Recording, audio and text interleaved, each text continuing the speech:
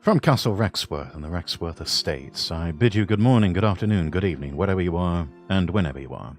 My name is Rexworth, Lord Rexworth, and I welcome you to our Saturday stream.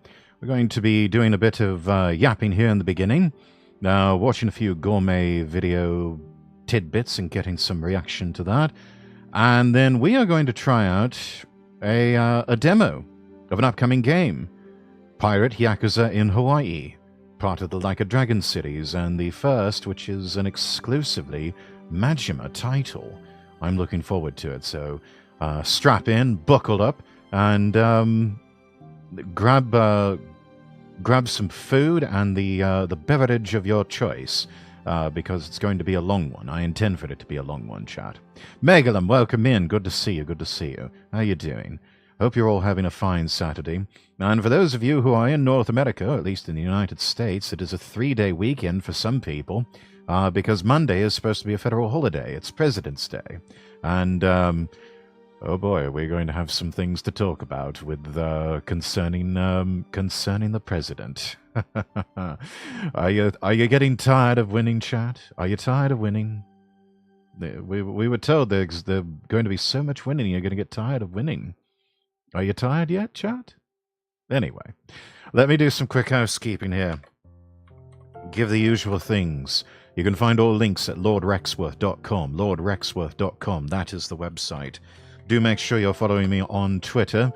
It only seems like I'm terminally online, chat. Don't let that fool you. I do have a life. So, yeah, try to retweet and talk about some interesting things rather than just doing the usual self-promotional stuff. Because, you know what? It's a combination of fuck it, we ball, and just I'm tired of remaining silent on a lot of things. I think it was Elijah Knightley who was with me on a collab stream one time. He said, you know, I spent probably a year and a half or 2 years just holding my tongue on a lot of things and trying to put out, I guess, almost like a fake or toxic sort of positivity. And he said the only thing he got out of it was just feeling depressed and miserable. And then finally he just had that fuck it, we ball moment and just decided to just be himself, be his authentic self, be authentic. And what do you know? He started experiencing tremendous success. And, yeah, you know what? I kind of went through a wandering... I don't know. I think a lot of VTubers and content creators, when they first start out, they're still kind of finding themselves. They're still trying to figure out who they are and what they want to be known for and what they want to do with their content. And about maybe a year or two into all of that, most, not all, but most, tend to sort of figure that out if they continue on. Some do not.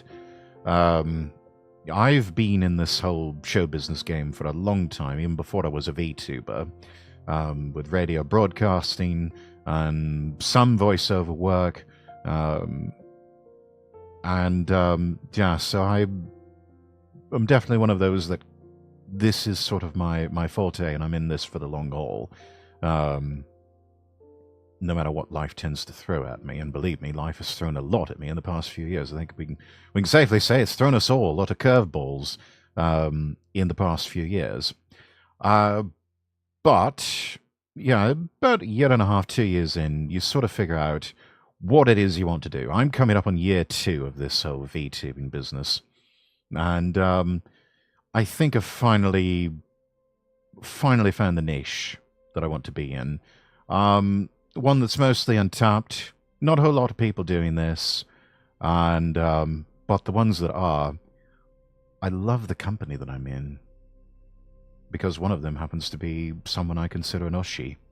And someone else who may very quickly become an Oshi of mine will get a video react to an interview that they've done, because I'm just fairly recently finding out they even exist.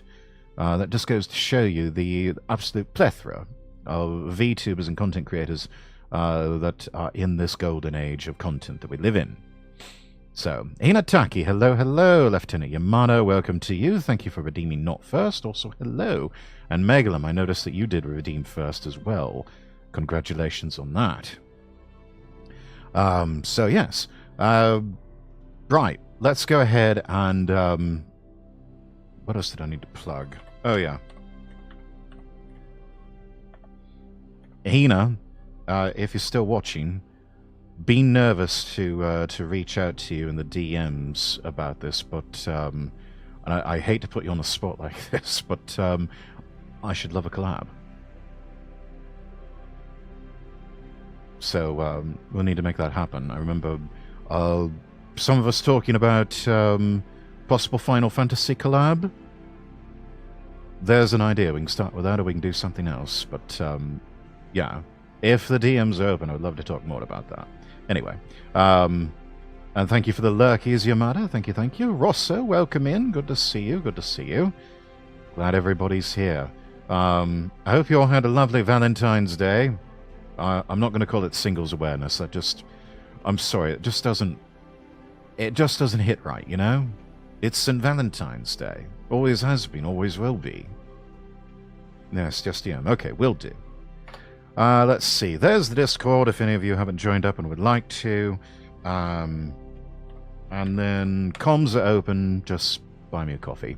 I'm hoping to get a creator code from someone at some point for VGen, because I think I would like to open up my voice comms on VGen.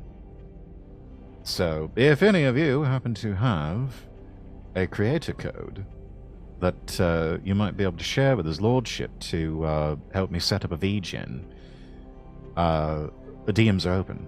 Please reach out. Anyway, let's start off with...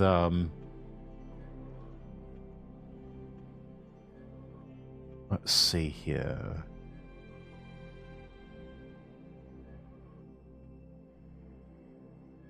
We're going to switch screens here. And let us do the news. And we start with big news making headlines over the weekend. There was a terrorist attack in Germany. Let me find the browser audio here. That's it. Unmute that.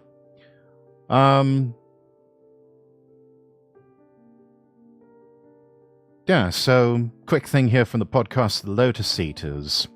Turns out the terrorist was an Afghan asylum seeker.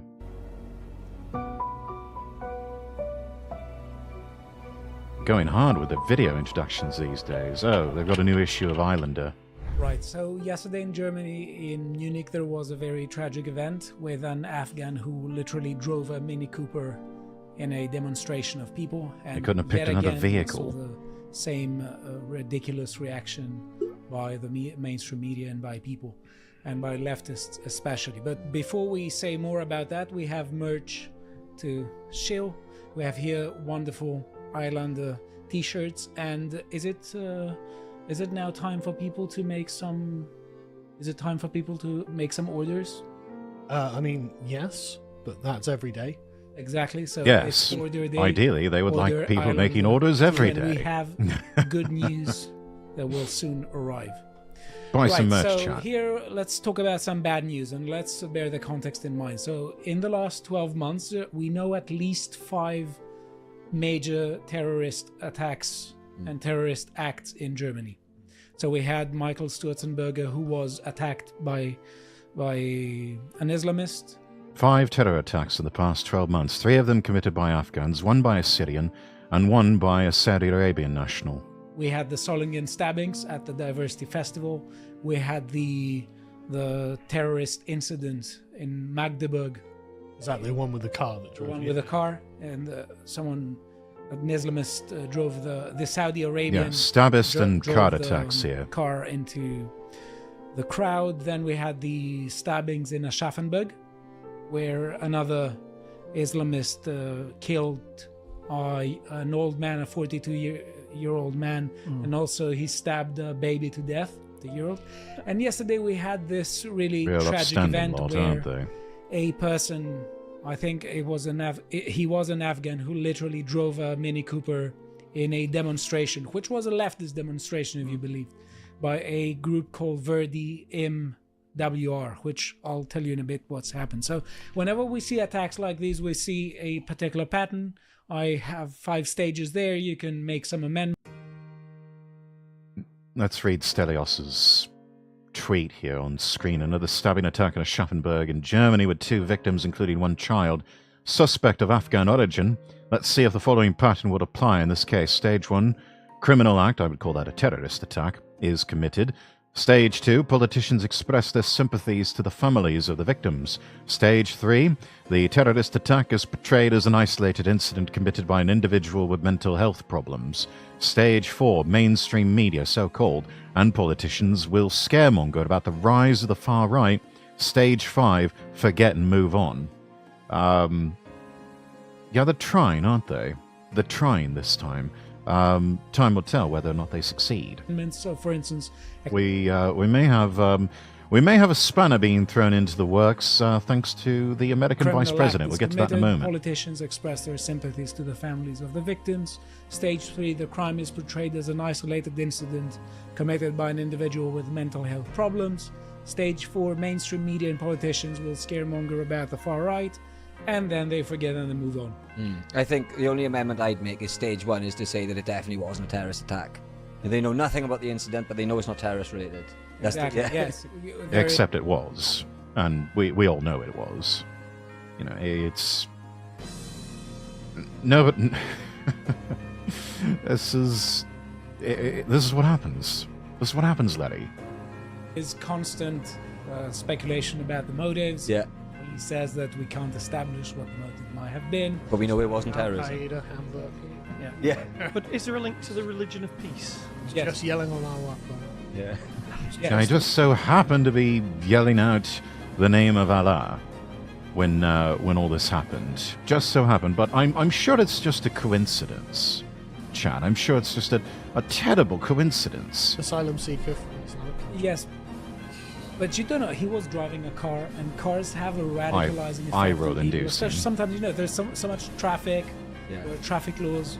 I mean, driving is radicalizing Yeah. people. And where did he buy the car? You know, who sold him the car? Because they got some Car deal, responsibility. yeah. You suggested Amazon before. No, well, yeah. Is he called the Mini Cooper killer? And also, you know, some knives also have a voice of their own. They have spirit of their own, voices talking to people, just animistic ways of being. Yeah. Right. These people would do. The people who are supposedly in charge of European countries will do anything. They will literally crawl over broken glass in order to avoid calling it terrorism, to avoid talking about the fact that mass migration is a failure and needs to be reversed and they all need to go back. They will crawl over broken glass to not make these connections, to not notice anything, and to jail and fine and persecute those who do. They are so committed to this grand design of theirs that they will not tolerate any deviation whatsoever. They will not have these conversations. And a lot of them, I think, are still haunted by the spectre of World War II and of the Austrian painter. And they're so afraid that if they even... it's this false narrative that if we even dare utter a word about this, all of a sudden, within 15 minutes, we'll have jackbooted thugs on the streets doing Roman salutes. And that's just not how any of this works. That is not what is going to happen. if anything, people will feel free to finally discuss what has become a growing, festering problem that mass migration has failed in Europe and in the United Kingdom. These people are not integrating into society, they're not bringing their best, and they have to go back. They have to go back. This is a massive failure. This invade the world, invite the world policy has failed. And it is costing innocent people their lives. So what happened yesterday was that the driver was arrested immediately, and it was confirmed instantly by the police that he was an Afghan, and there was speculation about his identity and about stuff. So there are several rumors about his age. Some people say 24, others 27, others 30. I think it's safe to say somewhere in his 20s. Right, so let's see here the Verdi group. Let's see here. Thought it would take longer, but Verdi has just released a rallying cry of unity against right-wing extremism. The callousness of these people, they really are completely deranged. The Verdi group. Let's see here the Munich car attack. The media. They're talking about a car. Yeah. A car. Yeah, the car did Because it. God forbid they call it what it is, which is a terrorist attack.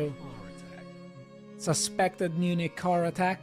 There's nothing suspected about it. There's footage. People know that it happened, and it wasn't the car. Yeah, we The know car what we're was dealing driven. with here. Actually, you've got to give Sky News. This is some credit. Islamic 230 terrorism. 30 injured as car driven into Munich crowd in suspected attack. Yeah. Implying a person was in control of the car and making those decisions. Yes. It's a good start for Sky Obviously, News. the editor missed that bit. Yeah, clearly, yeah. Yeah. Some of the headlines are good, but most of them are not. And they say Munich car attack latest. Suspect name. Then we have Munich car ramming that injured 36, investigated as Islamic extremism.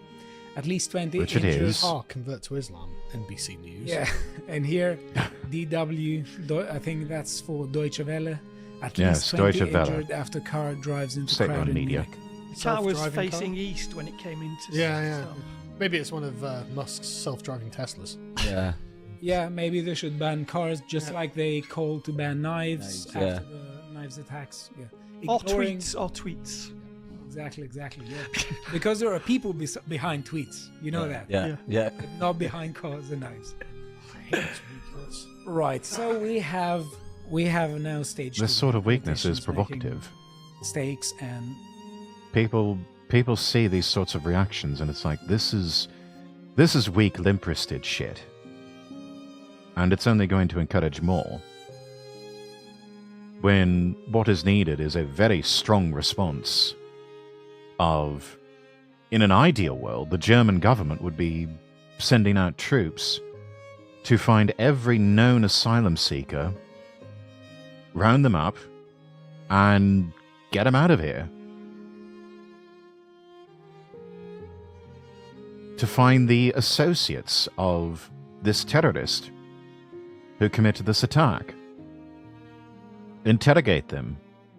And if they are, especially if they are in the country illegally, deport them.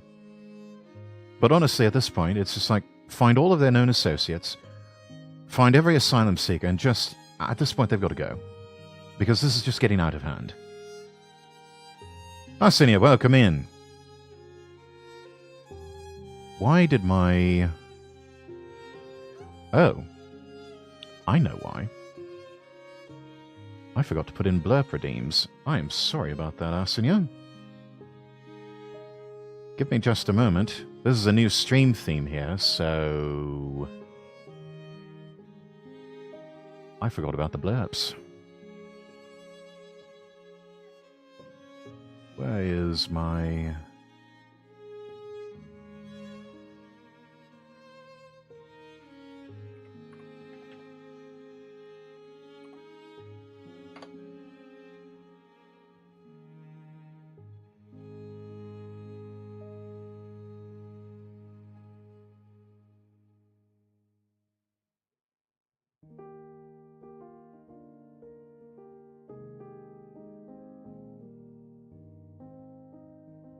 You're good, just testing it. Yeah, there's some things that I completely forget about. And blurps is one of them.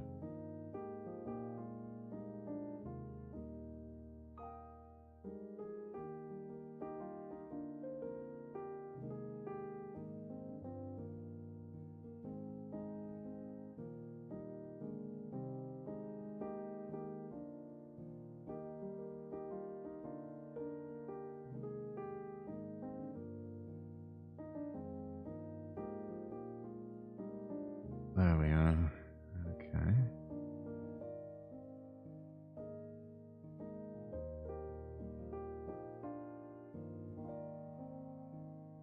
Channel points are enabled.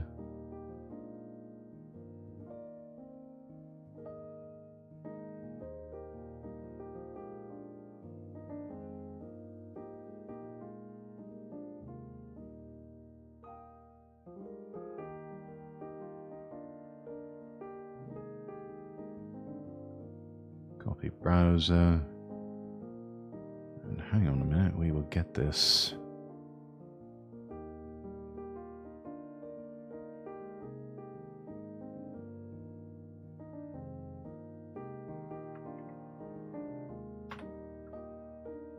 There it is.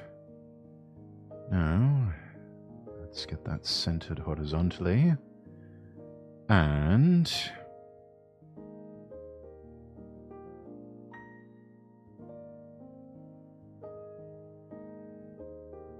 where's the quack? There it is. Beautiful. We are back in business. We are so back, boys. Levels are back that have not been seen in a long time.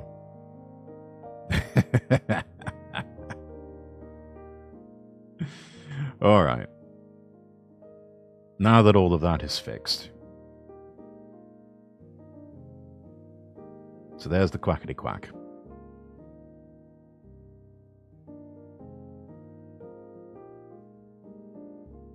But anyways, how you doing, Arsenio?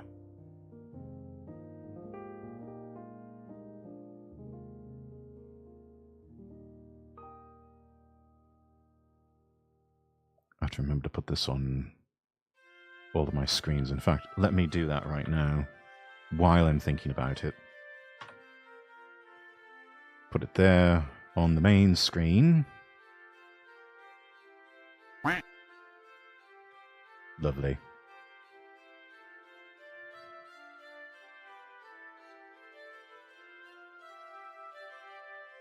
And there it is on starting soon. I wonder why. I'm good. How be yourself? Doing all right. Doing all right. Got a full day lined up here of yapping and some gourmet video reacts. I've got a brand new one from Sukiyaki Travel that I want to take a look at, and also got a luxury double-decker train in Japan. We're going on a train ride, chat, so you won't want to miss that. And then we're going to play Pirate Yakuza in Hawaii, so don't miss it.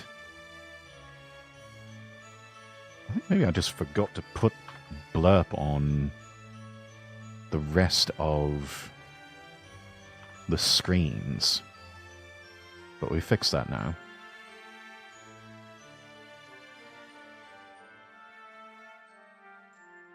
Big eyes.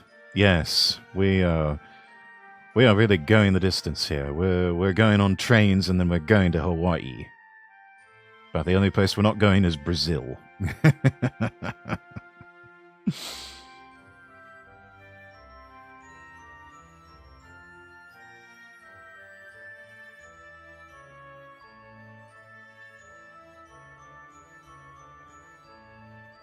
So I think now is the time to transition over to this attack that happened in Munich.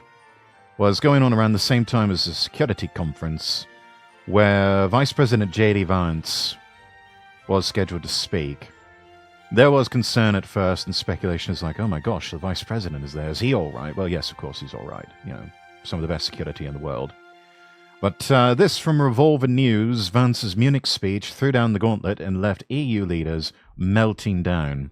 America's strength is back in full force. Vice President J.D. Vance strolled into the Munich Security Conference and let Europe have it with both barrels. His speech was fiery, unapologetically all-American, and left EU leaders grappling for words as they melted down in real time. Jack Posobiec tweeting out Vance just got up on stage in Munich and slammed the leaders of the EU, telling them the migrant cart attacks like the one yesterday were the result of their own out-of-control immigration policies. It was glorious to watch, after years of weakness and acting like scared little cowards, actually seeing America finally flexing and calling out the globalist dirtbags destroying Europe was exactly what the world needed. The Columbia Bugle tweeting out Vance's Munich speech described the stakes and threw down the gauntlet. Mass immigration is the essential challenge of our time. Our shared Western civilization is at risk, and the first country to reverse mass immigration will lead the rest into the future. This was the moment for President Trump's administration to make its grand entrance into the world stage, and they rolled into Europe like a boss. And yes, Vance threw down the gauntlet, putting every European leader on notice. I mean, the Columbia Bugle is got it right there. First to start reversing mass immigration is going to be the leader in the European stage, and possibly one of the new leaders on the world stage. So much of what we see going on in Europe, what we've seen in America the past few years, past couple of decades really, and throughout much of the world has been what can only be termed as managed decline. This idea that things are just going to get worse, there's nothing we can do about it except to manage the decline and make it as slow and steady as possible. When really, decline is just a choice that's made. And there is an alternative choice of the opposite of decline, of growth, of prosperity, of security, and of a general feeling of safety and freedom. And yes, you can have both. It's a choice. So much of world leadership has said, we want managed decline. I've always suspected it's been just a general short-sightedness and selfishness of prosperity and growth are too hard, combined with we got ours, now piss off, and they're just also just a general indifference. It's like, you know, we don't care. We just want to rest on our laurels. While true leadership steps in and says, no, we're not resting on our laurels. We're going back to the moon. We are going to launch rockets and land on Mars. And we're going to colonize space. And we're also going to make our parts of the planet, at least, safer, prosperous, and more free. And we're not going to tolerate people coming into our countries and making trouble for the rest of us. Twilight, thank you for subscribing on YouTube. Thank you, thank you.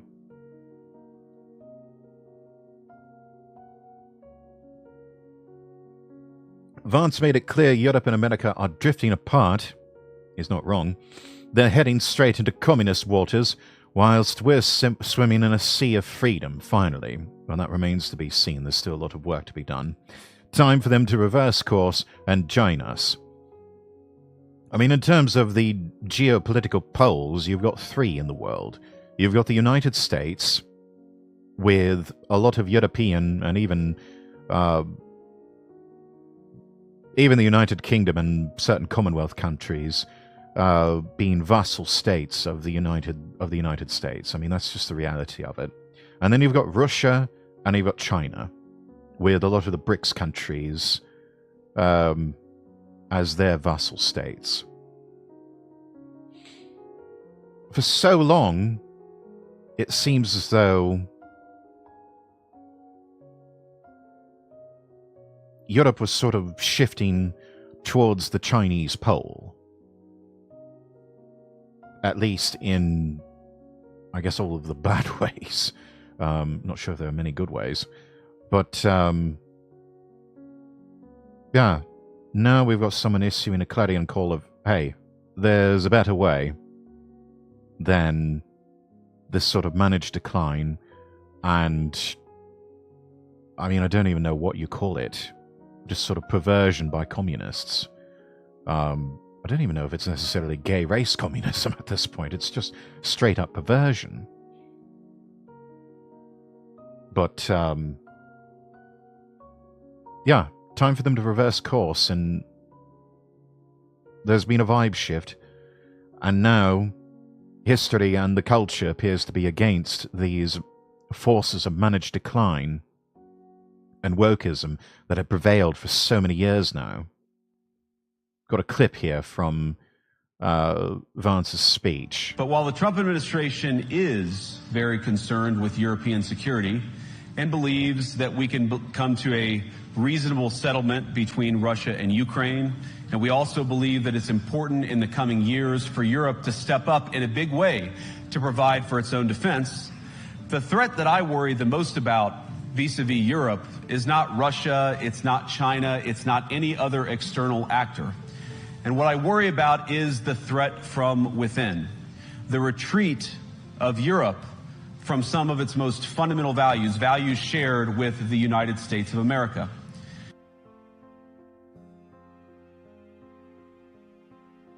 They called out the globalist leaders for being manic little tyrants who have weaponized censorship and obliterated free speech. Because again, God forbid we should call out this terrorism that afflicted Munich for what it really is,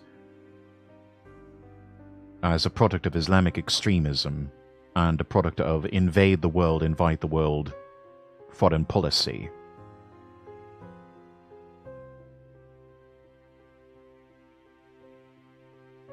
You also highlighted the shameful case of a British man arrested for the so-called crime of praying outside an abortion clinic.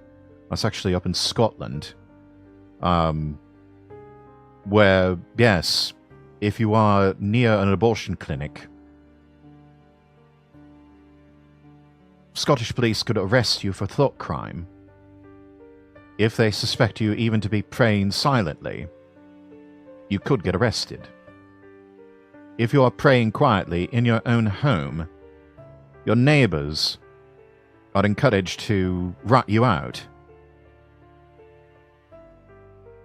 so that police can come in and arrest you. For praying, for exercising religious freedoms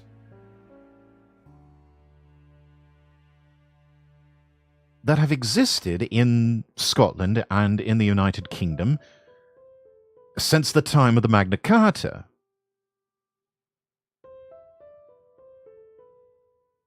It's absolute madness. It is very dangerous to be a Christian in Scotland right now, or even in the United Kingdom in general, whether it's England or Wales or Northern Ireland or anywhere else. Lines like this are timeless. I wish I could say this was a fluke, a one-off crazy example of a badly written law being enacted against a single person, but no, free speech, I fear, is in retreat. And that's just it. It doesn't have to be this way, chat. It doesn't have to be this way. We can do better. We don't have to choose managed decline. We can choose growth. We can choose safety. We can choose prosperity. We can choose safe communities and high-trust societies. We can choose European countries that still look like European countries. We can choose quaint hamlets in England that still look like quaint hamlets in England, with native-born English people going about their business day to day. We can choose a Britannia that has proper British aesthetics, and not this UK, spelled Y-O-O-K-A-Y. Not those sorts of aesthetics that have been what can only be seen as a vandalization of UK aesthetics and culture, of vandalization and bastardization of what was once quintessentially English. And actually, there's a very good video about that from Sargon of Akkad.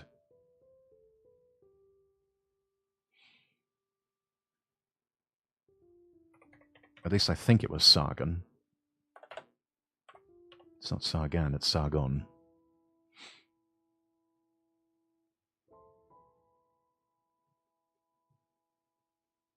Where was it?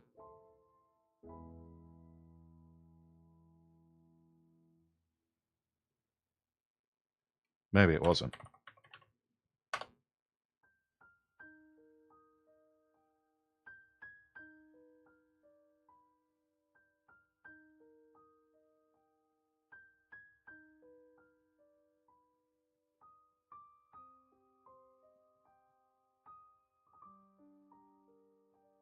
Appreciate the lurky, Sinataki, making lunch. Totally understand it is around that time of day.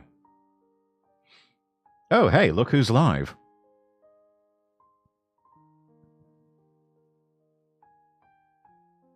Yeah, now that everything's diverging.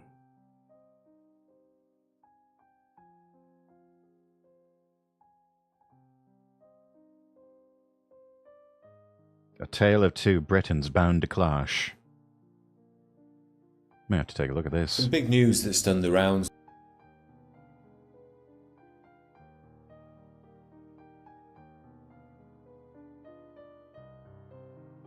Anyways, Vance's speech, getting back to that, a sign that America is back with righteous vengeance. And for the people of Europe and the world who have been suffocating under this failed globalist rule, it's not just words in a speech, it is quite literally a lifeline. Charlie Kirk tweeting out J.D. Vance at the Munich Security Conference just to let all of Europe know they are officially on notice for terrorizing the free thoughts, speech, and even silent prayers of their citizens. America's clear moral leadership on the world stage is back. And unfortunately, when I look at Europe today, it's sometimes not so clear what happened to some of the Cold War's winners. I look to Brussels, where EU commissars warn citizens that they intend to shut down social media during times of civil unrest the moment they spot what they've judged to be, quote, hateful content. Or to this very country, where police have... Yeah, the hateful content is... It's just that. It's anything that they don't like. It's anything that disagrees with the official narrative and dares to question those in power. That's all it is. So anytime you hear that chat, just flip that little switch in your mind and say, oh, they just don't like what these people are saying because it challenges those in authority. Got it. Carried out raids against citizens suspected of posting anti-feminist comments online as part of, quote, combating misogyny on the internet. Oh no, we can't have any of that now, can we? Bold of you to assume that these feminists, and be they male or female, need any sort of protecting. Isn't that a bit misogynist of you? I thought we were all about equal rights and about people standing up for themselves. A day of action. I look to Sweden, where 2 weeks ago the government convicted a Christian activist for participating in Koran burnings that resulted in his friend's murder. Yeah, they had that recently somewhere in the UK. Gentleman who burned the Quran got arrested. He's still in jail. Another man who tried to stab someone for trying to burn the Quran. He gets off. He's out roaming the streets. He's out on, I guess he's on bail. I don't know. It just shows you the upside-down, topsy-turvy clown world that we continue to live in. And it is just becoming absolutely insufferable, and the people are not... They're not going to stomach it. This cannot go on. This madness must end.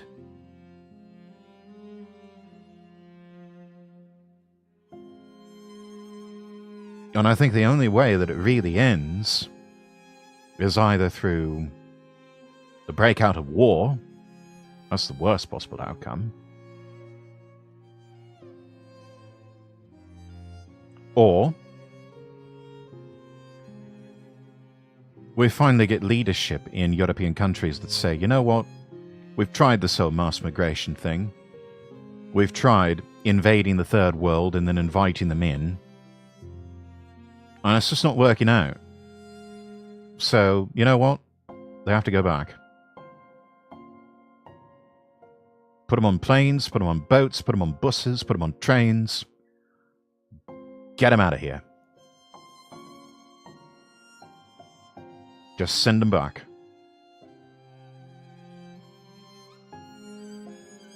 Because we've tried integration. They don't want to integrate. They just want to form their own little enclaves and create their own little power bases, their own corrupt power bases, where they will just vote in special favors for themselves and protect their own,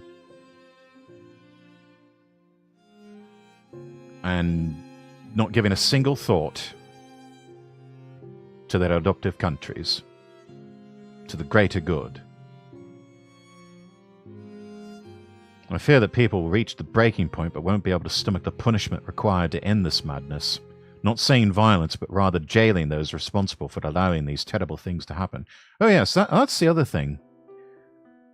Nobody's really seen the inside of a prison cell for allowing these terrible things to happen. Nobody's been held to account. That's something that that's the one thing I really fear out of all of this, is that even if we win, the bad guys get off scot-free. They're never held to account.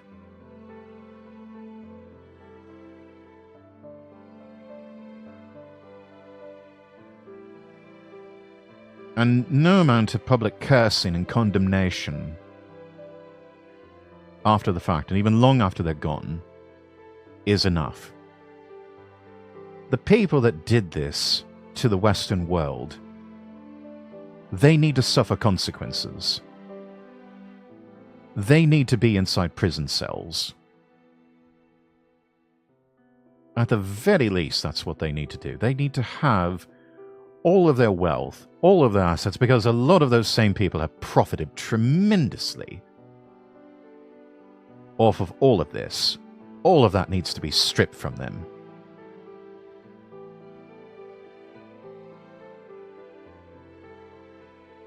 I mean, one of the biggest examples, Bill and Hillary Clinton and the Clinton Foundation. They had so many powerful people running cover for them in the American government, and even in other governments of the world. And they have gotten away with crimes of their century.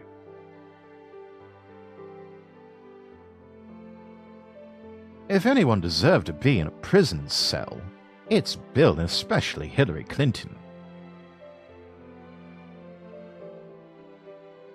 They are absolutely wicked, ghoulish people.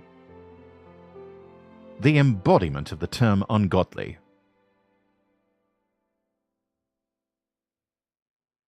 And yet they're still walking free. And laughing about it.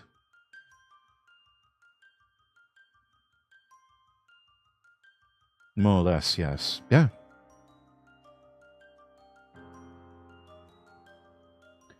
But chat, there's an old saying, when you start taking a lot of flack, you know you're over the target. Vice President Vance gives this speech, and globalist leaders were absolutely losing their bloody minds over it, which only means that JD hit the nail on the head hard. Germany's defense minister reacting to J.D. Vance's speech, calling it unacceptable. This is why I cannot just ignore what we heard before. I cannot not comment on the speech we heard by the US Vice President. We fight for your right to be against us. No, you don't. That is the motto, one of the mottos of the Bundeswehr, and it stands for our democracy. This democracy that was just called into question by the US Vice President, and not just the German democracy, but Europe as a whole. He spoke of the annulment of democracy, and if I understood him correctly, he compares the condition of Europe with the condition that prevails in some authoritarian regimes. Ladies and gentlemen, this is not acceptable.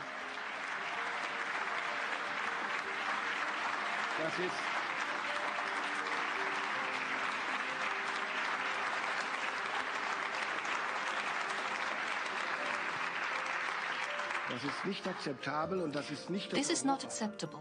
This is not the Europe, not the democracy where That's I four. live and where I conduct my election campaign right now. And this is not the democracy That's that five. I witness every day in our parliament. In our democracy, every That's six. opinion has a voice. And it makes it possible Except for right-wing opinions that you happen to disagree with and view as a threat to your power. Isn't that right, Minister? for parties that are partly extremist, such as the AfD, and they can campaign just as any other party. This is democracy. No, they can't. You're trying to destroy them. You're trying to get them banned.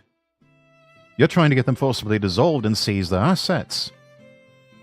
And then probably get a list of names of all the members and put them in jail or fine them into bankruptcy.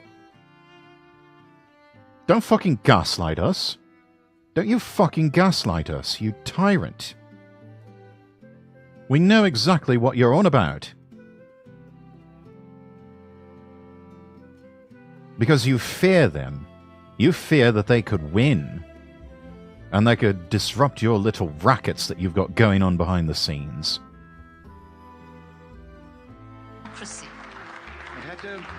That's 7. And if the Vice President had the opportunity to switch on his TV set when he arrived yesterday, Nobody watches television anymore. People stream things to their devices. If they want news, they can go to Twitter. I'm sorry, Europe, UK, you're behind the times. We're not turning on Deutsche Welle or the BBC and getting our news at 6 o'clock or whenever it is that the evening news is on. That's not how the world works anymore. You are behind the 8 ball here. would have seen one of those candidates at primetime TV. By the way, we even admit media that spread Russian propaganda, and the representatives of the federal government answer their questions. Nobody is excluded. Again, a lie, an attempt to gaslight, because pretty much every European country was complicit in the banning of RT and Russian state media. We know which side you chose in the Russian-Ukrainian conflict, and it wasn't Russia.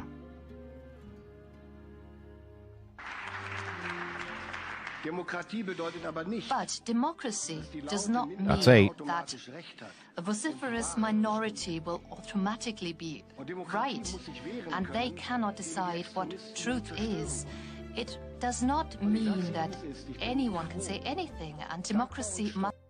That's 9. And also, yeah, it's kind of fundamental to so-called democracy that people do have the freedom to say whatever they like. Okay, you can't keep putting on these exceptions and expecting to still call it free speech. Free speech includes the freedom to offend, the freedom to be an arsehole, the freedom to say things that make you uncomfortable. if you're not free to say things that make even the speaker who's saying the things uncomfortable, or that makes others uncomfortable, then you don't really have free speech.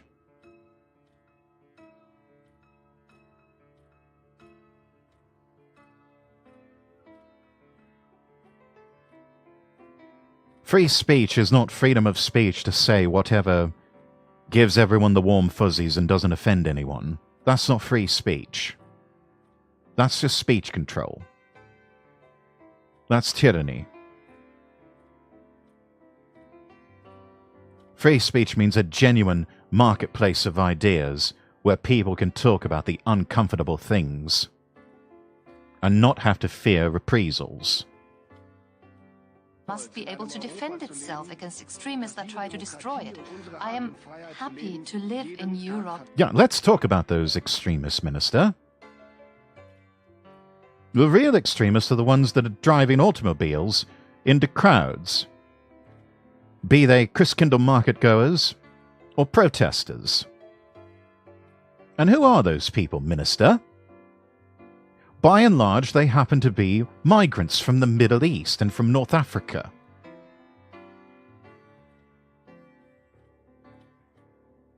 Those are the real extremists. But you don't want to talk about those, do you? You don't want to talk about those. No, no, no. The real extremists in your eyes are the people that potentially threaten your power. The people on the so-called far right. The people in political parties like Alternative for Deutschland. Those are the real people that you considered extremists, when really they are just law-abiding, good-natured, hard-working German citizens who just want freedom and order and safety restored back to their country, and are tired of seeing their children and grandchildren's birthright given away to strangers who have no appreciation or concept for the land or for the culture, for the people or for the history.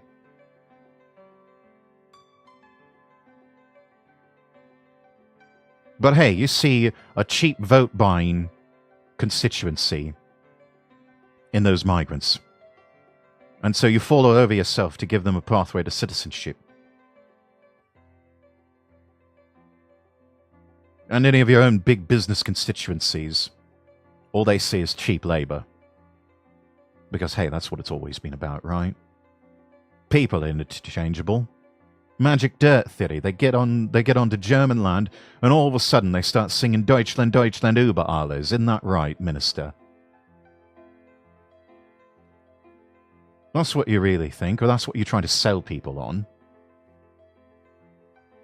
Really, it's just about you, a tired old man, holding on to power, holding on to some warped, outdated view of the world. Because you just can't accept that the world has left you behind, and left you behind long ago. Where this democracy is defended every day against its internal That's and 10. external enemies.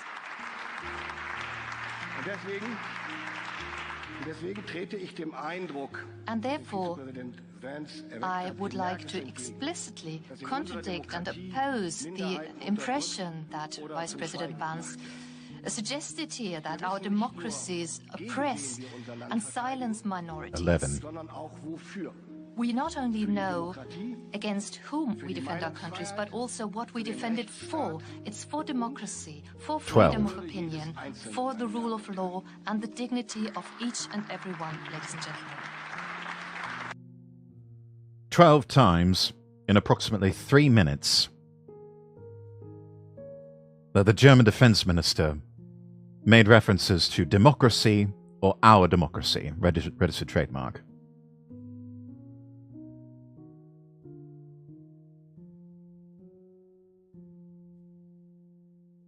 Three minutes of gaslighting, of effectively pissing on people's leg and telling them it's raining. Good news is the people of Britain saw this speech as a lifeline, even if they're ashamed it's come to this. They need the United States to help them, to save them even, as this powerful post shows. Free speech. I'm ashamed of Britain and how we must look to the US to save us, because our cowardly politicians are too afraid of the globalists in control. Watch as J.D. Vance defends the British people, even as our governments won't, and then pray they can stop the madness. I look to Brussels, where EU commissars warn citizens that they intend to shut down social media during times of civil unrest the moment they spot what they've judged to be, quote, hateful content. Or to this very country, where police have carried out raids against citizens suspected of posting anti-feminist comments online as part of, quote, combating misogyny on the internet, a day of action. I look to Sweden, where 2 weeks ago the government convicted a Christian activist for participating in Koran burnings that resulted in his friend's murder. And as the judge in his case chillingly noted, Sweden's laws to supposedly protect free expression do not, in fact, grant, and I'm quoting, a free pass to do or say anything without risking offending the group that holds that belief. And perhaps most concerningly, I look to our very dear friends, the United Kingdom, where the backslide away from conscience rights has placed the basic liberties of religious Britons in particular in the crosshairs. A little over 2 years ago, the British government charged Adam Smith Connor, a 51-year-old physiotherapist and an Army veteran, with the heinous crime of standing 50 meters from an abortion clinic and silently praying for 3 minutes. Not obstructing anyone, not interacting with anyone, just silently praying on his own.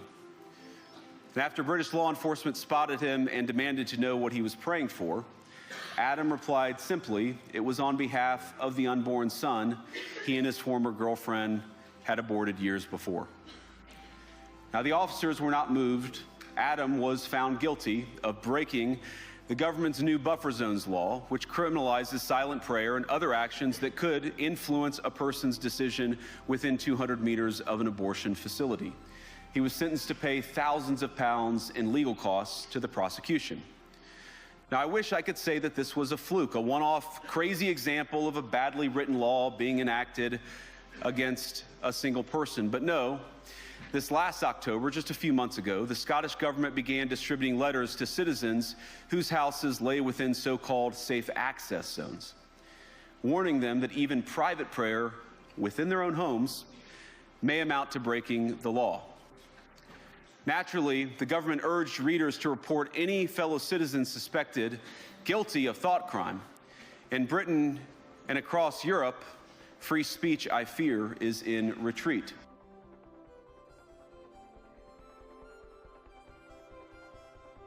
This is absolute madness. This is the height of insanity, chat. This cannot go on. This cannot be permitted to go on.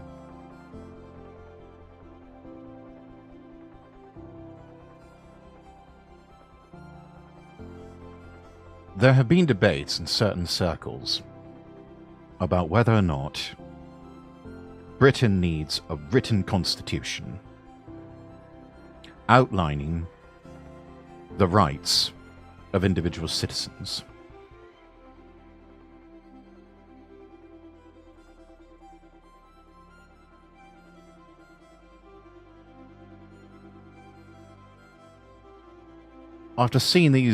After hearing of these examples from the Vice President,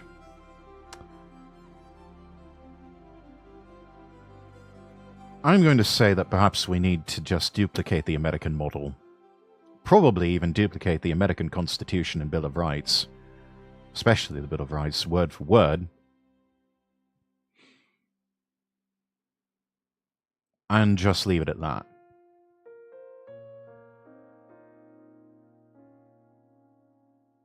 Anything else would probably be overcomplicating it. Maybe for the better, yeah.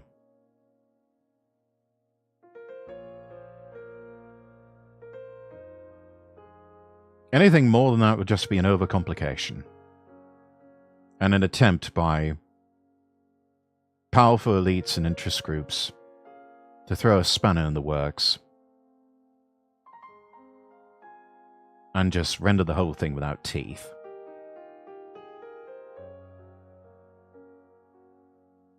But this sort of thing cannot go on.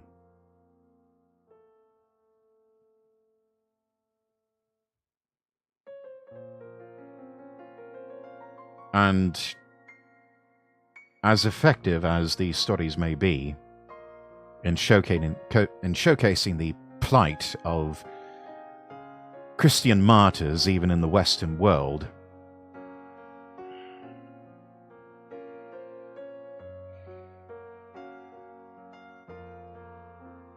I would say to Christians, especially those in Scotland, continue to pray, in both in private and boldly and publicly, and in mass numbers too. What got this one fellow arrested was the fact that he was doing it alone. If large crowds of people show up and do that sort of thing, they can't arrest you all. They can't arrest all of you.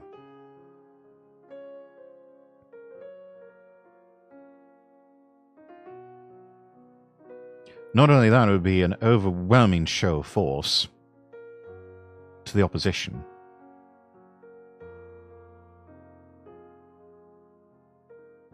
And the politicians and the police there in Scotland would just be absolutely rendered apoplectic.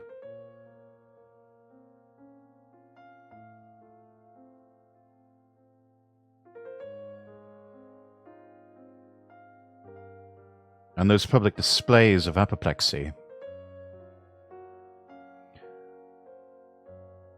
well, it would be a sign that they have lost control.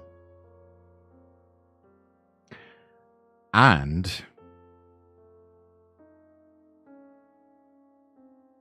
when you get emotional and flail about like that, you start to make mistakes. You start to make a lot of mistakes.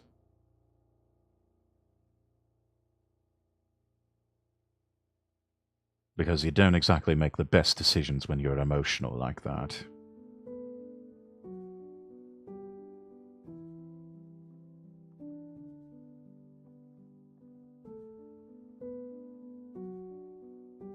But they have revealed a thumbscrew, a button that can be pressed.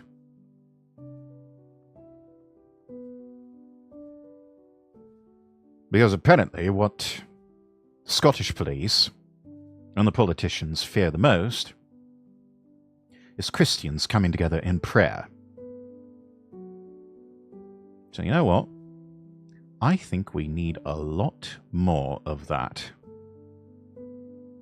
If that's what they're so afraid of, then let us come together in prayer and fellowship.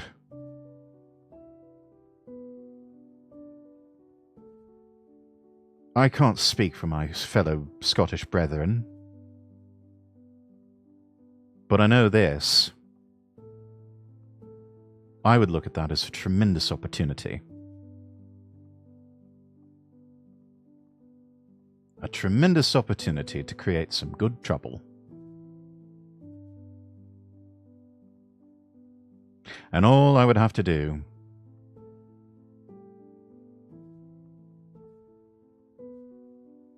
is say an Our Father,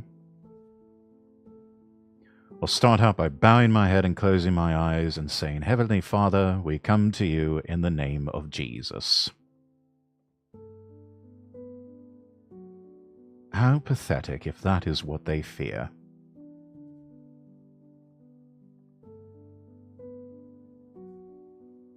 Then again, every knee shall bow. Charlie Kirk's got the full speech from J.D. Vance. Beautiful bottom line is that J.D. Vance went to Germany and took a chainsaw to the heart of the EU deep state, and it was long overdue because what's happening here at home is happening 10 times worse in Europe. As it says, whenever America catches a cold, the rest of the world catches the flu. we don't step in and speak some hard truth, that entire continent will be lost in the globalist abyss forever.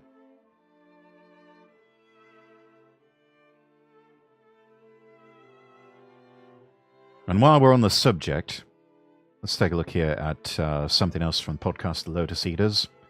Yet up Zoomers want revolution. We were talking about the Zoomers a week or two ago.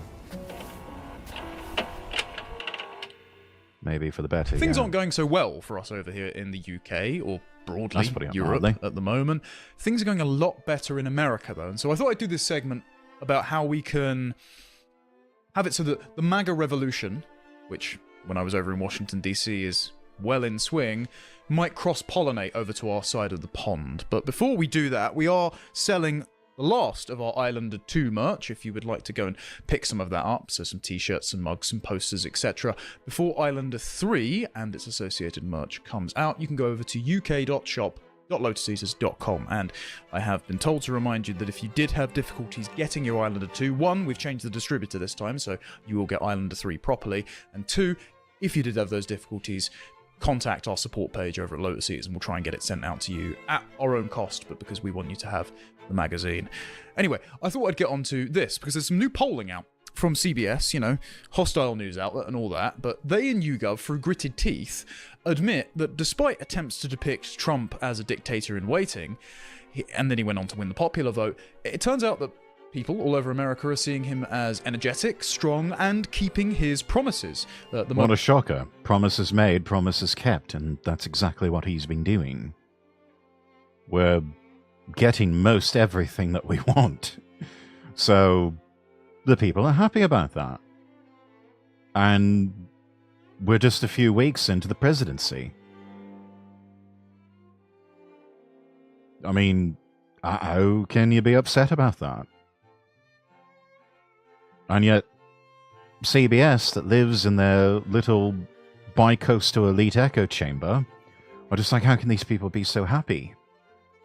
Don't they know how awful he is? Don't they know Orange Man bad? And most people are just like, nah, not buying it. Hasn't really been that bad. No, those that weren't supportive of him.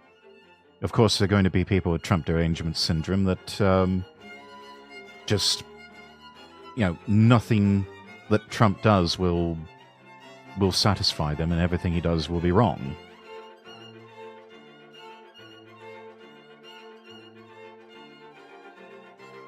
He's doing what he said, and he really hasn't changed his stance when he first mentioned going for the presidency. Yeah, no. He's doing everything he said he would. And that just seems like such a foreign concept to the people at CBS News. But as we've seen, CBS, just like the rest of the alphabet soup, news outlets in America and also around the world, number one, they can't exist without being subsidized by other parts of the media companies they belong to. Or if you're the BBC, you can't survive without at least 10% of your budget being given to you by USAID. And they are just staffed up with people who are either members of the deep state, have ties to people in the deep state, or they're just ideological hacks that they are living in some sort of alternate reality, and just they can't seem to grasp that the vibe has shifted, the culture has shifted, and they are on the wrong side of history, and they have been for quite some time.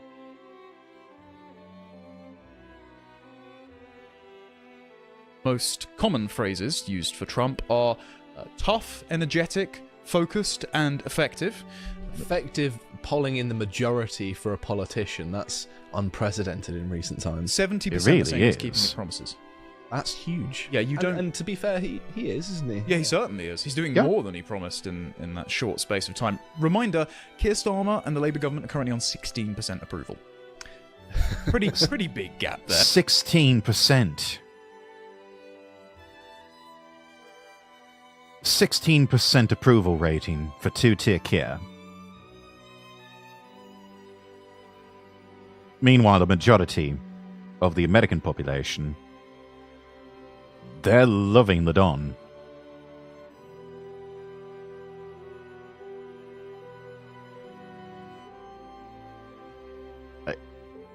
A tale of two different worlds. You've got a strong leader in America who can just speak off the cuff and shoot from the hip. And then cross the pond, in number 10, you've got a prime minister that needs to confer with a speech coach to deliver a Christmas time or New Year's address to the nation.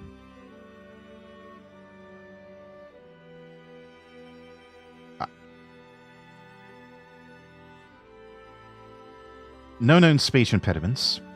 Keir Starmer is a barrister, so he knows a thing or two about speaking publicly. And yet somehow he's got to confer with a speech coach.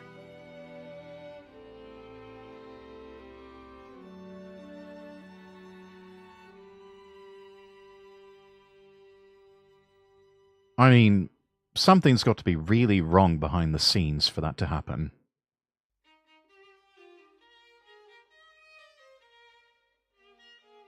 Like, is something happening to him psychologically?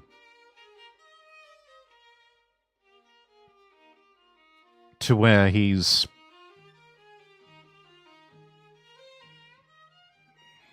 I don't know, developing some sort of speech impediment or something like that? What's going on? They won't tell us.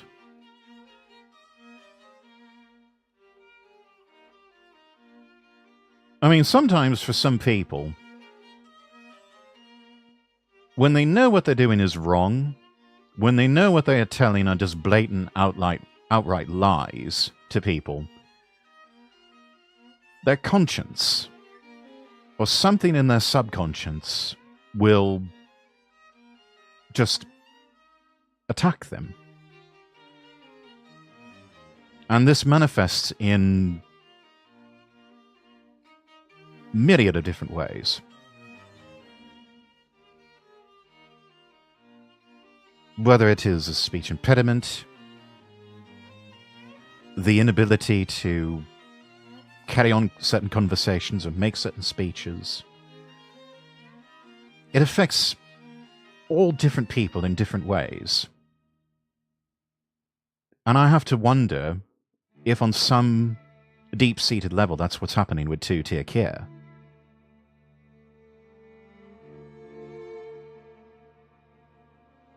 That he is just finally having the attack of conscience where deep down he knows what he's doing is wrong. But he is dealing with forces and factions and individuals and powers and principalities so much more powerful than him that he's got to have a speech coach to help him through some of this stuff. It's like he knows what he's telling is a blatant outright lie. And part of him is just refusing to tell the lie anymore. Because on some level there is still something redeeming within him. Some good quality. Something that at its core is still good and true. And that may be what he's fighting against. This is pure speculation on my part, and I could be completely and totally wrong. Two-tier Kier could be a complete and total sociopath who has no conscience and has no issue with this.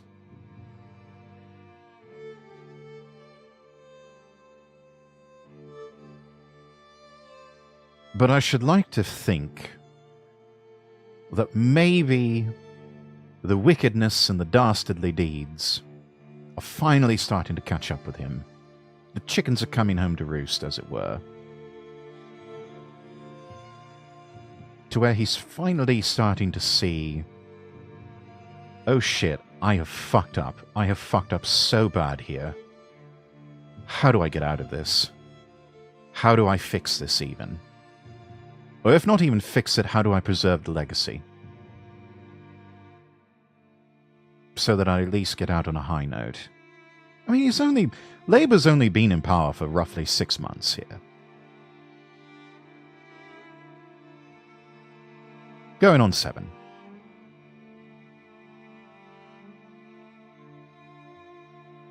And things have just gotten so bad that now the people are saying, we want reform. We don't even want the Tories back.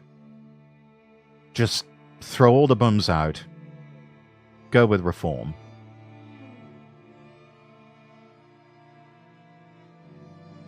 You look at these polls. You look at what people are saying. If he's not completely isolated in an echo chamber,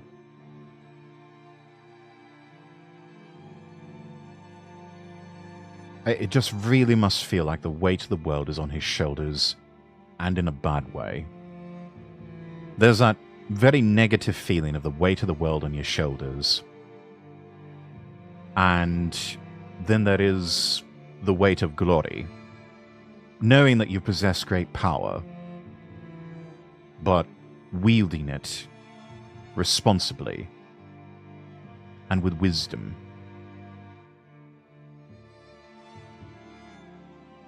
And Tutikya has not been... He's got more of the weight of the world feeling right now. And it shows. Giving an address to the nation in a poorly lit room with... He didn't even have, like, proper jacket on. I don't even know if he had a tie. Can't even remember. Doesn't matter. But he looked like... He looked like an exhausted leader. And he looked a bit unwell. And it's only been 6, 7 months.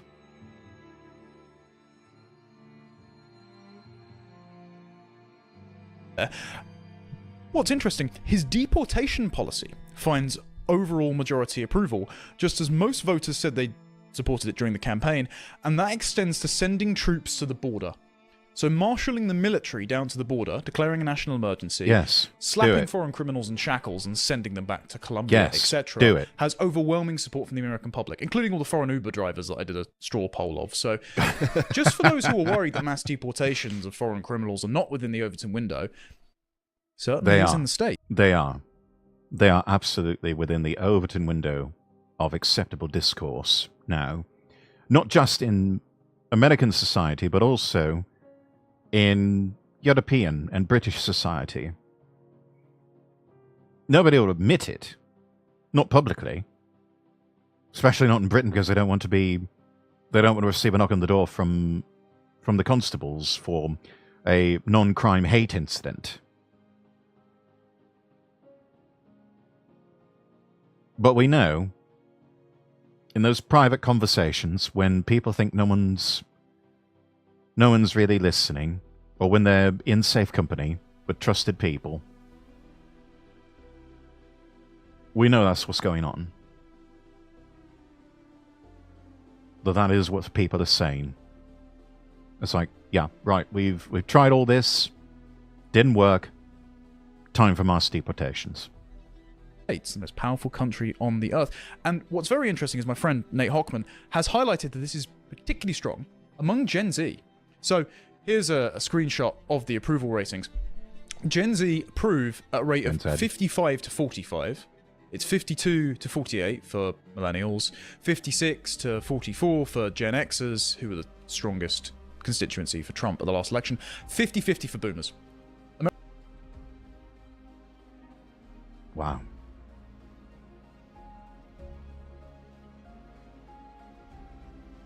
I mean, not much you can do or be said about the boomers at this point.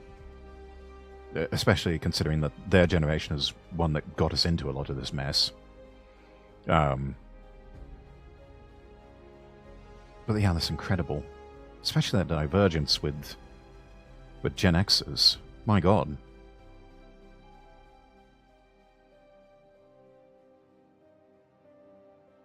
This is not terribly shocking because we have to remember that the people in the millennial ages, in the millennial generation, they are the sons and daughters of the boomers. So this sort of correlates.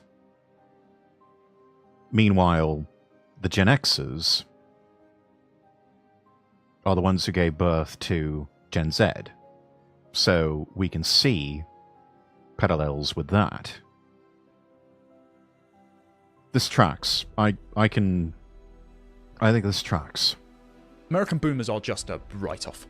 Like, you've got the peak patriotic. Are, yeah. Well, you've got the ones that did like the boat parades for Trump, which is, you know, endearing and cheesy, and it's kind of that Hulkamania style patriotism. And then you've got the ones that just want to relive Woodstock and are having orgies in the nursing homes, like Harry went over before. I mean, to be fair, Hulk kind. I mean that's true. You dig into the numbers, like in the state of Florida, for example.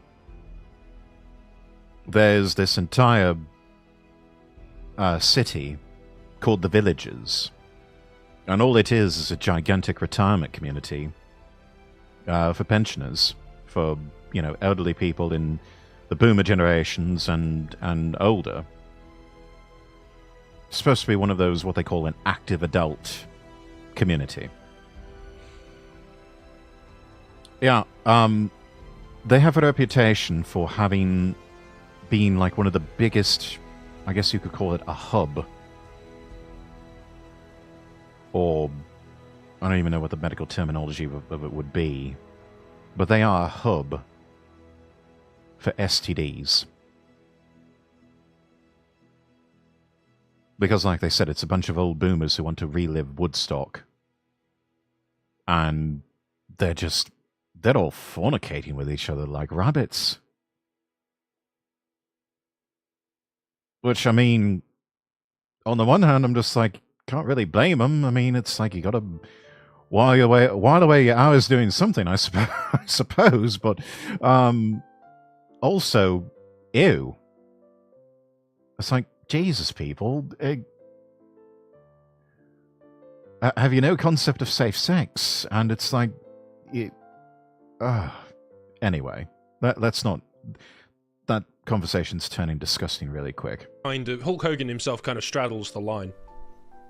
In more ways than one, yeah, true. Hulk Hogan's not getting any younger. So, look, the vibe has really truly shifted, and our collective enemies, you know, we know that USAID... We're not getting any younger here, brother. ...then report on Europe and the UK as well, keeping the Overton window in a very confined box, so whatever they say in America happens over here.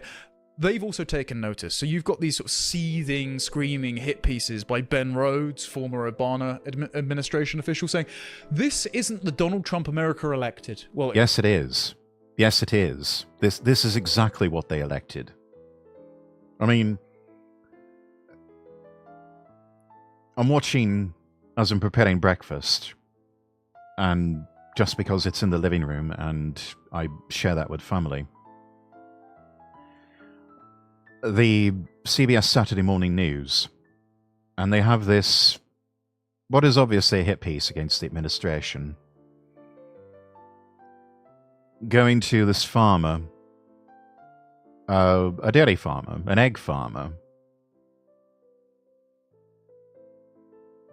Was it eggs, or was it was some type of dairy product? I think it was either milk or eggs. And he's banging on about, they're interviewing this farmer, and he's banging on about how, I have to hire all illegal aliens for my labor. Because if I were to try and hire Americans, they would charge me, I would have to pay out $100,000 and all this other stuff, and I'd be out of business in 6 months. And I'm listening to all of this, and I'm just like, I call bullshit on this entire premise. It's like, no, you don't have to pay 6 figures for someone to come and collect eggs from your chickens or milk your cows.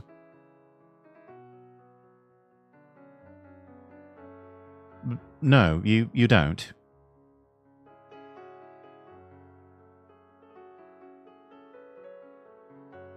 It's just...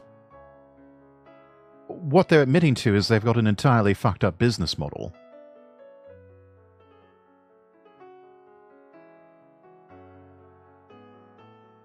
It's like I'm hearing all this and I'm hearing... This is someone who refuses to have conversations with his suppliers about lowering the cost of supplies, of having genuine, honest conversations, dealing in good faith with the local population,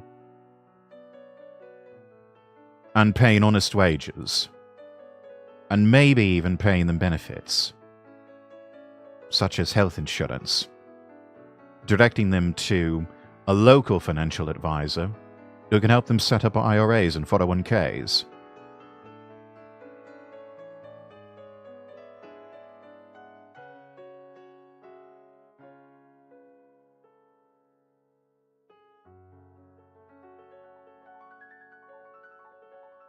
And he gives off this excuse of, oh, well, if the price of milk and the price of eggs were just a little bit lower, maybe we could make this work.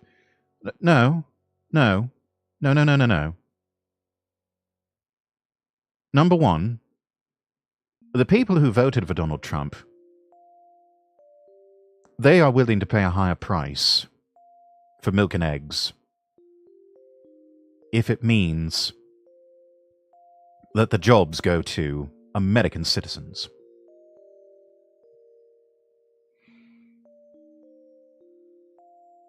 This is a farmer that's got a completely fucked up business model and doesn't want to deal with the local population in good faith.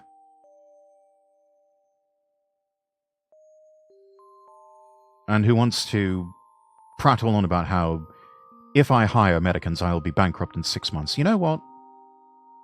You probably deserve to go bankrupt at that rate. Because if all you're doing is employing foreign labor that shouldn't even be in the country in the first place,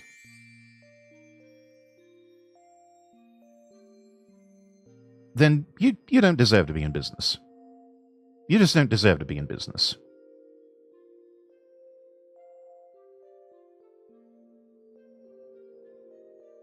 Let someone else take over your assets. And let them run a better farm than you.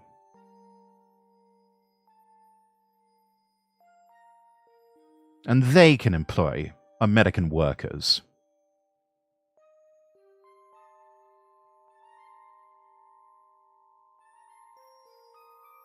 Because this idiot wants to build a business off of slave labor.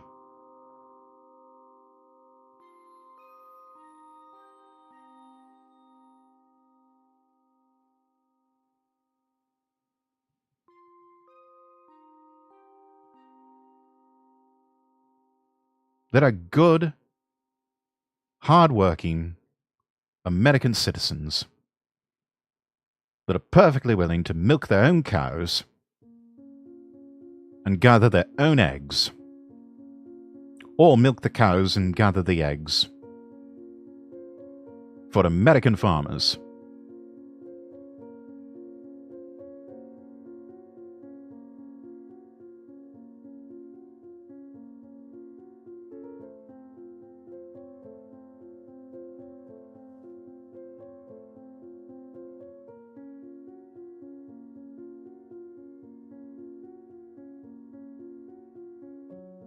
And those that would say they'd go bankrupt if they had to hire Americans, I don't buy that premise for it even a moment.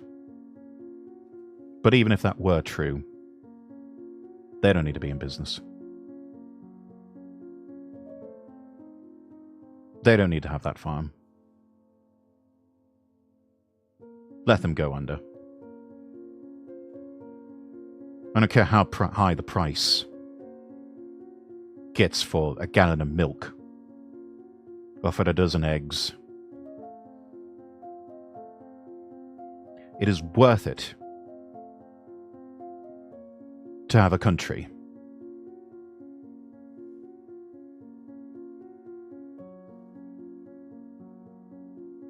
Not only that, I find it incredibly disingenuous now that these so-called mainstream media outlets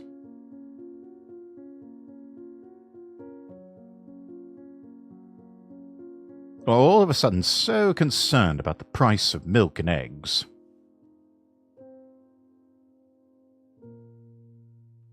Whereas 6 months ago they couldn't care less.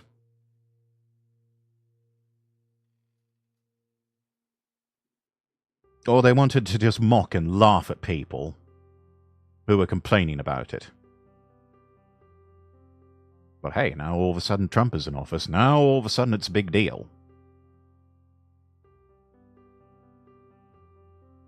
Spare me. It clearly is. Actually. Yeah, he's keeping his promises. And this has been the one thing that they keep going to. They keep returning to this well of saying, nobody voted for this, and everybody who voted for Trump saying, this is exactly what I voted for, actually. It's a terrible line. It's one of the worst things they could have done, really. It's again, they just make him look really cool. It's the respectability principle. Seen this embarrassed yet thing you literally voted for? It's the Reagan's a Nazi.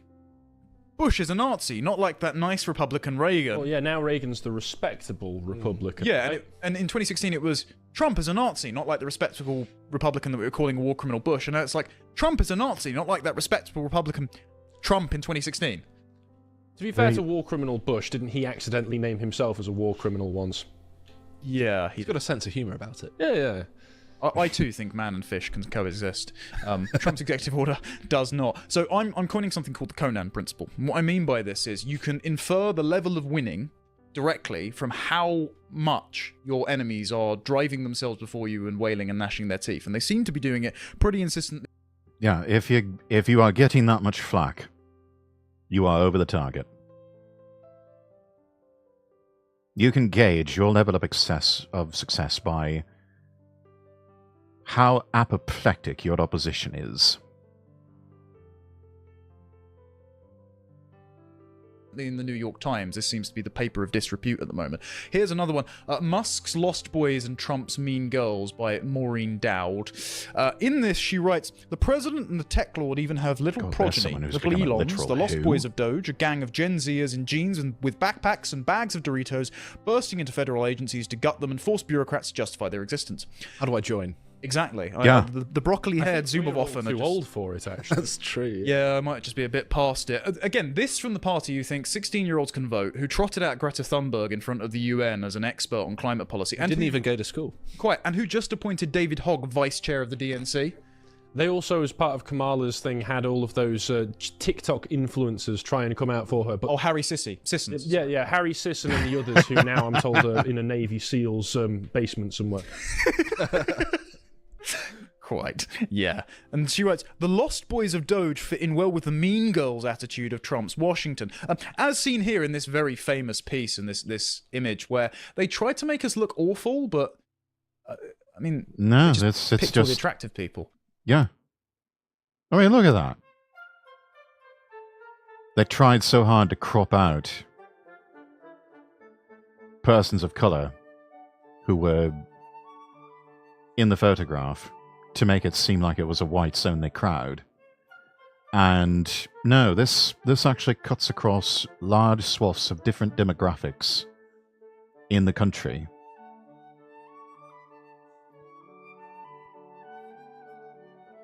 But I mean, look at this crowd. These are the people I'd love to hang out with. These are just...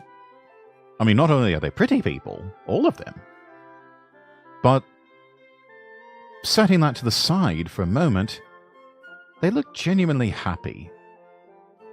They're just people who seem to radiate genuinely positive smiles. I should love to have a drink with them, get to know them better, and possibly even become friends with them. Back for a little bit. Welcome back. Well, as you go over to the opposition, and it's just glum faces everywhere. It is like Robert Greene said in the 48 Laws of Power, emotional states are as infectious as diseases. And the misfortunate oftentimes bring misery upon themselves, and they will also try to bring it on to you as well.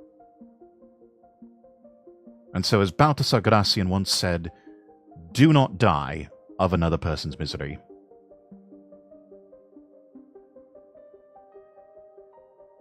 Recognize the happy and the fortunate, so that you may associate with them and steer clear of the unhappy and the misfortunate. These people seem like happy, fortunate sons and daughters.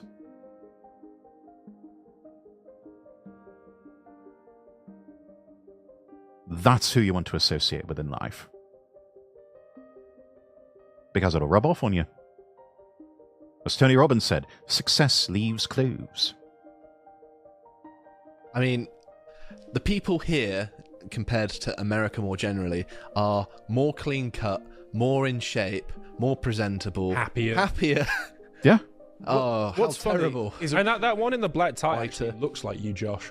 I'll take that. He looks a bit like you. He's a more handsome version, to be honest. Oh, very modest. Originally, this image was sort of slightly cropped because they cut the black guys out of it on the left to say that this is an entirely white party. Bear in mind, this was organised by C.J. Pearson and my friend Chris Barnard. I was at this party. It was good fun for a while. And C.J. Pearson himself is an African-American gentleman. Yeah, C.J. Pearson is a black conservative, or a black right-winger now. I don't think anybody really wants to call themselves conservative anymore. Conservatives conserve nothing. So, yeah, the idea that this is just... Well, the problem was happy white people. Yeah, quite. That was literally the problem. See, the happy white people and the people screaming about this have literally become that meme of the stick figure that is shouting, "Stop having fun!" And the rest of us are doing like this chap here. It's just you got the one stick figure in the crowd, in the huddle over there, just standing up and just, thumbs up, and then just back to what they're doing. And it drives the stop having fun crowd absolutely bananas. They can't stand it.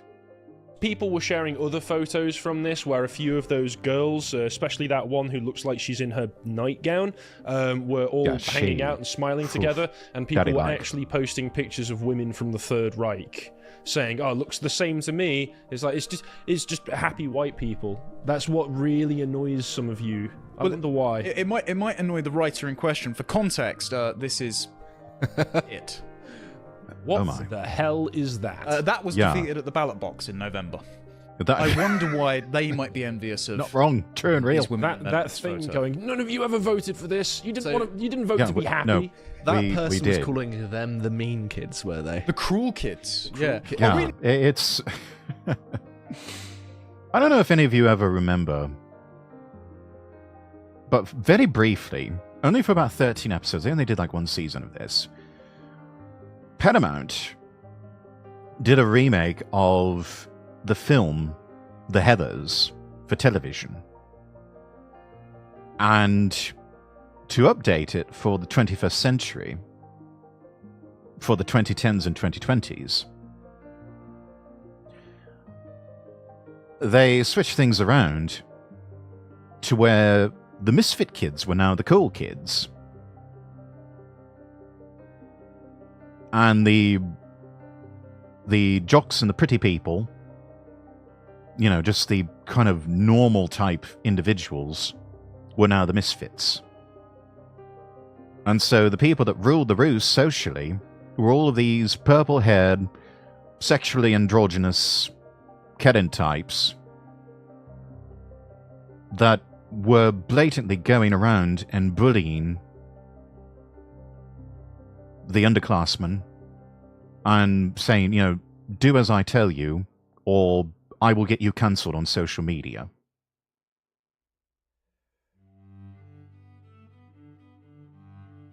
Do as I command, or I will have mobs of cyberbullies attacking you and hounding you day in and day out. It didn't last very long on television. It only lasted for about 13 episodes.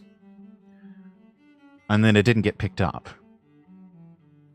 Nobody really wants to talk about the ratings for that show. I don't know if they were very good. But I think one of the reasons it got cancelled and was never picked up for another season is that it was a bit too real for a lot of people. It kind of captured the zeitgeist of the culture a little bit too much.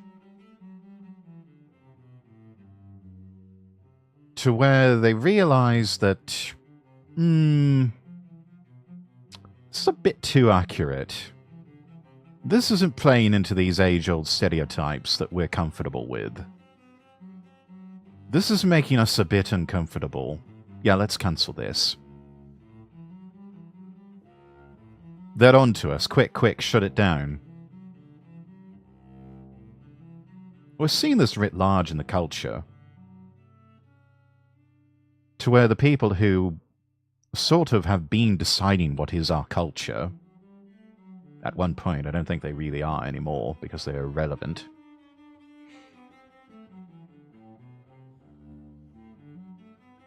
Just subjected themselves to too many perversions and too much... There's basically too much ungodliness to the point where this is now seen as an aberration in their eyes, when for a lot of people it's perfectly normal, even ideal. And whatever is the opposite of this is now being promoted as the cool thing. This is what's being promoted as square. And honestly, I'm looking at this and I'm just like, it really is hip to be square. An extract from the article, because it's appallingly written. It's easy to see the festivities as an obnoxious victory lap of the MAGA coalition. And of course they are. They're referring to two parties, by the way. This one and then one earlier, the following day in Butterworth's, a sort of watch party from American Moment. I posted a photo of it. Everyone was attractive, happy, and wearing MAGA hats. It was jubilant. They say conservatism as a cultural force, not just a political condition, is back in a real way for the first time since the 1980s. But here in DC, among the tourists from Tampa, the donors, and the last politicians Trump wimped into submission, one can also witness the emerging influence of a newer type of conservative. They are not disenfranchised or working class or anti-elite or many of the other adjectives used to describe Trump supporters since 2016. Rather, they are young, imposingly well-connected, urban and very online. They are rebels once again storming the Capitol Hill, though without the pathetic scariness of January 6 rioters. They are crypto nerds and influencer girlies and recent Make America Healthy Again converts and gays of all stripes, plus your standard fare seething Rogan. Yeah, they are that part in particular of those who are gay and lesbian and bisexual, people, the LGBT crowd that broke away from the woke consensus and said, yeah, you know what? I think we're going to throw in with MAGA. We're going to throw in with the Trump crowd. We're going to go this way because we think we're going to fare better with them. And surprise, surprise, they've been welcomed in with open arms and treated like normal people, and their sexuality has not been lionized or turned into a point of worship by the Trump and MAGA crowd.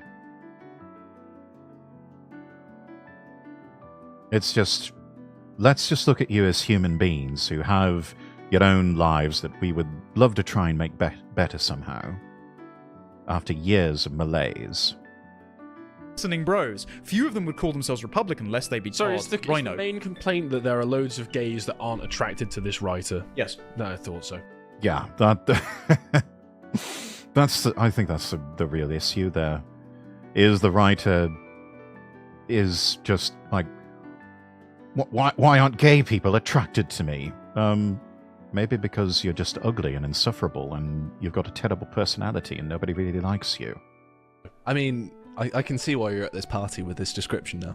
Thanks. Not the gay part. No, definitely the gay part. The always online. Yeah, cheers, thanks. No, just keep digging. Thanks, man. At least I had the guts to call him gay, Josh. Come on. I mean, he did hold my hand earlier, so that's you've indicted yourself. You know, it takes one to know one. Yeah, no, right. I've just dobbed myself in. Point being, there's just this moment you got to get a little gay with the homies. That's how it is. The reason I say this is appallingly written isn't actually because it's a badly written article. It's because this was written to make us, let's say us collectively, transatlantic, look terrible. And what's fascinating is now they're coping and seething, being an accurate depiction of us. Makes us sound great.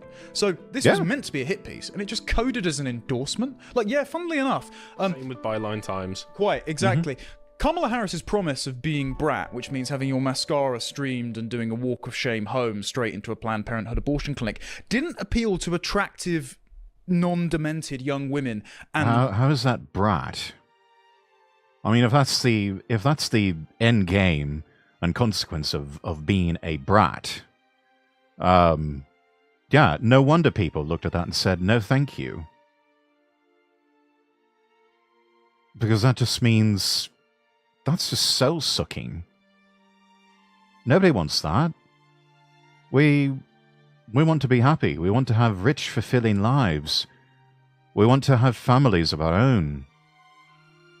And we want to have children that we can love and watch them grow up and become productive people. And we want to see our society survive and thrive. Brat culture? That's just more managed decline. The men who quite might like to marry them one day. Turns out that being attractive and financially successful and having children was a better sales pitch. Weird that you would just... Yeah. I mean, who doesn't want that? I should love to be viewed as attractive. View myself as attractive. I should love to be financially successful. I should love to have a happy family and beautiful children and just live a happy, quiet life. And apparently that's too much to bear for leftist and globalist elites, who, many of them are fine with that for themselves, but God forbid any of the rest of us should have that. Just concede that ground, guys. Anyway, so the UK is looking on in envy at the moment. Speaking of mass deportations, overwhelmingly supported by Gen Z, The Telegraph did a great comparison piece between Trump's deportations and the UK's deportations, spelled Y-O-O-K-A-Y. This is Trump's deportations, taking foreign criminals, slapping them in shackles, and putting them aboard a military aircraft. This is the UK's high-vis health and safety deportations, where you've got 9 people for every 1 illegal immigrant. And by the way, the overwhelming majority of these deportations that Labour are boasting about, it's over 16,000, they are voluntary returns, which means they get a £3,000 stipend after breaking the law just to bugger off home. And it doesn't stop them from breaking back in. Paying them $3,000 to go home. I prefer Josh's idea if we seize their assets. Yeah. Tax remittances, 95% as well. You know how... in 2020, we would hear about how cramped all those ships were. You know what I mean. Very cramped conditions, 400 people to a boat. I would be okay with that if it meant we could send people back. Yeah. I'm fine with it. Let's do it. Funnily enough, lots of people probably agree pack with you. them in like because, sardines. Now, the overwhelming majority of the British public actually back Trump's policies too, so it's not just he's popular in America, but let's say if there were a party in Britain looking to emulate the MAGA revolution, they could just copy everything that Trump did. So this is 2,000 voters surveyed, and the questions were fairly clear. They laid them out here, but I'll summarise the results. 58% of the public support mass deportations, so that's very encouraging. So that is well within the Overton window of acceptability. 53% support ending DEI and restoring free speech protections, and 55% support fracking and North Sea drilling, ending net zero. So the people are on our side. The MAGA platform resonates with even the British public. Reform would be wise to carbon copy all of that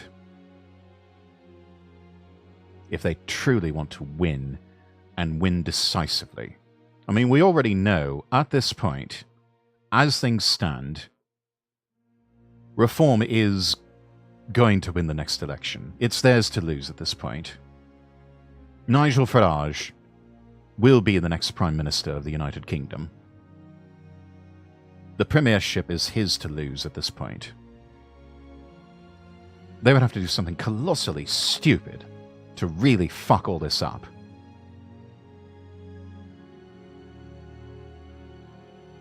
But the MAGA platform, it's a winner, even in Britain. Ironic that these were all the policies that terminated Liz Truss's tenureship. Turns out you can probably just copy the policies but not resign and ship it, and also clear out the civil service while you do it so you can actually do the policies. Yeah, there's another thing.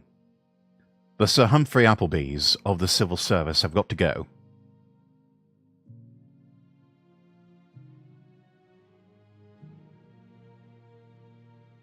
What Britain needs is its own version of Doge. And the Sir Humphreys have they've got to be cleared out. Every single time. Knox, welcome in. Good to see you. How are you? And you'll be fine. I like how we live in an alleged democracy, whereas the government is doing the opposite of all of the popular things. Well, that would be populism, which would be fascism. Populism is bad. Maybe like 7 MPs. I'm at work, so tired. Sorry to hear that, Knox. Hopefully you get a couple of days off here.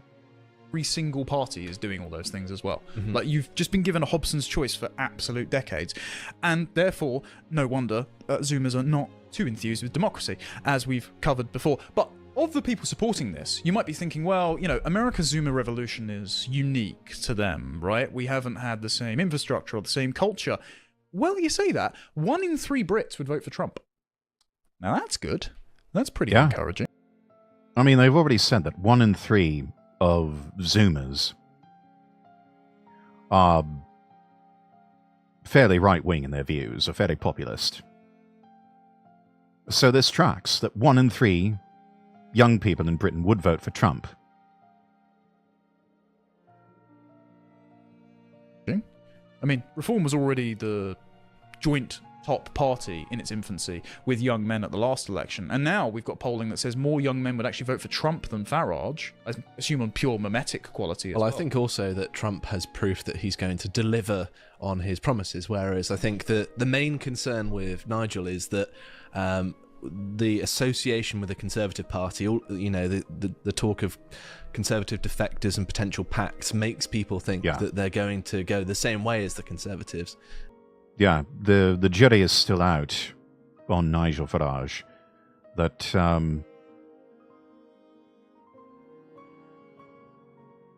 he's had a tendency to say and do some things that have called his strength and his soundness into question.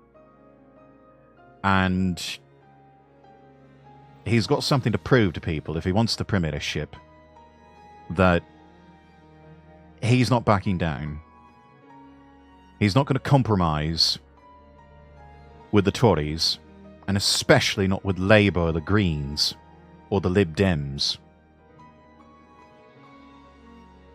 and waffle or dilute the vision and the platform. I've been saying for several years now, several decades even, that taking a hardline approach is what's needed. You will ruffle some feathers along the way, but the respect, goodwill, and political capital that you build up in the process is worth it for some short-term caterwauling. Lux K, welcome in. Hello, hello, how are you? And stab their base in the back. I think there shouldn't be as much of worry.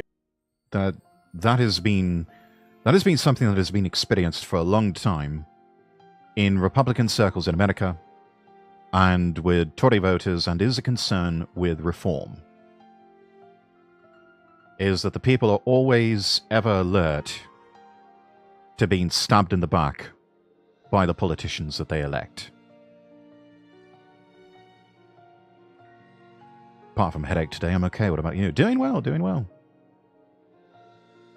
About pact, because just speaking anecdotally, Reform really hate the Tories, but they're very happy to allow lots of Tories to wear a teal tie if they just renounce their former Tory membership. Like that ex-Conservative MP they announced like it was... Look, we have to be careful about purity splattering, but at the same time, just because you drop the Tories and say, okay, I'm with Reform now, I'm putting on a teal tie, no, we still need to vet you. We still need to vet you to test your loyalty. It's a lot like secret societies and whatnot. You know, there's always initiation rites. And those aren't there for shits and giggles. Those are there for a reason. To make sure that the people who want to be there are there and make it through. And the people who don't really want to be there, or they are there for disingenuous reasons, that they get weeded out. So, fantastic that Reform's numbers are... that they have now outpaced membership with even the Tories. And certainly with Labour. And probably will... At one point, the membership will outstrip that of Labour and the Tories. And probably even the Lib Dems.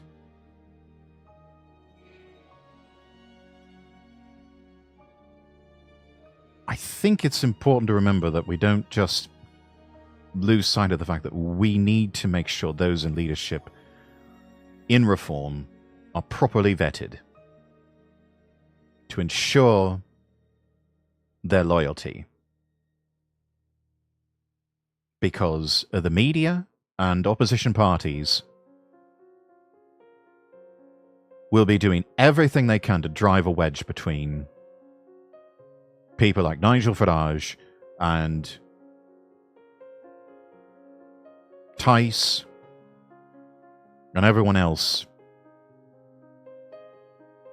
at the top of the ticket on Reform. And they'll use anyone and everyone to do it.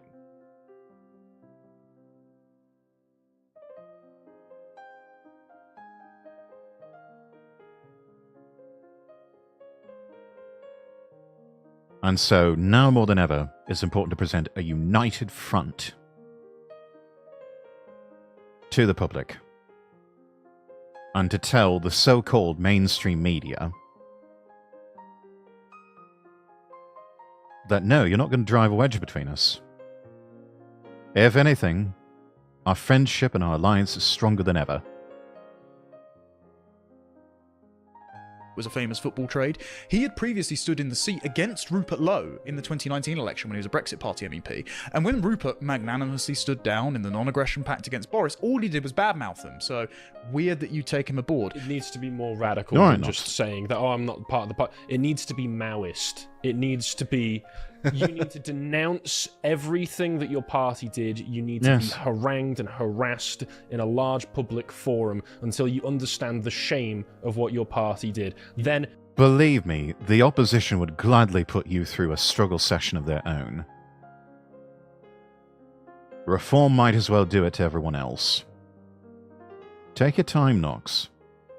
Maybe we'll consider it. Perhaps after you've build got done like with your hard a labour. guy of Boris Johnson and burn it in public. Well, this is one burn an effigy of Johnson for every Tory to Reform move over. So about 2 weeks before burning Andrew an effigy, I love it. Joined Reform, or maybe it was a couple of months. Anyway, I spoke to her about this, and she said Reform had been courting her defection before the election, and since she's now their mayoral candidate for Greater Lincolnshire. And I like Andrea. She's always been a pretty solid Brexiteer, good on migration. But when I pressed her, she said that she wanted Priti Patel to win the Tory leadership election, and that she still defends Boris Johnson's COVID decisions.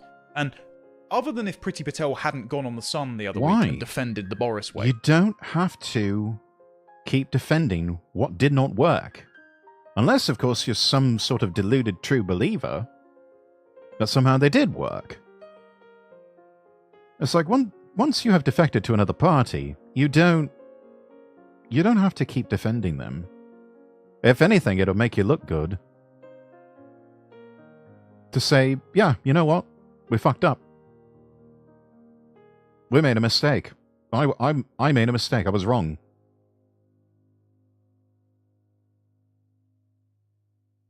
This notion that somehow you open yourself up to civil liability, or that people are just going to start asking, well, what else were you wrong about? No, that's not the way it works. The people want to see penitence. They want to see a confession from you of, I'm sorry, I was wrong, I made a mistake. And I'd like to try to repair the damage I've done.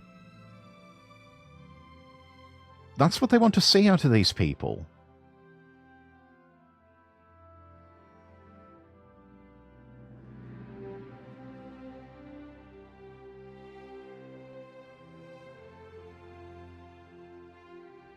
The question is, do they have the strength of character to swallow their pride and to publicly take their lumps? The way I've seen it from over in... Sorry, Lux, some of this is difficult to read. Realistically, the only option for blue, realistically, the only option for a long time, but now there's light blue. And that's what I would vote if I was over there. Yeah, no, well, I think we're of the same mind. People are realizing there's an alternative now. But you don't have to vote for the red Tories or for the blue Labour. Or is it the other way around? I forget. Doesn't matter. That there is an alternative now, and that's reform.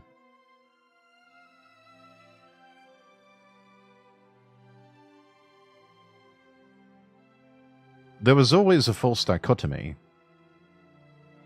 of Labour or the Conservatives. That was always a false dichotomy. It never really was one or the other. There was always an alternative.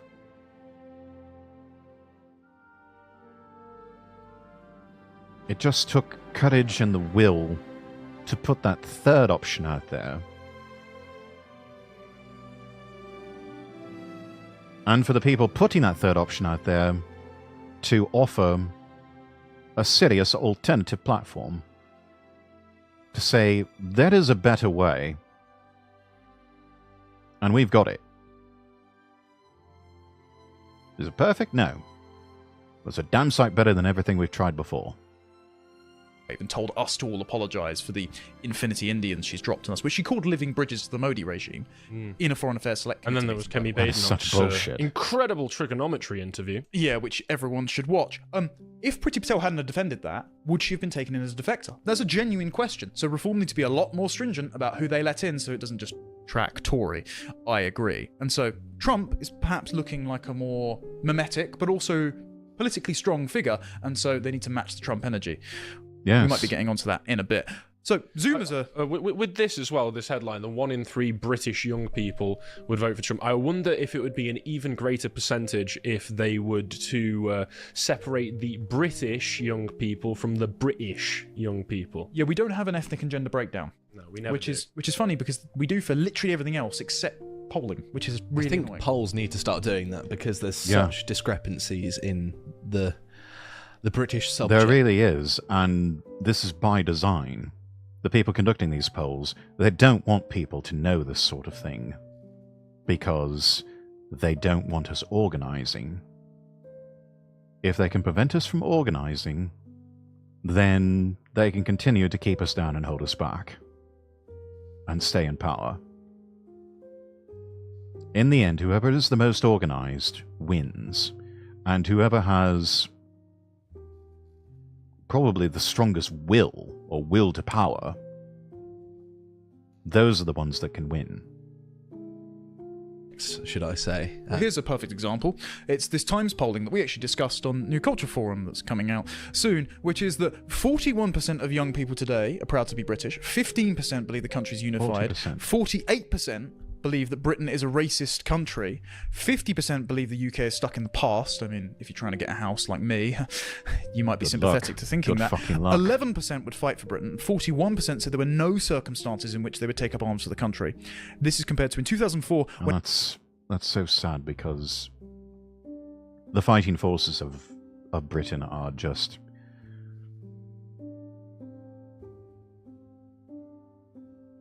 They're still some of the best in the world.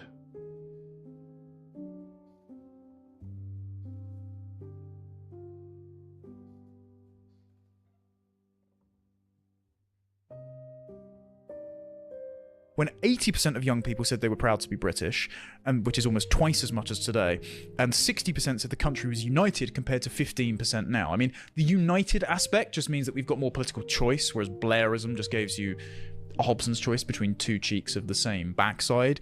But what is interesting here is a quote that I've pulled out from this from a one Summer Nesbitt. It's very revealing that this polling doesn't interview any of the broccoli-haired, disillusioned white guys that are more likely to vote Trump than anyone else, right? Summer Nesbitt says this: "We don't learn about black history, but we were built on racism. It's not right to say we aren't racist. It might not be blatant, but it's systemic racism, deeply entrenched unconscious bias." She's saying that about the UK. Who's this person? Summer Nesbitt. She's half Indian, half Jamaican. Deport. Okay. Be careful. Anyway, point being, she says this: Britain was built on racism. Yeah, you know what, That's just a rote-learned American talking point. Like, we never had chattel slavery. Hengist and Horsa weren't sub-Saharan. Africans didn't build Hadrian's Wall. So she's brought that sort of cross-pollination of American race politics over to here, probably from social media and the UK education system. So can we cross-pollinate the American Cultural Revolution back in the inverse? Well, there wasn't any racism in Britain, you know, going back 300 years because it was all British. There was no one... Well, maybe it was directed at the Scots from the English and vice versa, but it was all domestic Well, that was racism. more... I mean, let's be real. Scottish versus English. That's just brother on brother. It was stupid back then, and I firmly believe it's stupid now. And I say that as someone who is a blend of Scottish and English descent. It's like I just...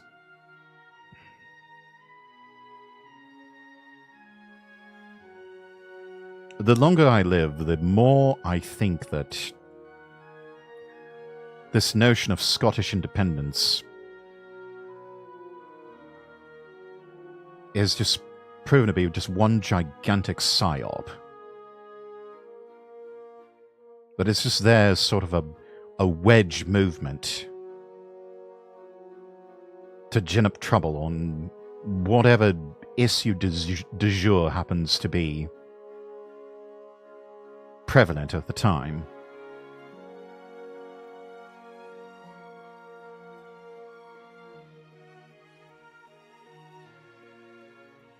We are a United Kingdom for a reason.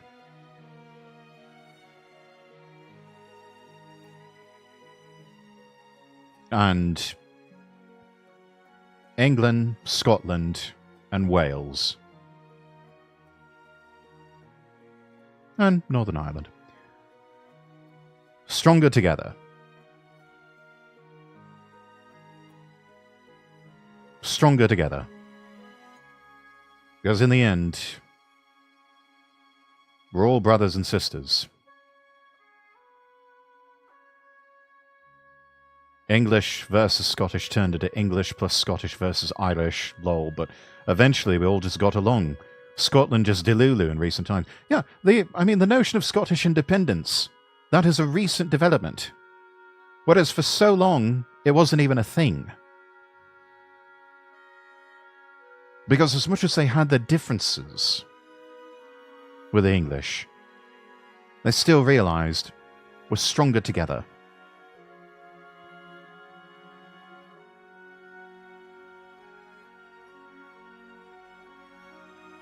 And therefore okay. She's just a fifth columnist who wants the entire politic of Britain to be revolving around giving her free things. Well, this is and benefiting her particular ethnic groups. This is the interesting part. Eventually that's all it turns into is what sort of freebies can I milk out of the state? Elizabeth is half Indian and half Jamaican, as it's printed here. So she doesn't identify as British. She identifies... Yeah. She says she's half Indian, half Jamaican. She doesn't say, I'm British. Or I'm part of the greater British Commonwealth, which Jamaica, I believe, is still... They're still part of the Commonwealth, at least. Sometimes it's hard to keep track of just who's in the Commonwealth and who's not.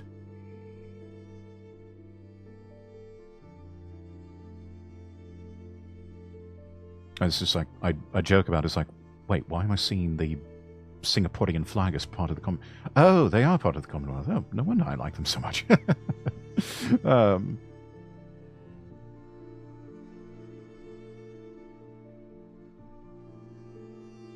Experienced treatment that she believes suggests systemic racism.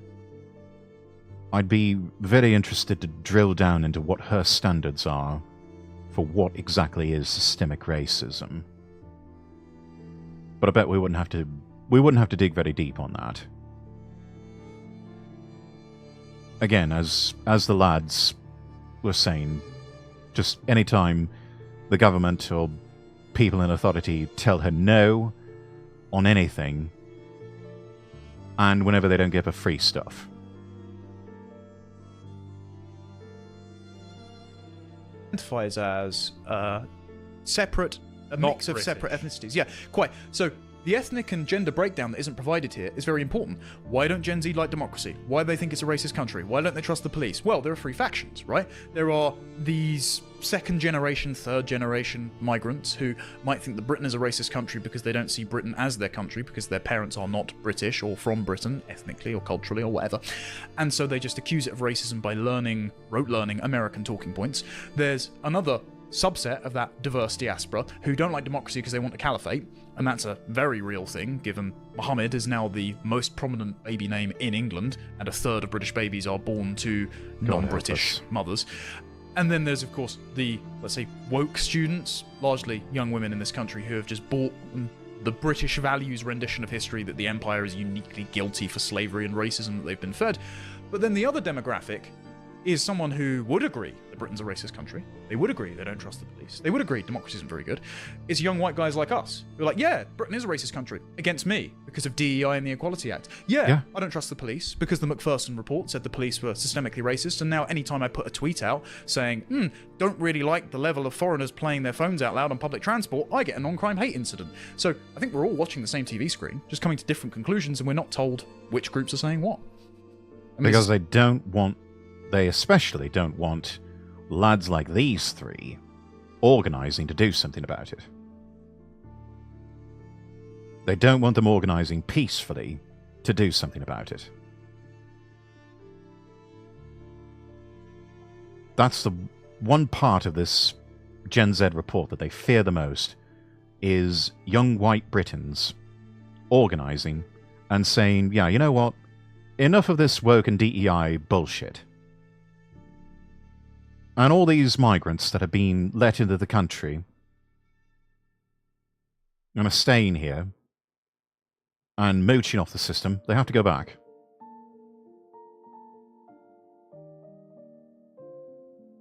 That is what they most fear out of everything. They don't fear the half Indian, half Jamaican university student.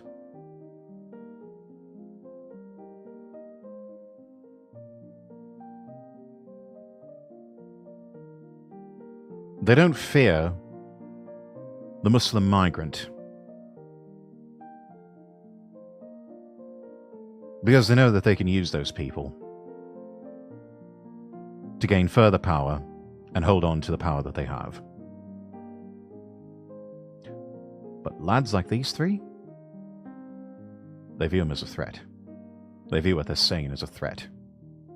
And so they have to do everything they can to keep them from organising and keep them from speaking the truth. As a social psychologist, you must be bloody tearing your hair out on this methodology. Oh yeah, it's terrible. Like, I've long said that the people that go into political polling quite often are the people who failed in academia, and so aren't, worth their stripe. And even in academia, you've got to have multiple studies to verify a trend. So it's just like the lowest of the low most of the time. Not that I'm bitter or anything. Yeah, we're getting the dregs of democracy over in the UK, but something that's funny, right, is that in the European continent and in the US, you're not getting the same disenthusiasm with democracy. And it's because in the US it's worked for them.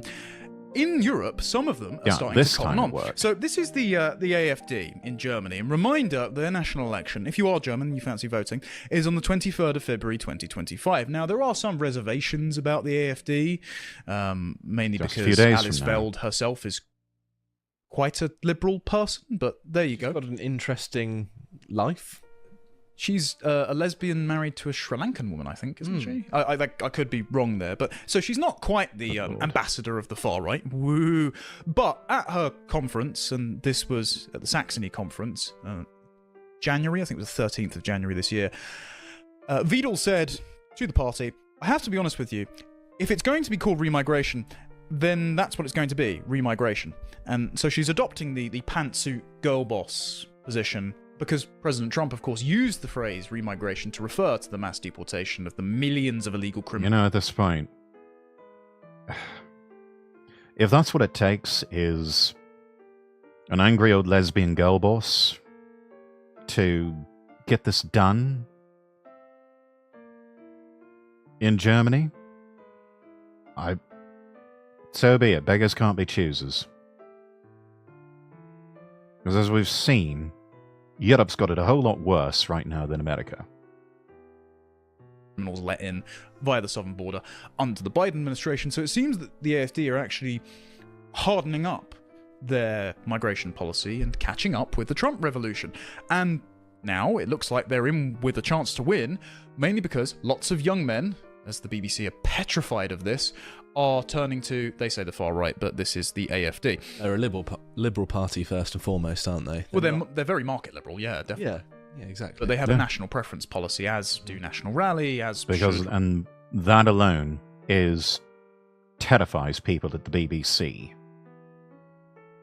and people in power in the UK and in Europe. Because, oh my God, we can't have that now, can we? The one faction they most fear getting organised, and they're starting to organise. Despite all their best efforts, they're starting to coalesce and organise. Reform UK, because that term literally has no meaning nowadays, used so wrongly. Yeah. It is basically the same as using the name of the Austrian painter, broad brush, against anyone that you don't like or disagree with. And that's what the BBC are doing here. They don't like and disagree with this lot, so they're going to smear them as far right. But it's lost all meaning. And if anything, after a while, people become numb to that sort of thing, and even start to embrace it as a point of pride. Like, people have tried to smear me as far right. And part of me wants to say, you have no idea what genuine far right is. But these days, the more prevalent response for me is, all right, call me far right. You are saying that I am what you most fear. I intend to use that against you.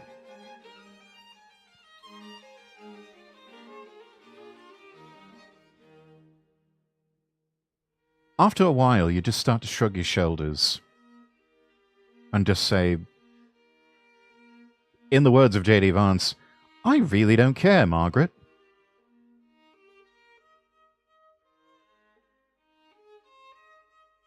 That's liberating. That is really quite liberating when you really just get to the point of zero fucks given.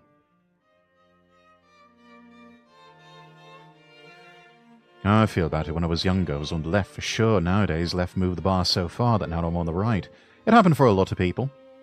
even for a lot of Bernie bros in the US.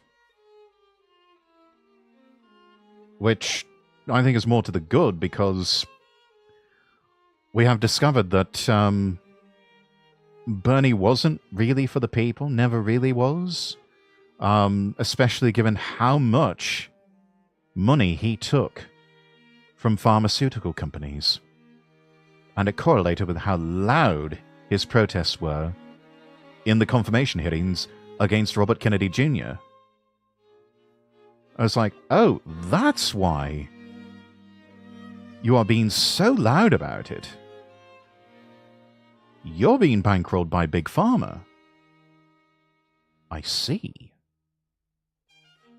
Everything that we fought against to make America healthy again.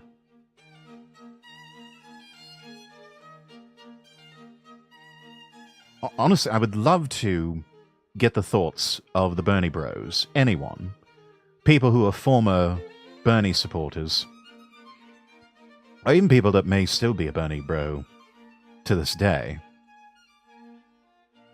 and just get their thoughts on the revelation that he's taking so much money from Big Pharma. How do you square that circle with your either current or former support?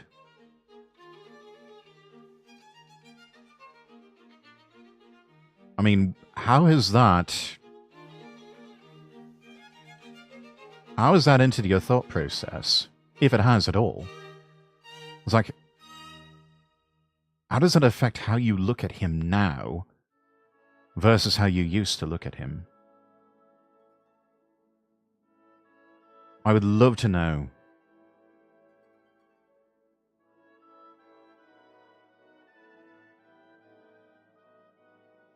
How that revelation has affected the Bernie bros, if it has at all.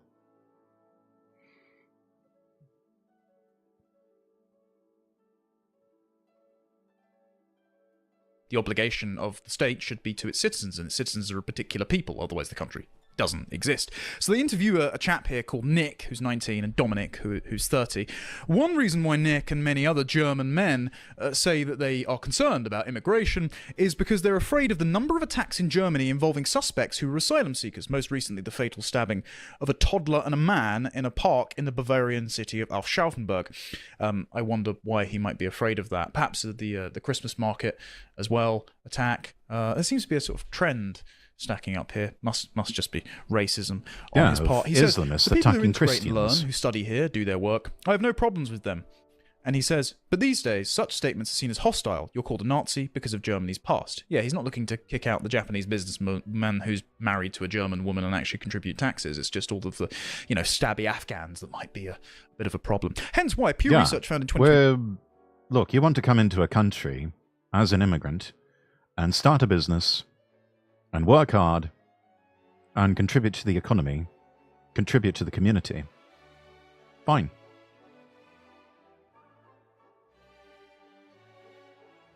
I am still a firm believer in that whole concept of go where you're treated best. And if someone like a Japanese businessman believes that they can fare better in Germany compared to being in Japan, they take a certain liking to a beautiful German Fräulein and want to wife them up and start a family with them, all right, fine. But the point is they're being productive members of the community and of that particular country's society. Most people are reasonable if they have no quarrel with that whatsoever. I certainly don't. I mean, I'm a world traveler. It'd be very hypocritical of me to say that, no, we need to close off borders, not have any more international travel, and, it's just German for Germans only in the most extreme sense, and, just... none of that makes sense. That's not the world we live in. But a bunch of Afghan asylum seekers who are just mooching off the state, they're not working, they're not doing anything, contributing anything of value to German society or whatever European country they happen to be in, or British society. They have to go back. They have to go back. Sorry, no room for somebody like that here. We welcome in people who are ready to roll up their sleeves and get to work. And who are ready to become integrated into their community and become active contributors to their community. That's what we want. People appreciate that a lot more and can find a lot more common ground with that, even if they happen to come from very disparate backgrounds, compared to people who come from the Middle East and North Africa just to mooch off the system. And then, suspiciously enough, end up going back to their home countries for holiday. I thought you were like a refugee or something. I thought you were trying to escape your country. Why are you going back to your country for the holiday?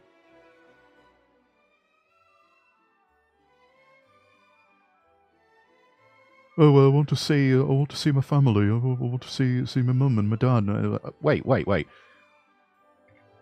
I thought you came here to build a new life, and also, where are you getting the money? You're not working. Yeah, shut up. You have to go back.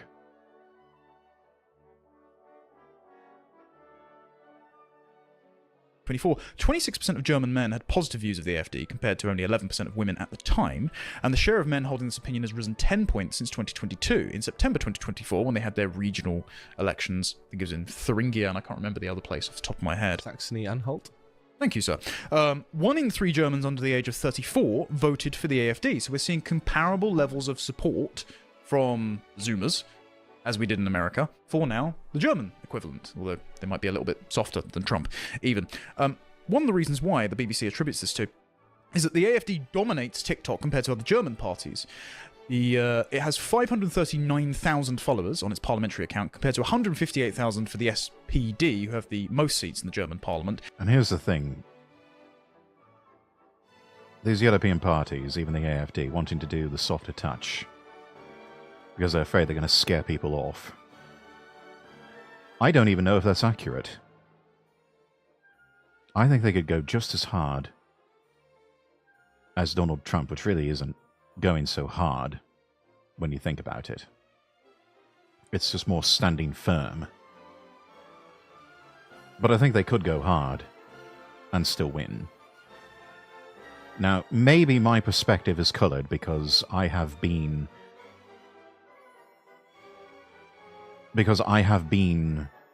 in America for a long time, and I have sort of gone native. Let's just be real here.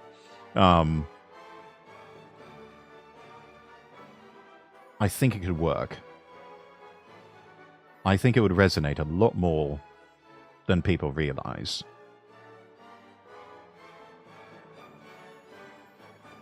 But hey, I don't make those decisions. One AfD influencer called Selena Breitschy, is 25-year-old, has more than 167,000 followers, 53% of whom are male, with 76% aged between 18 and 35. Now, they say 53% of male. That means near parity. Women are following her. We've seen a similar trend over in National Rally for the French, where almost an equal split of young men and young women are voting for Le Pen's party, maybe because they think Jordan Bardella is a bit dishy, but also because they've turned immigration into a women's safety issue and snatched up loads of the French feminists. So we're seeing an encouraging wave across Europe of young people copying the same trends as in Trump. All fun. And Trump has laid out he's laid out the blueprint, and honestly, the Trump campaign would do well to go over to Europe as advisors and advise the National Rally, AfD, and Reform on what they need to do to secure the victory at their own ballot boxes, so that we can take this populist movement global. Pretty much that, yeah.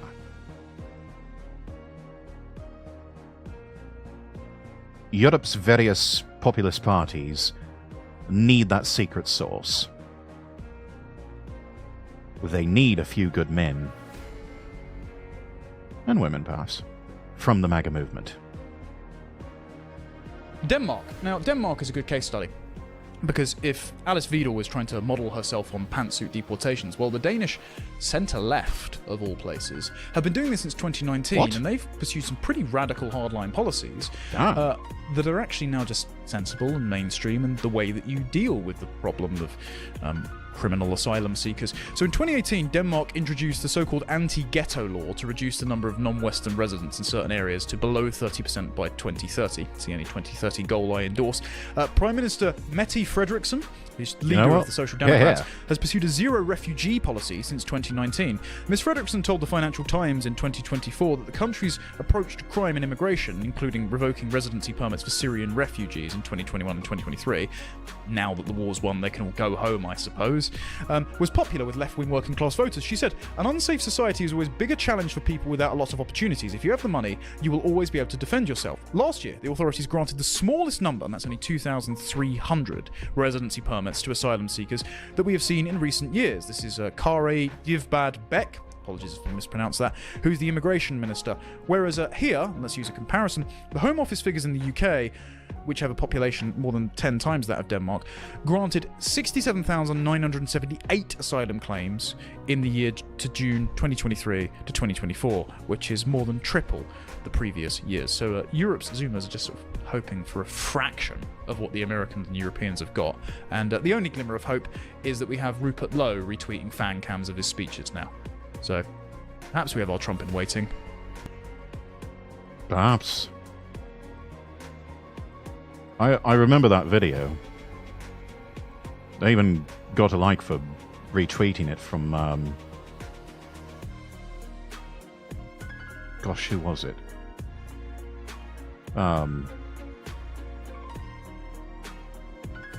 Actually got their...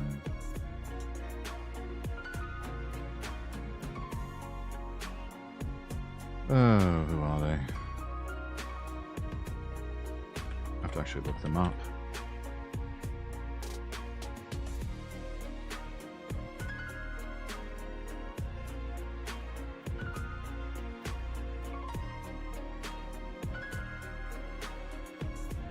What was their name?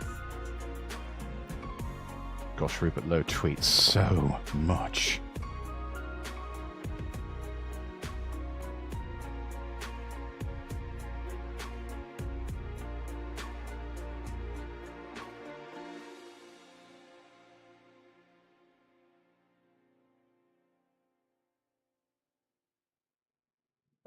This is like, what, a week ago or something like that?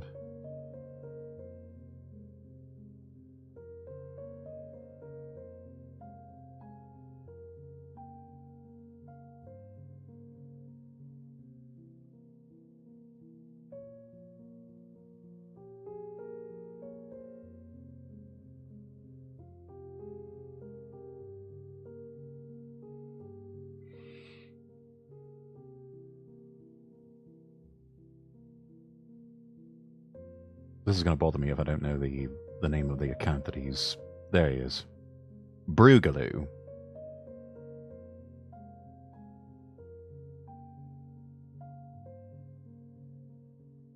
Yeah, he's retweeted a video from Brugaloo, who's an advocate of Anglo-futurism. Brilliant account, by the way. Let me throw it in the, throw it here in the chat. Everybody go follow Brugaloo.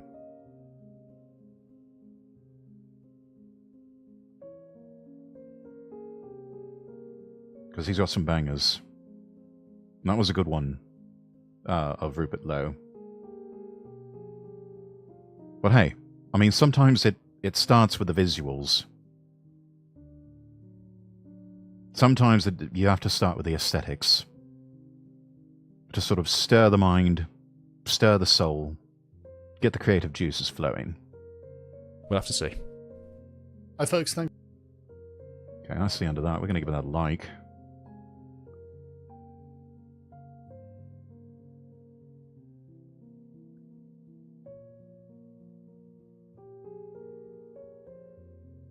Now, I do want to... I've got epic fuck ton of tabs here, and things to talk about still. Just goes to show you, and of course we're about to enter our third hour of streaming here. Let's move over to something interesting conversation here. I don't know if anybody's ever watched Based Camp with Simone and Malcolm Collins. Probably two of the most hipster-looking of hipsters I've ever seen, and yet incredibly based with what they talk about. It's breaking a lot of mental paradigms whenever I watch them. It's just like, you would think that people with such thick-rimmed glasses and such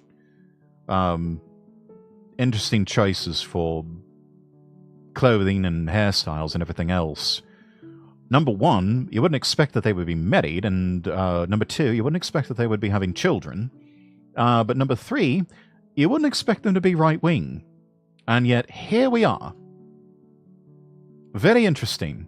And one of their first times that it just goes to show that Simone and Malcolm, I think, are actually kind of on the cutting edge of, in terms of the cultural zeitgeist. In that they've sat down with a VTuber. Now, I know that Lotus Eaters, for example, have been wanting to get Kirsche on as a guest for some time. She is waiting for a more modest type of VTuber model to be finished before she will go on Lotus Eaters.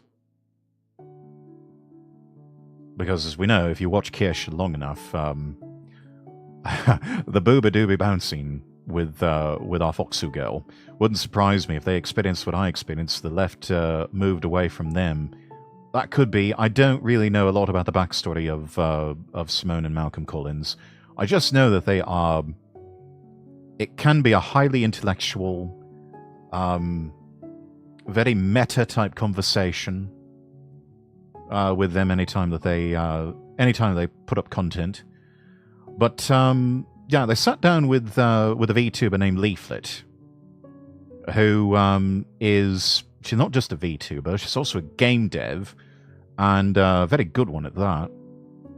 I didn't really know a whole lot about Leaflet. I knew about Kirsche and Smuggelana and Pipkin Pippa, and to a certain extent, Paws and Rosie Belmu, and some of the other ones that would comment on cultural issues and whatnot, with Kirsche sort of leaning into politics just a little bit, and same for Alana.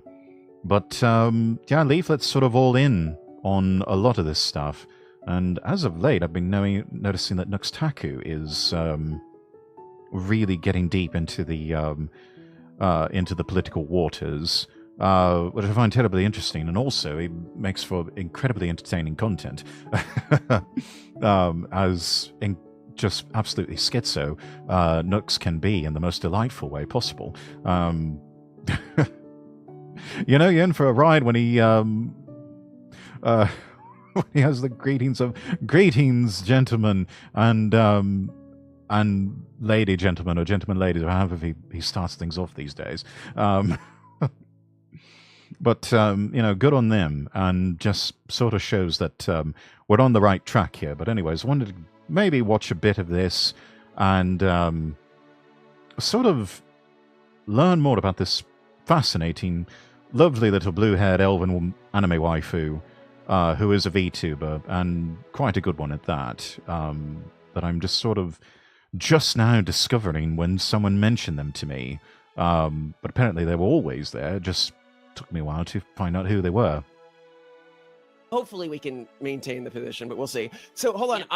I want to do what I originally wanted to do, which was do a study of your career and sort of what it felt like starting as a streamer, because you didn't start with political intentions at all. Yes. And how you moved, the various controversies, how they moved you, etc. Okay. So the thing is a lot. One sentiment that I've heard is now that Trump won, she's like this. But the thing is, I've always talked about these things. it's usually during like a late night session where I'm playing a different game, and then we'll be talking about this stuff. So I've always kind of talked about this stuff, and always Just not kind of always held on the same stream. beliefs. It really is kind of just coincidence, because what happened was, again, like I said, because I'm working on the game and I'm working on the novels, I didn't have time for YouTube. So two of my mods, one of which is my producer, approached me and they said, "Hey, I want to learn how to edit videos. So like, can I run the channel, because you're not using the channel that much?" And I said, "Okay, sure. Fine." So that sort of happened with me and with Action. He wanted to get more into video editing, and I needed a more reliable editor than the one that I had at the time, that was charging what I felt was a bit higher rate than a bit of an unfair rate that I wasn't really getting a lot for my money with the editor that had been referred to me. And so I had heard that Action wanted to get into editing. And I said, "Hey, I need an editor. I need highlight reels. I need shorts. What do you charge?" He quoted me a rate. I said, "That's perfect. Here you go." Handed him VODs that he needed and just said, "Go nuts." I don't give a whole lot of direction because I believe in artist freedom. Very rarely have I ever had to come back with notes for Action. He and I sort of, I think, operate on a lot of the same wavelengths. We share a lot of the same brain cells. So I don't really have to give him very much direction. Plus I think our sense of humors mesh rather well. So he kind of knows the sort of comedic timing I'm going for. And not only that, he's just a fantastic content creator, and I think it also helps he and I are roughly of the same generation. So yeah, good editors, worth their weight in gold, and sometimes the best sort of relationships like that tend to sprout up organically in time. they basically take whatever I put up, and then they take it, they edit it, they throw it up, they do all the thumbnails for me. You bored, and then lad. we split it. that's Hold on, I have to that's say, pause on this before you go further, because earlier you're like, I don't pay much attention to YouTube, and I was like, you do daily fully edited videos. Don't just throw this I don't pay much attention. Now I'm learning it's one of your Discord. Okay, that makes sense. I do sometimes I'll do an edit on the video, but it's mostly my editor now, who's originally just one of my mods from Twitch, and one of my producers that are kind of working on it, and they're helping me out with it, because yeah, that's kind of the secret of a lot of channels that you see out there. It's not a one-man band or a one-woman crew.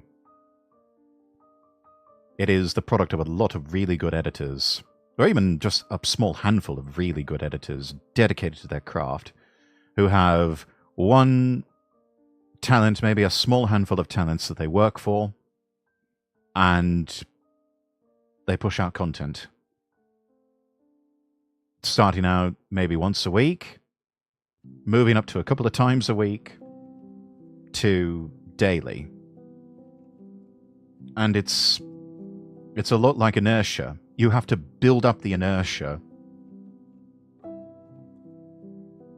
and just keep it going, because that's how the algorithms work, especially with YouTube.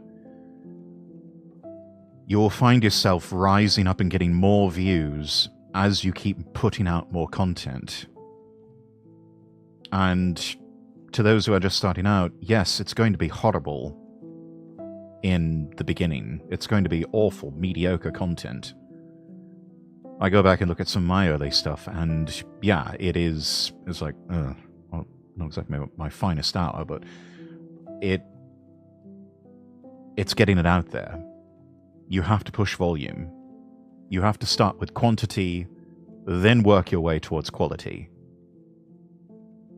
It's much like, say, a stand-up comedian. open mic nights at comedy clubs are a chance for you to work on your set. And then when you've got your set down, that's what you take with you on the road. And that eventually is what will get you comedy specials. Or, well, what used to get you comedy specials, and eventually sitcoms on network television, etc., etc. Nowadays, the content game has changed, and it's what's making you go viral on video sharing platforms. It's what's getting you on the podcast circuit. It's what's getting you self-published and even self-distributed comedy specials that may eventually get picked up on a streaming service like Netflix or some other alternative platform out there that's more artist-friendly.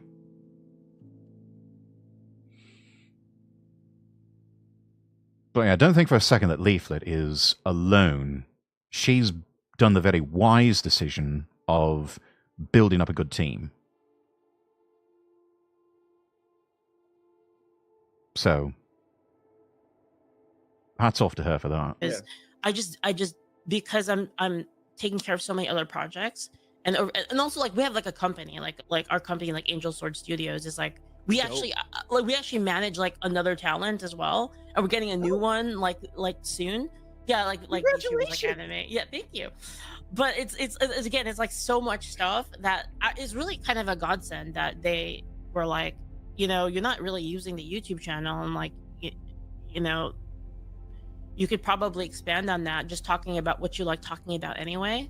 And plus, yeah. I mean, I'm going to be totally frank with you, chat.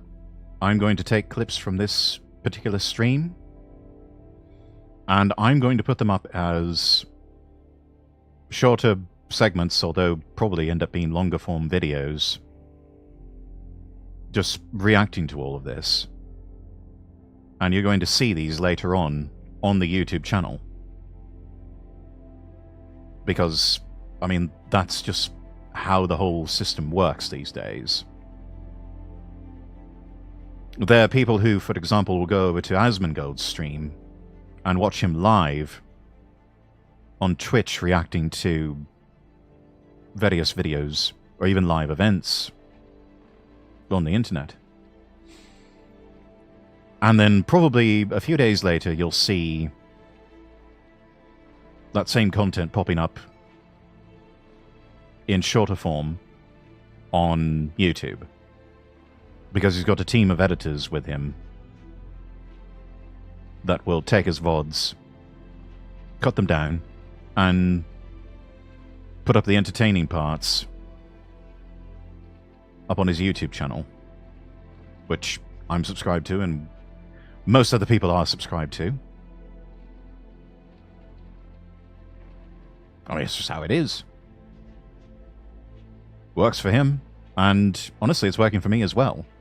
Like I said earlier, that Tony Robbins quote, success leaves clues. I'm watching what works for other people, and I'm replicating it for my own success. There is absolutely nothing wrong with that, and I would encourage everyone else to do the same. If being a content creator, being a VTuber, being a streamer is what you want to do. The clues are out there, you just have to be clever enough to watch for them. And honestly, you don't really need to be all that clever. You just have to keep your eyes open. My editors are you know, they're kind of more politically aligned with me, so they're like, oh, we want to see more of that stuff. So then as well they should be. I hate to keep pausing and starting and stopping here, but that's another thing. The team that has coalesced around me, you know, Rosso here in the chat, with no worries whatsoever. Also Action Bastard. The team of people that I have on the mod crew and working in an editing capacity I would say that there's a lot of mindset, philosophical, and even to a certain extent political alignment between a lot of us. Are we going to agree on 100% of everything? Absolutely not. But there is more alignment and a mutual respect for each other's views, especially where things diverge. Because we appreciate that we all come from different perspectives on things. Good to have people on the same wavelength, or you end up trying to tip around eggshells, yes. And there have been some people who have, over time, it has been revealed that that alignment was not there. And I hate using that word, alignment. I think it's such an overused word, especially when you get into a corporate setting. There's so many people in corporate America, for example, that just bang on and on about alignment, this, alignment, that. And I just want to pull my hair out, what little remains of it, and scream at them, will you shut up about alignment? But when I say alignment, I'm not talking about it in that corporate sense or in the ironic sense or anything like that. I'm talking about a genuine alignment of views, of perspectives, and of philosophy.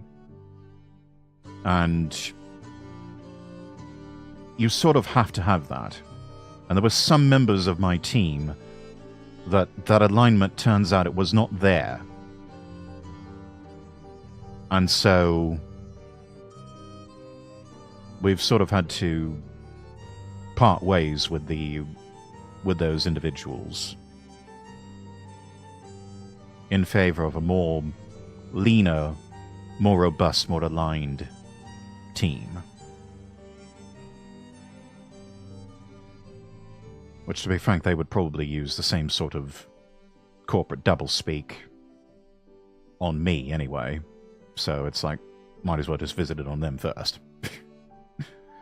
Anyway, let's move on. Help create it. And that explains so much. That also explains why you don't see yourself, because, so I know you from YouTube only, and in YouTube you are like 100% a political commentator. The way that they've chosen to pull your clips, it's 100% political commentary. I mean, we were doing that before she's not too, all about right? that. We were already kind of making that kind of content before the election.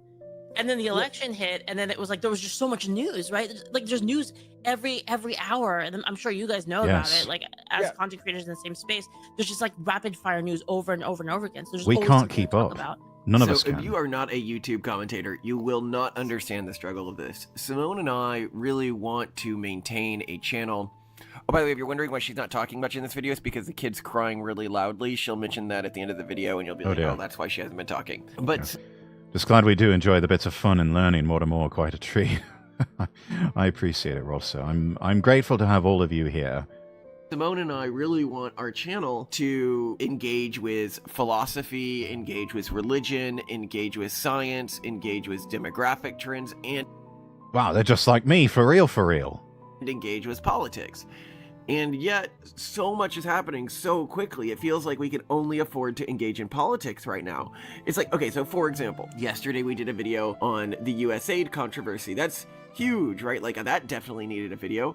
But today, I'm skipping doing a video on shutting down the US Department of Education and the US Department of Consumer Protection. Like, that just doesn't even deserve an episode because just so much is happening No, so it does. quick. You get We to it. literally might just end up not doing an episode on that, which is wild.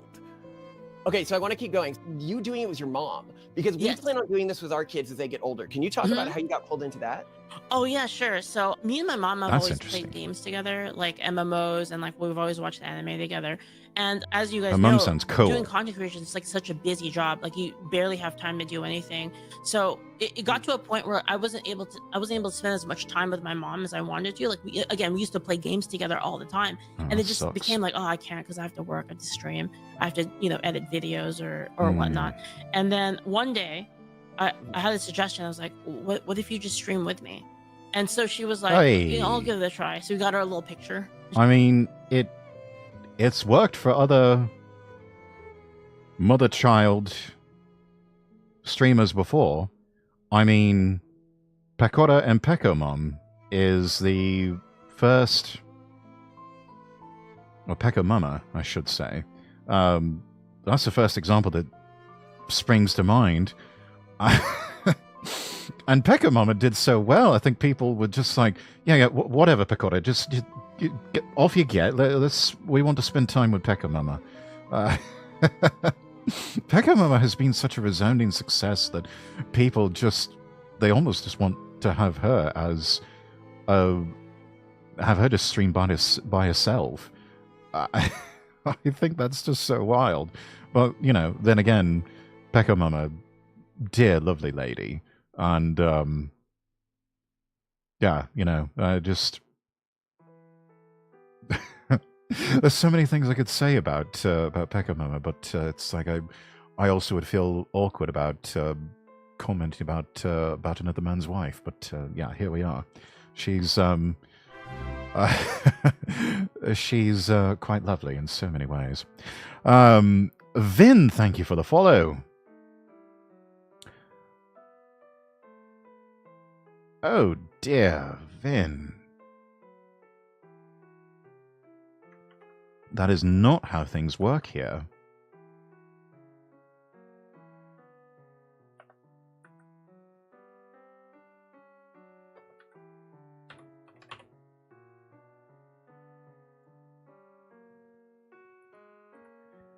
And just for that,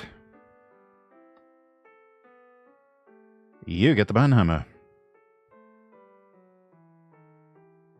You do not come into my chat, give me a follow, and then say, follow back, please. No, that is not how it works. That is a quick way to get yourself banned. Anyway, moving on. She put it up there, and she actually enjoyed it. So after that, I was like, okay, well, we'll just get you your own setup for it, and then we can stream together. We'll do a thing on Sunday, and so that's why we play every Sunday together. And sometimes she streams on her own now because she actually likes it herself now. So, yeah, that's awesome. Okay. And then talk about the early controversies that begin moving you potentially more politically. Sure. So, probably the biggest one was the Discord one, which I did a video on that one. Yeah, I did a video on that recently on the monkey one. Yeah, it's funny too because when I released that video, a bunch of people were saying like, "Oh, I feel out of the loop on." Well, I am out of the loop. What? Discord and monkeys? What? If somebody knows about that in chat and can summarize, please tell me what is she talking about there? Oh, that was me. That was me. I was the person that that they were getting mad at, and then you stepped in, and he was like, that was crazy. And it's so wild because I didn't. It's crazy how much impact one person can have. Like one person that just has bad intentions. Yeah. Okay, so yeah. I'll tell you. So I'll do a quick summary of this, and then I'll tell you a quick story. So the event she's talking about was essentially somebody. This is during the BLM riots, with they're acting like monkey, literally meaning not like the black people or anything, but just like the rioters, chimping out, right? Like what does that word mean, right? And people attack the person, you defended them. I think courageously. I don't know if I would have taken that risk. And then you never walked back from that position. And then a crazy person decided to try to. Good. That is the one thing that you should never do, is try to walk back anything you say or try to dilute it. Stand your ground. People thought they were going to gin up a cancel culture campaign against me for expressing my own beliefs when it comes to a topic of faith. These people who, most if not all of them, weren't even Christian. And they thought they had some room to talk on any of this. And I can't tell you how many times I got shit-tested on all of this. And each time, held my ground.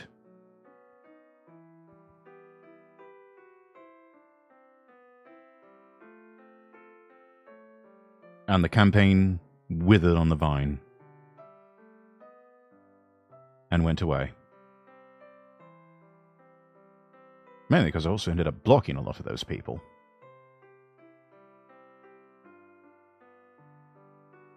to ruin your life and like got your Discord taken down. But like we have a lot of. Do you know Razib Khan, by the way? He's a famous geneticist. Anyway, he used to work for the New York Times, and now he does like a genetics blogs where he talks about, well, the types of things you're not supposed to talk about in genetics. He's been on our show before. He's done, like, he mostly talks about differences in ethnicities, but like down to like really granular levels, like different castes in India and stuff like that. Anyway, he has this one crazy person where whenever he gets a new investor or whenever he's working at a new company, they will call the company. So he always warns someone when they hire him. They go, you're going to get a call from Rebecca. Here's a script of most of what she's going to say. And this is just something he has to live with his entire. This is what Rush Limbaugh used to title the seminar caller. These are people who are handed a list of talking points or a script from some sort of left-wing NGO or organization, a bunch of agitators who would call up his program when he was live, start off by saying that they're a long-time listener, first-time caller, agree with everything they say, and then proceed to just bang on about left-wing talking points on the topic du jour. Easily spotted and very quickly dropped from the air by either Rush himself or the producers. And it's the same thing with some of these people. That there are certain ones that just have these certain individuals or public personalities that live rent-free in their heads, and they devote every waking life to trying to make their lives miserable. And honestly, this Rebecca person, it's like, get a life, you people, please. Go outside and touch grass. Entire life. Yeah, it's such a pain, like having to deal with that. Like, yeah. Oh, what's worse is for some of my friends. So there's this thing called the Rationality Wiki. I don't know if you've heard of it. But they figured out how to do like really well in like SEO results. And so for a long time, a lot of my friends, because they would always come up first in search results, even though it was just won by like one crazy former neo-Nazi, actual former neo-Nazi by the way, who's now like the same, but like woke. And so he just attacks all of these people. Just goes to show you that those types, they were always feds. And they were always LARPers. Somebody claims to actually be a neo-Nazi. They're just glowies. That's all they are. They're just glowies. They're not real. They are trying to rope you into some type of psyop. And the best thing you can do is just ignore them and don't give them the energy or the attention that they crave. People, and he gets it to come up very first, like all of the sins they've ever committed. Oh my God. And that would just like destroy your career. Like I'm so lucky I got a Wikipedia article before that happened to me, because now I can never be trounced by it, but just like, wow. Man, that's scary. Anyway, continue. So this happens to you. How do you like internally, in terms of your like ideology, respond to this event? It was kind of rough because I'm not gonna lie. I would be lying if I said that it didn't affect me. Of course, like, you know, you work so hard on your content and building up your community, and then, you know, seeing it kind of all just evaporate because of one person is kind of it was distressing. But at the same time, it's like, I'm not gonna let someone say that I'm not gonna admit to something that I didn't do, right? And they were trying to get me to say like, oh yeah, I'm sorry for being racist. I'm like, I'm not racist though, so I'm like, I'm not gonna say that. And it's kind of like it's so weird, just like how it went. And like, you know, they basically told me, oh, you should go look into some, you know, KKK and Nazi sites to find out like what racist terms are. I'm like, what are you talking about? It's like, how do you know? Like, yeah, no, just refuse to accept their premise. Don't even accept their premise. It's like, I'm not even going to engage with this premise because it is just so ridiculous. I am who I am, unapologetically so, not going to apologize for it. And if you have a problem with that, you can fuck off.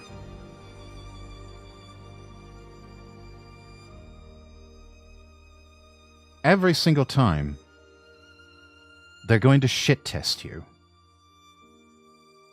Every single time, they are going to offer you the opportunity to back down, bend the knee, and then they are going to just put you through unimaginable horrors and hell in the form of some long-standing struggle session.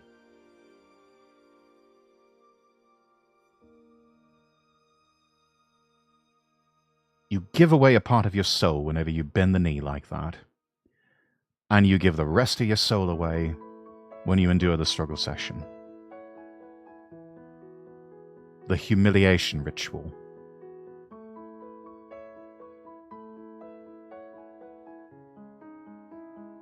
So don't bend the knee. Do not give in to these people. Stand firm. And tell the haters to fuck off. Like what you can or can't say when the context doesn't matter. Right. It is so interesting to me, and there's a few examples of this that like are very, very confusing to me. So here's one example, and who knows if I get tarred and feathered for this, but it's the term tar baby. So people will say that tar baby is a racist term for black people. And I'm like, yes, it is a racist. It was for a brief period in like an American history, a racist term for black people. But who still uses that? I mean, seriously, who uses that term anymore? This just feels like something they just dredged up out of the past.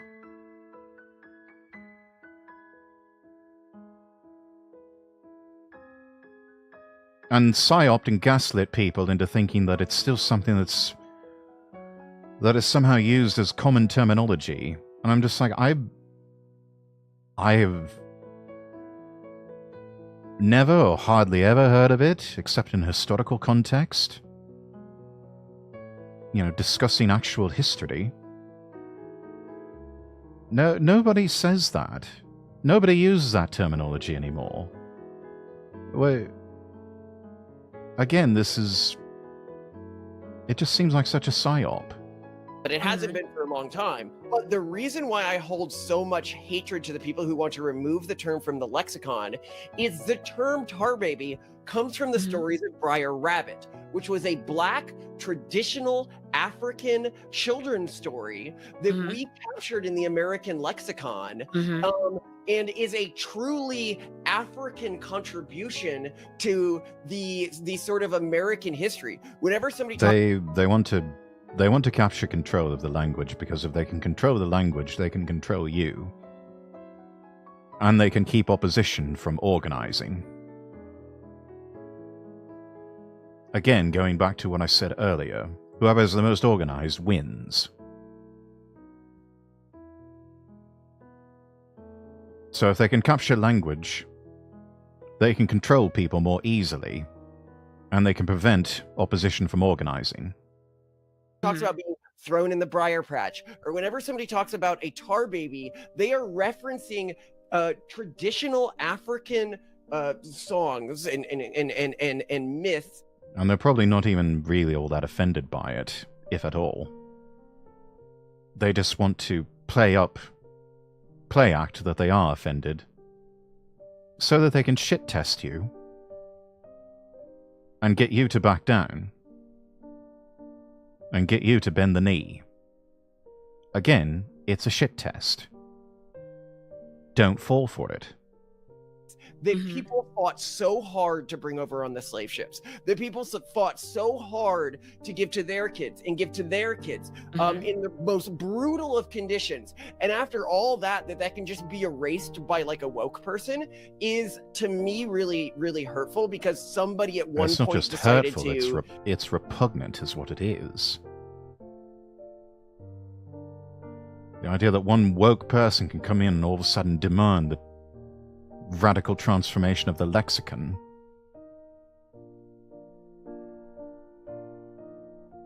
It's just paving the road to tyranny. And again, it is giving nefarious people control over the lexicon so that they can control you and keep you from organizing. Need backbone again, something that's been missing, yeah. The most powerful thing you can do is be the adult in the room who stands up to all of this madness and says no. And each time they caterwaul and complain and call you names, cut them off and say, I said no. I said no. I said no.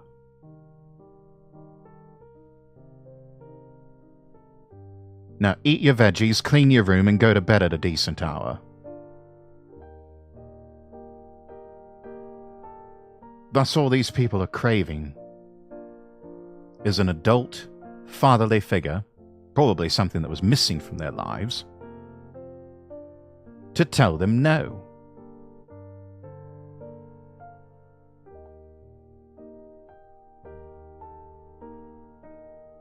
No, no more of this. No more of this nonsense.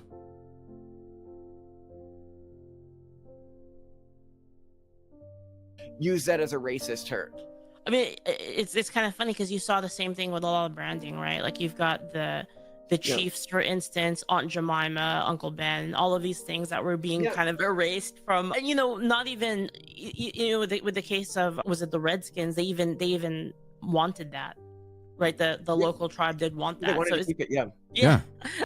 Which they changed their name over to the Washington Commanders.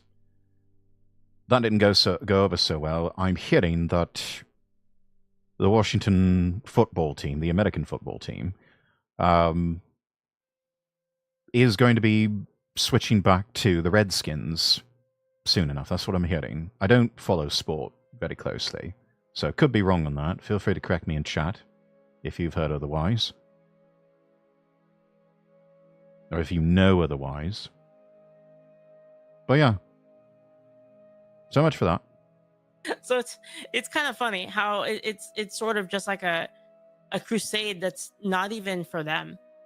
One of the craziest examples of this is when the BLM movement was like, we need to protect Black culture, and as such we need to like denormalize the nuclear family, like denormalize the idea of a husband and wife raising kids together. And I was like, did you know that in the 1970s Black people had 1/2 the rate of unmarriage as white people in terms of kids? The kids born out of wedlock were at 1/2 the rate of white couples. That this current idea that it's like somehow Black culture to be unmarried is just a completely modern phenomenon and completely downstream of wokeism. Yeah. It's totally a modern phenomenon. And so much of it created by perverse incentives, brought about, ironically enough, by the Civil Rights Act and the Great Society. Like, no one wanted Uncle Ben's and Aunt Jemima's. They were amazing staples that should not have been changed. Yeah, and Land O'Lakes. Another example of something that got whitewashed in a way, to where the Native American symbol of the girl in the Land O'Lakes packaging, now it's gone. It was just this boring, genetic-looking sunrise. The iconography has been erased. And not only has the image of Aunt Jemima been taken off, they've completely rebranded as something else, which I can't even remember the name. That's how forgettable it is. Done the same thing with Uncle Ben's, yeah. You know, the fake outrage forced the change never should have even been considered. Exactly. Nobody asked for this. Nobody really wanted it. Nobody had an issue with it. But because some astroturfed movement got some money from USAID or from some other NGO, started harassing board members, calling up the officers, spamming their inboxes and their social media, completely astroturf movements have forced these changes that nobody likes.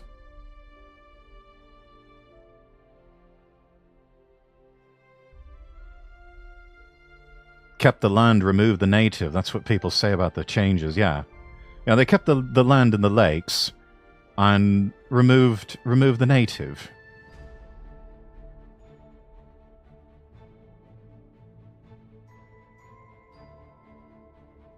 It's so ridiculous. And it's messed up that now they're trying to like cauterize this change. Anyway. And I mean the fact of the matter is, like, if you distill it down, it's a disservice to all of those communities. Like it doesn't do anyone better to kind of promote, like, you know, that kind of behavior, because it's not good for people, like, financially, spiritually, emotionally. No, like, it's not, and that, I think, is the point. Much like what we've been talking about with modern architecture. It's not designed to heal the soul, to stir the spirit, to inspire. It is there to be impositional. It is there to impose itself and to depress and demoralize the people. And that's what we're seeing here. Changing of the Washington Redskins to the Washington Commanders and having that genetic W logo. The elimination of the iconography with Uncle Ben's, Aunt Jemima's, Lando Lakes. All of it is designed to depress and dispirit you. All of it is designed to demoralize you as a people. To keep you down, on some level to keep you more easily controlled. A way of quietly communicating to you that the wokerati, the elites, the globalist power is absolute, even though it's not really.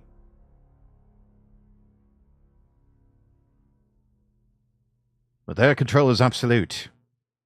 That your views, your voice does not matter.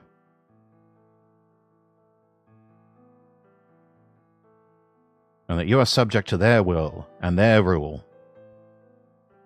Like, they believe what they're doing is the right thing, but they're actually doing things they claim to be against. Yeah. It's... there's a great line from the episode called The Drumhead on Star Trek The Next Generation, where Captain Picard says, villains who twirl their mustaches are easy to spot. And what's more difficult to spot is those who clothe themselves in good deeds and righteousness.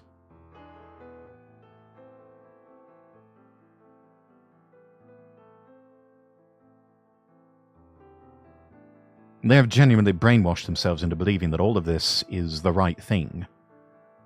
But on a certain spiritual meta level, what they are doing is just depressing and dispiriting and even oppressing to a certain extent the population that they claim to be fighting for. And especially the portions of the population they claim to be fighting against. It dehumanizes, like, everyone involved. Yeah. Well, okay, so here's one that I haven't heard that much about, and I am actually very interested about, is your Hogwarts controversy. Oh, okay. Because it sounds like you personally haven't really crossed the, like, trans skepticism Rubicon yet. And so that puts you in a position where I had assumed that most of your audience wouldn't be particularly surprised, given the stuff that I hear you say. you would watch something like a Hogwarts or say like, I'm not going to boycott this. But apparently a significant portion of your audience was surprised by this, or at least a sliver enough to cause a hubbub. Was that what caused it, or was it like the Vtuber community that caused it, or like how did this get started and why was it seen as weird? So like there's in the Vtuber community and just like kind of online like the loud vocal minority of like gaming, there's a lot of people that, you know, they have interests in their narrative not being tampered with at all. And you know, the basement dwellers who have gaslit and radicalized themselves into believing that they somehow have gender dysphoria. They kind of spread the whole J.K. Rowling is evil and she said all these bad things. And I think it's... Sorry, I'm trying to formulate like how to say it. But no, it's a difficult. You're entering a verbal trap right now. Just say it. Yeah, I have laid Caltrop on the floor and said, "Dance for me, Leaflet." It's like and the thing is, I really. And the funny thing is like I have friends who are trans, and like I have nothing against that. I draw a very strict line of like when it comes to children, because you know there's that's a whole different thing, right? But just in terms of Hogwarts, I think it's just the vocal people like who just don't like J.K. Rowling. They just went out of their way to like attack anyone that was into it, and there were particularly a lot of those types of individuals in the VTubing community, because the VTubing community is like kind of honestly, it's like kind of like a big hug box, so like super. Yeah, probably a bit too much so. And I can tell you now, Chad, if you're expecting a hug box here, you may find a friend to a certain extent, but I'm a believer in tough love. If you're doing things to fuck up your life, I'm going to tell you, you're making poor decisions and you're fucking up your own life. And you need to change your ways, otherwise you're going to keep getting the same results. If you want different results, let's look at what you need to change in order to get better results. I'm about improving people's lives. I'm about people lifting themselves up and enjoying better lives than what they had before. I don't believe in tolerating mediocrity. Mediocrity is just like managed decline, and that is ultimately a choice. You can choose mediocrity and decline, or you can choose better. Let's choose better. Let's figure out what better looks like. Like the current movement that ruined the community's image, yeah. There's a lot of awful people, particularly in the VTubing community, that they behaved horribly and resulted in a lot of people we thought would just... that they were done with content creation, that drove a lot of people away for a long time. Some of the most notorious the most notorious example was Pigamy.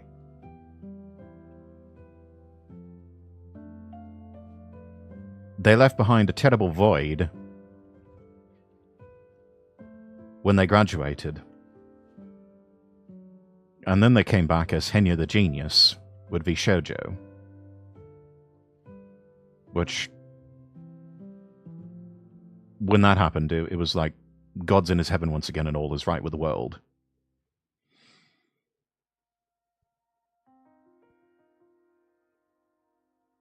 Same thing with Silvervale. You make a girl like that cry on stream, and she was just sobbing her poor eyes out. For some people, it triggered great sympathy. For me, I saw that, and just as a man, it infuriated me.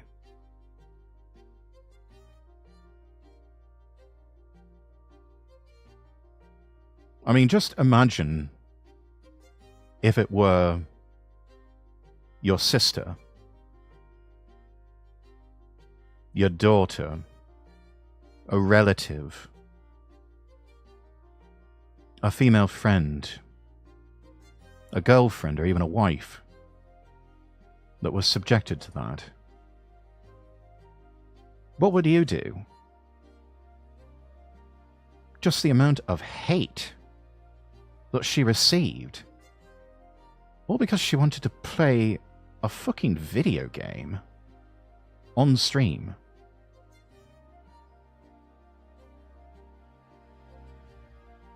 It's unforgivable. And the people who orchestrated that campaign against her, I loathe them with every fibre of my existence, and believe that they are the ones who should be harassed and hounded off the internet and out of polite society. I was absolutely incensed when I saw that.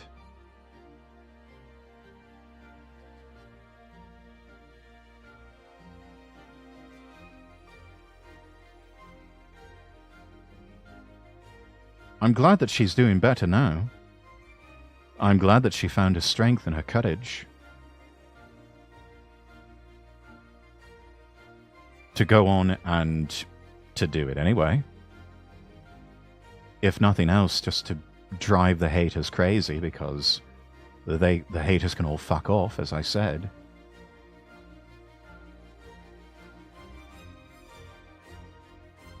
It's tragic. It really is. It never should have happened in the first place. But past few years have, if they've taught us anything,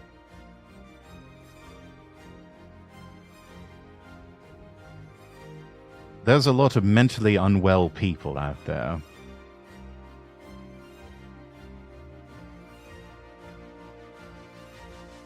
I'm to the point where I agree with Nuxtaku. We need to bring asylums back, because we've got too many crazies wandering about in the general population.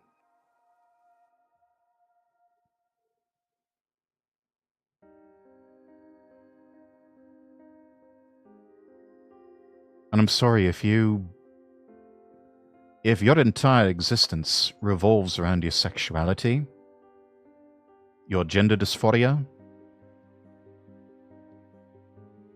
and if it is so easily perturbed by people wanting to play a wizard-themed video game, you've got bigger problems to contend with. If your existence is so fragile that something like that, a young girl who is a wolf VTuber wanting to play a Harry Potter video game on stream, if your existence is so disturbed by that sort of thing, you've really got to reevaluate the premises and foundations of that existence. But I also think that you're not really all that fragile as you proclaim to be. That really it's just your own weaknesses and insecurities showing. You just happen to have a microphone in the form of a social media account that you can amplify those, and you've found fellow travelers who just decided to gang up on a VTuber one day because you just didn't like what she had to say, or you didn't like her choice of video games. It's really sad and pathetic.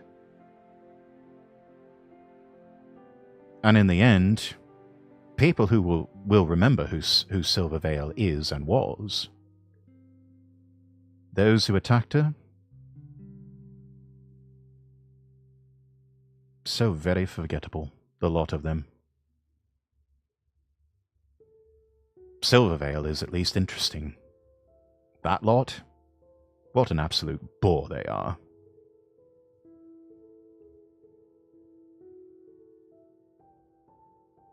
And there, I think, at least in terms of the popular zeitgeist of the current era, is the unpardonable sin.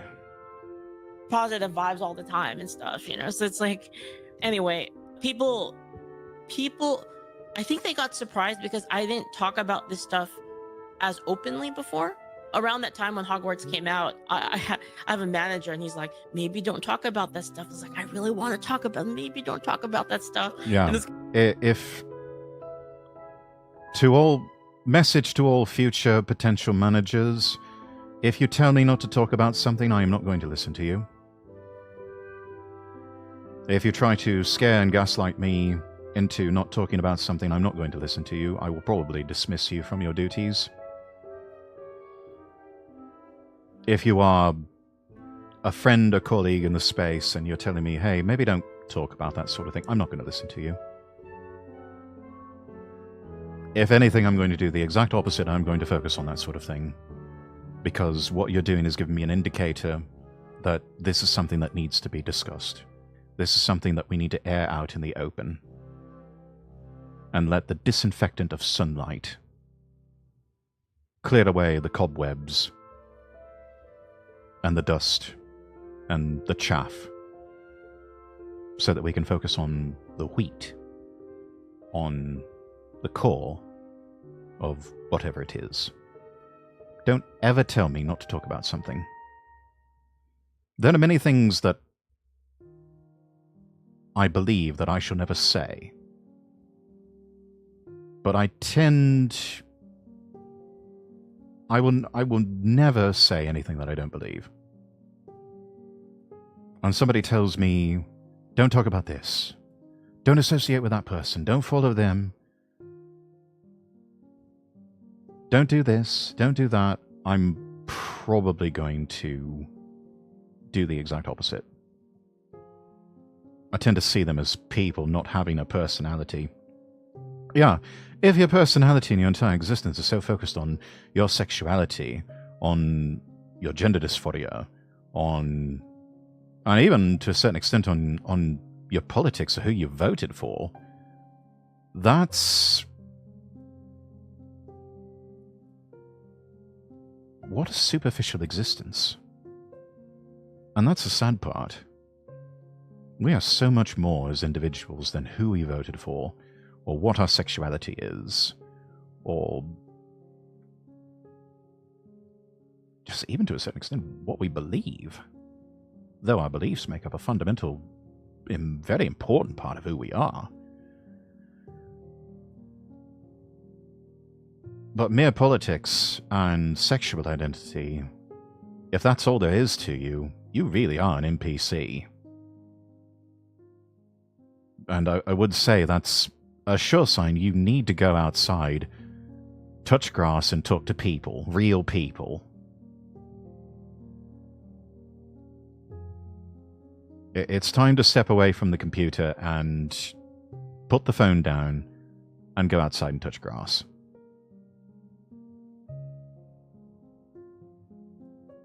Because if that's all you focus on, if that's all you talk about, if every conversation tends to be shifting back to that and talking about yourself,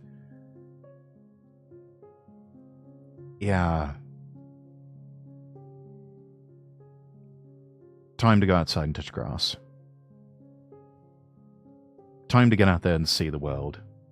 Because there's so much more to life than that. It's kind of like that, but so I would talk about it like late at night, or like late at night. I'd be doing like late night gaming. I play with this bounty hunting game, and then I'll talk about it then, like different topics along those lines. But yeah, sorry. Well, you know, one thing you mentioned there that I often feel, so we've had Hope Not Hate, which is this UK thing. They did this like undercover reporter like in our organization for like a year plus, trying to find us saying anything racist or bad or anything like that. Couldn't find anything, which I'm really thankful for. But like, you know, we've been... There's an organization that needs to be destroyed. Hope Not Hate is an illegitimate organization and they need to be destroyed. If it has come to that, where they're trying to do a sort of glow-up version of what James O'Keefe does for a living, whereas James O'Keefe is a real journalist exposing real corruption, I'm sorry, Hope Not Hate needs to be destroyed. They are a completely illegitimate organization. Number of Guardian hit pieces on us, everything. So the news is always trying to get us. And the funniest thing is that's like if you just sat down and listened to our actual content beginning to end, even just like 3 episodes, you would find so much more worse stuff than you've been able to find on all of your like dredging expeditions. And it's like the best place to hide something is like deep in a stream. Yeah, like late at night, like 8 hours in, 12 hours in. Oh my. Yeah, but but I gotta be honest. I think this. No, but then somebody's gonna cap you one time, you know. Oh, who is that person who I felt kind of bad at because they were a streamer? Okay, so it was a Twitch streamer who worked for Sweet Baby Inc. and it was a woman or something. Do you remember when this happened and her stream got capped?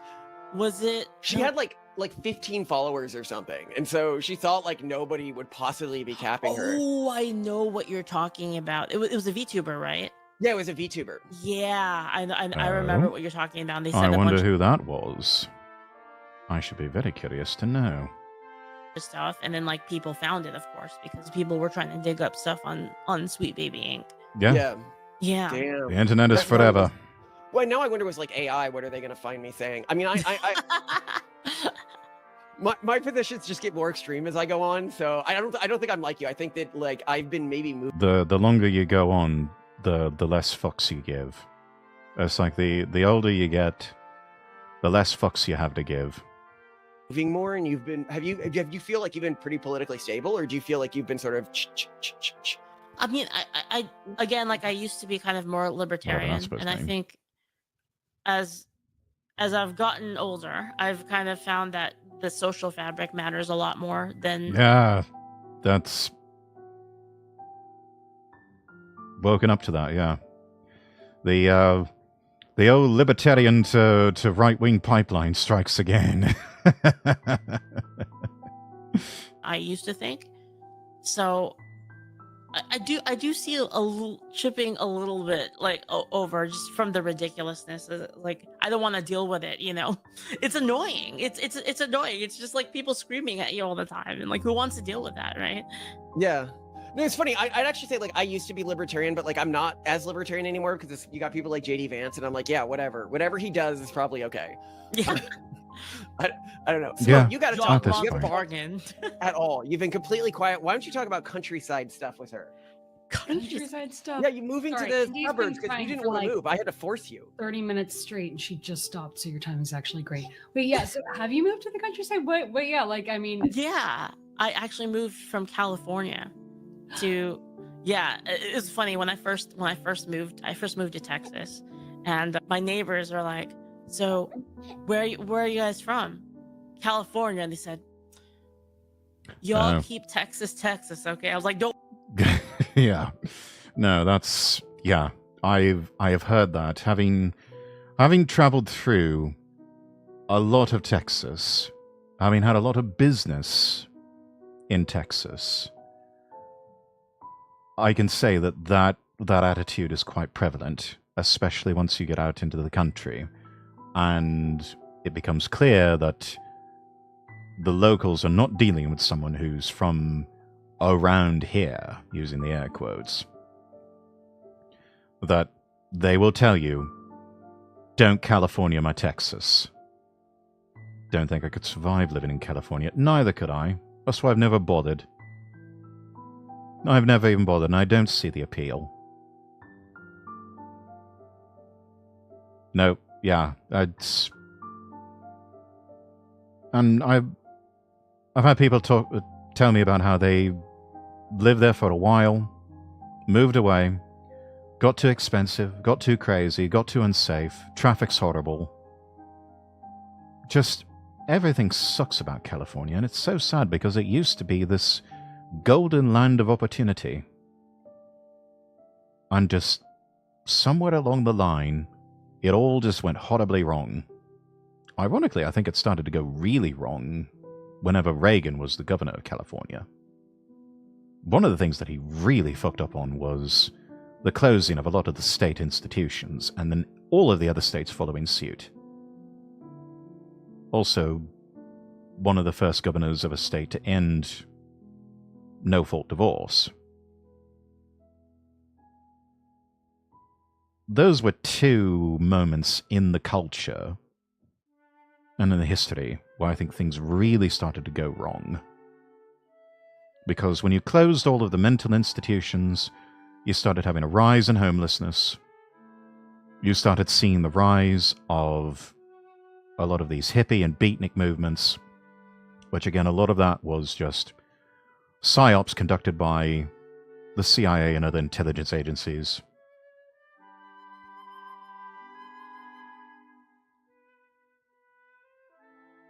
And you started seeing things like the Manson family killing all the people they did. You started seeing the rise of a lot of New Age cults. And so much of it centered around California, to where they started to get that reputation of being the land of fruits and nuts. Visiting, yes, but living, no. Yeah, I might visit. Like, I would go for Off-Kai, maybe. San Diego Comic-Con, I don't know if I would go. I think it's gotten a bit too commercial for my taste. But, might go for Off-Kai. I don't know. I don't like the way that they treated Kirsche.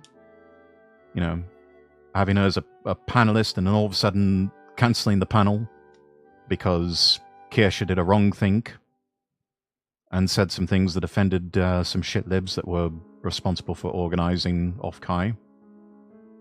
So good on Rev Says Desu and Darlingström for sort of doing an underground hosting of Kirsche for a Q&A session with something that they were already scheduled to do. But yeah, I don't see the appeal. 80s California looks so nice when you see videos and etc. of it, but it's definitely not the 80s anymore. No, yeah, 80s California was definitely cool. There was definitely a cool factor going on there. You could see a lot of... it was still a place that was growing and on the rise. And then at some point it just fell off. It just absolutely fell off. There was a point where California was a microcosm of America. Those days are long gone. Don't worry. I don't like any of that stuff. That's why I laugh. That is so good. But so, yeah, FYI, by the way, Simone grew up in San Francisco. Oh, and really? First moved to Dallas before moving out here.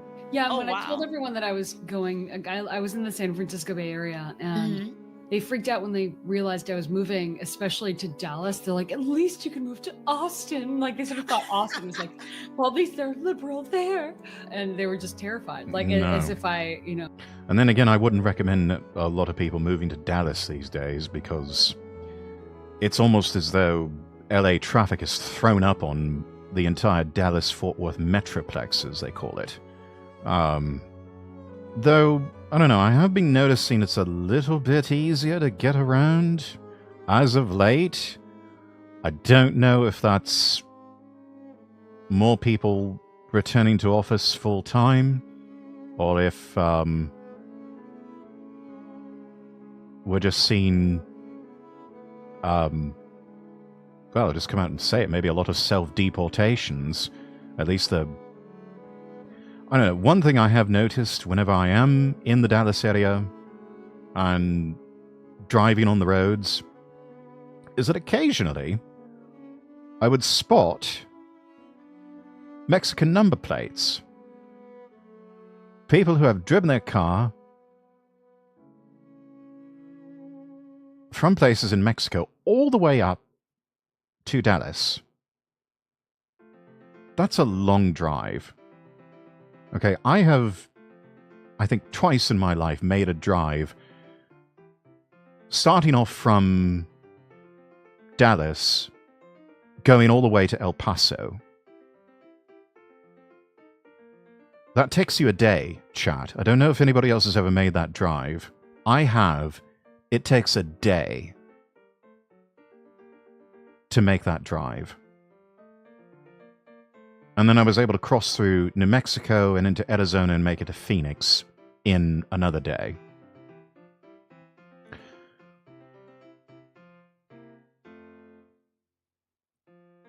I always found it a little bit odd, but I guess it's not without precedent to see number plates on vehicles from foreign countries. Starting to see it pop up more often, though it was still relatively rare over the past few years. As of late, any time that I happen to be in Dallas or in another major city in Texas for business,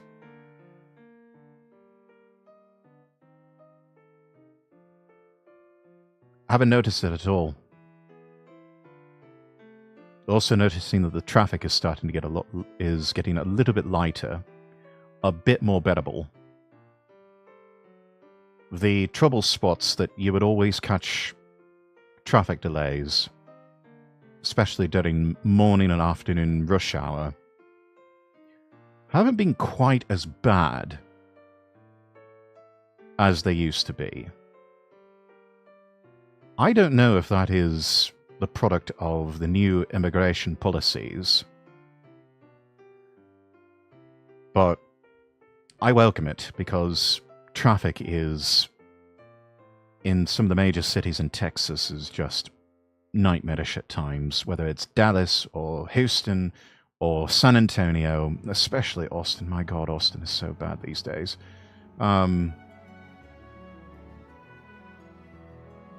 Yeah, it's dreadful. That old Willie Nelson song about Dallas, take a ride on her Central Expressway.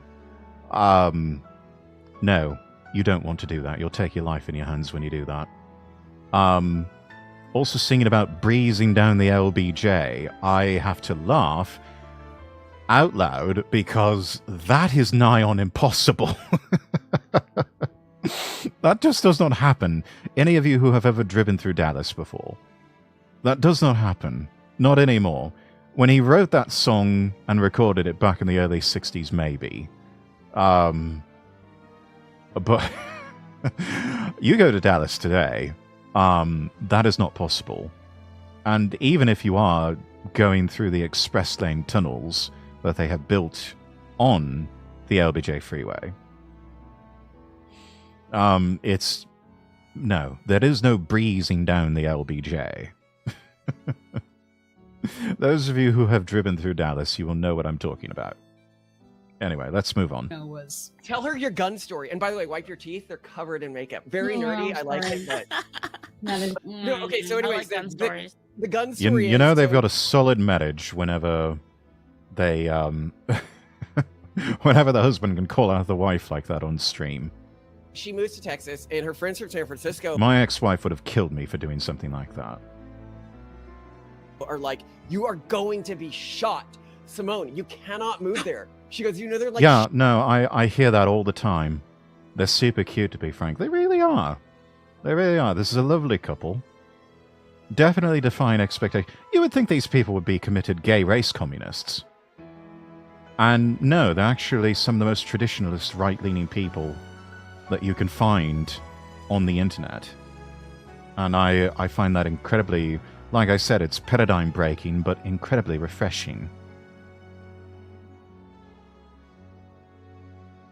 But yes, no, speaking to their point, so many people, I can't tell you how many people, even VTuber colleagues in the space, when I've talked about how I frequent Texas cities for either business or as a holiday goer, they just, some of them, you can tell, it's kind of a litmus test of sorts. You could tell who is a shitlib leftist and who is not when they start talking about, oh my God, how can you... They think it's Dodge City out here, where they think that if you go into any Texas city or small town, that all of a sudden tumbleweeds will start blowing. You will hear spaghetti western music from Ennio Morricone, and all of a sudden you will have people in western garb, Clint Eastwood and, some of his co-stars coming out, and all of a sudden there's going to be gunfight at the OK Corral in the middle of Main Street in small town Texas. To hear some of these people talk, they really believe that's what it's like in Texas. And I have to keep telling them, okay, have you ever been to Chicago? Yes, I've been to Chicago. Okay, well, have you ever been to New York City? Oh, yes, I love New York City. Lovely city. Big Apple, greatest city in the world. Okay, well, have you ever been to, Los Angeles, for example? Or Miami, Florida? It's like, oh, yeah, I've been to Miami. I've been to Los Angeles, yeah. What about San Francisco? Maybe San Diego or Seattle, Washington. It's like, oh, yeah. I've been there many, many times. Lovely places. Okay. Think of that as Dallas, Houston, San Antonio, Austin, only maybe a bit flatter and bigger. And maybe the traffic could be better or worse, depending on the time of day.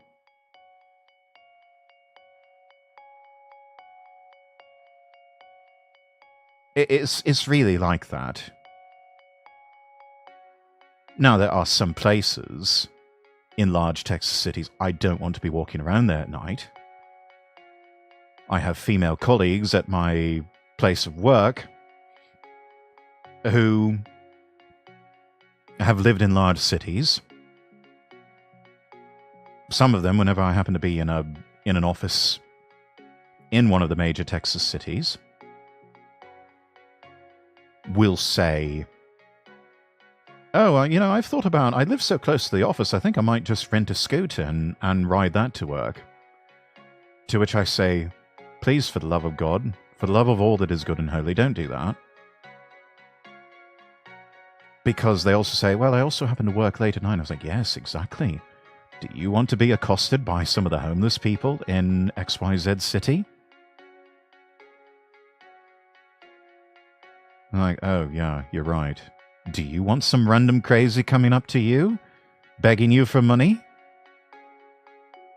And possibly trying to grab and grope you? Like, oh, yeah, you're right. See, if it were a man, I'd just tell him kick their ass and then just go about your business. But these are female colleagues that we're talking about. But major Texas cities are, these days, nigh on indistinguishable from cities in the Midwest, the East Coast, the West Coast. It's just that the air quality is a bit shite, and the traffic sucks, and yeah, I don't know. They all just sort of run together after a while. It's lovely out in the country. Some of the smaller towns in West Texas and the Hill Country and further in East Texas, they're beautiful. Lovely people. But you're not going to be shot the minute you step out of your car. Or the minute you just step outside and try to walk on the sidewalk somewhere. It's honestly a bit hilarious. It really is. I even went over and had when I was at the National Rail Museum in York. This was when I was traveling in the UK a month or two back. I had a lovely conversation and lunch with another museum goer who she told me that I told her that I live in America now, and she's like, oh my God, I don't know how you can possibly live over there, considering who they just elected as president. And I would be so scared to walk around there because, I'm LGBTQXYZ, and, they would probably shoot me dead. because of all the guns that they have. And, you know, your president is such a Austrian painter admirer, and blah, blah, blah. I'm just like, you are entitled to that opinion. I doubt I could persuade you otherwise, but having lived there, I can tell you, it's not like that at all. They didn't believe me. They just didn't believe me. They badly brainwashed Jikes. No, this this young lady was transgendered, and I believe was like an extra of somebody who was working in a tech field for the BBC. So or she was trying to anyway. Lovely person. We had a lot to talk about when it came to trains. Quite the train enthusiast, apparently. But yeah, just very, I don't know how to describe it, very smooth-brained when it came to, to the idea of living in America, or just, you know, the idea that her very existence would be constantly under siege, living and walking about in everyday life in the United States, and nothing could be further from the truth. And I say that as somebody who does live in America. It doesn't happen. Most people don't care. They are too busy living their own lives to really give a shit about yours. It is hard enough to survive, not just in the UK, but in the US right now. You know, we have an economy that is still in recovery mode for a lot of people in the working class. And they're not concerned. They're too busy working and trying to improve their own lives to be concerned with, oh my god, there's a gay person, or there's a transgender person. It's just like, especially these days, like, oh, okay, so what? They don't care. They really don't care. And that's what I tried to tell when I tried to tell this person, was that you would be surprised how many would not care, how many would not notice you at all. It is so easy to fly under the radar with a lot of people.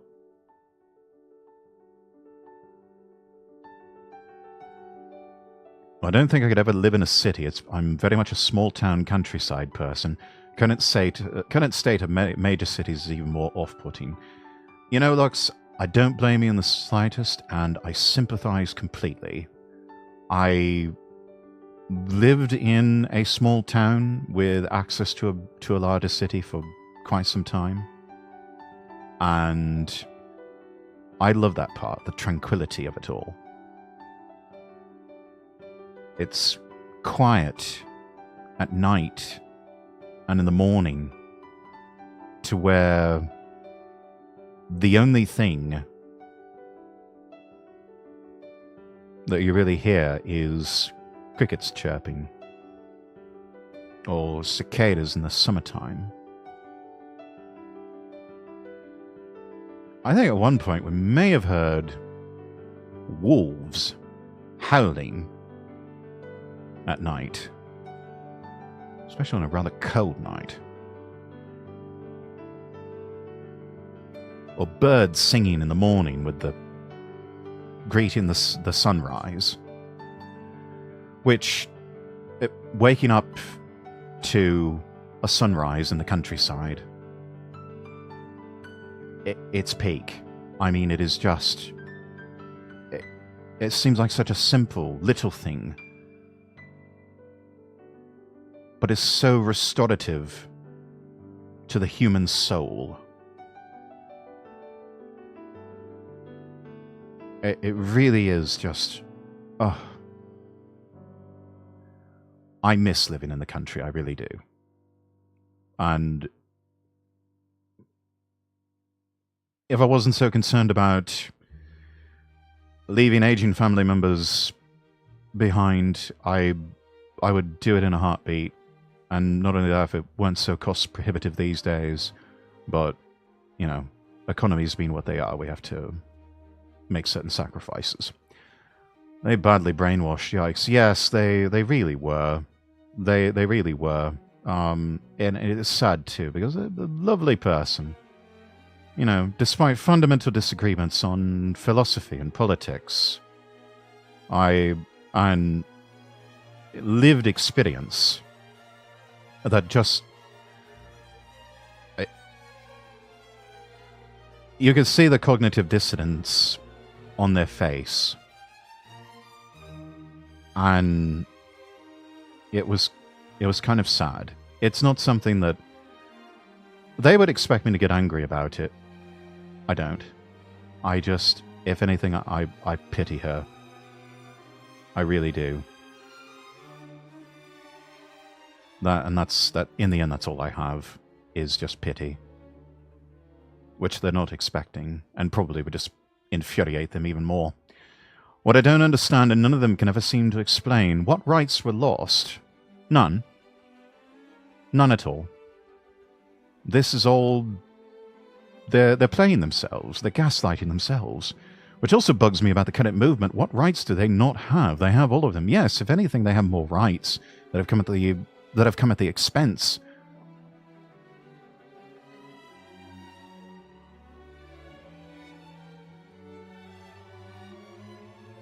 If anything, they have more rights coming at the expense of the majority population.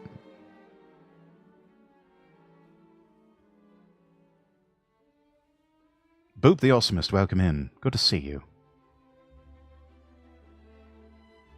How you doing? Shooting people they've got guns everywhere. Simone had to like explain it was not like a public shooting range, and they did not believe her. They were terrified for her life.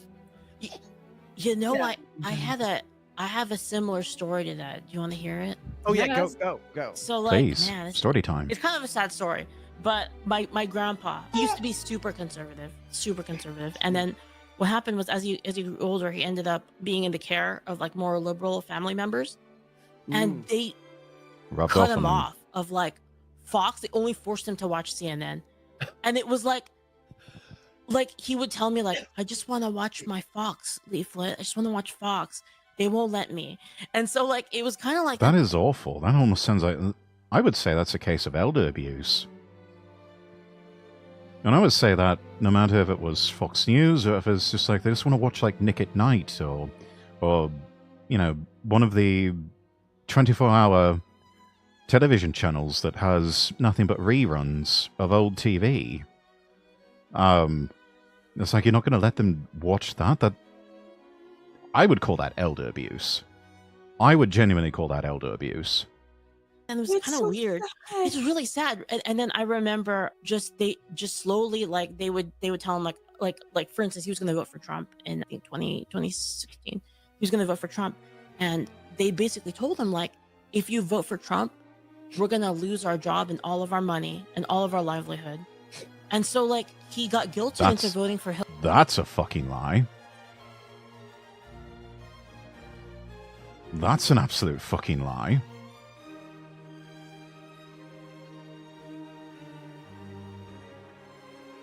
I mean, who other than civil servants under the current administration have lost their jobs?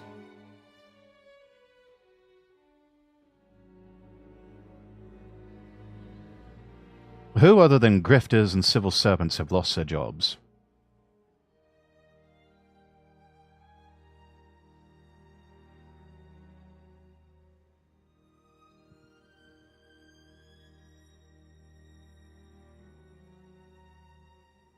Hillary. And he told me, like, this is like a big regret. Like, I regret it. I didn't want to vote for her, but like I did. And so this kept going. It kept going on and on. And the last conversation I had with him before he passed was he goes, Leaflet, do you still carry a gun? And I was like, yeah, I carry a gun all the time. And he's like, good for her. Stop carrying a gun, because when the police find out you're Asian, they will shoot you. And I was like, who told you that? Yeah. I was like, what's That going is on? no. That is not how any of that works. This is what we're hearing from Leaflet. What happened to her granddad? That's elder abuse. This is more serious. I mean, there's the big smiles and outrage about it and all. This is elder abuse, what we've just heard. This is a poor old man being gaslit and brainwashed into accepting and believing everything that he knows to be not so in his heart. And all because his caregivers, whoever the fuck they are, wouldn't let him watch Fox News. It's the absolute micromanaging and meddling of these little tyrants, these little tyrannical arseholes.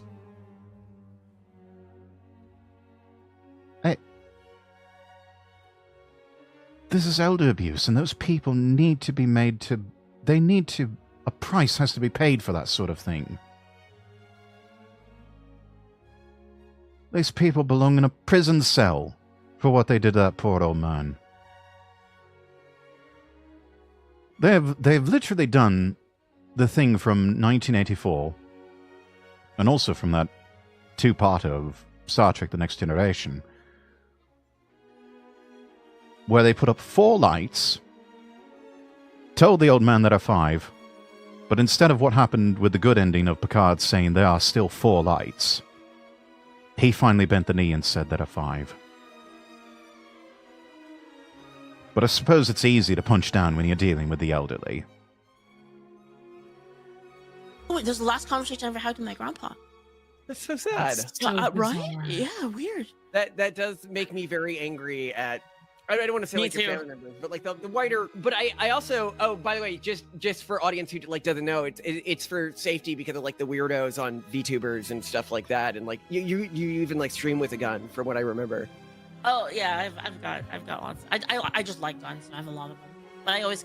I knew there was something I liked about Leaflet. Yes, I also have ready access to certain self-defense measures myself. So I'm not terribly concerned about weirdos on the internet, or even about certain psychopaths who may try to dox me. Terrible, yes, I know. Because I know how to defend myself. And you try to come after me or my family,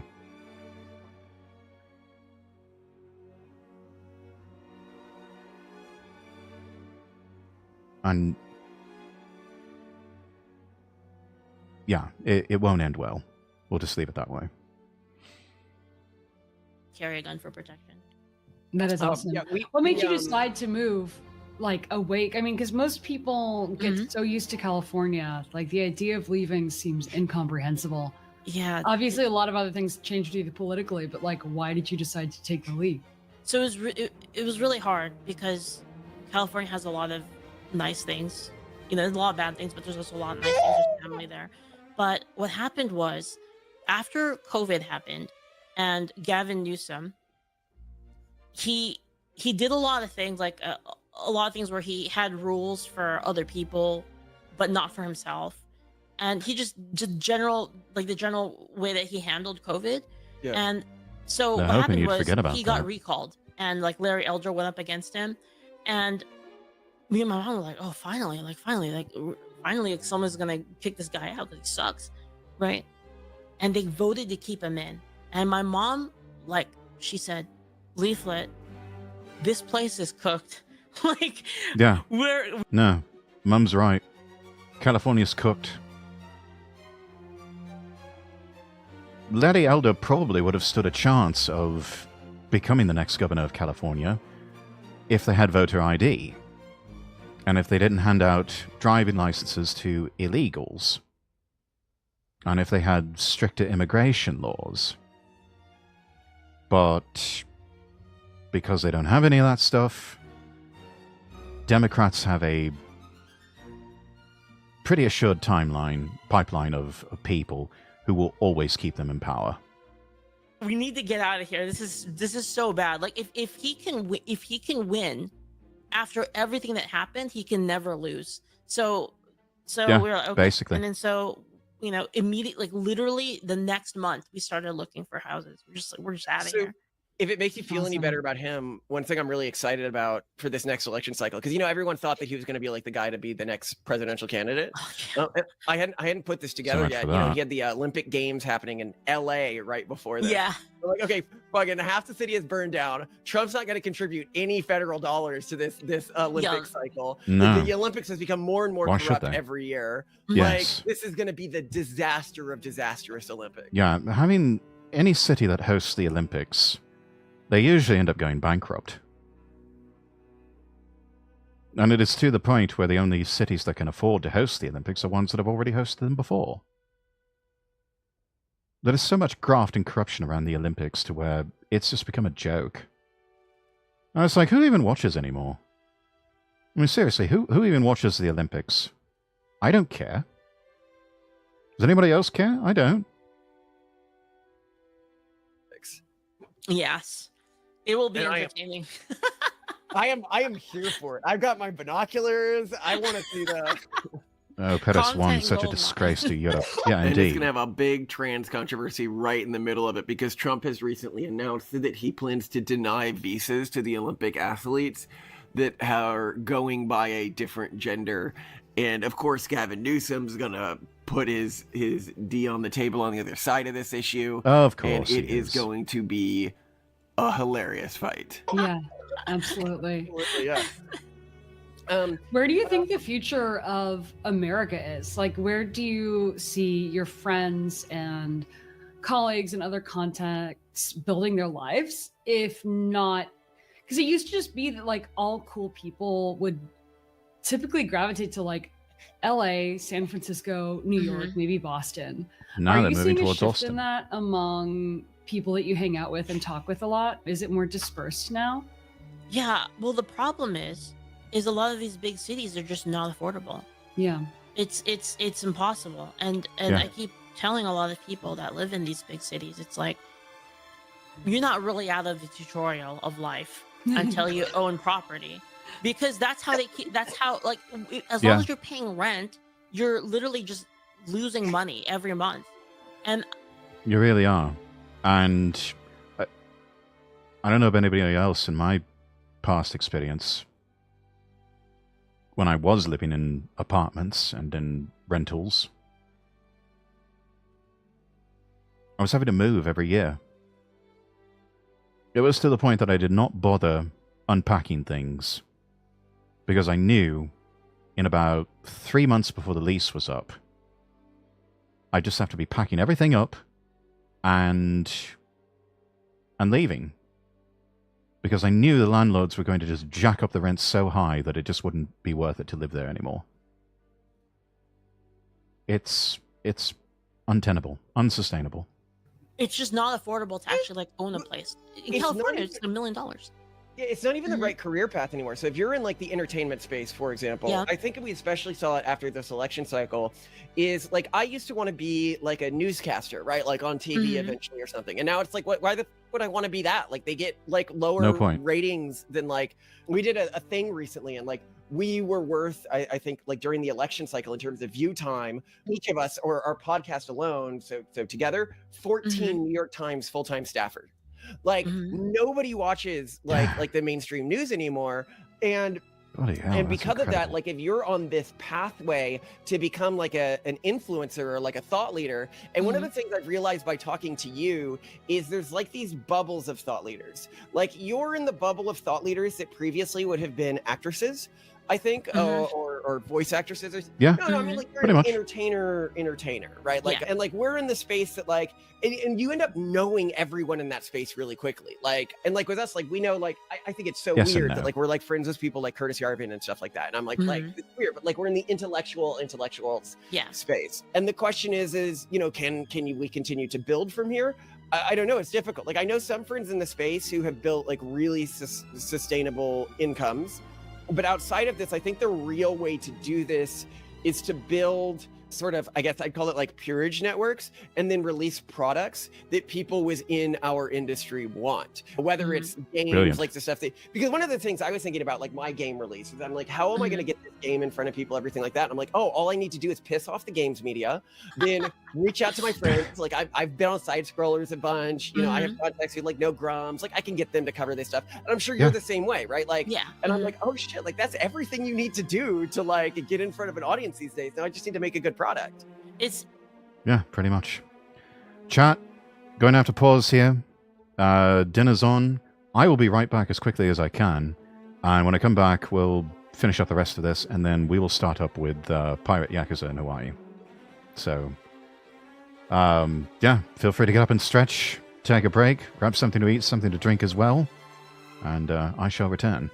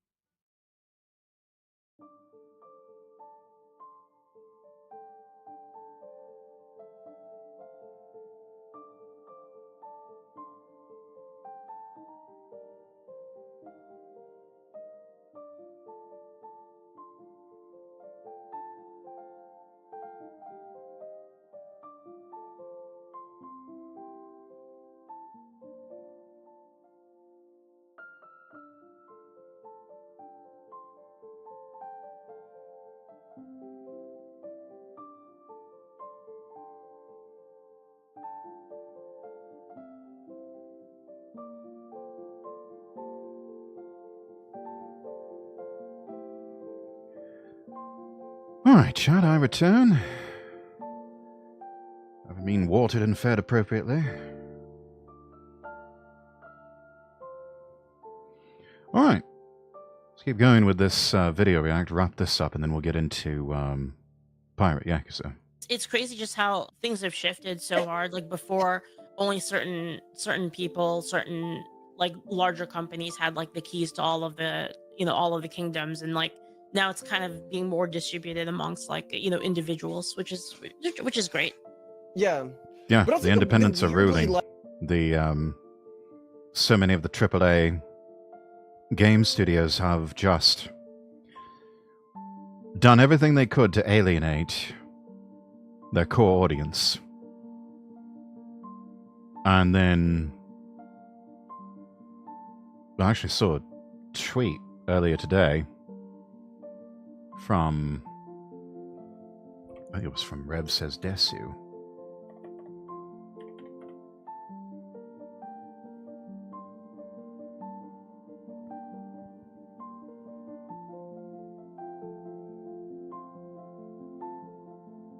I should become the woke Rev Says Desu. Only if you want to get ratioed out of existence, Kazu.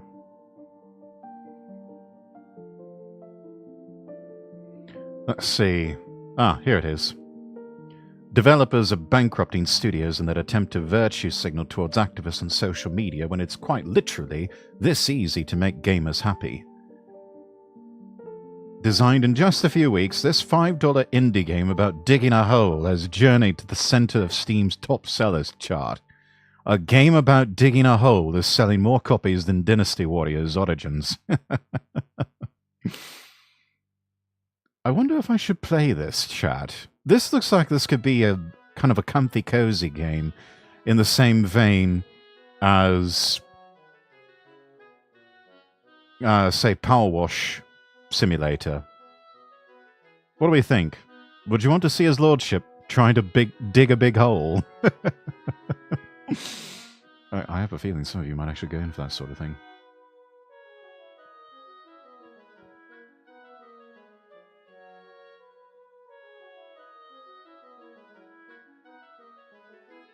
Anyway.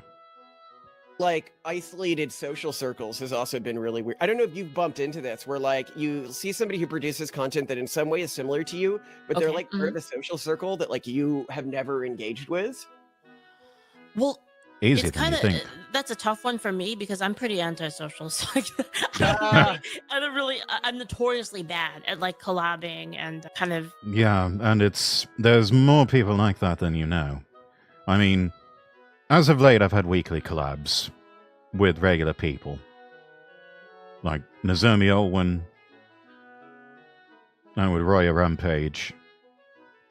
There's some that, obviously would teen up here and can expect in the fair near future. So, but it's been one of us sort of making the overture. But you would be amazed how often I'm kind of the one to have to make the overture of, hey, let's collab sometime. And even sometimes it's necessary to just sort of sound them out, feel them out, see if they're... Because there's also a bit of a vibe check. Like, I've had some people who have, sort of followed or liked on Twitter and, check out their content. It's like, oh, yeah, they're pretty cool. Okay. Yeah, reach out and it's like, hey, I've seen some of your content. Pretty cool stuff. Wondered if you'd be interested in a collab. And for some reason, they just, I don't know, the vibe seems off. They're kind of failing the vibe check. And so I don't pursue it any further. I'm just like, yeah, if you're going to be this cold and clinical to me in the DMs and kind of unfriendly, it's like, maybe we better rethink this. Trying to reach out to people to like kind of like do things together. I'm just bad at it because I'm I'm kind of. It can be hard sometimes.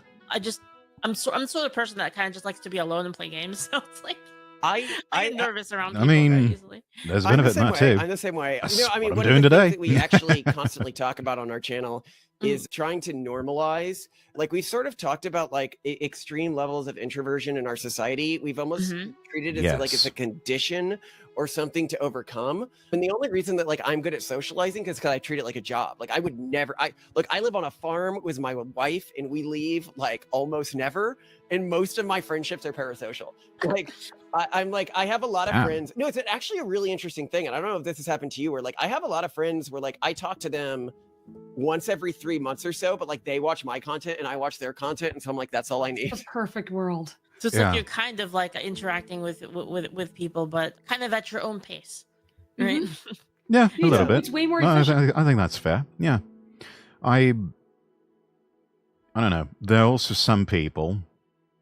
My ex-wife is one who springs to mind, who claim they're introvert, and then they kind of out themselves when they start talking about, you know, I know there was one thing that was like a real moment of clarity for me, realizing who the fuck I actually married.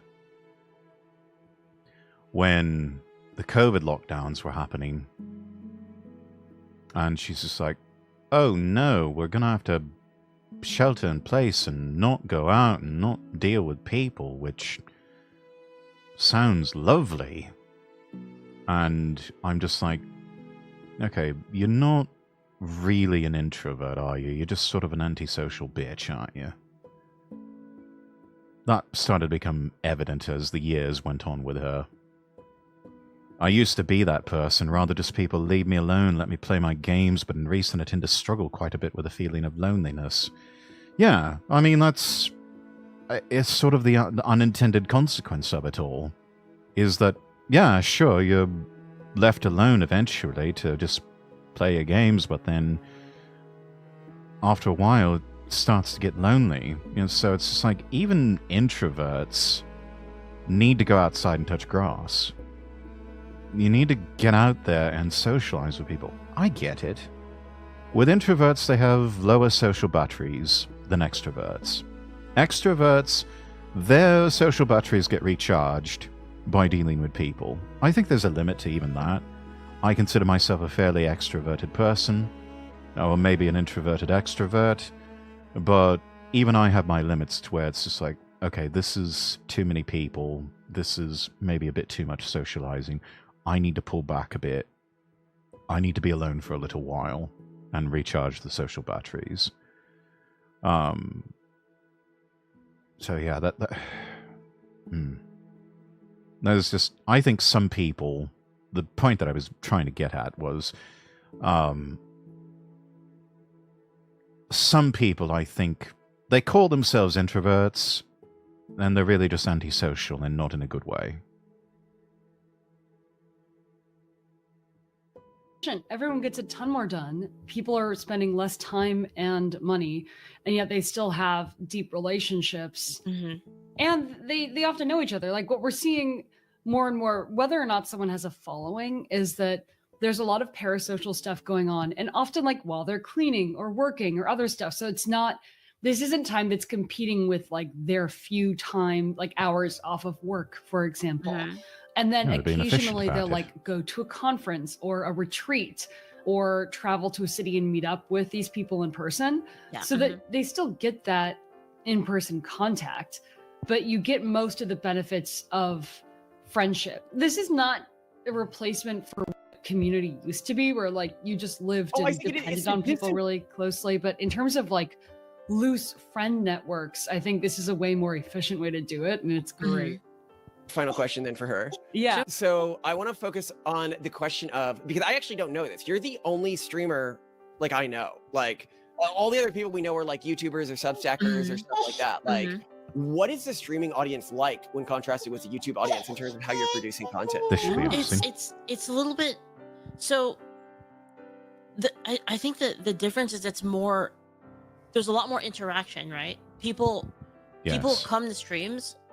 I think this is really what it is. Is a lot of people come to streams to like spend time with someone, like feel like you're hanging out with people, because it's live, right? And like people will comment and then you'll respond in real time. So it's like it's kind of like you're hanging out in the same room with people, and even like when you hear this a lot, like, oh wow, you're just watching someone play games. It's more like you're playing games with your friends. Yeah. That's kind of like the I mean, I grew up in the 90s and in the late 1980s, and some of the most memorable socializing times was when I was with friends and either playing video games with them or watching them play video games. I think it's the same basic vibe, except we're all adults here now. And it's all of you gathering here in Castle Rexworth whilst we watch videos together and talk about it, or I play a video game, either solo or with other people that I collab with, and relationships get nurtured that way and grow from that. It's it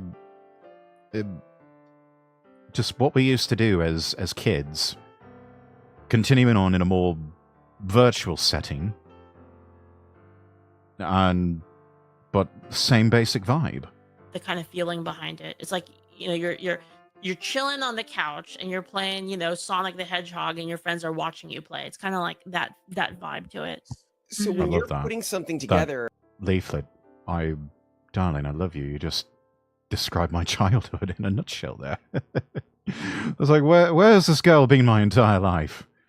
But she has. I'm definitely following now, and will be following her content much more closely. how do you, I don't know how to put it, but like perfectly masturbate this desire or instinct? I'm right? sorry, Like, what? What are you thinking when you're doing that? Perfectly. Bro, what? What? Ayo? What is with that choice of words? I don't know if that fits there. What? I don't know if he was Did he mean manifest? Maybe. I don't know, but it came out as masturbate. And here they are talking about how they want to be a family show. It's all right. The outtakes and the goofs are oftentimes the funniest part of content. Well, for me, it's more like I try to pick games that people like, and then I try to just respond to them when people talk. Like you have to always one eye on your chat, so it's like that's streaming and VTubing in a nutshell. There, I'm keeping one eye on the chat, which has mercifully been the Kick YouTube and Twitch chat has been merged into one. I'm sure the editor loved that. Yeah, it looks like I just left it in. But yeah, it's balancing, what's the hit new thing with what am I willing to play? There are certain incredibly popular games out there that I personally can't stand it. I would not be happy doing that. And I've tried out some games just, to keep an open mind, especially play with others, and I can't. There was a big Stellaris collab that I was in about a year or two ago, and yeah, in the middle of it, I'm just like, I'm done. I can't do this. It was on stream too. I'm just like, I am not having fun. I'm not enjoying this. This is not what I imagined it would be like. And everyone else, they tried so hard to sell me on Stellaris. And I'm just like, I'm sorry, guys. I can't. I just can't. This is not... Maybe it's fun to you. I'm not having fun. I'm sorry. I gotta bow out. So we just left it at that. So yeah. those of you who are watching that may be interested in a collab with his lordship, please don't bring up Stellatus. I'm just going to tell you no. Just flat out. It's like sometimes it's that I was like talking about this, like when I'm streaming, I actually suck more at games because I'm constantly distracted, like trying to like look for a conversation hook to like talk about, right? So like if somebody says something, it's like, oh, that's something I can talk about, and then like you clip into that, and then you can have a conversation with everyone in chat. No, I find this really interesting because I think our audience as well will not know anyone like you. Like you They probably represent won't. Most, I mean, I think it is a testament to how open-minded and how far the Lotus Eaters crew has come. Considering having Kirsche on as a guest, a VTuber. Because probably 6 months to a year earlier, you had Sargon of Akkad, Carl Benjamin, on a podcast episode of the Lotus Eaters, talking about how, oh, well, VTubers, they're all men, aren't they? They're just hiding behind voice changes in an anime avatar.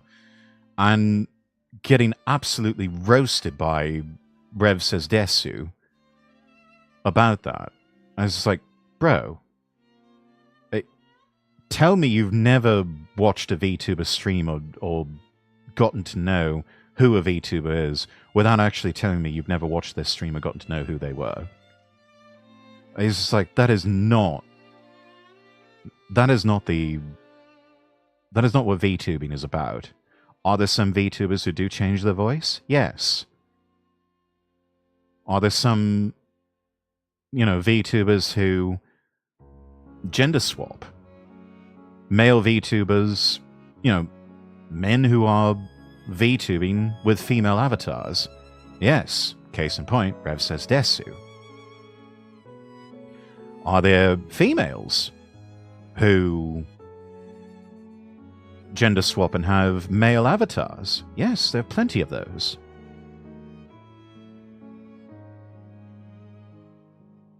But, yeah, it was a very inelegant, ignorant comment from Sargon, and the fact that they are now considering having Kirsche on or enthusiastically wanting to have Kirsche on as a guest on the Lotus Eaters, I think really speaks to how far they come and how far they have educated themselves on just who VTubers are and what they're about. I was just showing you how versatile this space really is.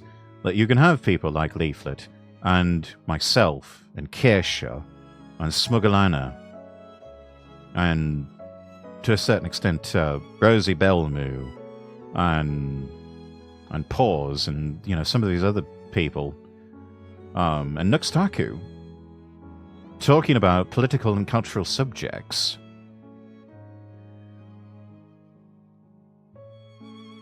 Grown-up issues, and having really deep and meaningful conversations about it. There seems to be this, for a long time, there was this prevailing so-called collective wisdom that you shouldn't talk politics, you'll alienate half your audience. And turns out, no, you can actually have thoughtful conversations about this, even with people either on stream with you or in your audience who may disagree with you on some things, but we can keep the conversation civil and disagree without it being disagreeable, and grow and learn from that, and share different perspectives. I admit when VTubers started getting popular, I did avoid because I was worried they'd be more like the brainwashed peeps. Yeah, and I mean, you're going to have that in certain segments of the VTubing sphere.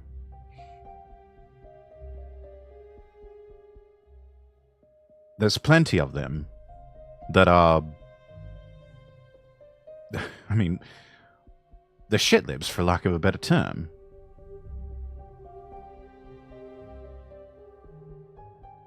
you've also got people who are fairly down the middle, who are open-minded, willing to collab with people of differing beliefs, differing faiths, different philosophies in life. I mean, we've talked about it on stream. Nozomi Owen and I do not agree on probably some fundamental things.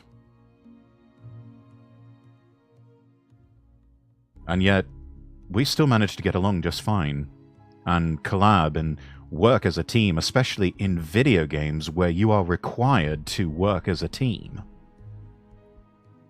And I think that's a testament to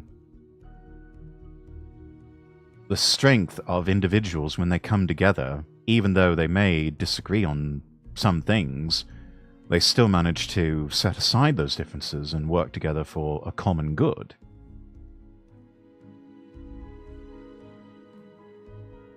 But it also helps that she has a very open-minded approach to all this, to where she doesn't shut down opposing viewpoints. She is a curious person who wants to learn more, and I like that about her. I really do like that about her. We will both say things that I'm sure we'll both disagree on, but we both have that intellectual curiosity to ask the difficult questions and have those thoughtful conversations and just learn more and try to benefit from the experience. And that's something I really respect and admire about her. And why... And just not only that, she's really fun to be around. She's really fun to hang out with and to learn more about and just get to know better as a friend. And we also have fun on stream together. So it's, you know, for me, it's just a no-brainer. I have fun with her. She has fun with me. And from there, a friendship has sprouted. But it also... I think it's a really strong testament to her character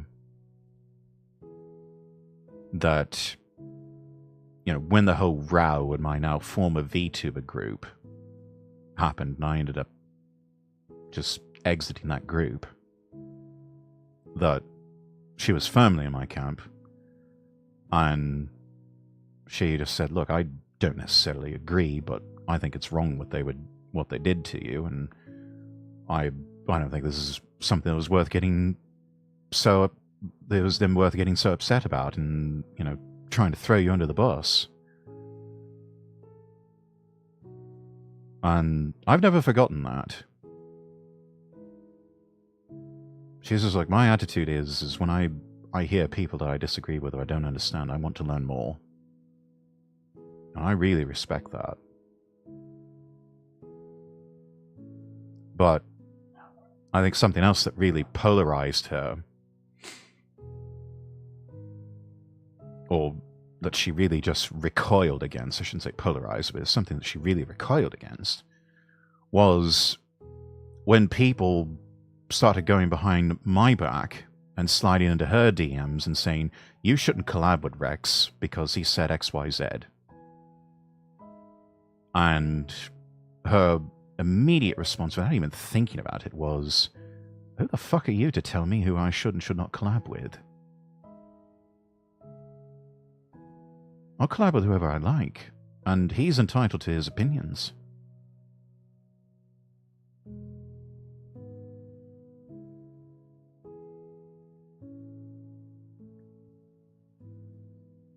I think what really hurt me was that this was someone who was at one point very close to me,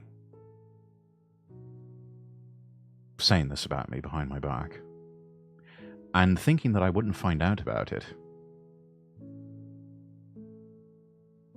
Then again, they've never really been the brightest.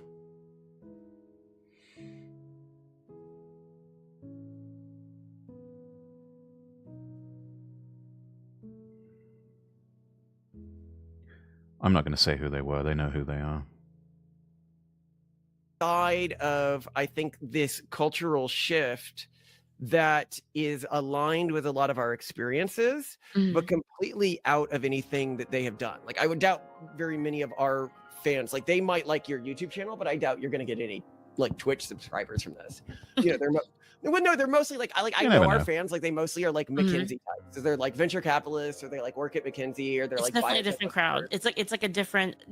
It's streaming is it's a different audience than YouTube videos.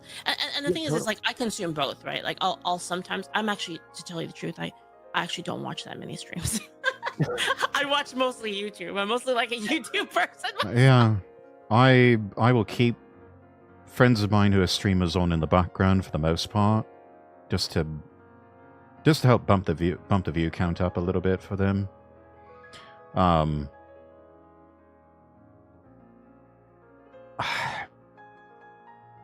But that's just it. I'm probably doing something else.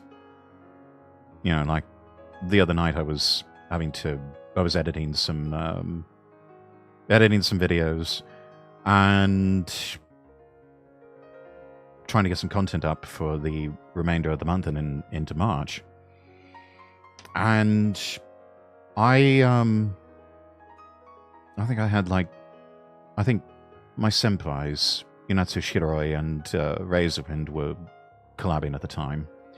And so I left them on in the background, left a tab up for them. But most of the time I was focusing on editing. And the other night I was watching some other streamers, you know, kind of leaving them up in the background, give them some support. But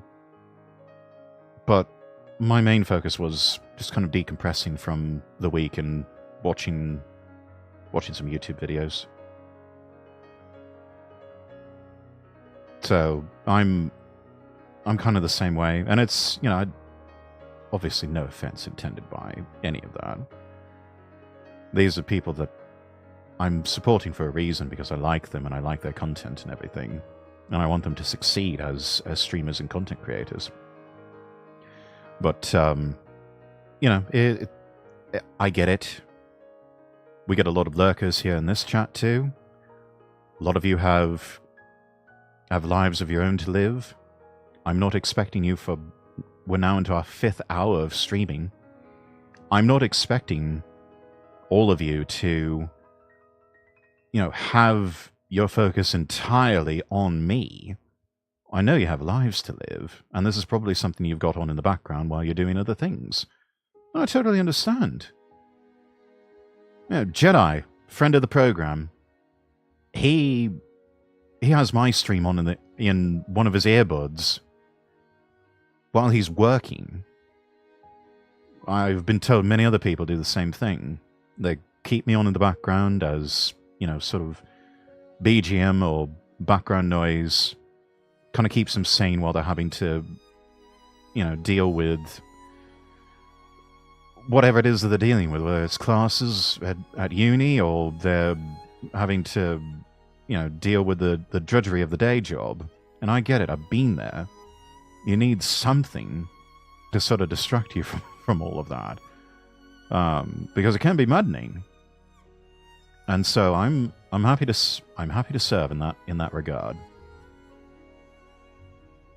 I quite like finding small streamers to watch because you can actually talk to them. Yeah, I mean, there's going to be some point where the chat is going, the audience count, the follow count are going to be such, and the audience participation is going to be such that I can't really address every single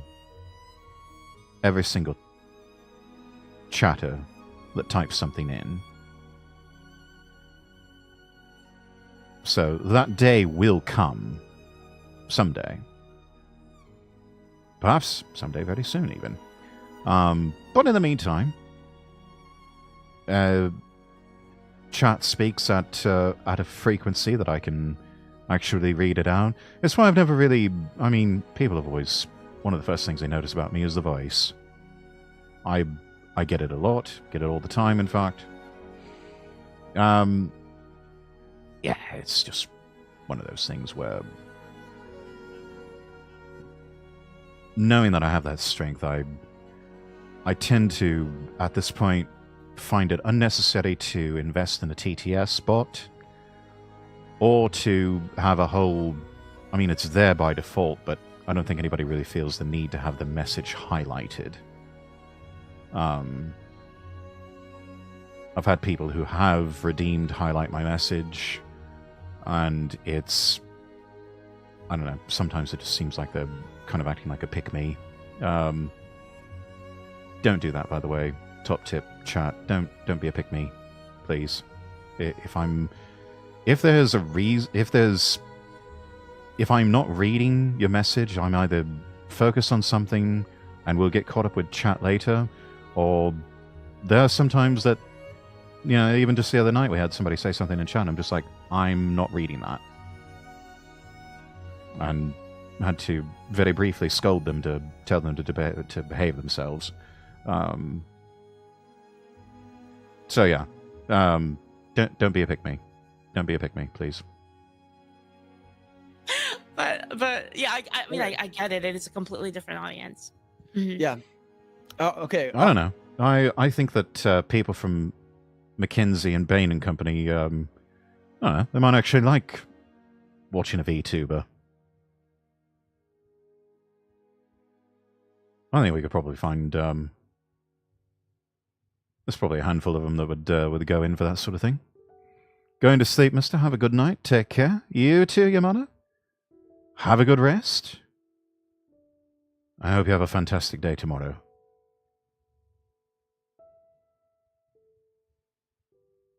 Awesome. I love it. It was great talking to you, and I'm going to stop recording now. All right. And oh wait, no, what am I saying? Okay, what's the name of the game that people need to go to?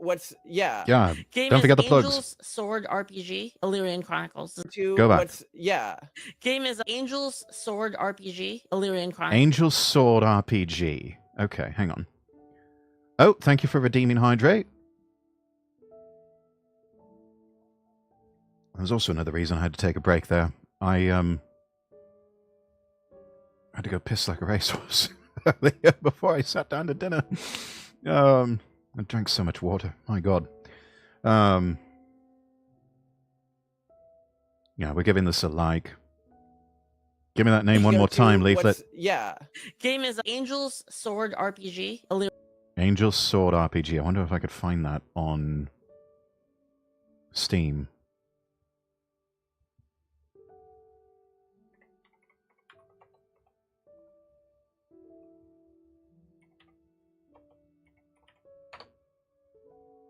No, you can't. Interesting.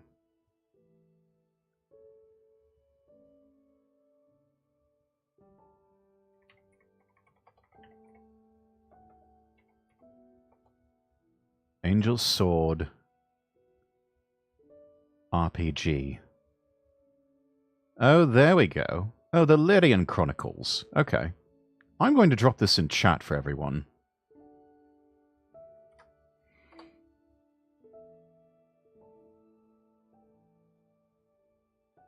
There's a manual online.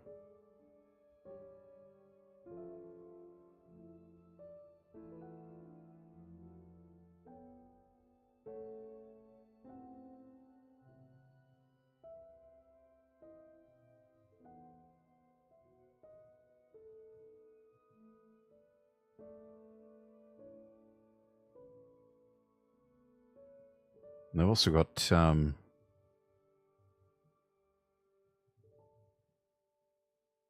they've got a tabletop role-playing game. Now available free to play. So I guess it's not really like a...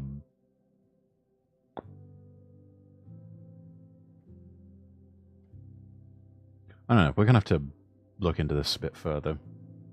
But there's the link in chat if anyone wants to find out more about Leaflet's work. And everyone, please go support Leaflet. Illyrian Chronicles is the name of it, and you can find that at rpg.angelsword, like angels but like possessive, angelsword.com. And it's free to play, anyone can play it, and updates every 2 to 3 weeks. Wait, how do you monetize this? Patreon. Oh, okay, lovely. people- What a great way to monetize That's like cool. a D&D type thing. Yeah, it's like people can support if they want. I mean, you know, it's just books. Like people don't always have the money to buy the books, so it's kind of like we want everyone to be able to play. So that's what we want. Really awesome. Okay, great. Okay. All right. That's awesome. That's really awesome. Oh. Steve Bannon talking with GB News. May have to get a react on that for a different day. Right,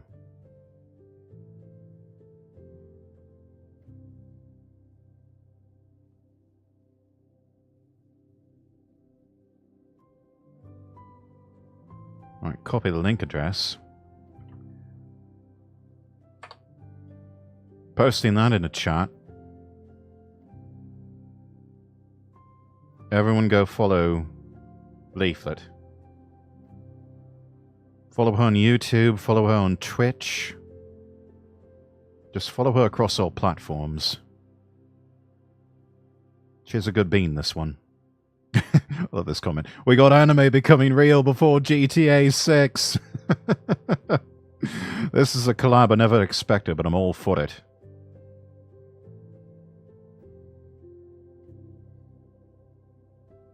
Timestamp 3431. My liberal aunt would not go to see her sister in Texas because she for real thinks they hunt black people. The programming runs way deeper than we realize. Yeah, that's just sad. When really all it takes is for them to just go to Texas and then they would see, oh, it's not really like that. But I think it's a pride thing that interferes with them wanting to sort of dispel those myths. Right, I'm going to leave it there for right now, chat. We've got a few videos that I may start stream early tomorrow, just to get these in. But I mean, we've been at this for over 5 hours, and I know people have been waiting for me to finally, at long last, get to Pirate Yakuza. So I'm going to postpone the gourmet video portion until tomorrow.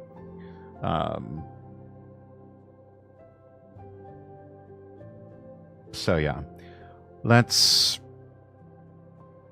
hide a window capture. That mistype, not good here. No. Like, I'm going to postpone gourmet video. No, you will get to it now. You're very demanding tonight, aren't you, Lux?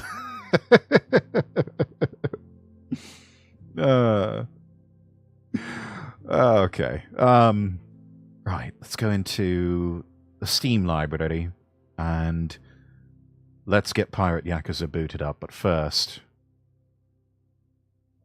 we'll update from just chatting to... Here we go. Pirate Yakuza in Hawaii.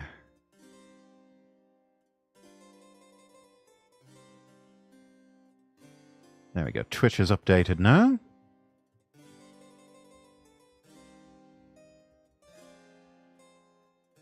And let's go ahead and pause the music.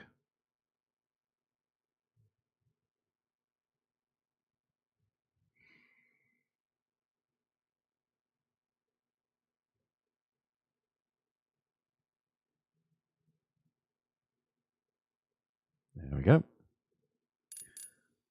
Choose a language. How funny it would be if we tried to play the game in Korean or Portuguese or even in native Japanese. Wouldn't understand anything that's going on. Sega! Speech graphics and speed tree.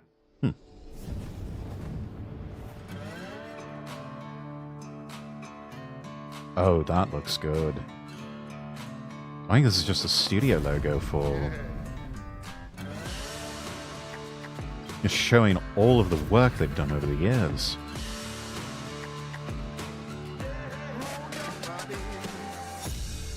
Ryuga Gotoku Studio. Their logo is flaming. It's proverbial, really, because they are absolutely on fire. Quite nice, yes. They have just done some amazing work. Alright. Story demo. Right now, this is just the demo, chat.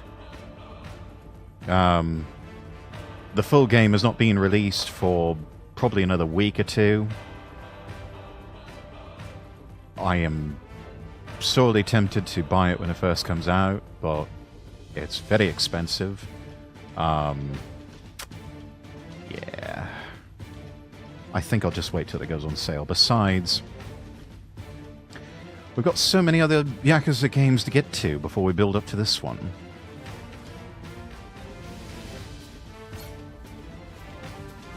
Let's see. Select difficulty, standard, recommended for the general player. Battles are balanced to be challenging but fair and fun. Action assist, press X during battle to automatically perform certain actions, recommended for players who want to enjoy the game without worrying too much about battle mechanics. Now, let's give ourselves a challenge. Let's go with standard.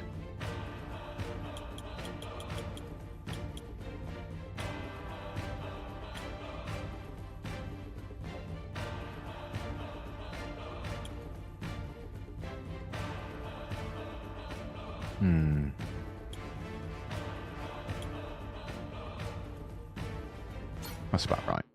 Okay. Yes, we know, it's a work of fiction.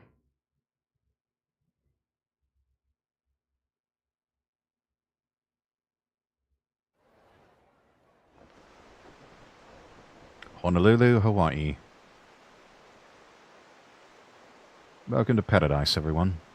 Honolulu City ga 何年ぶりだったかな。ここがのやっぱハワイ言うたらこれやな。あれ？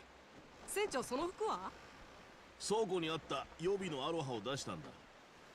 いつもの服は街じゃ目立ちすぎるからな。似合ってるよ船長。Definitely Majima style, yeah. Quite nice.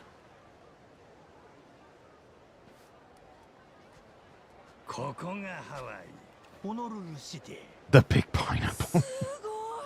Is that what they really call it? I thought they called it like the Aloha City or something.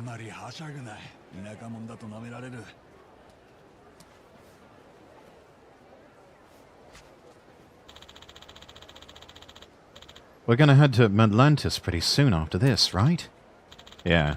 Keith's waiting for us there. Got to get him back for what he did to me earlier.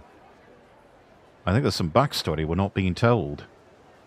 They might have just dropped us in the middle of the game. Something to whet our appetites, chat. Masaru and the crew are on the Goromaru, giving our ship a quick inspection. I'll be waiting here, so let me know when you're ready. We can head back to the Goromaru and set sail from Atlantis. Okay, let's go, Captain.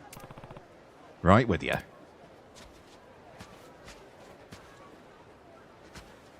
Also, has a tiger, baby tiger, just following him around.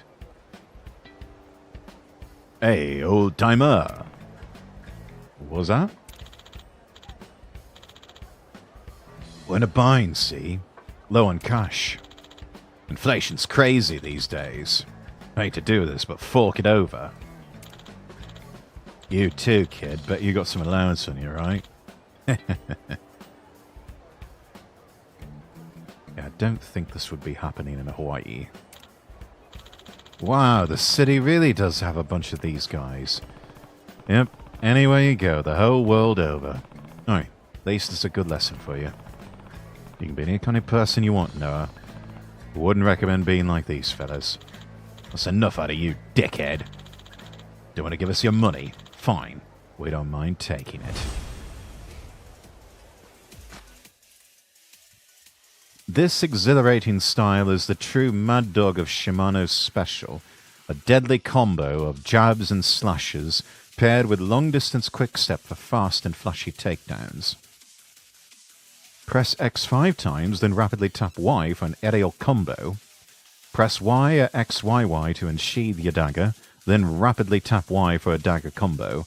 Press right button and A to quick step. Oh, you have to do 2 buttons this time to quick step. Okay, that's interesting. Guardian enemies can be dealt with by pressing B to grab them, then attacking. Press B to pick up weapons scattered around the environment.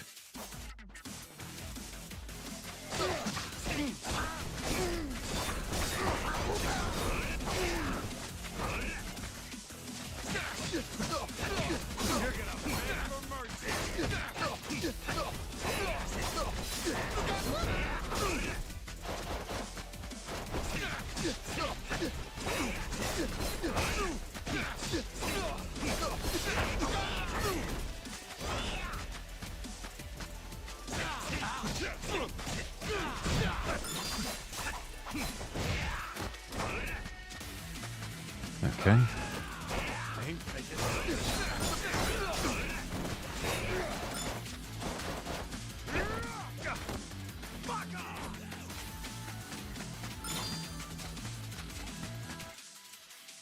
The circular gauge at the top left of the screen is called the Madness gauge, and it charges over time.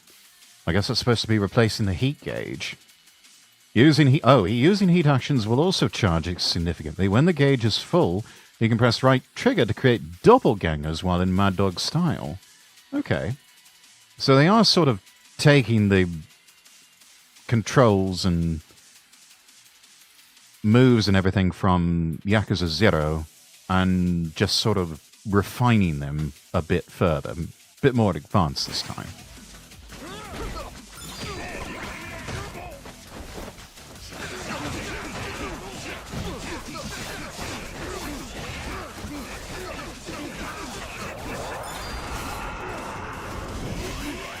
Ooh, a spin attack. Nice.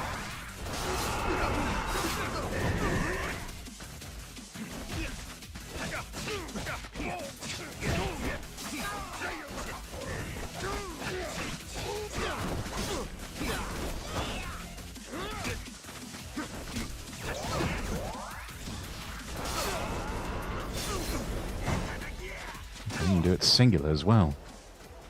Oh, wave number 2. Alright, losers, come on.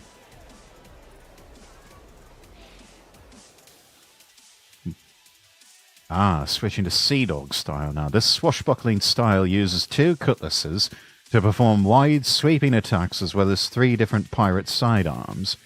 Hold X to unleash Cutlass Boomerang, hold Y to fire your pistol, and hold B to launch your chain hook.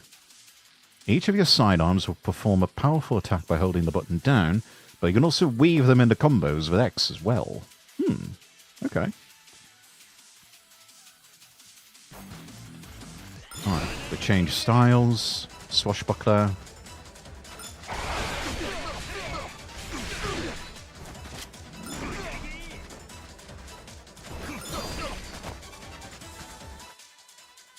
Your health is located on the top left of the screen. If this bar empties, it is game over. I'd have never guessed. The heat gauge is located beneath the health bar and charges as you land attacks. When the heat gauge reaches a certain point, you'll be able to perform high damage skills called heat actions by pressing Y when the prompt appears in the center of the screen.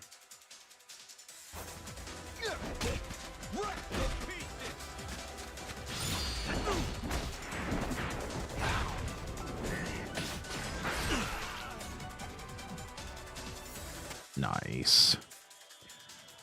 When right trigger is displayed on the Madness gauge, well in Sea Dog style, you can summon a dark god to unleash its formidable power on your foes. Press RT, then select an instrument with one of the corresponding buttons.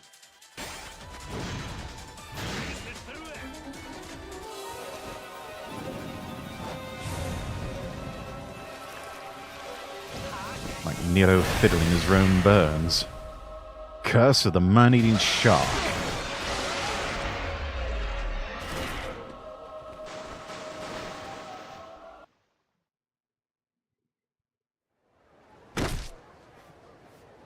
And they all fell down. Ugh, what's with this geezer, man? He's as strong as shit. You okay, Captain? Never better. These chumps don't rate. Hawaii may not be the safest place, though. Let's be careful walking around town. Okay, well, let's keep going, then.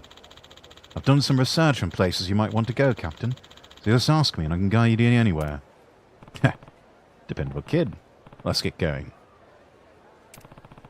Once we've gotten our fill of sightseeing here, we can meet up with Jason and sail to Midlantis on the Goromaru.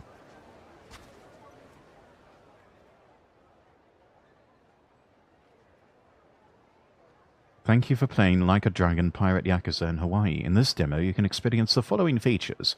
Battle, fight enemies with breathtaking action. Karaoke, belt out some new tracks or revisit the classics. Outfits, dress up Majima however you want. There's lots of surprises waiting for you, so please enjoy your time in Hawaii. Who says roads aren't waves? Once you obtain a street surfer, you can ride it by pressing down on the D-pad and to get around fast. While riding, if you press the right trigger and set the surfer to auto cruise, it will automatically pilot you to a destination you've set on the map. That is awfully convenient. Hold the left trigger to enter search mode, where obtainable items will glow blue. Aim and press right trigger to fire your hook. You can use the chain hook to make huge leaps onto buildings. Oh, that is cool. Or catch creatures such as bugs and fish. If you think something might be nearby, try searching. I love this. Let's try it.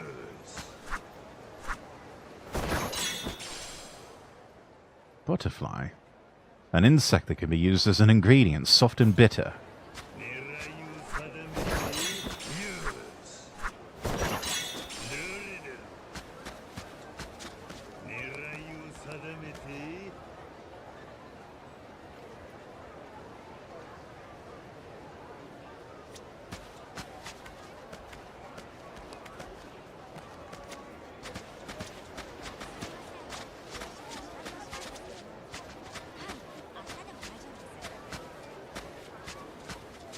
Some buddies.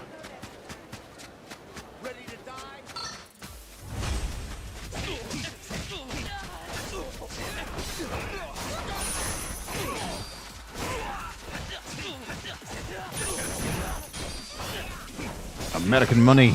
Don't have to worry about exchange rates anymore.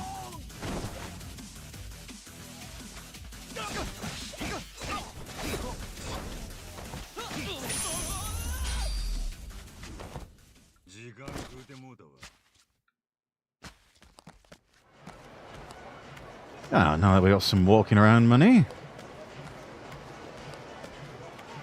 might as well get something to eat. Let's see about the Crystal Aloha Resort.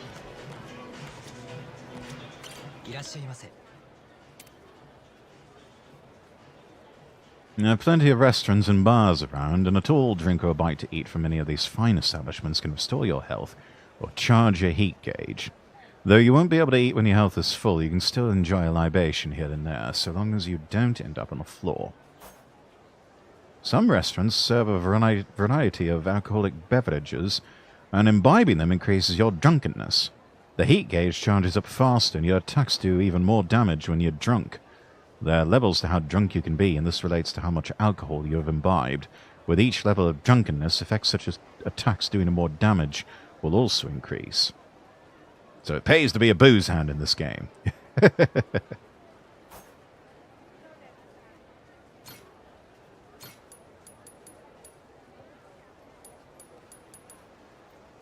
$1,000.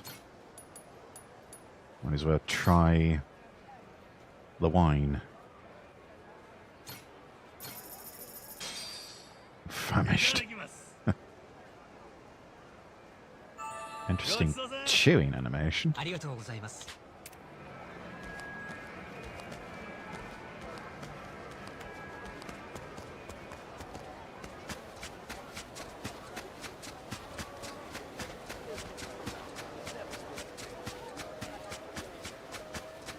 I'll teach you. Ready for a beat down?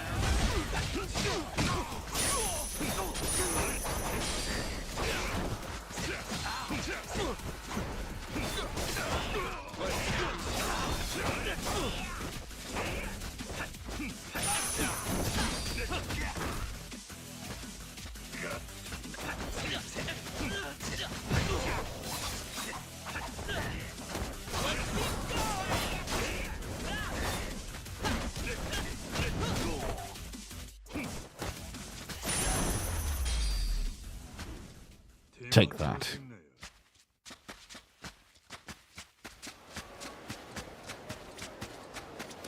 Now, who's this lot here? That guy was on a wanted poster. Most wanted by Honolulu City Police. Issa. Leader of a group of divers wanted for large-scale illegal fishing. Loves diving, dreams of using the money he earns from poaching to buy a submarine one day. Yeah, I'll accept that. Oi, you're a wanted criminal, yeah? Mind calmly surrendering? I'm gonna buy a submarine with the money harvested from illegal fishing. I don't think they call it illegal fishing if they are actually engaged in illegal fishing.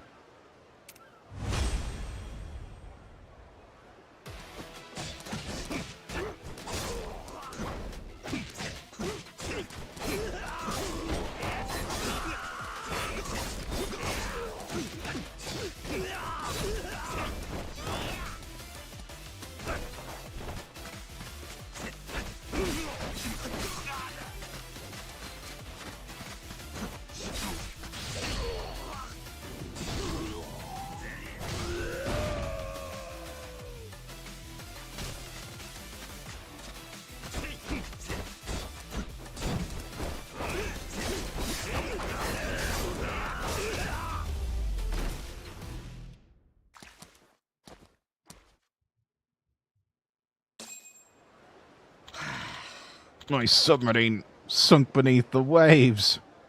Yeah, that's not all that's sunk beneath the waves. Got that sweet, sweet bounty cash. Nice. Got a nice wad on us here. About $3,600. That's... Hey, Captain. Think we should get going to Medlantis soon. Got to settle things with Keith. Nah, let's stay in Hawaii a little bit longer.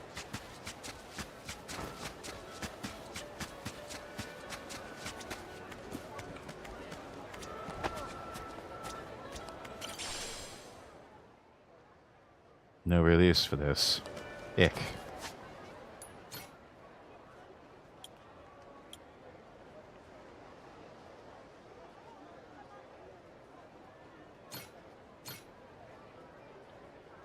I don't know why we can't get rid of that, but hey. There it is.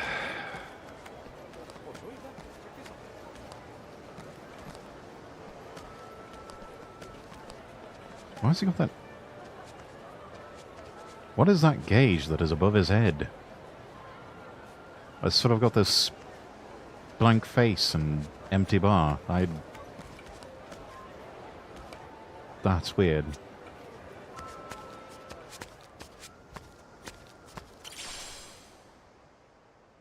Oh, gross, man! Ethereal Egista? That's someone's piss! Material that could be used to create cannons and rings. No! No, absolutely no. The deepest, darkest depths may hold these solid, aromatic excretions. No! No! How can I get rid of that? We are not doing that. Please, stop.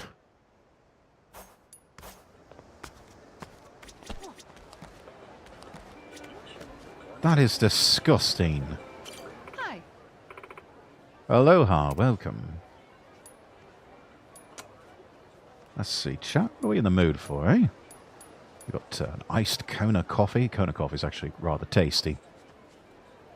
He's staring at that woman now. Maybe spaced out face because of the hot woman. Perhaps. That's possible. I've been known to space out a bit when, you know, a beautiful woman passes by. Time just seems to sort of slow down or come to a complete stop. So what do we got here? Mango smoothie, that sounds tasty. Tropical juice. Blend of orange, guava, passion fruit, and other fruit juices. Almost sounds like a mocktail. A hot dog. Mango shaved ice. Topped with mango pulp and ice cream. Tapioca coconut milk. Sounds very tasty. A fruit parfait filled with tropical fruits. Popular with the kids. That's one way to go and eat their fruits. Potato wedges. Cut thick, then deep fried and salted. Dip them in some ketchup and enjoy. Yes, where I come from, we call these chips.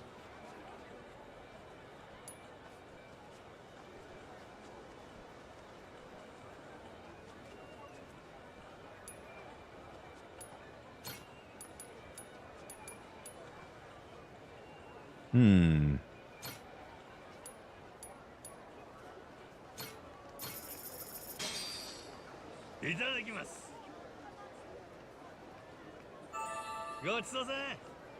Thanks so much. It's a bit jarring to hear English voices in a Yakuza game, but they are in Hawaii.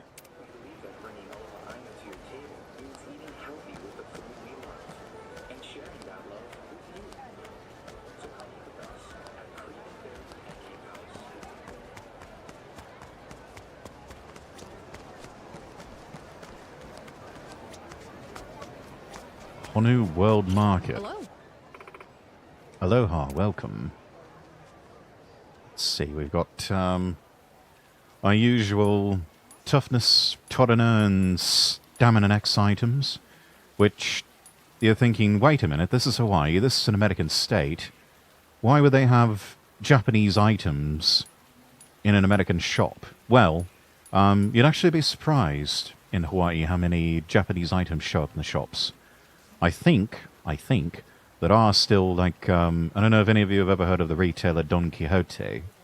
Very popular over in Japan. Featured quite often in Yakuza video games. It is an actual retailer there. They also have a shop, I believe, in Honolulu.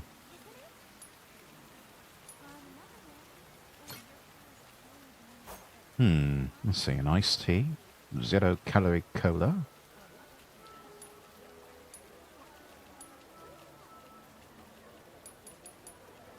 Stamina next, $300. That seems a bit much, but then again, it is Hawaii. Everything's more expensive there.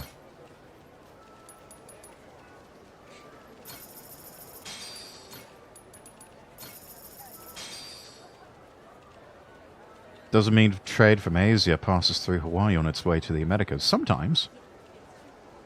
Sometimes. Thanks. Though most of the time, it goes direct to ports in, say, Seattle or somewhere in Los Angeles or other parts of Southern California before making its way inland to the rest of the country.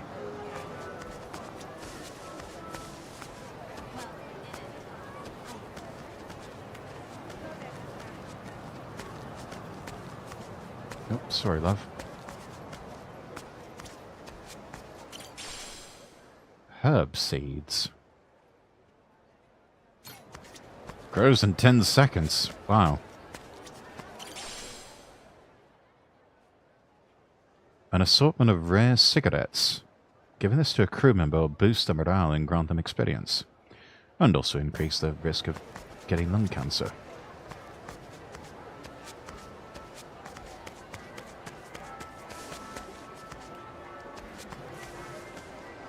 And then oh, that is...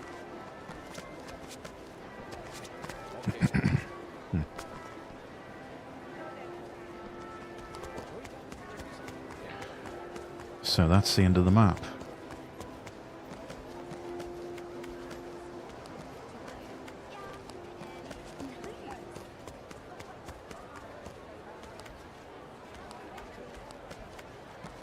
Can't go back to my room now. That bird took my room key. What bird? A silver butterfly. Quality insect. Huh.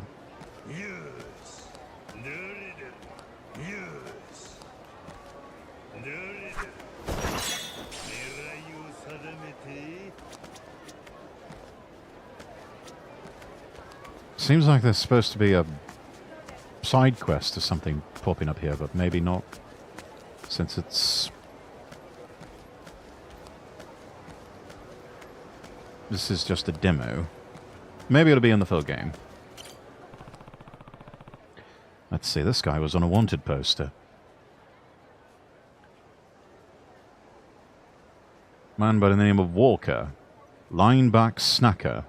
A serial dine and dasher who's been blacklisted by restaurants across Hawaii. A former football star uses nifty footwork to evade anyone who tries to pursue him. Reward $2,500. Oi, you're a wanted criminal, right? Mind calmly surrendering? Ha, as if. You're no match for the fleet footwork I honed on a football field. Played college ball at the University of Texas, son.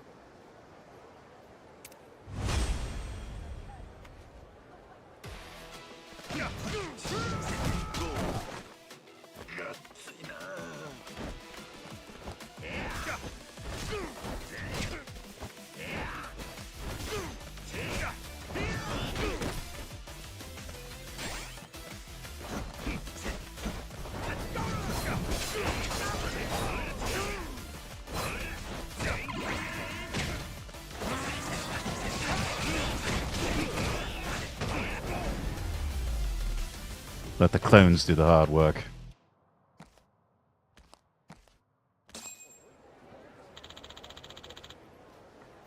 My gridiron skills didn't save me. Ha! Got that sweet, sweet bounty cash. Damn, $6,000. We are a very wealthy tourist and probably a target for pickpockets before long. A postcard assortment. Various Hawaiian landscapes. Giving this to a crew member will boost their morale and grant them experience. That's excellent. Can we... Oh, we can't walk in. Okay.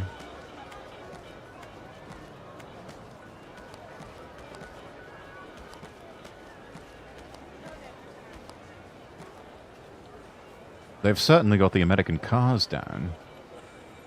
This does look like an assortment of what you would see in any town, USA. And that right there looks like your standard Mercedes. Almost like a C-Class. BMW convertible. This has got a lot of hallmarks of a Buick. Jeep. Another Jeep. A Mercedes. That looks like a Toyota pickup truck. Either sort of like a blend between a Hilux and a Tundra.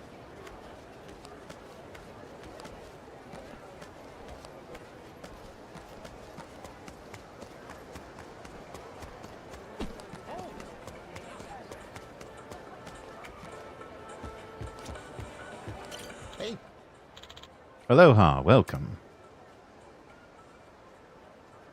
Oh, mineral water. Spring water derived from the rich nature and live volcanoes of Hawaii.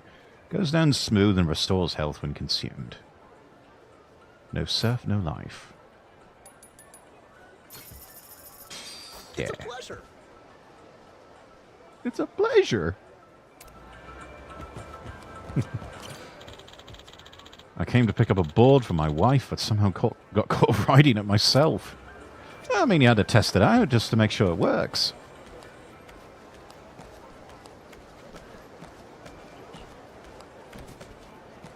Don't want to be giving the missus faulty merchandise.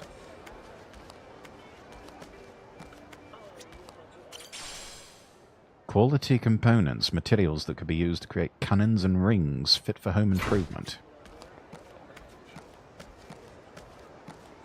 And looks like,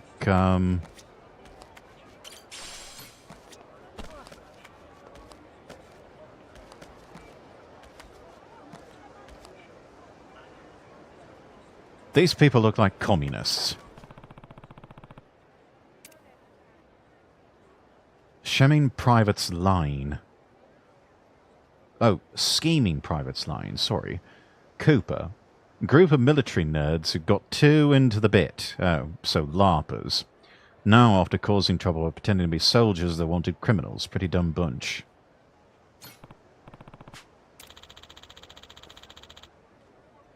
Prepare to be annihilated by our military intelligence. Yeah, not only do his flunkies look like communists, but they're also engaging in stolen valor. It's going to be a pleasure to take these down. Alright, you lot, come on.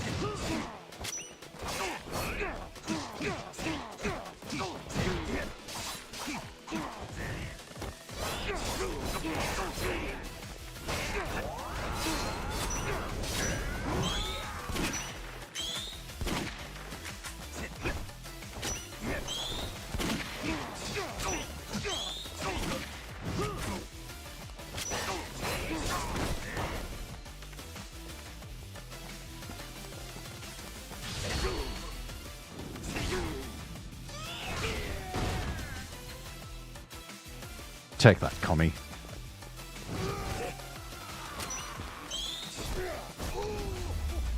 Remember, chat, commies aren't cool. Commies are cringe. I must surrender. Damn, we are rich. $8,500. That is a lot of money for one person to be carrying around. I would be quite nervous carrying around that much cash. Quality garlic seedlings. Oh, so that's where you can find them. Quality components.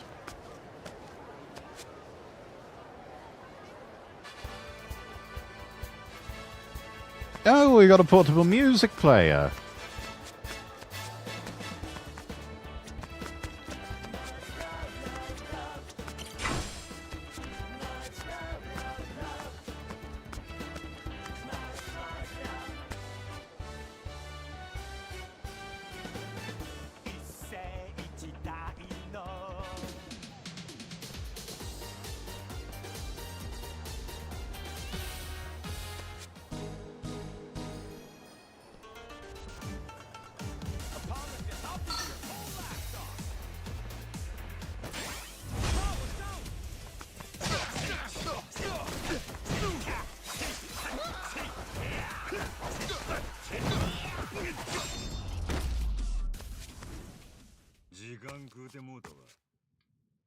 Nice.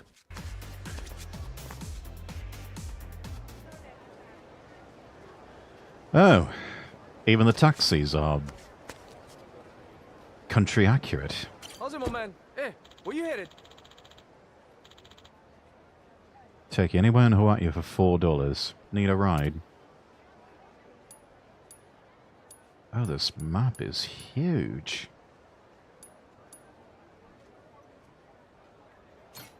Little Japan. Oh, let's go east. Be there in a hot minute.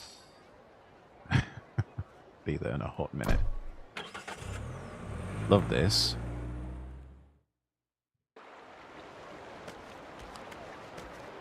Okay, so you can't fall off very easily.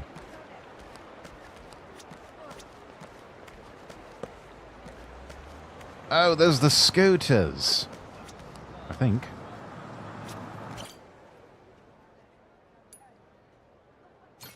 You can customize.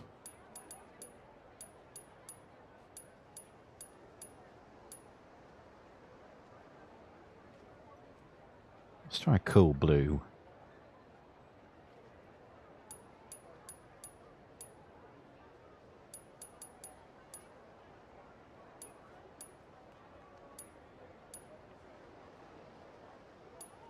Ooh, shiny.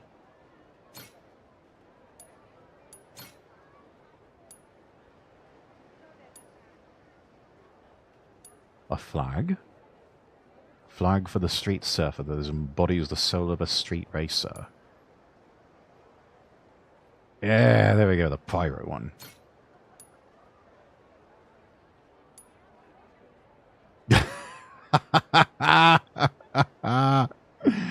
It can have motorcycle handles. I love it. Oh, that looks badass. Let's go with that.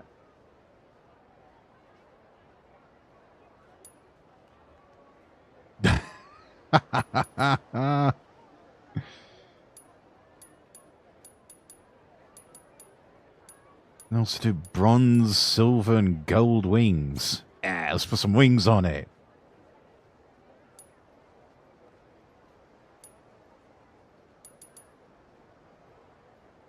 Yeah. Sort of got the Lord Rexworth color scheme going on here. Beautiful. Fully charged the... Oh, it's already charged. Okay.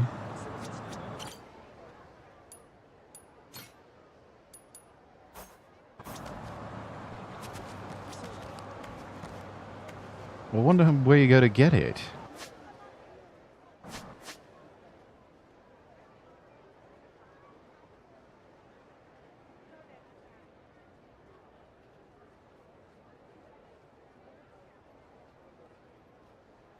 Huh.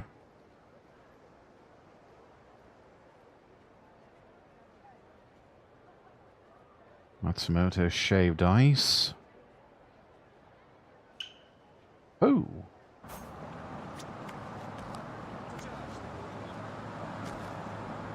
Ah, that's it. Whee!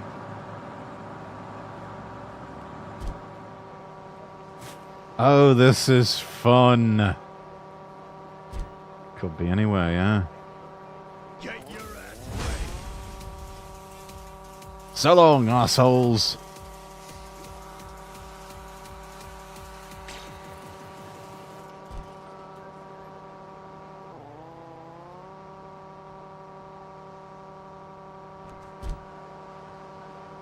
Whee! Oh, I love this.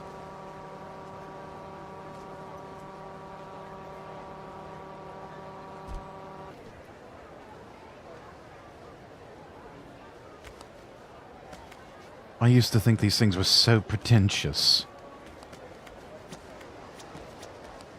Oh, wow, look at that big cock.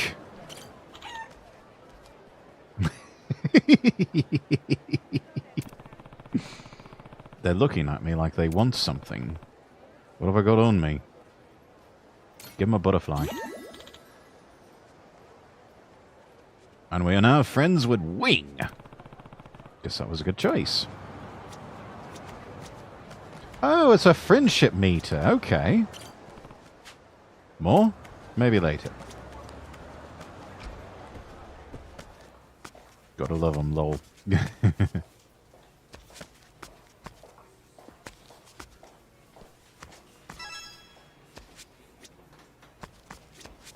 Oh, hello. Well, hello.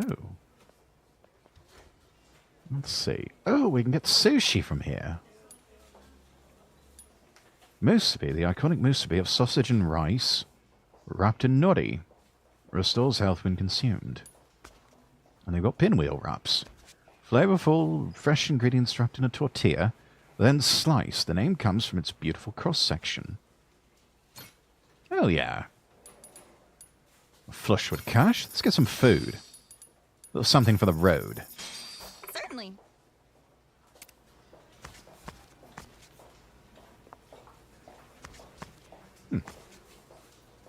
It's like stepping into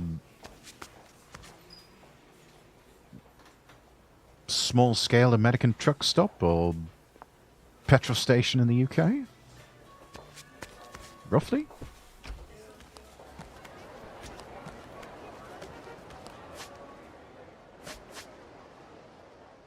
Let's see. What else can we do?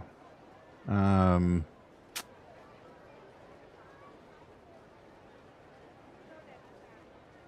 a lemonade stand.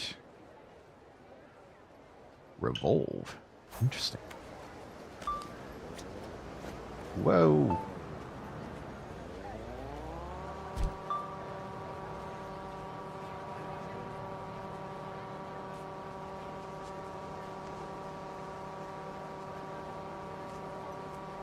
I'll beat you.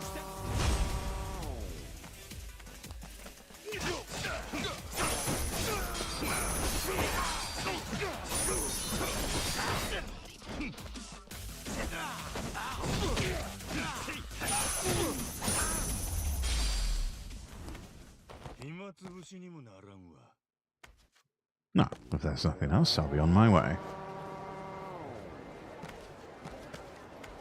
That was a short trip.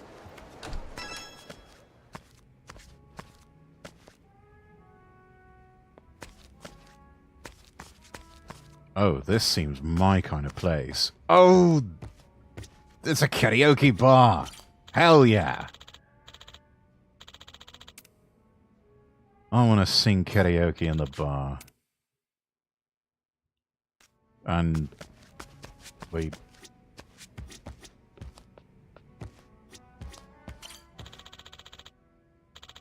Karaoke's $5 a song. You feel like singing? Hell yeah, I feel like singing. It's time for some baka mitai. どれにするかな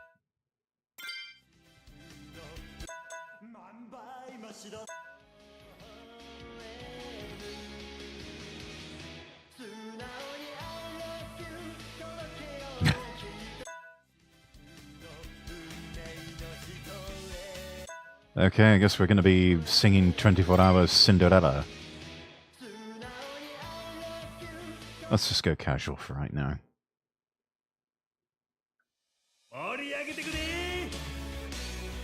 I've been able to sing some few.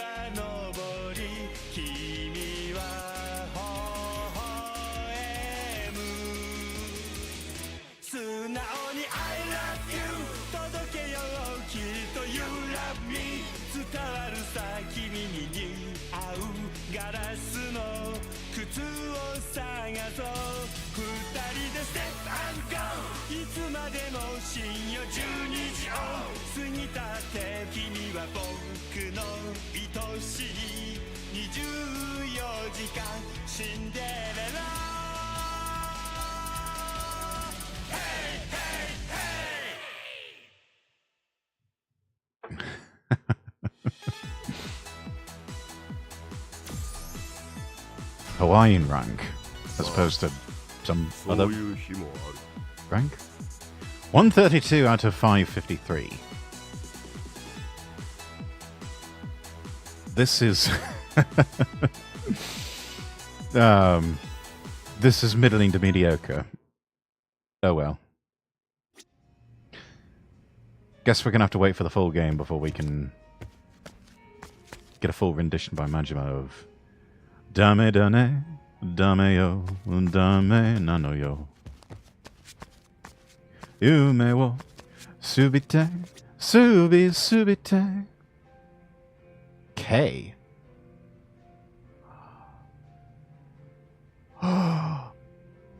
Can it be? It looks like her chat. Our beloved K-son. Aloha.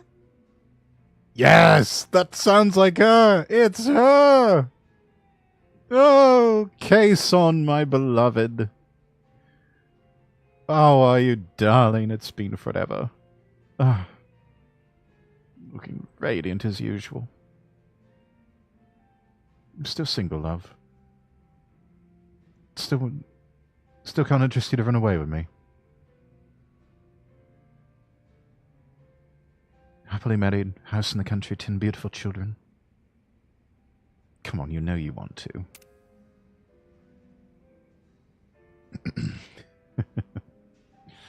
Let's see. We got some chips. We got some homemade pickles. Homemade sangria. A Mai Tai. American whiskey.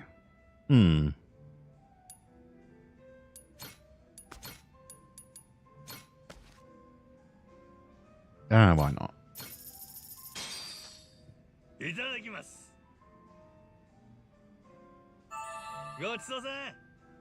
Thank you.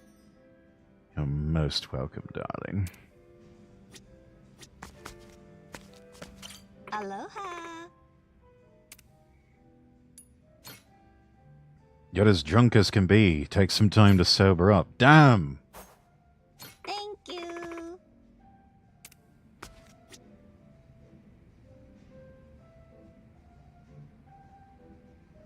The mocap and modeling for Kason in game is... That's incredible. Sega, you have done a brilliant job. Whew. Especially on the booba. My goodness, the booba. Ah, love it. I could stare at her all day. Absolute exquisite work of art. Sorry, what are we doing? You've been told, need to sober up. Yeah. There's only so drunk you can get in the game.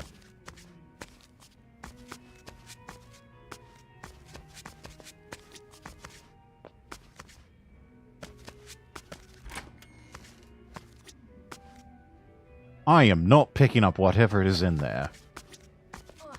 Made that mistake once before. I'm not doing that again. Oh, they got a jukebox.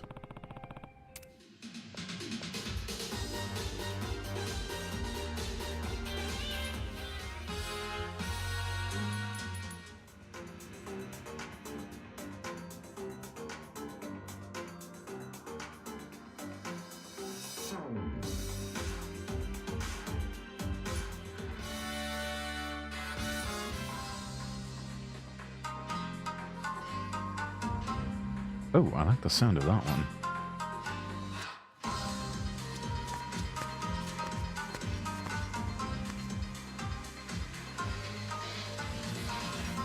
Oh, that slaps, chat. I like that.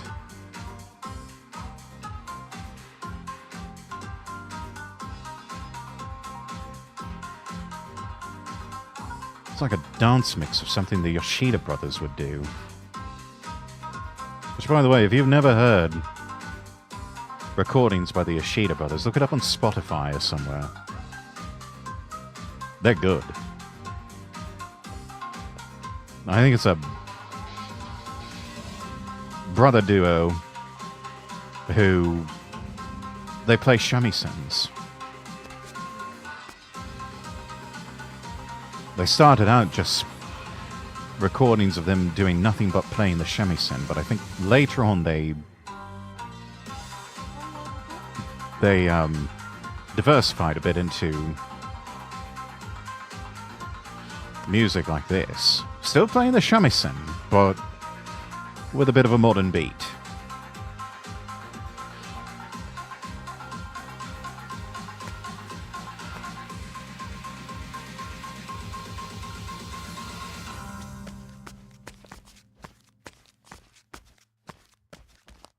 Let's see what's up the stairs here.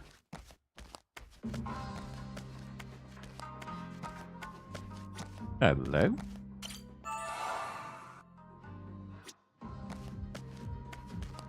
Oh. Is this a hideout of some kind? It is!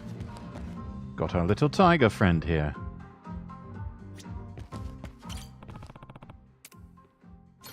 See what we can change clothes into.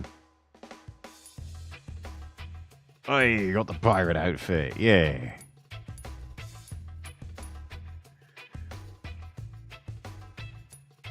Oh, you can't wear it in Honolulu, damn. Honestly, that would be some really cool trip, walking around the streets of Honolulu looking like that. That would be awesome. Let's see what else we got. Just go all natural.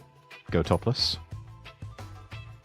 White t-shirt. A little more of a swashbuckling style. That makes him look like too much of a character in a romance novel.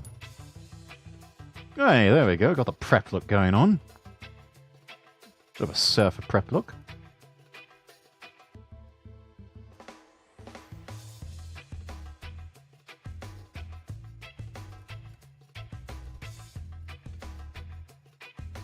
This looks like something Ichi would wear.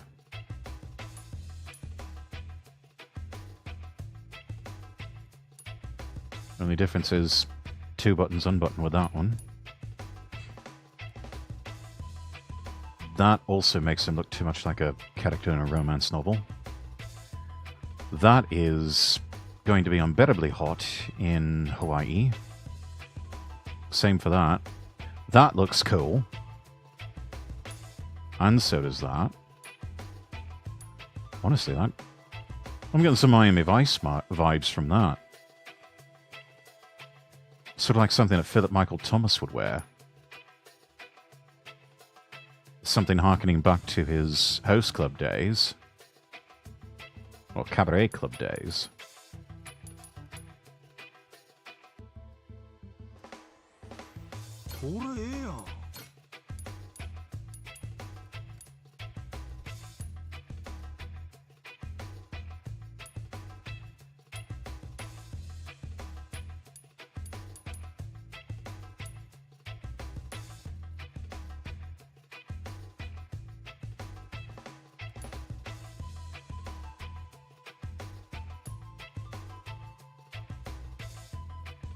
It's kind of a slim cut of suit, so we'll go with the... I don't know, we should go with more relaxed fit looking trousers or... No, let's just keep... No, that looks good there.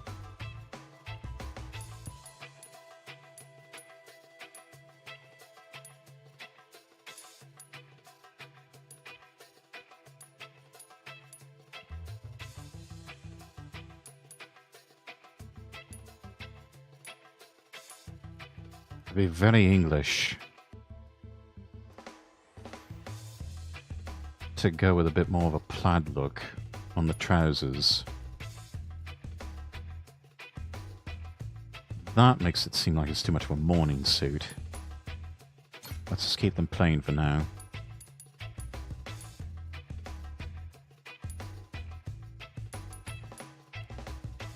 Sensei no.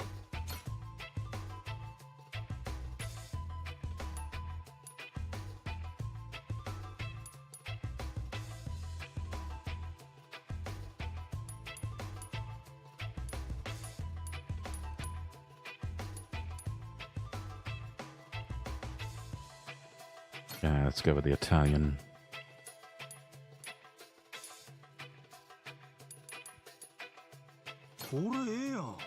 Black. That's good.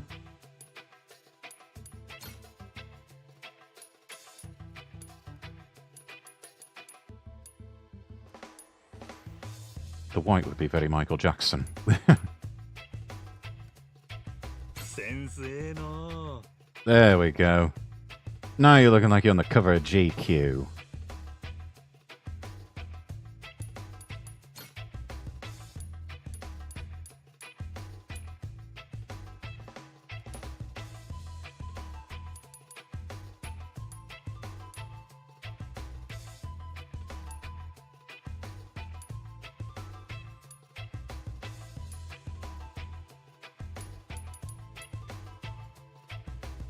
I can't see him in anything but that particular eye patch. And let's see. Oh, we got different styles of hair. Rough. Medium. Techno. Oh, that's a very clean look. Ponytail from Yakuza 0. Center part from a few previous games. An asymmetrical hairstyle, very dashing. And then just slicked back. I like the techno style. I rather like that.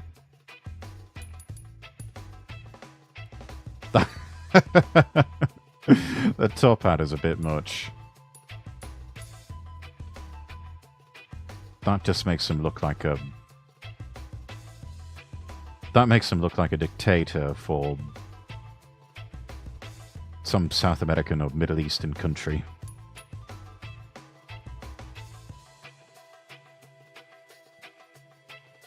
That makes him look very strange. That also makes him look like a dictator for a foreign country.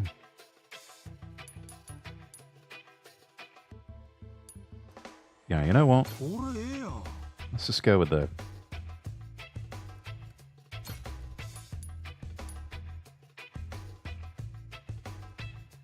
Ooh.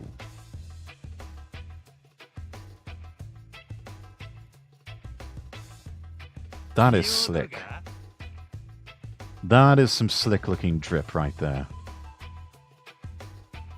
Hell yeah.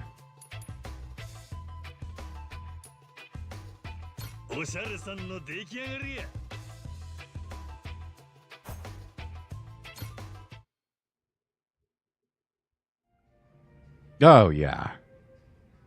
Looking sharp. Looking sharp, Majima. Conquer the world with that outfit, you could.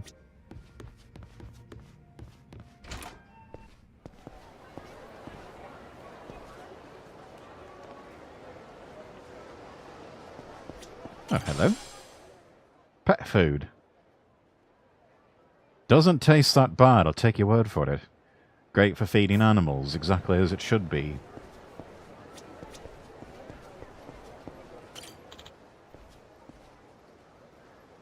That's a baby chick. And his name is Joseph. Jeep. They're looking at me like they want something.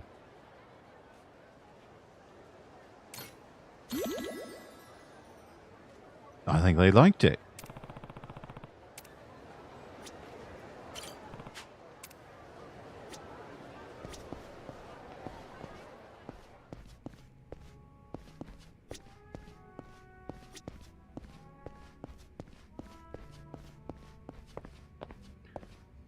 Oi, K-son. How you like me now, baby? Aloha. Aloha to you too, darling.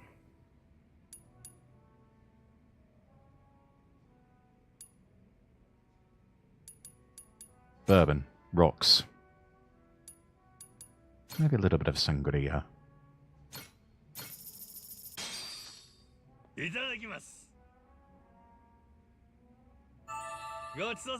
Oh, that turned out so well. You're welcome, dear. See you around, beautiful.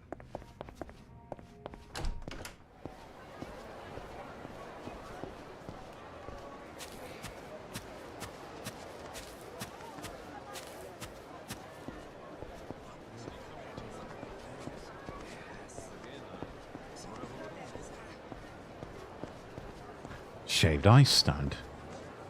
Matsumoto. I think that's an actual shaved ice brand in Hawaii.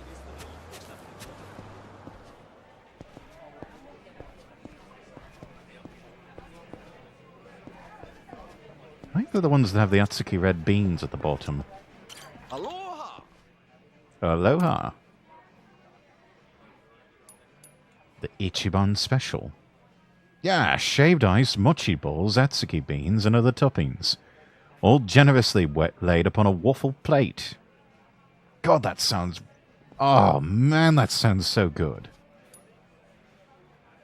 Matcha-flavored shaved ice topped with atsuki beans, condensed milk, mochi balls, and kinako powder. That also sounds incredible.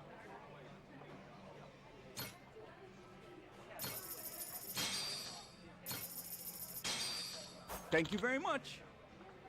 No, thank you.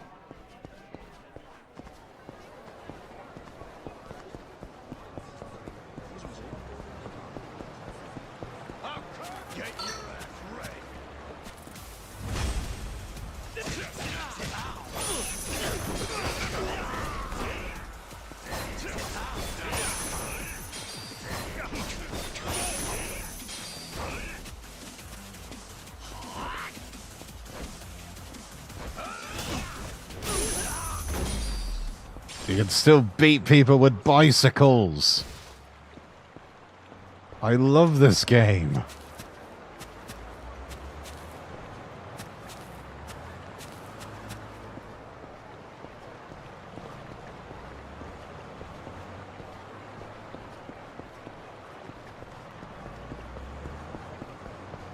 Yakuza devs never stop being awesome.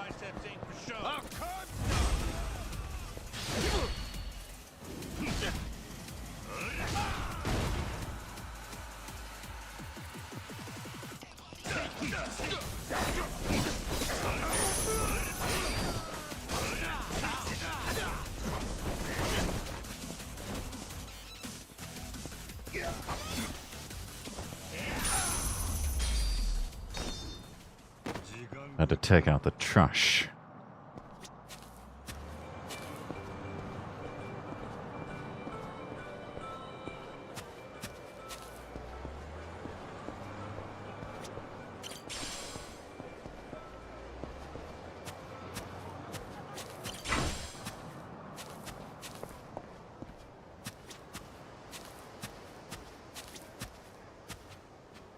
What the hell?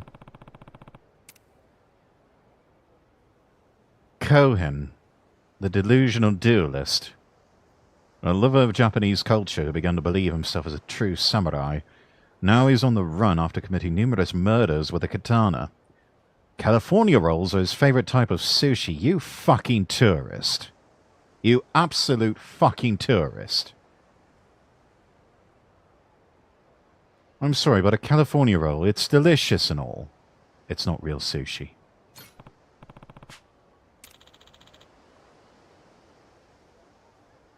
You face a true samurai. Yeah, whatever.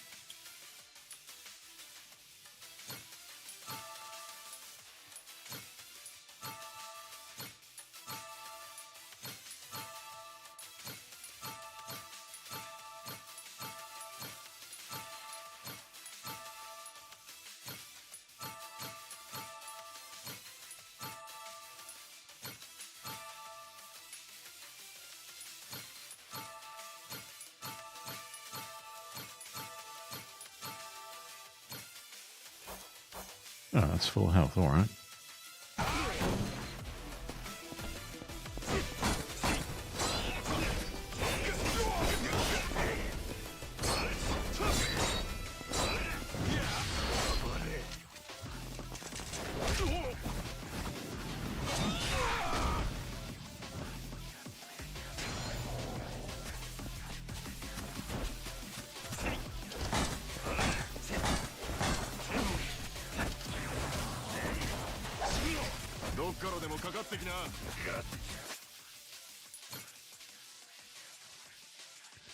Goro Awakening beer.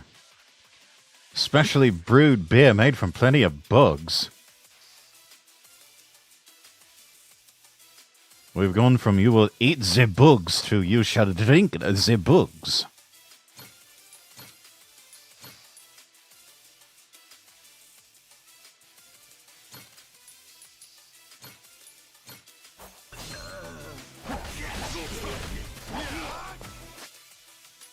Oh.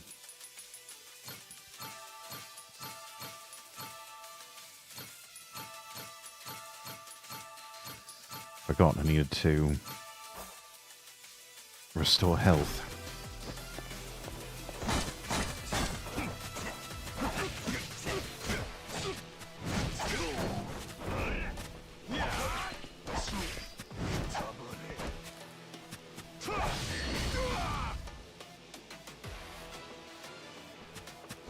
That slowed him down. Should have gone for the bicycle in the first place.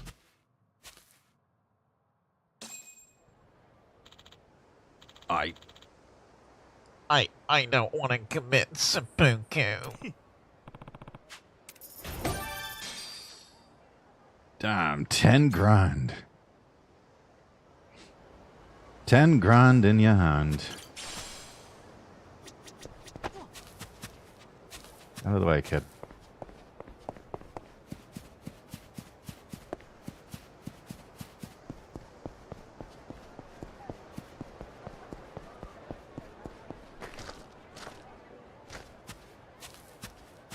Is that a mascot? It is. I don't have any paints.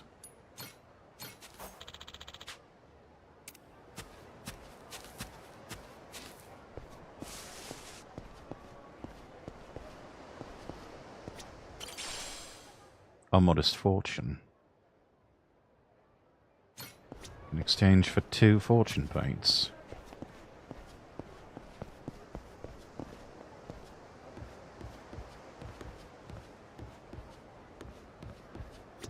What's this?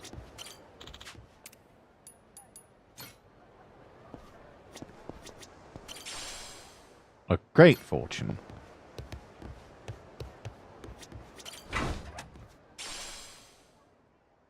A Royal Joker card. For a limited time, you'll be more likely to assemble a poker hand.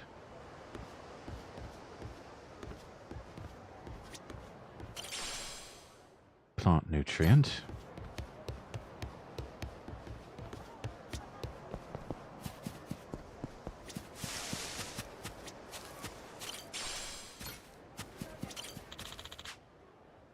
One great, 0 good, 1 modest, 0 bad. Total points come to 6. Take one of those, and one of those. Cool.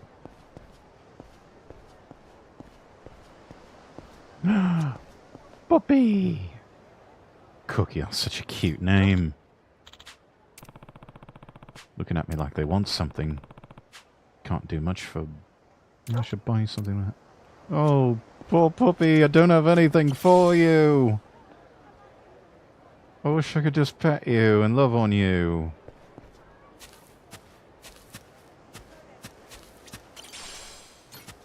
There's one thing, I kind of miss having a dog.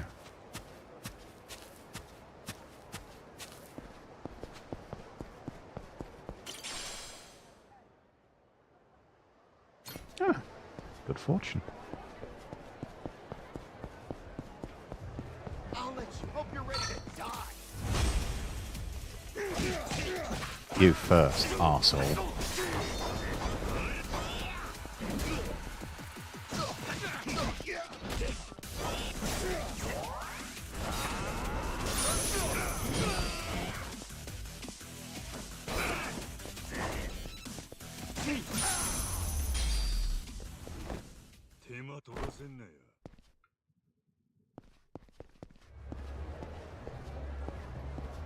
The English voice acting on this game, I have noticed, it's not cringe. It's actually really good.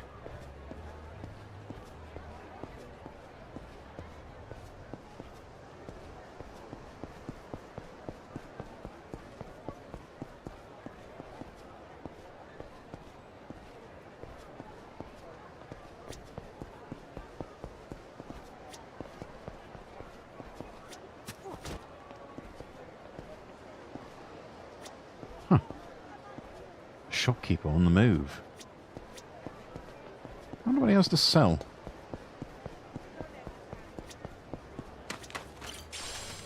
These biceps ain't. You already know what time it is. Clobbering time? I love clobbering time.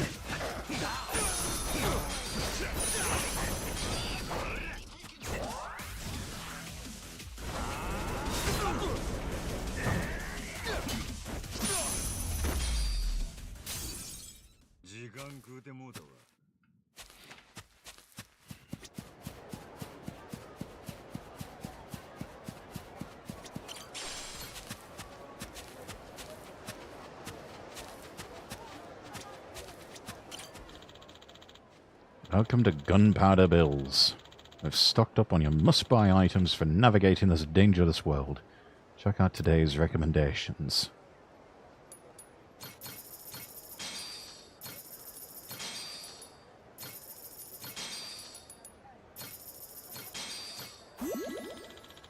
Thank you for your patronage. Stop by again soon. There's so many seeds.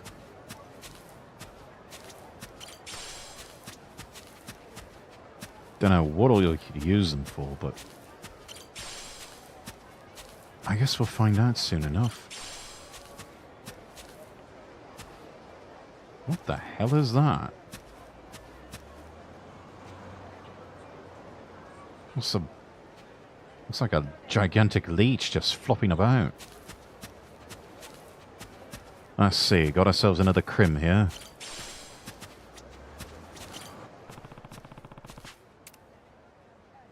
Pelike. Transient tricksters.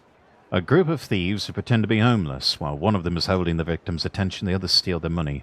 Despite their sticky fingers, they're not that tough. Yeah, I know, that one looked rather disgusting, didn't it, Lux? Think you can beat us? Look alive, boys. This jackass is begging for a beat.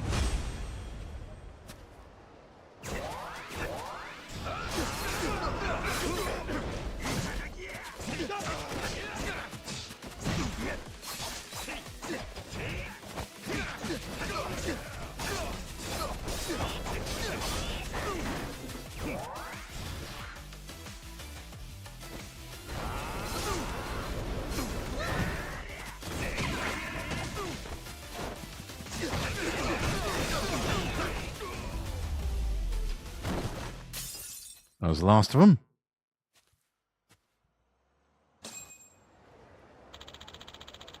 Oh, I thought there was strength in numbers. Man, we are just raking in the dough.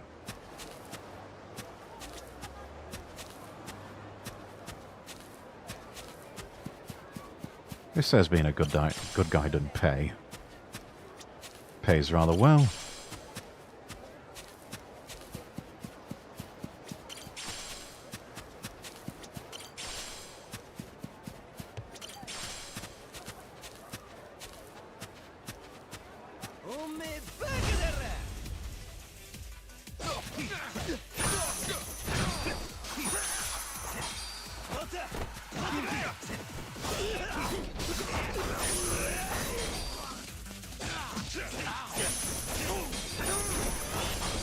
Oh, it's starting to rain.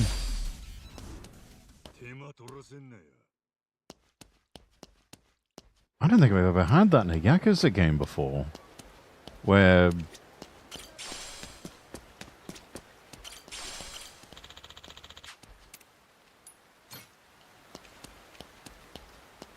I don't think we've ever had the weather change in Yakuza games.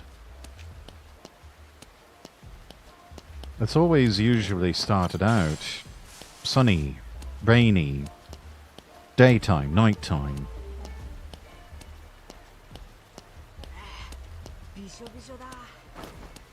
I'll let you. Hope you're ready to die. Of course not. Fuck off.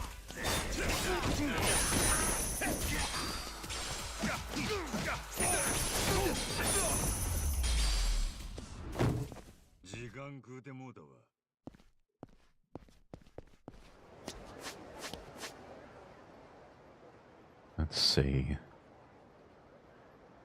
Someone named Hayes.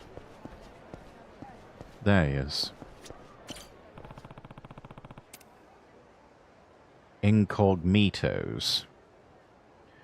Yeah, not exactly helping your case, mate, wearing the ski mask. So committed to their anonymity, they even wear them when meeting each other. That is... Damn, and they say Vtubers are paranoid.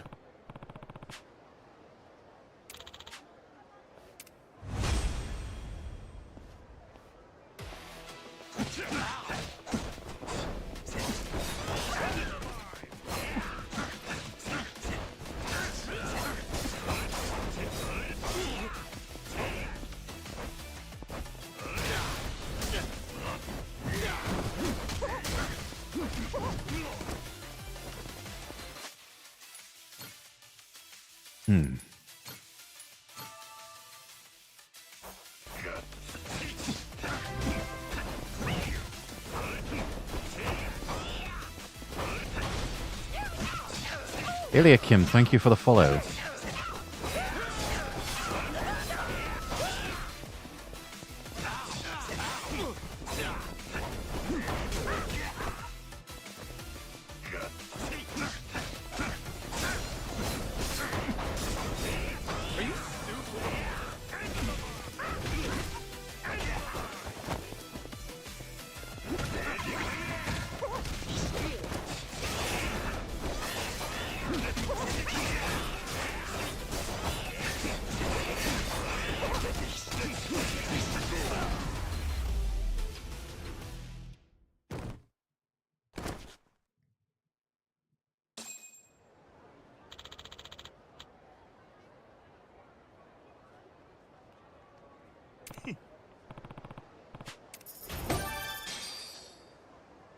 Damn, we could buy a new car with this money.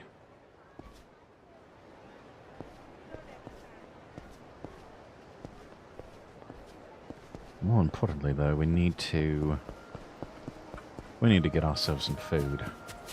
How about a poke bowl? Hey there.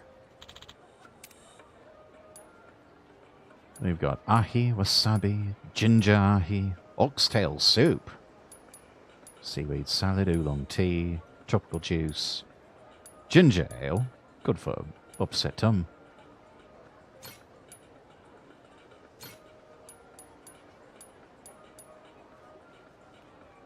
Let's see. Bit of cola here. Oh, maybe have some oxtail soup while we're at it. Why not?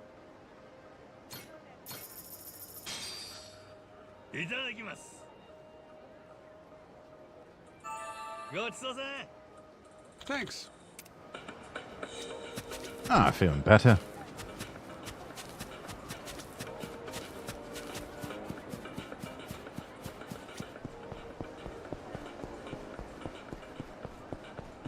More crims.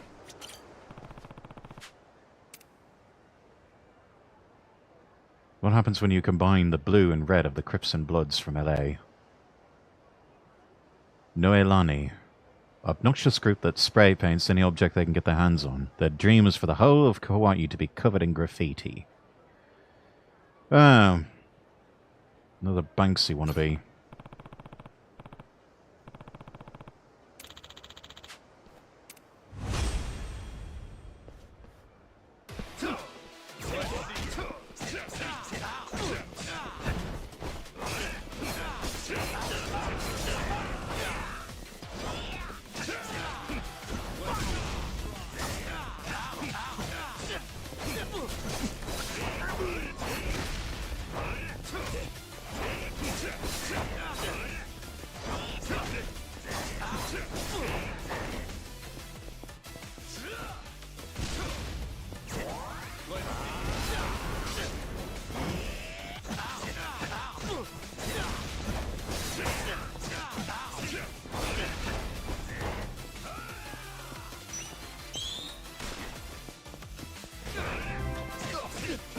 Mercy 1000, thank you for the follow.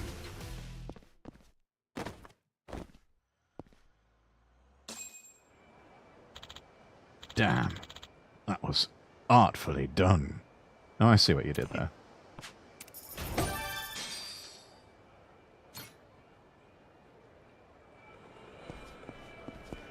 It's 31 grand. That's like a down payment on a new BMW.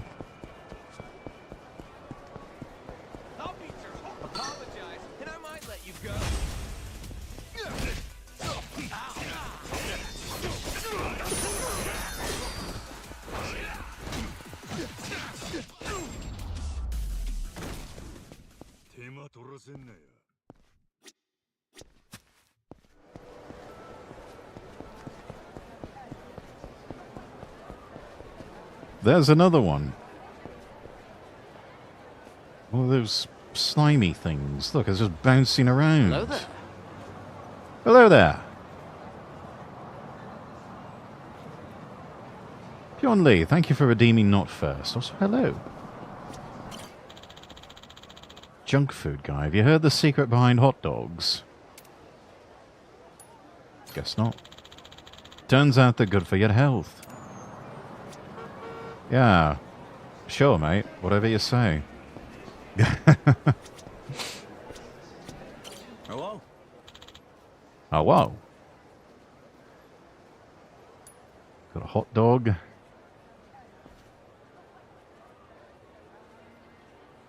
It's like that old,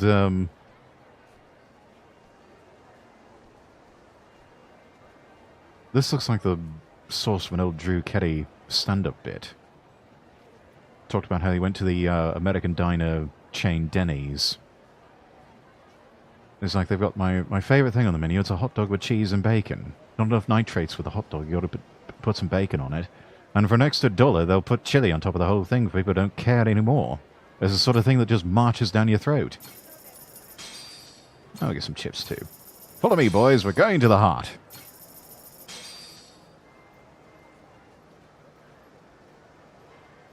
Thank you. Swing by if you ever get a craving for hot dogs. Yeah, honestly, I don't really have... Can't do anything with them. No, they're just sort of there. Probably in the full game there'll be something to do with them. Though what they are and what purpose they serve, I've no idea.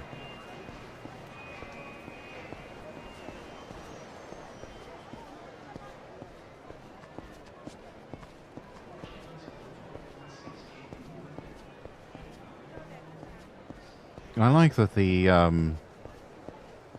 baddies are a bit easier to spot in-game. Fairly easy to avoid, too.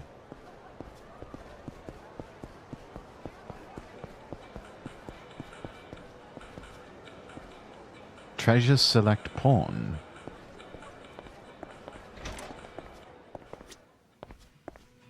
Hey. Let's see, let's sell.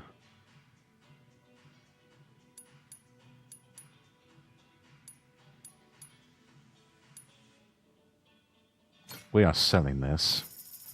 I'm not keeping that in my inventory.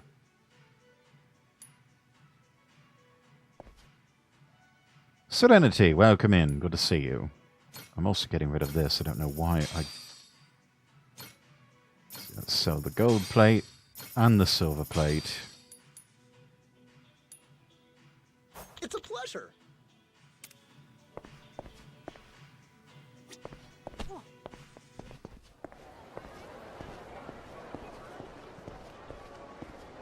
He sounded like he had to grab his own testicles before saying that. It's a pleasure! Hello, my lord, how you doing? Doing alright. Trying out a brand new game here. Demo of Pirate Yakuza in Hawaii. And there's outfit changes, and I have got Majima in some of the sharpest drip. Oh, look at that! Look at Majima looking all sharp in his suit and tie.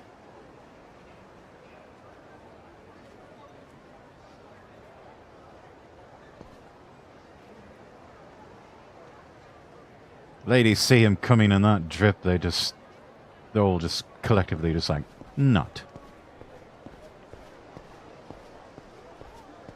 Majima, my beloved, I love that man so much. Thank you for making my point, Serenity.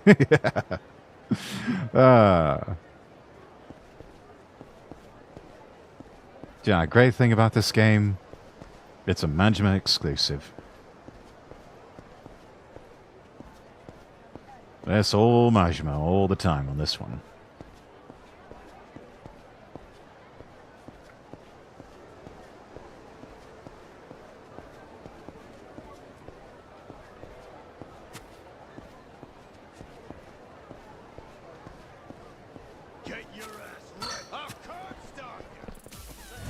Oh, will you?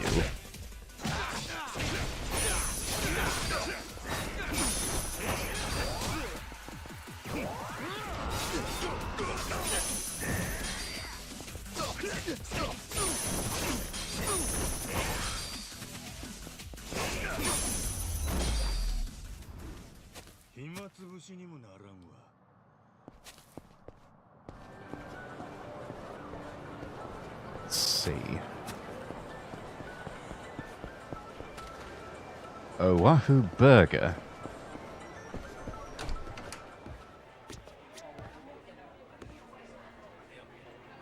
Perfect place to go for a Hawaiian-style burger. This lad looks like he's had a few too many. Have you heard my juicy burger trivia? No. Hamburgers. They're actually great for your health.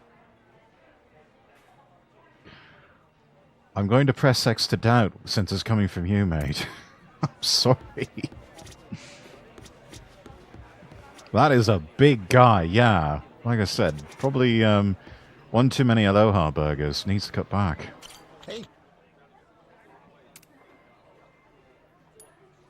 Let's see. Yeah, here we go. The famous Hawaiian burger. Tropical burger featuring a patty made from 100% Hawaiian beef. Well, they actually have beef cattle out in Hawaii. I love Majima so much. Got my character wearing his original outfit. It's one of my favorite PNGs I have of mine. That's excellent. Yeah, it's always a fun cosplay with Majima, or even Kiryu to a certain, yeah. Yeah, you know what? We're getting a Hawaiian burger. Oh, I've also got an avocado burger. Tender, ripe avocados and a top-secret sweet sauce cooked up in-house. Said to be popular among young women, but no marketing data has proven this.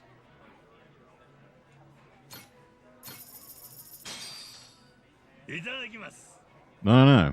Ladies in chat. Avocado burger, thumbs up or thumbs down?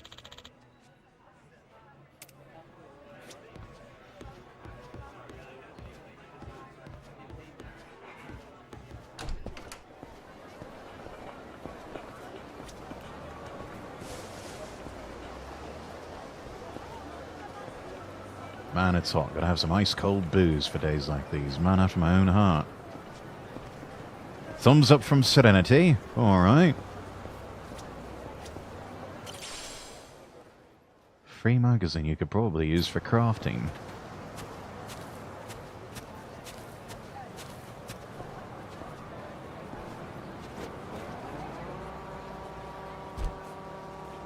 Oh, I do love this. Oh, you can even climb the stairs.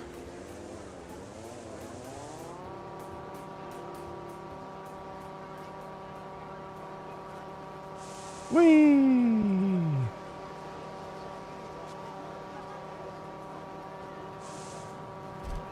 I love this thing. I love it so much.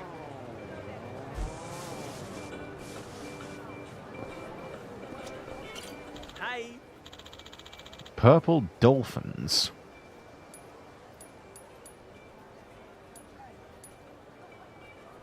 But I thought it was supposed to be a clothing store. Thank you. Now he looks like a proper salaryman. He does a bit. I thought given the tropical climate here, he sort of has a Philip Michael Thomas from Miami Vice vibe going on.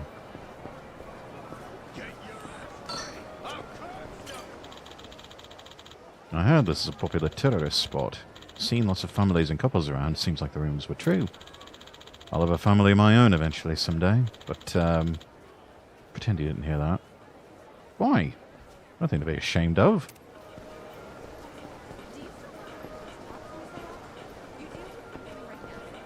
Can't answer that, not a lady. Fair enough.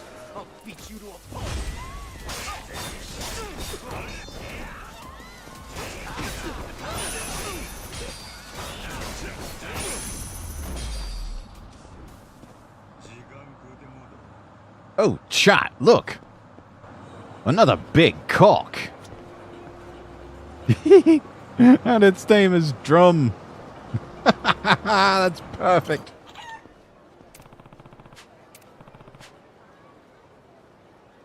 Very nice cock. Very nice.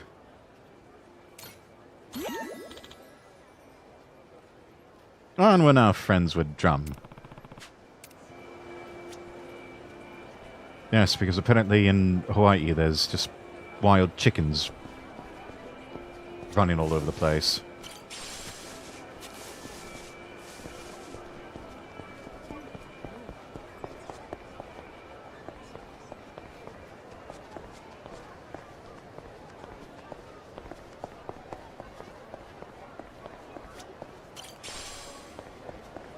And there's seeds everywhere.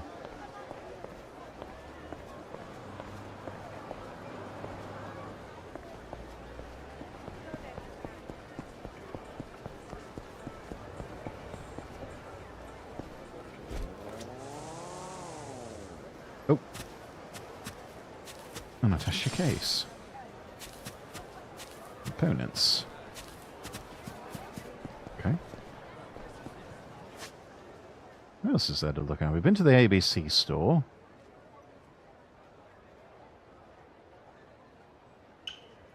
There we go.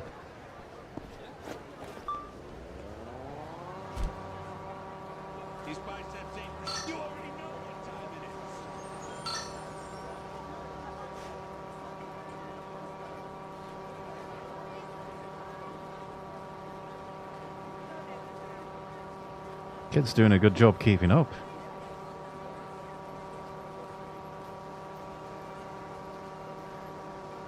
It would be funny if the cock followed you after you feed him. That would be interesting.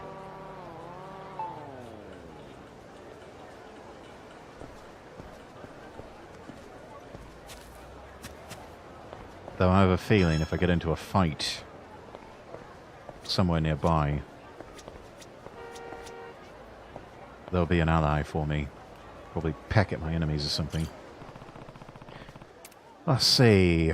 Offshore outlaws. Chapman. Gang of villains who arm themselves and raid various facilities. Everyone who's true has tried to defy their leaders and end up sleeping with the fishes, rumor has it. Oh, really? Everyone who stands against me is being fed to the fishes. Oh, so the rumors are true. Okay.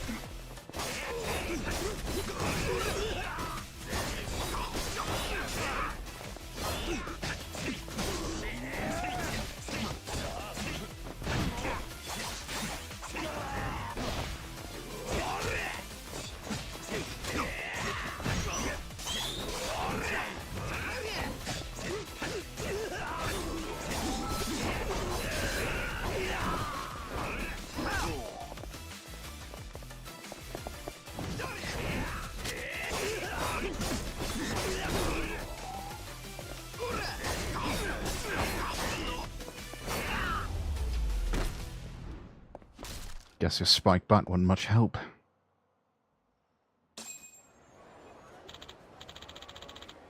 Please, anything but the fishes. Oh, no you don't. You're not getting away. You're sleeping with the fishes tonight.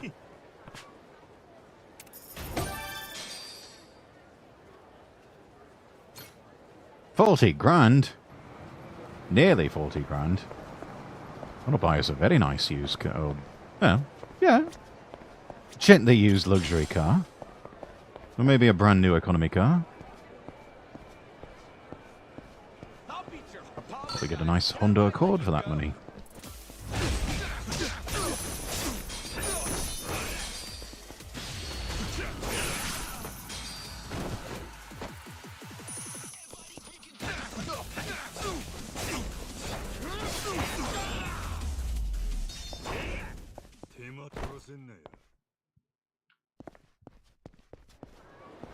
I love the suit.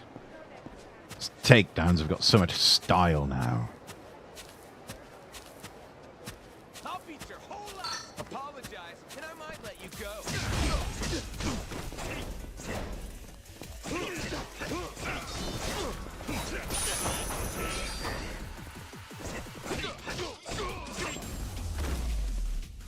I'm going to call you China. Because as one activist once said, China is us ho.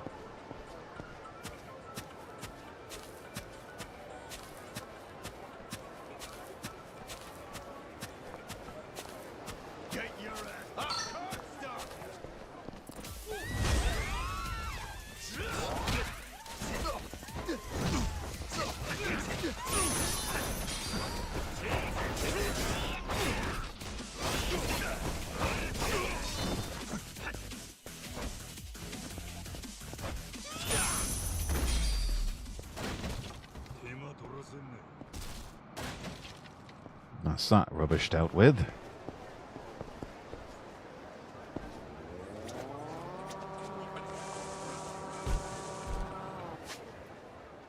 Let's see, what else do we have here? Aloha Beach Juicery.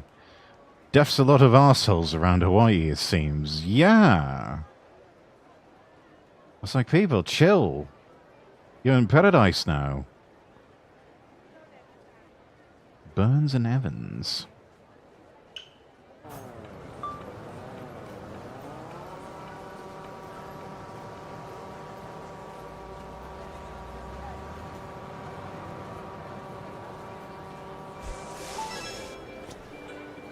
Hey. Again, I thought this was supposed to be a clothing store. Why are you trying to sell me toughness and Torana and Stamina X? It's a pleasure. It's like, where's the clothing? Not planning on getting married, but I would love a pure white tuxedo. Would perfectly accentuate a handsome fellow like me.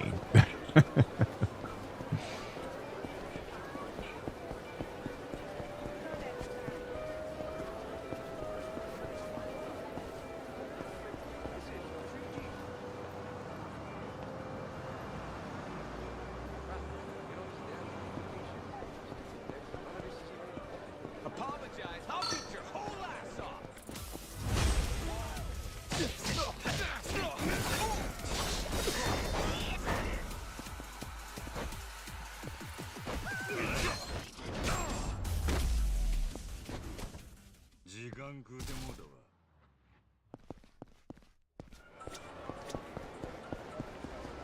There's another one of those things.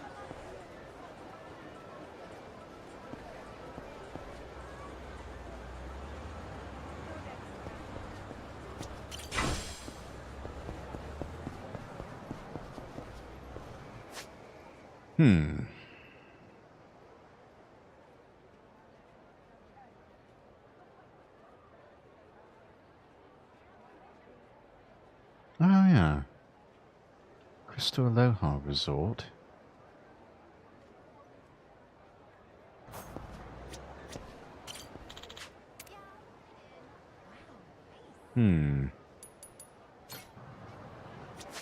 Okay, then. Let's set our destination for there. Up on board and auto cruise on.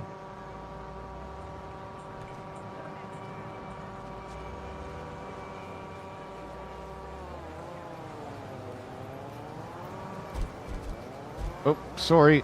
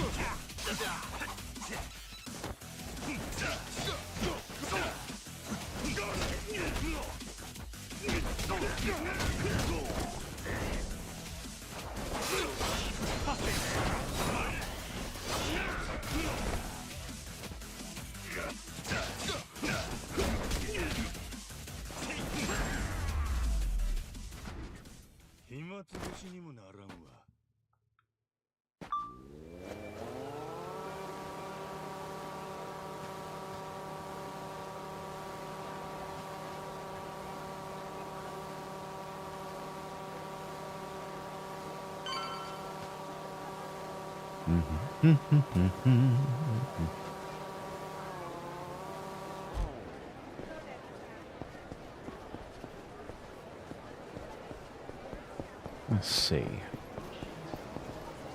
Yeah, here we are. Darts Live 3. Interesting. $2 to play. Let's give it a go. Move the camera, move the cursor, confirm and throw.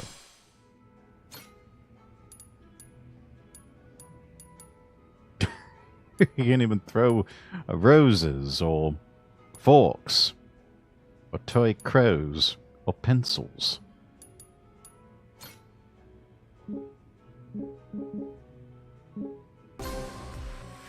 Let's go with count up.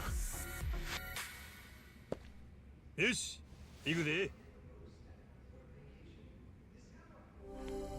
game on.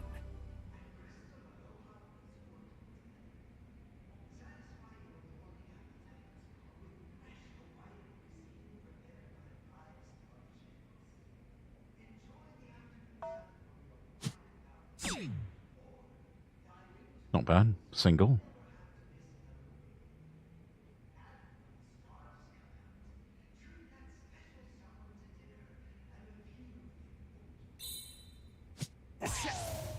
Nice.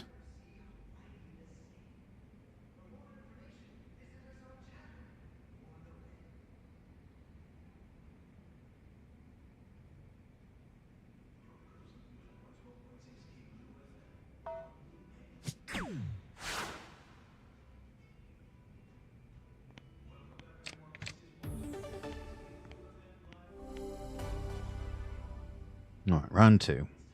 See if we can get 3 balls.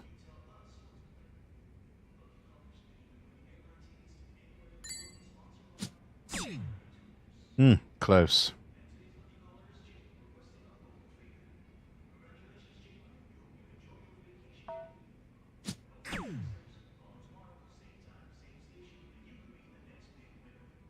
This is really challenging.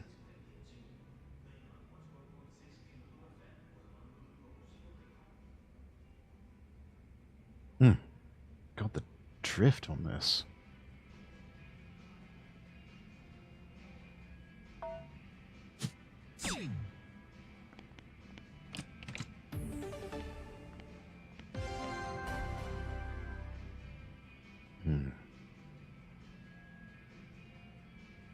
Right, steady.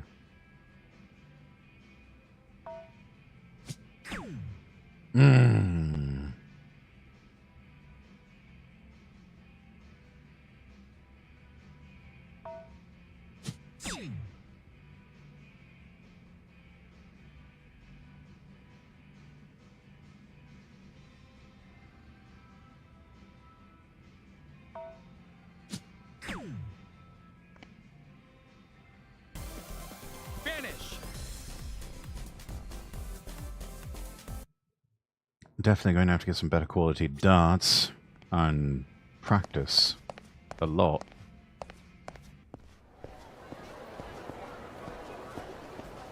A Mai Tai. Wonder what kind of drink that is. It's fruity and it's got booze in it. What more do you need to know? Haven't played darts in years. Used to play it at a Bible club as a teen. Oh, it's fun. Especially playing with friends. Rum, lime juice, some recipes call for orange and pineapple juice instead, giving a sweeter, fruitier taste.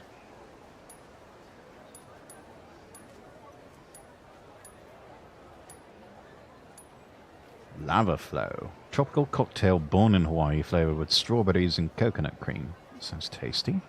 A bright, eye-catching cocktail. Perfect for a girls' day out. Okay, never mind. A blue Hawaii originating in Waikiki. Electrifying blue concoction is made with rum, pineapple juice, blue curacao, and sweet and sour mix.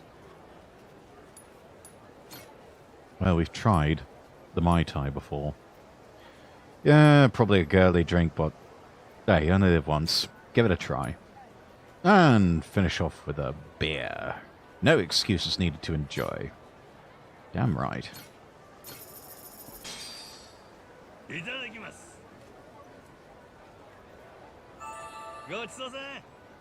Thank you very much.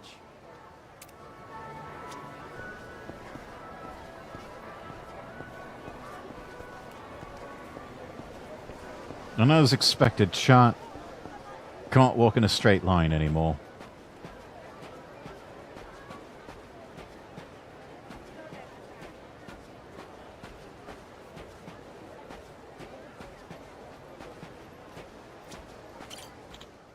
Yo, ready to go to Madlantis? Yeah, let's do it. Goro Maru's anchored nearby. Follow me.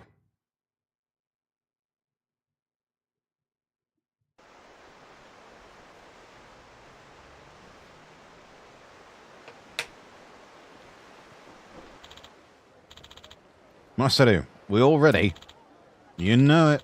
We got all the fuel we need so we can leave any time. You heard the man. Just give the command. We'll be off, Captain. Climb those stairs and grasp the wheel and we'll be off. That easy, eh?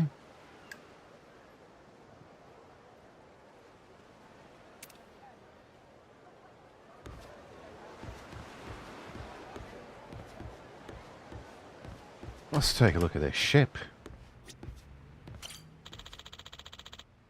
This here's the captain's quarters. You want to set sail, head above, give the order to depart while grabbing the ship's wheel. I rather like these captain's quarters.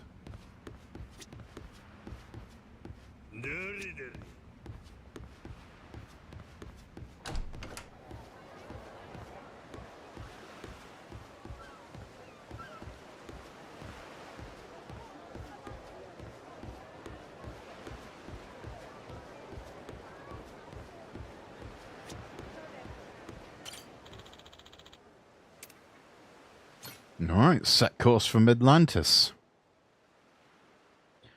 In the retail version, you'll be able to sail your pirate ship, the Goro Maru, to explore the ocean with your crew. Please look forward to a riveting adventure on the high seas, a first for the series.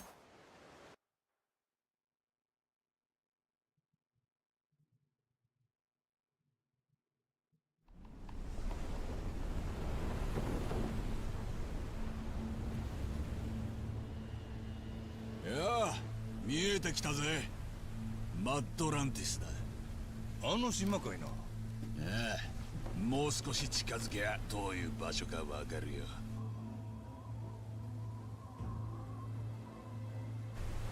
Doesn't look so mad. Looks very stoic.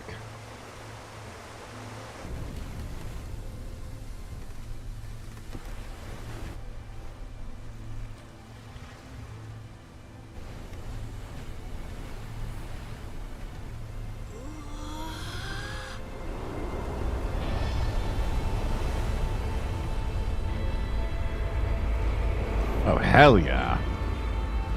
This place looks awesome.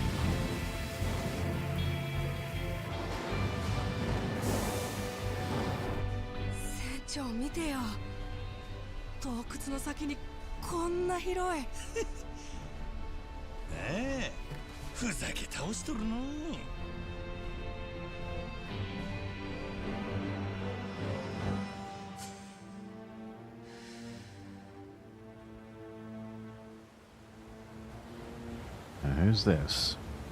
ようこそ海賊諸君。我が王国マッドランティスへ。 She looks like the sort that has that laugh. The typical Japanese villainous laugh. The, oh ho ho ho ho ho ho ho. 昔この近くの海ででかいタンカーが制御効かなくなっちまってな。ゆっくりゆっくり沈むのは誰にもどうにも止められずにこの洞窟の中へ漂着したんだ。でかすぎるその船は解体もできずに放置され、ここは船の墓場ってことにされてな。そのうち解体費をケチって別の船をわざわざここまで運んでくるやつまで現れた。みんな船を捨てに来るんだよ。 It's a graveyard slash patchwork quilt. そもそもここの状況をヒントにしたのかもな。船の墓場か。人間ちゅうのはそんなとこまで住めるようにできるんやね。Yeah, anything's possible with enough cash and relatively cheap labor.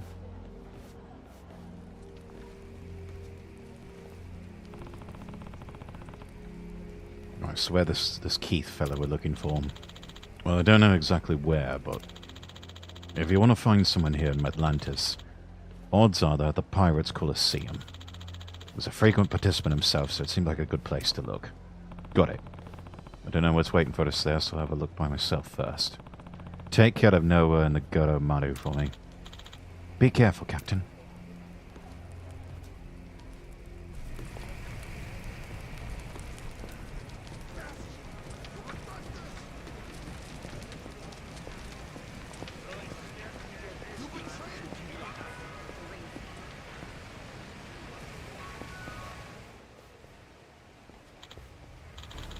Oh, don't remember seeing you around before. Searching for a man by the name of Keith. You wouldn't happen to know where he might be around here? We're in Atlantis, buddy. You don't think you're going to get that information for free now, do you? Yeah, but I'm not feeling like shelling out for it today. What should I do in that case, you think? You just have to beat it out of someone. Oh? Guess I'll do just that. Cocky-ass newcomer. I'll teach you how we do things in Atlantis.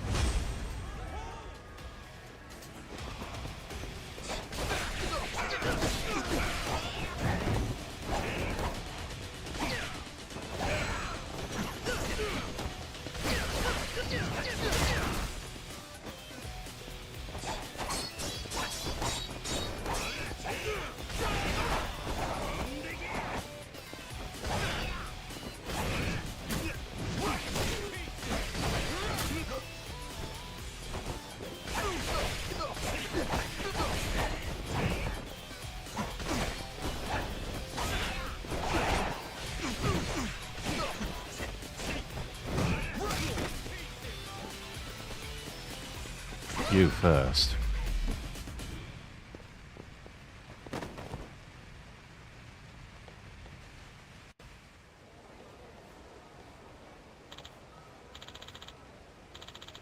Tough bastard. Who the hell are you, anyway? No one whose name you need to know. Let me ask you again. Where is Keith? Haven't got a clue. Now let's keep going. Something's bound to shake loose eventually. Wait, look, I'm telling the truth. I haven't seen him today. I really don't know where the hell he is. Hang on. I know who might have an idea. Try talking to the guy who works reception at Pirates Coliseum. Pirates Coliseum, eh? Right, yeah, it's where they have those arena battles, but with ships. Guy who runs the reception desk is real in the know about Atlantis. Nothing gets by him. Bet he could tell you where to find Keith. Sounds like I better pay him a visit then. If this is a dead end, I am coming back for you. Do you hear me? Loud and clear.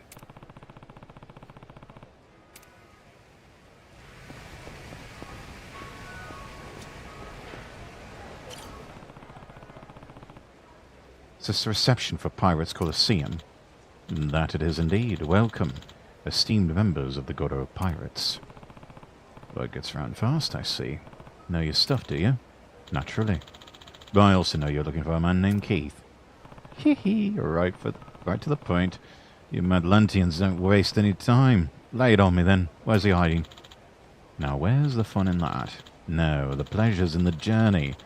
Why don't you enter that ship of yours in the Pirates Colosseum? Give my audience a good show and I'll gladly tell you where Keith is. Besides, I think you'll find it's still a much quicker route than beating it out of the local riffraff. Fancy. Guess you thought of everything. Crafty little fella, aren't you? Like a true Madlantian. Alright, you win. I'll get the Pirates Colosseum buzzing. You tell me where Keith is. It's a deal. Would you care to begin the match right away? Let's do it. May fortune smile upon you, Godo Pirates.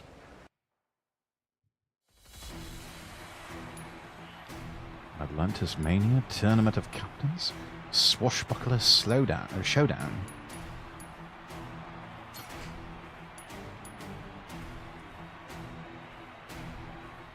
The Grey Pirates. First pirate crew newcomers face, they show newbies the ropes while they fight them.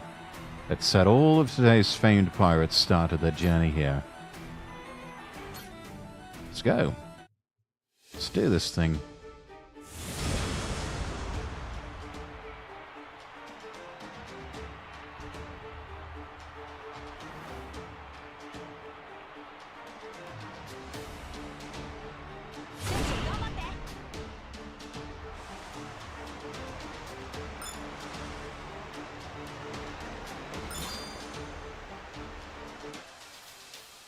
Holding the right button while controlling the ship will fire the machine guns dead ahead.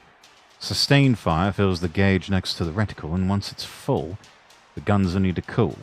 Power of gunfire depends on the Godo Maru's equipment as well as the crew's cannon power.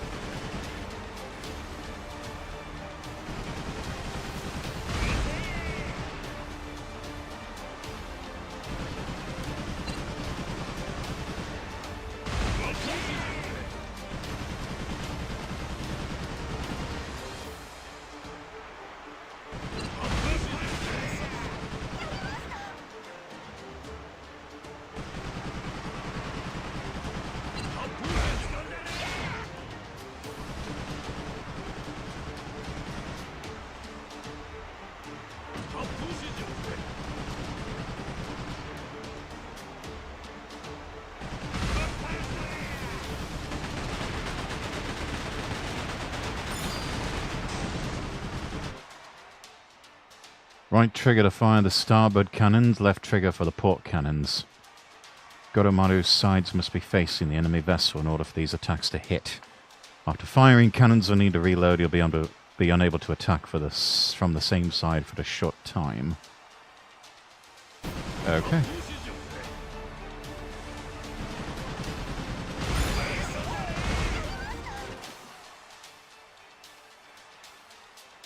Consume all of the boost gauge with Y to accelerate quickly. Boost is especially useful for evading enemy attacks when they get up to fire on you.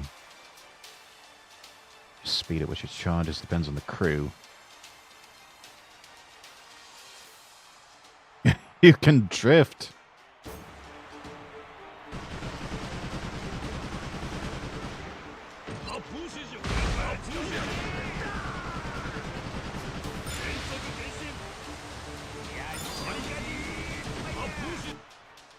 That's awesome.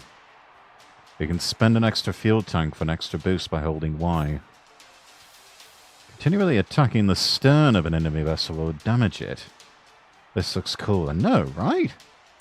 Once the stern is damaged, the enemy will be unable to act for a short period of time or take damage more easily.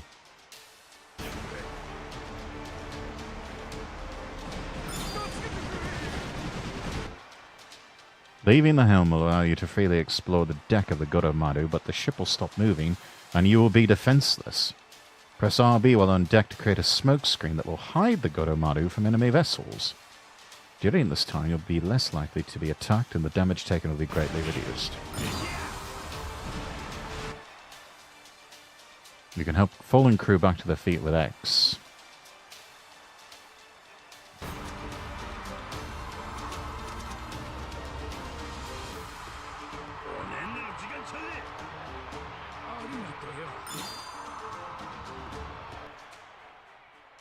You can aim the rocket launcher with LT and fire it with RT. Rocket launcher can't be fired again until the reticle gauge refills.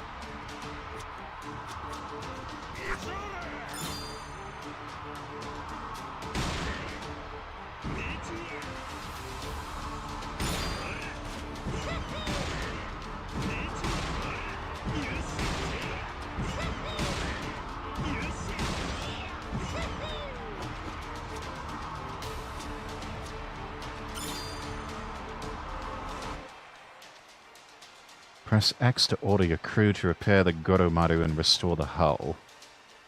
Your ship will be unable to attack during repairs.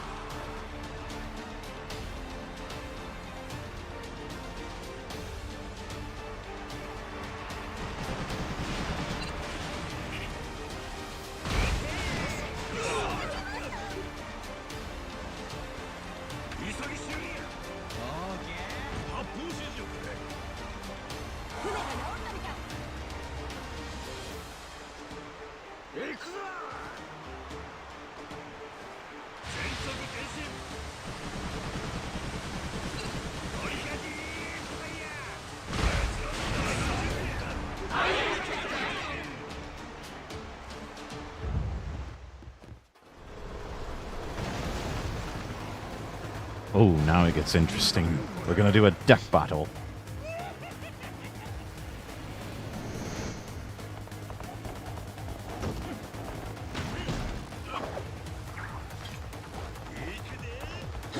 Quite the motley crew we've got here.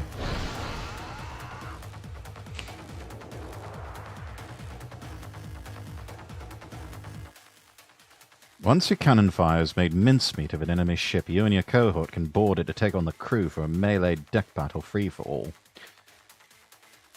You can put together a boarding party of up to 20 members for gold and glory. The key to conquering the enemy ship is how you assemble and train your crew members. Recruit them in places like Hawaii or Atlantis and train them into becoming the most fearsome crew these waters have seen. You've got support skills, support squads, a voltage gauge. Once that's charged, you can activate support skills.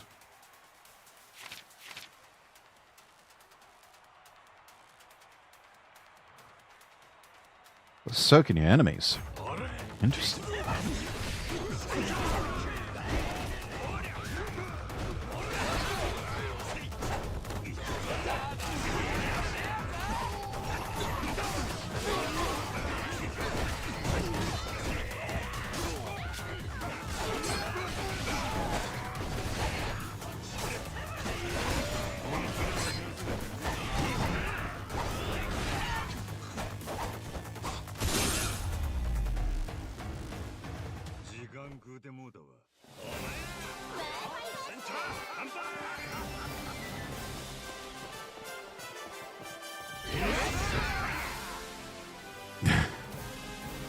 Got one dude wearing a diaper. Oh, I think that's a salaryman in a nappy who's got the weird baby fetish or something. Can't remember which game that was in. It was in one of the Kiwamis. I think it was Kiwami 2.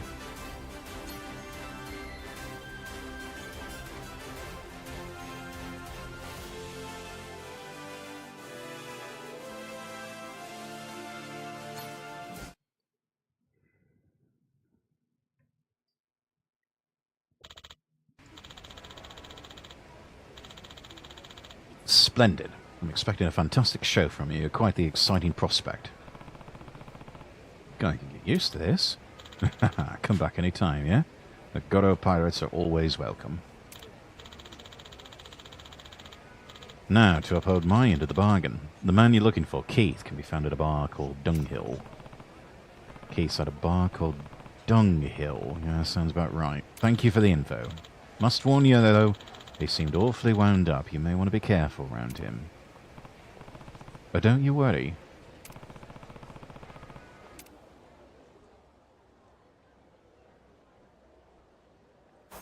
Nice.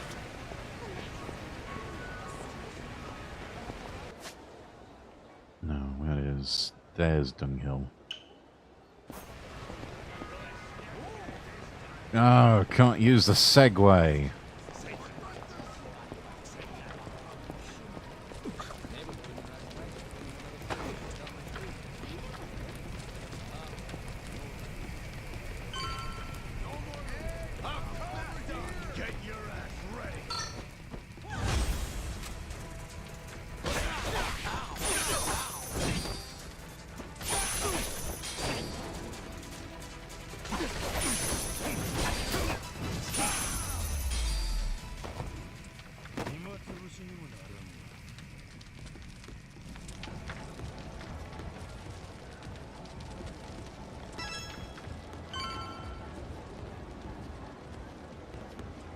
Apologize.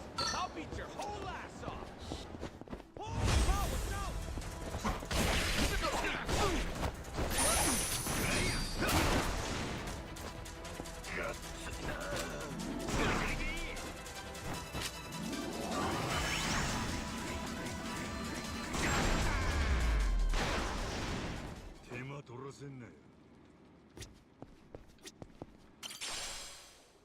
Materials net. Can I cut this to the Gourmet? For a moment there, I thought that was a pair of women's undies.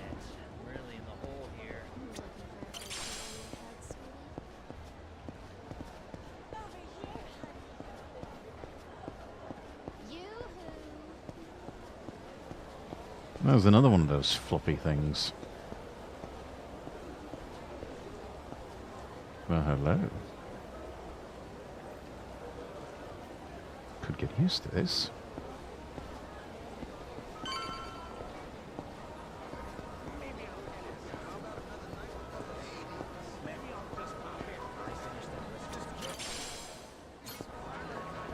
Plant, stamina, and spark.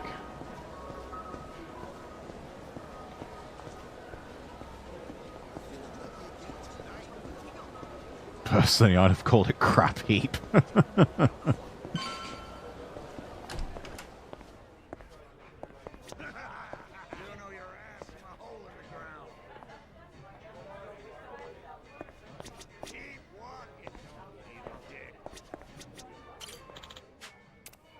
Let's see, what do they got? Ooh, nachos!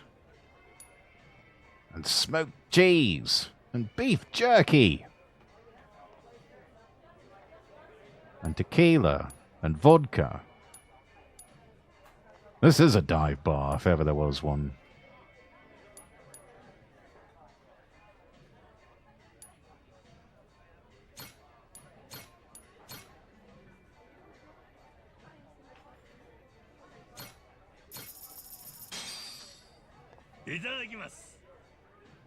I am fascinated by this cheese. Booze flows freely here. Pity it's not free. Huh? Sorry to keep you waiting, Keith. Well, look who it is. The mighty captain of the Gourmet. Came all this way to visit me. We left things half finished last time, so I figured we ought to settle them for real. You're on. You know what you're getting into? I don't fight clean, you get me? Well, yeah, you're a pirate, I wouldn't expect you to. Maybe you have a shot in a fair fight, but under these circumstances, you really think you've got a chance? Yes, I do. I've just had smoked cheese and a fuck ton of booze. I could take on the world at this rate. Only fair to give you a bit of a handicap. Fine by me. Be a real waste of a drink if your blood fell in it. Come on then. I'll kill you outside.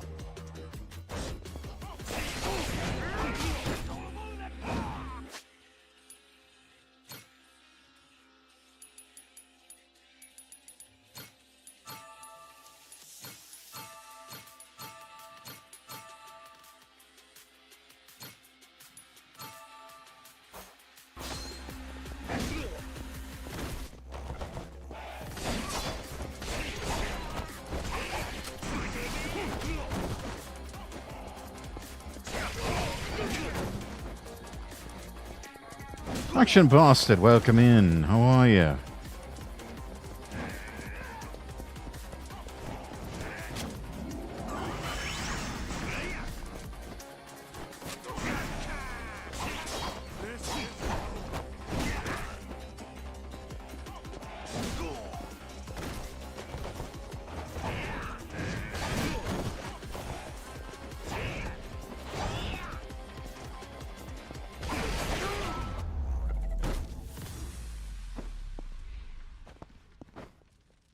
%120% inebriated. Currently 15 plus shots in after my stream of 86 proof Suntory Monster Hunter related.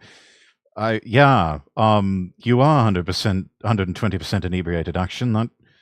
That is. It's not like you to have a wifey wife demanding I lay down with water. Probably a good idea. Action. That was quite the run-on sentence. And oh, look at that. It's the that is the end of the demo.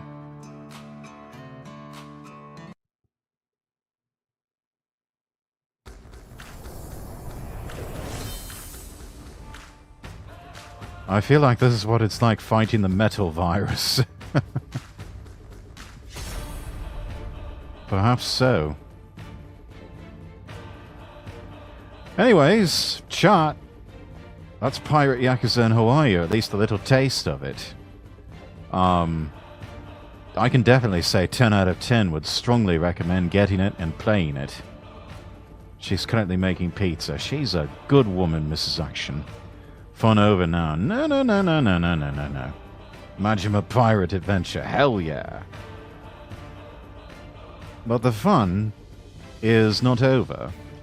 Because we've still got our original game that we were going to play for this Saturday, which is also a Yakuza title. We can go ahead and exit out of that. We do still have Yakuza 3, which I'm going to go ahead and queue that up.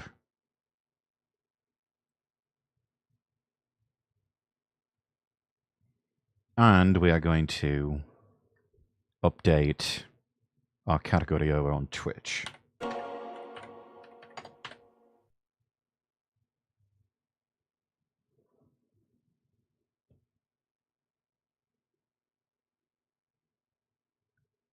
I knew that was going to be short, but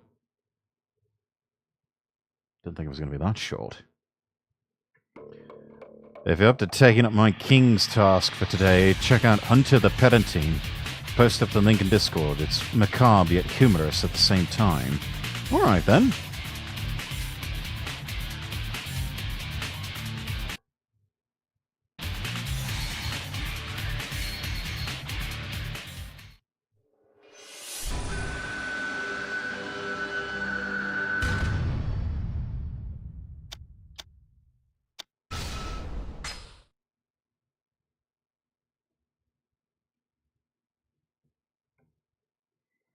But in all seriousness, Action, do make sure that you're drinking plenty of water.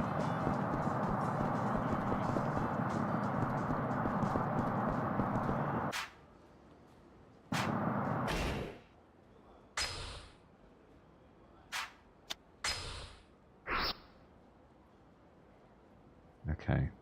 Down, off to the left. Around the street. Okay.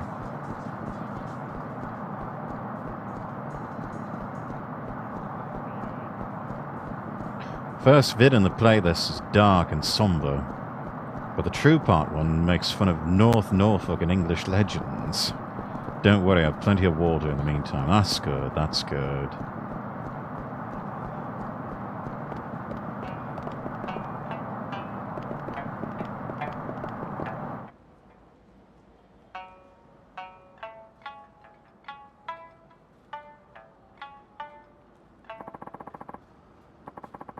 Thank you for listening. That was an Okinawan folk song called The Rose Balsam.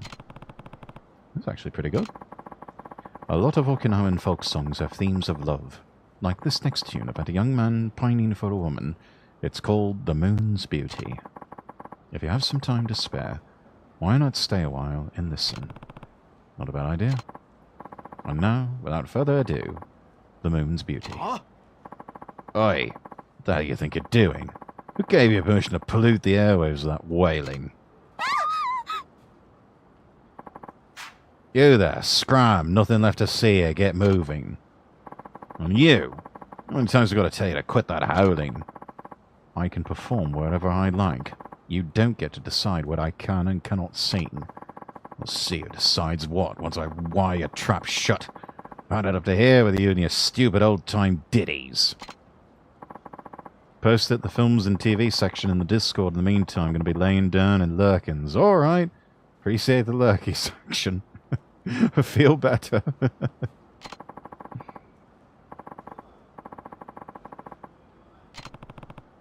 This looks bad. You punks are the only things getting smashed today. Who the hell are you? Mind your own damn business, Pops. You want to stand up for this arsewipe? It's your turn to face the music.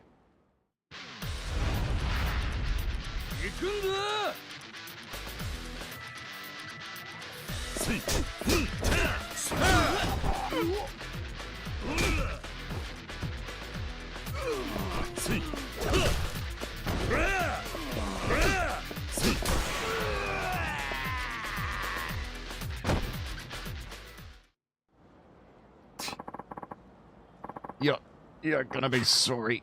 Just you wait. Thank you so much. I really owe you for stepping in like that. Don't mention it. Listening to that nice song of yours was all the thanks I needed. Oh, you mean the Rose Balsam? I learnt that song from my grandmother when she first taught me how to play the Sunshine. With your parents' counsel as your compass, with virtue as your shield, you can face this world with a will as strong as steel. All of my grandmother's life lessons are right there in the lyrics. I bet that's why it's the first one she had me learn how to play. It's a beautiful song. I agree. And it's even more important to me nowadays. My grandmother, she passed away last year. Sorry about that, mate. She once told me that music is all I have, so the kindness of strangers is all I can rely on to make my way in the world. I sing that song in her memory, so that I never forget the lessons she taught me. Well, sounds like she'd be really proud of you. Hang in there, all right? I'll do my best. Thank you again for your help. Oh, and here. Please take this. It's an Okinawan delicacy, kind of like a donut. Asata andagi. Interesting. Thanks to you, I can keep singing here, sharing my grandmother's song with everyone. Keep it up. I'll be cheering you on.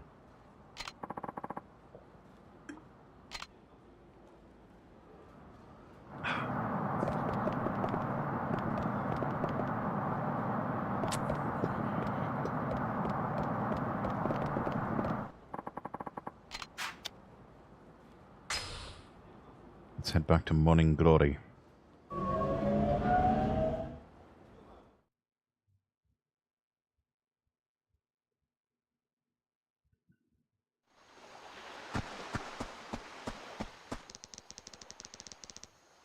Let's meet at Turtle Rock after school tomorrow. Okay. Where are we going to play? Turtle Rock, eh?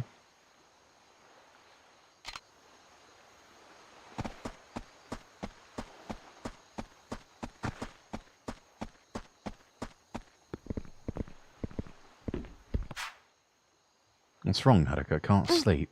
Yeah, guess there's a lot on my mind. But you don't need to wait for me, Uncle Kaz. You've got a big trip tomorrow. Fair enough. Should probably hit the hay. Don't stay up too late, alright? I won't. Sweet dreams, Uncle Kaz. Sweet dreams, Haruka.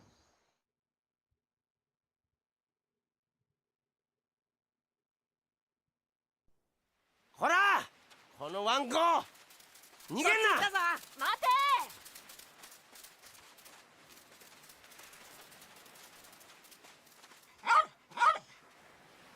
さあ観念しろ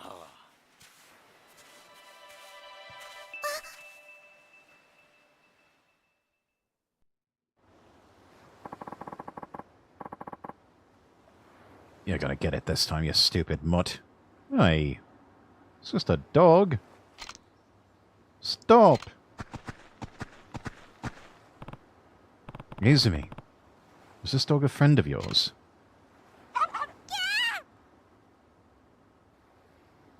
Oi, easy there, Fido. Get back. Wait. Come back. You're not getting away that easy. Oh, shit. I know where that dog's from. Language, Mikio. Now tell me about this dog. Well, he used to live over at an izakaya in Hatsumachi. Quiet little fella back then, not the maniac he is now. Honestly, so out of his mind I didn't even recognize him at first, but he's definitely the same dog. Guy who ran that place shipped on up to Tokyo a while ago, though. Guess he just abandoned the dog. Bastard, how dare he? Hey, didn't you used to have a dog of your own, Izumi-chan? Yeah. Can I go look for the dog, Uncle Kaz, please? Just wait. I'm sure he'll come back eventually. No, I'm gonna go find him. Alright. You want a hand? Yes, please. No luck, boys? No, he got away. That's the fastest dog I've ever seen. You're just slow, Taichi. I totally could have caught him. Oh, yeah? Why didn't you? That's enough, you two. Where'd the dog go? He sprinted off toward town. Well, looks like we're going on a little field trip then. Okay. You're really gonna go after it? Yep. You two wanna join? No, I'm pooped. Me too. I'm sick of chasing dogs. I'm coming. How about me and Izumi go take a peek over on Ryukyu Boulevard? You can check out Hatsumachi, sir. Sounds good. Come on, Izumi. Coming.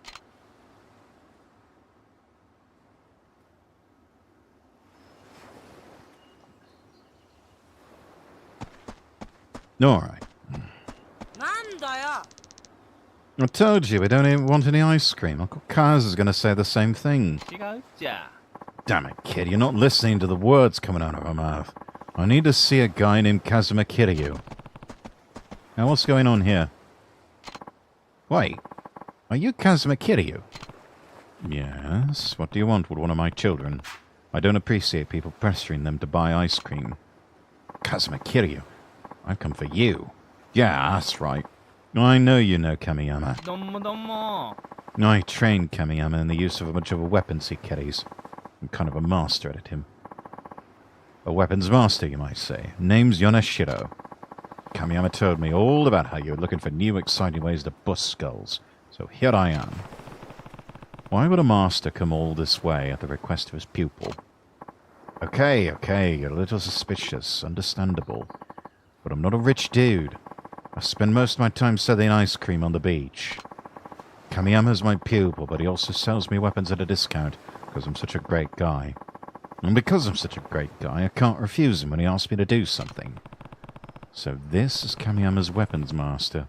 Maybe I should have him teach me. Okay, I'll take you up on that. Yes! I was worried you're going to chicken out. Come find me on the beach. If you're man enough, that is. Got it. See you down there.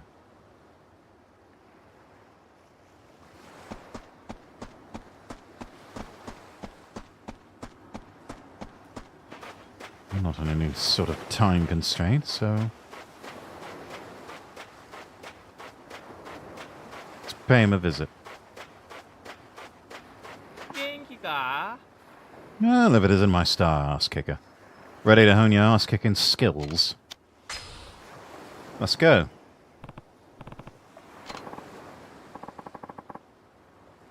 Alright, that's what I like to hear. So there's one itty-bitty thing I need to know first. What kind of weapons can you already use? Guess I only know two real techniques. The sword technique I learned from the old man, and the staff technique I learned from an old lady. Everything else is self-taught, not that I can't hold my own. Oh, it's more than the chuckleheads that usually show up here now. Guessing you want to focus on something you can't already crack skulls with, eh? Sounds good. Alright then. How about nunchaku? Pretty badass weapons if you ask me. Nunchaku. A more iconic Okinawan weapon there ain't. Don't be fooled by their imposing appearance. They might look devastatingly powerful, but that's because they are. Okay, nunchaku it is. Alright. Take off your shirt, get in the ring. No way you're going to be able to move the way you'll need dressed like that. Alright.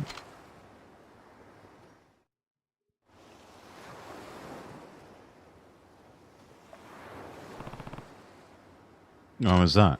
Yeah, perfect. So, when do I get my nunchaku? Never. Okay. Well, not never, but they're my babies. I only give them out to people that I know can handle them. What? I can't even hold them. How am I supposed to master nunchaku without using them?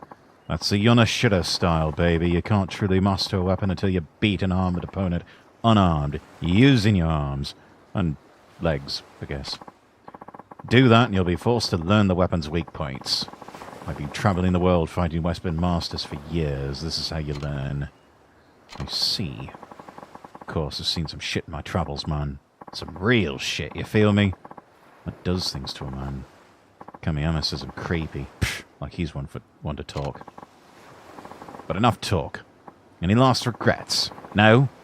Then let's begin the lesson. Beat me. Okay.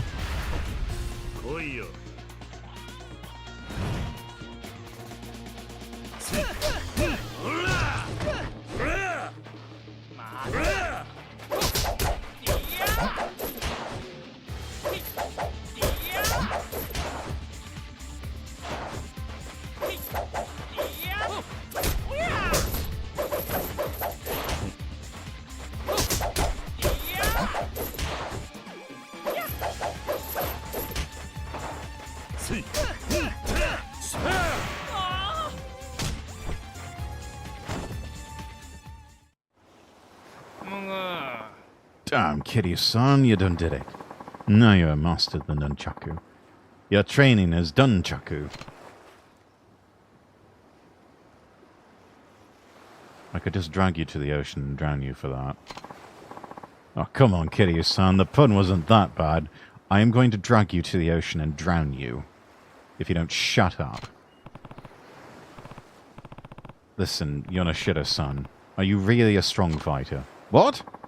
You injure me, sir. How could you look upon my sick fighting skills and not despair? Quite easily. That's why I'm asking. To tell you the truth, I didn't have much trouble beating you. So, which is it? Are you holding back? Or are you really that weak? You got me. Not a single one of the chumps Kamiyama referred to me ever figured that out. Not one. But you, oh, you did. I should have known you would. What the fuck are you even talking about?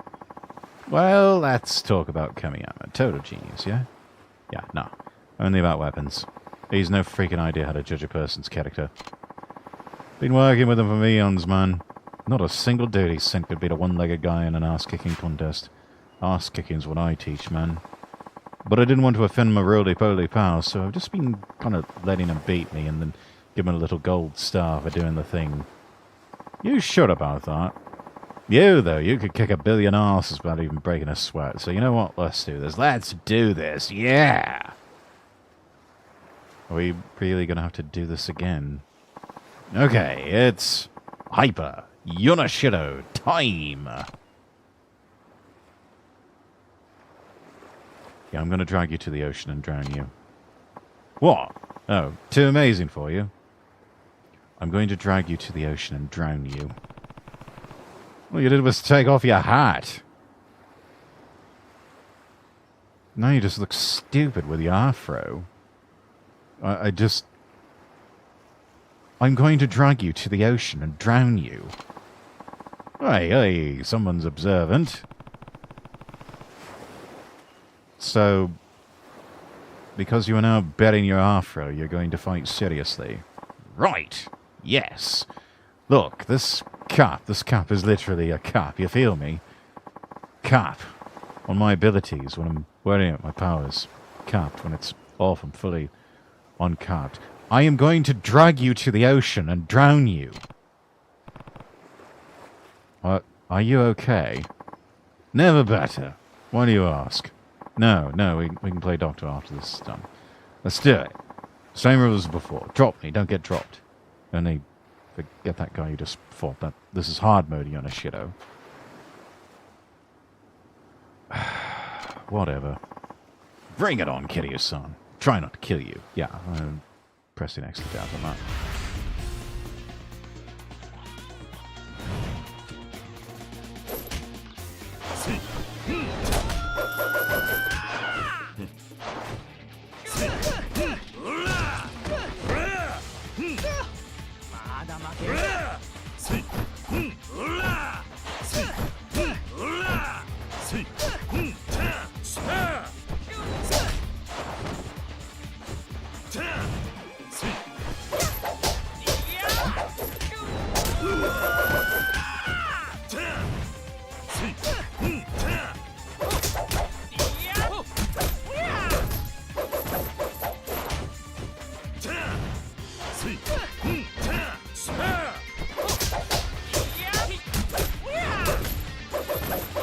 He's going to kill me. He might actually kill me.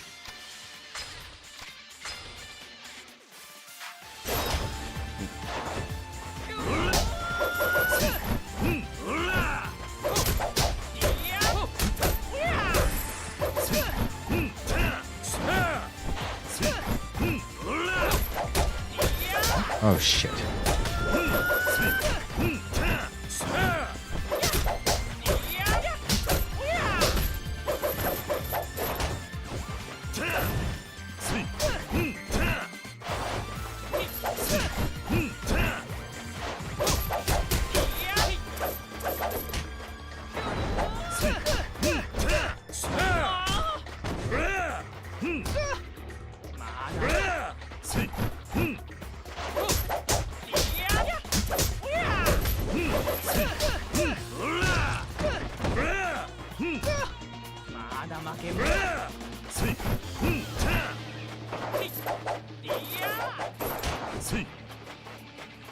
Come on, get out of that corner.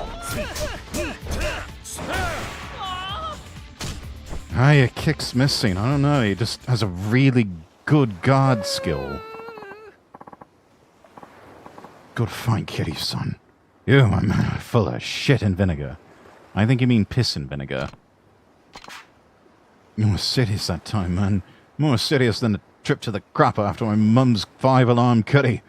And I'm seriously surprised you beat me. Gonna have to give me a sec. Going hyper Yona shitter takes a lot out of me. Gotta take some time to recharge it.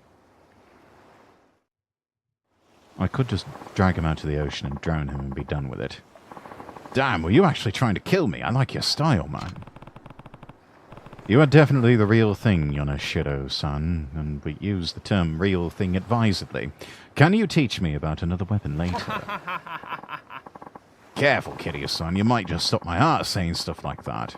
Or hitting me the way you do. Either one, really. And that's why I like you. Oh, and I promised you a fancy certificate and everything, didn't I? Here. Oh. Yay. Just what I always wanted. Show this to Kamiyama, a little pig he'll crap his pants. Even better, he'll sell you some nunchaku. Ain't that great? I hear you can even make a custom pair if you got the designs and materials. Ask him for the details, though. I only know about beating fools with them not making them. Anyway, gotta say, really grown on me, Kiryu-san. Grown on me like that tumor my mum has. She should really get that checked out. And sometimes it's best to keep teaching tumors martial arts. That makes no sense. That's why I've decided to stay here. That means you can train with me anytime you like. Yay. Just what I always wanted.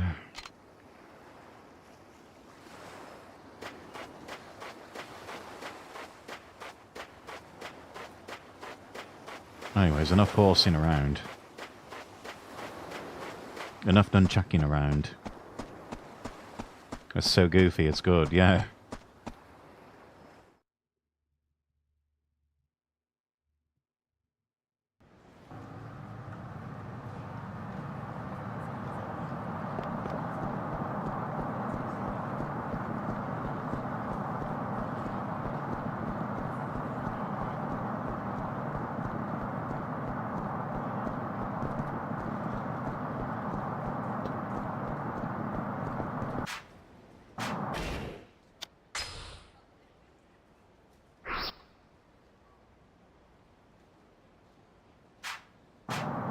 We need to check out Hatsumachi.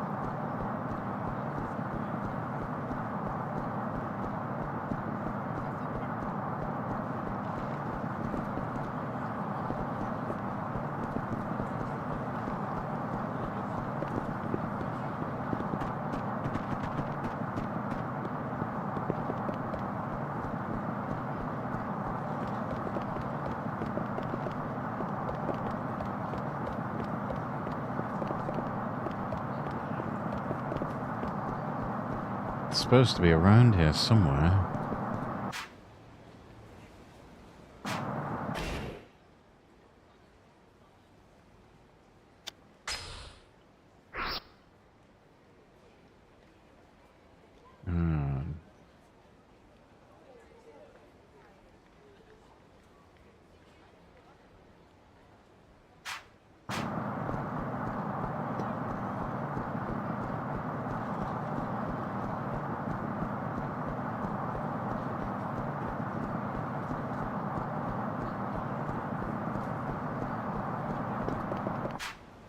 There's Mikio.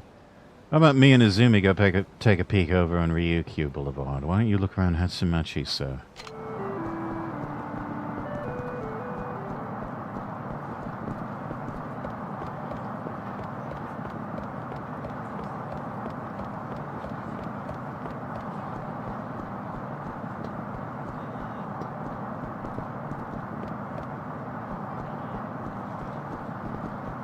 Easier if you could cross over there.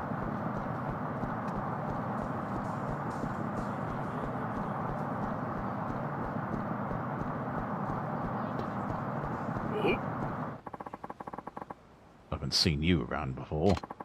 This is our turf. Think you can just ignore us around here? Yeah. I was thinking that. Especially since I really am unconcerned about who you are.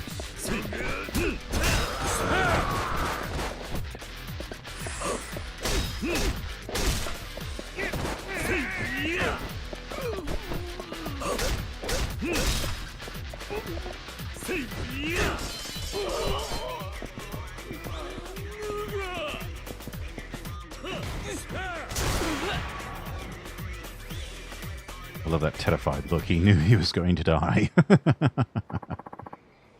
Sorry, I stopped you. Take this as a sign of our respect. 5,000 yen. How underwhelming.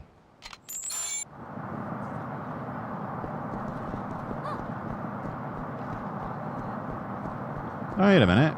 There's the doggo.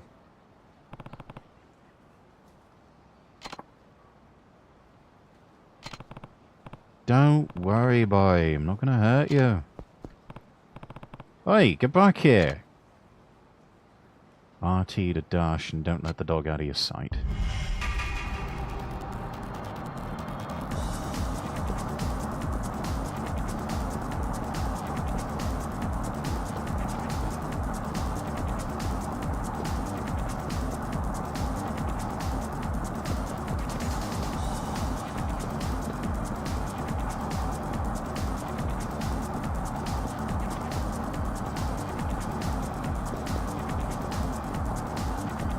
Can't keep running forever. I know you don't have that much energy.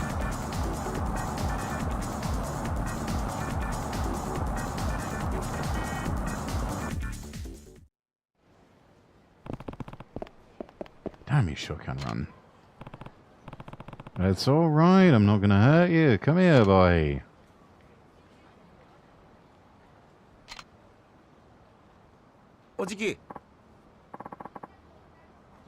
Yeah, it's cute. This one I always like to refer to as the slice of life Yakuza. So, you cornered him. Yup. And it took running half a marathon to do it. Wow, sir. That's incredible. He's still scared, though. Uncle Kaz, can we keep him? What do you mean, keep him? Thing's terrified of you guys. Can't see why you'd want him anyway. Well, I do want him, because... What is it, Izumi? Because he looks like Mummy. Mummy? That's the dog my mummy and daddy got for me when I was born. Izumi-chan, they might look the same, but this dog here is not your Mummy. I know he's not. I had to give Mummy away when Mummy and Daddy died. Izumi. When this doggy showed up near our house, I thought for a sec Mummy came to see me. Oh, damn it. That makes my heart hurt hearing that. Can we keep him, Uncle Kaz, please? Only if you train him to not be so crazy. Deal. Come on, Izumi-chan, that dog's never going to be normal. I mean, look. But... It's okay, Izumi. Everyone's afraid of new things, dogs and people alike. But if you show him you're scared, he'll be scared too. So you just have to put on a brave face, understand?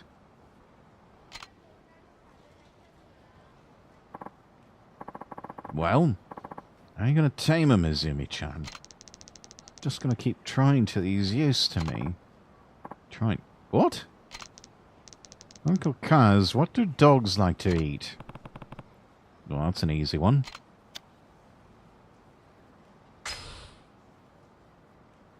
Dog food, obviously. Well, duh, Uncle Kaz, but can you go buy some? Why do I have to go? So I can stay here with the puppy. I think he likes me. Certainly doesn't show. Please, Uncle Kaz. Alright, I'll be back in a minute. Keep an eye on Izumi for me, Mikio. Yes, sir. Alright, Konbini time.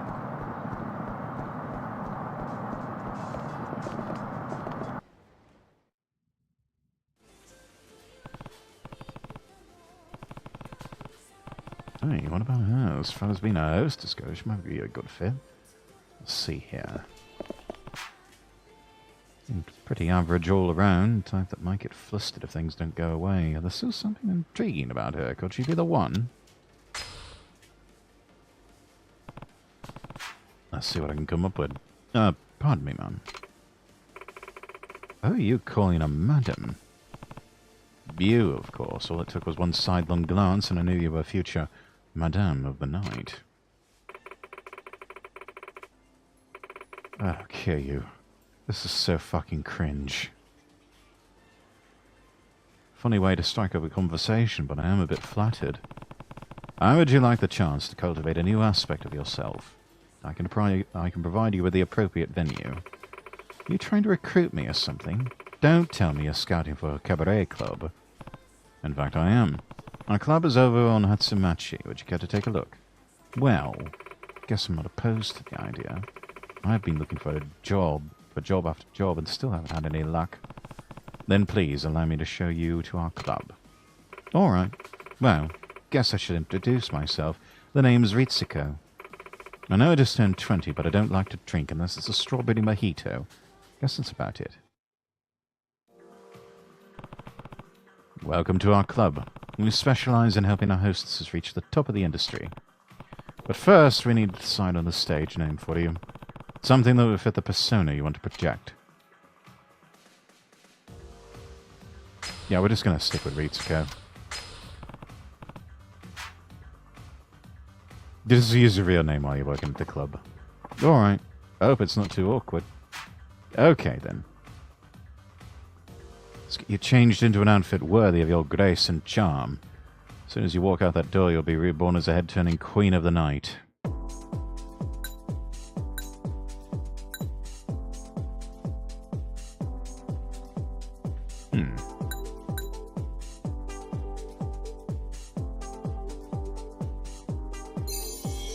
That'll work.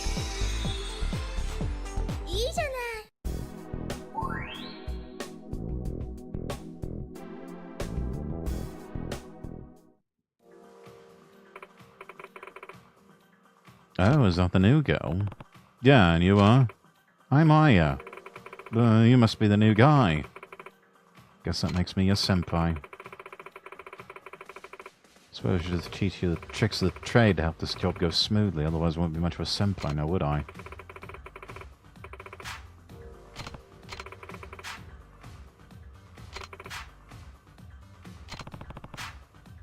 You're saying I should gather information and coordinate Ritsuko's attributes and appearance, that way she can better satisfy the customers. Yep. Am I being a little bit too much? Either way, do your best and don't get stressed. Both of you.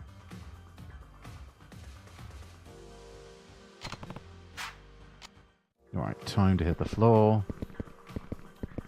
I'm getting out of here. I can't get out of here. Damn it.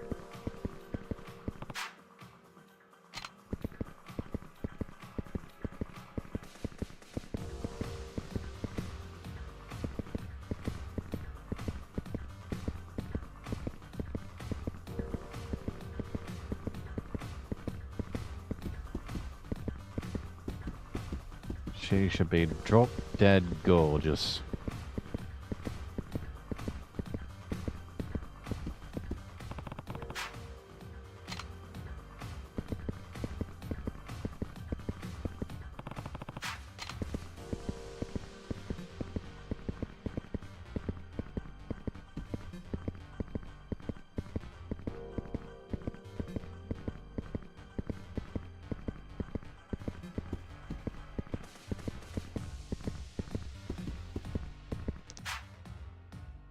Done with your inspection, Kiryu-san. Let's talk strategy. What would you like to know?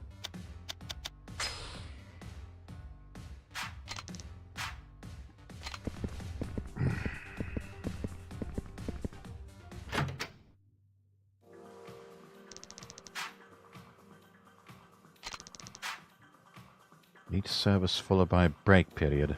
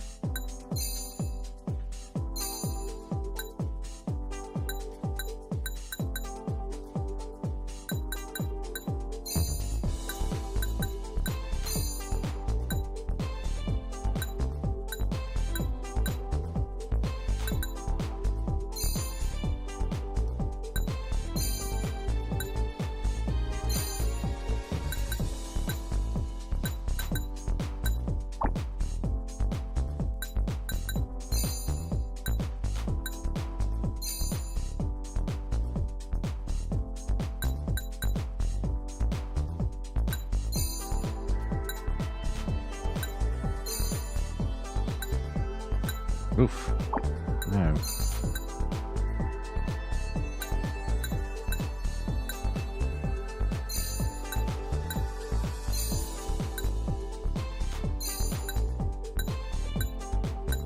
No.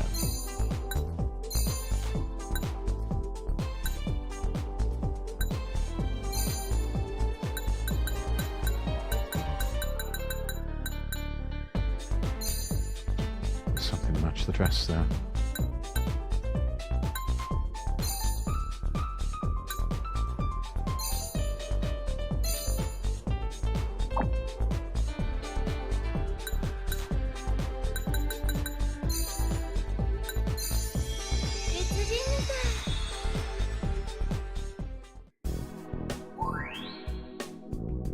Okay, there we go.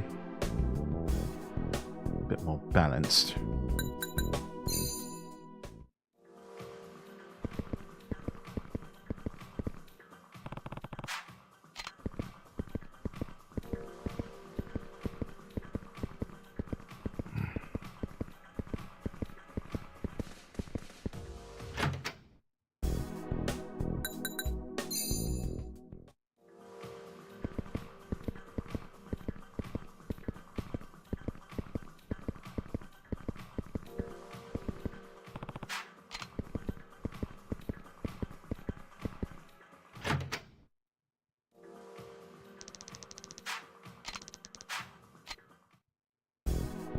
great hustle.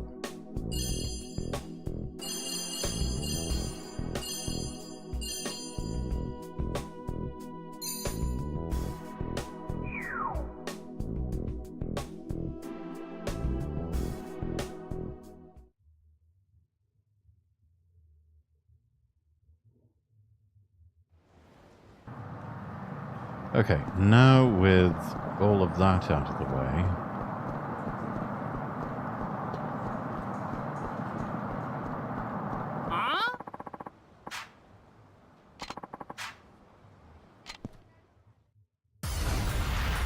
we'll get there eventually, Chad. I know we will.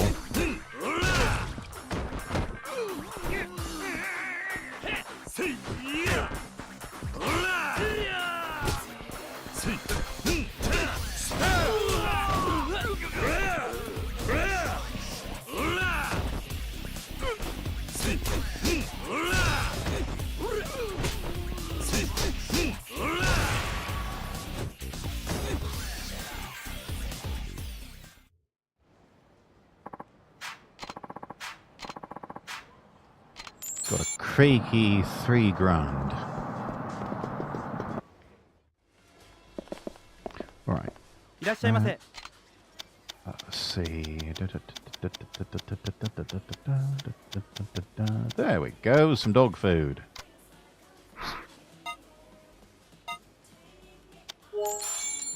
Beautiful.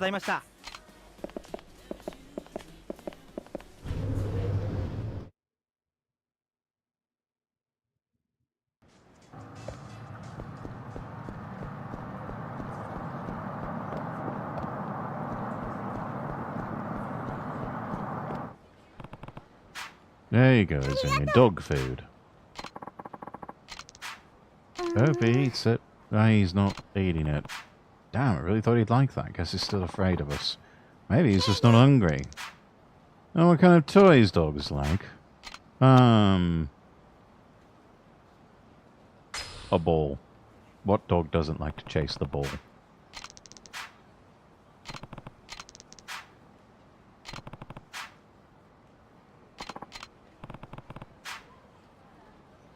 I think I've seen Koji practicing baseball with one.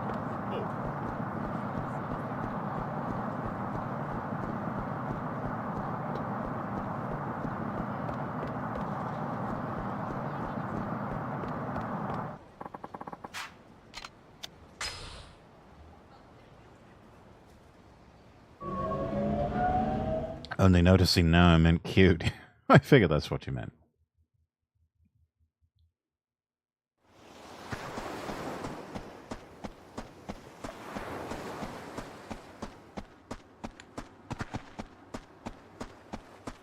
Now, where can I get a baseball?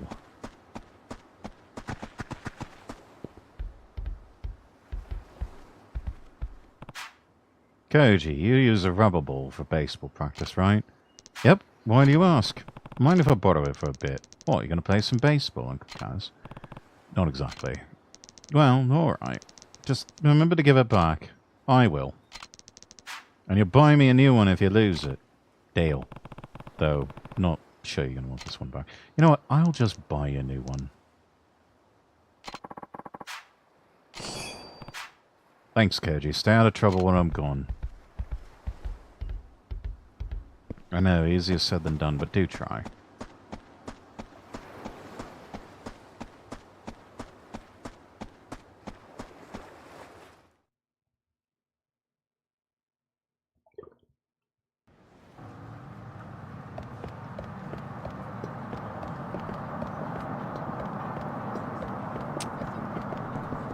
Where'd they go? No, wait, wrong way.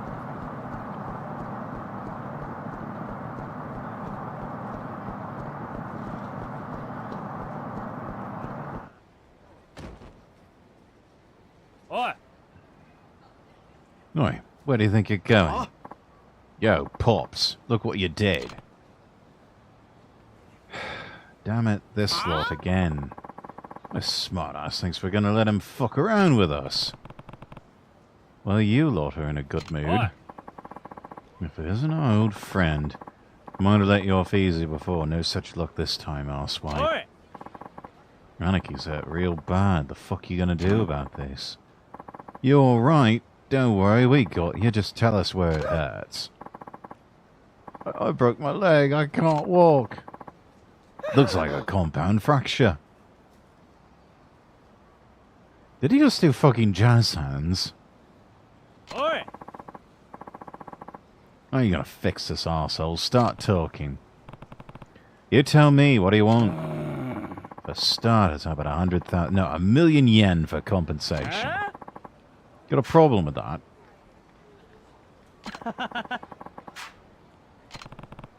$1,000,000 yen. No. He's not even hurt. Got balls standing up to a group of muscleheads, old man. What happened to your leg? I thought it was broken.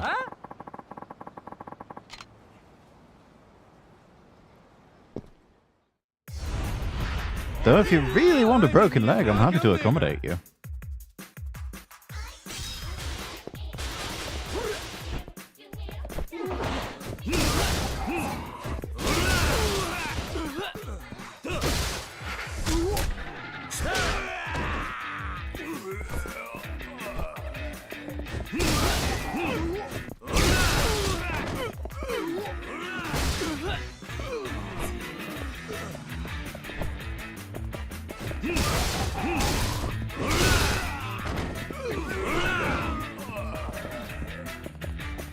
Come here.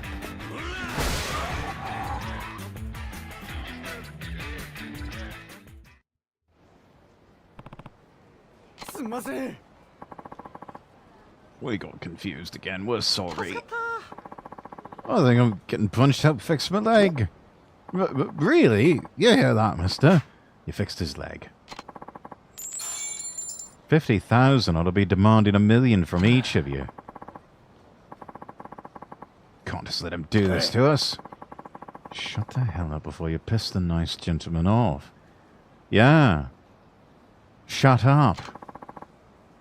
Can't believe this. So that's it. This is so lame. Something wrong? No, not a thing. Not a thing. No. Good. Now get gone.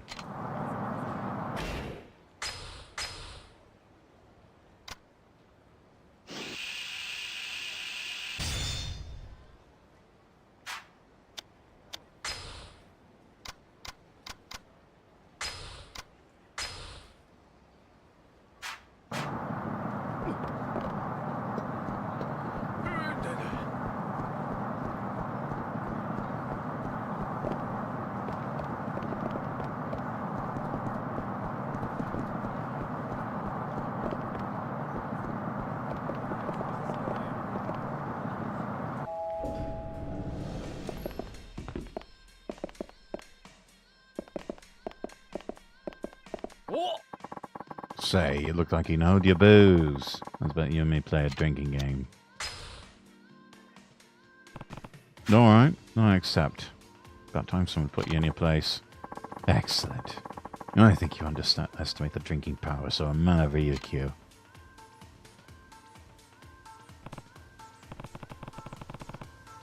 So what kind of game we're talking about anyway?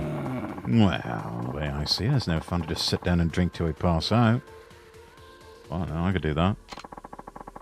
So I figured we'd try a simple game of instincts. Loser drinks. Sound good? What instincts exactly? I'll point either left or right. You turn your head. You face the same direction I'm pointing, you lose. If you face the opposite direction, you win. His face, I know. Cartoonish grin, it's kind of scary. Whoever gets falling down drunk first pays the tab. What do you think?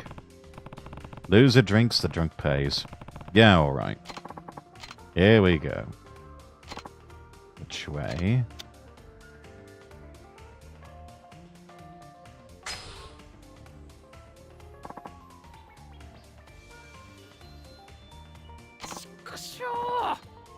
You lost. Abso-frickin-lutely.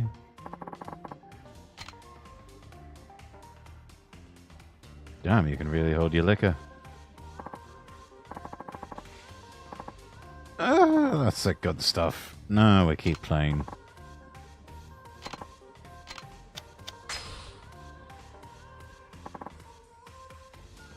Oops.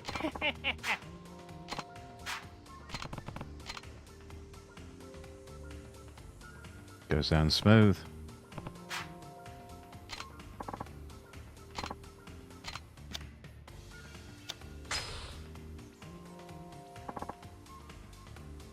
Shit!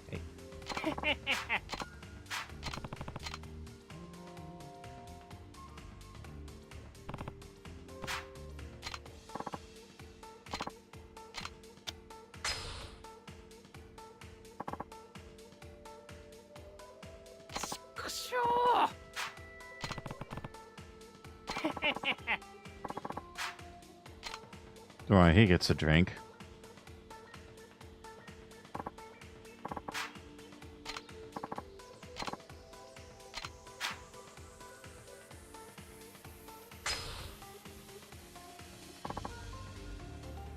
Shit.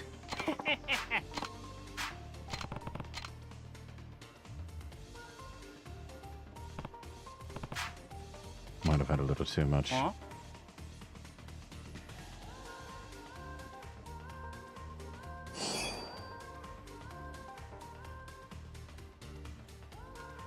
Excuse me, sir. Here's the bill for you, and that gentleman comes to 20,000 yen. Sir, fuck.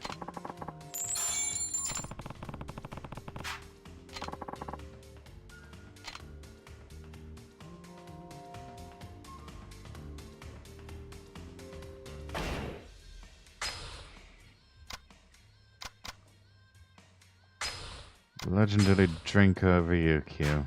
Okay. いらっしゃいませ。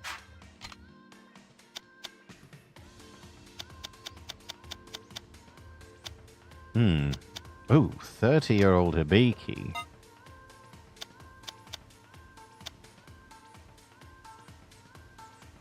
Lemon Heart Demerara. A balanced medium-grade golden rum. And the premium malts. Oh, looks like you can order one at a time. Let's go with the 30-year-old Hibiki.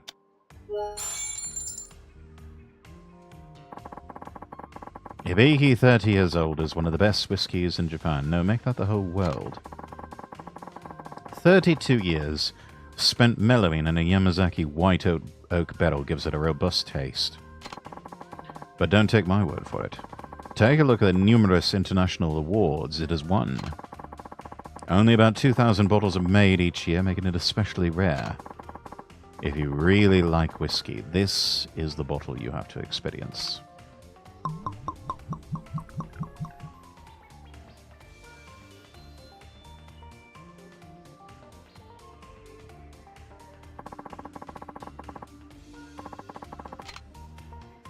Okay, they're telling me I can't drink anymore.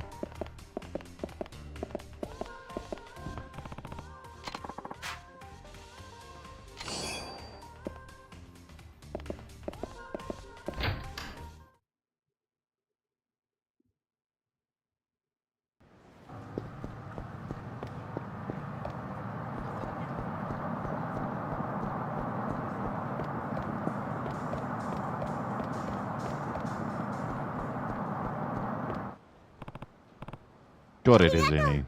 Yay, thanks, Uncle Kaz. Look, doggy, nice ball.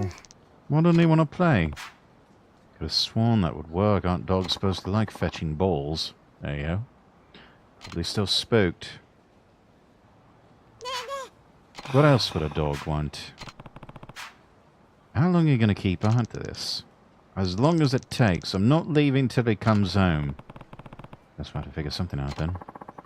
Let me take a stroll, sir. Clear your head, you know. I won't let Izumi-chan out of my sight while you're gone. Not a bad idea. Be back in a bit.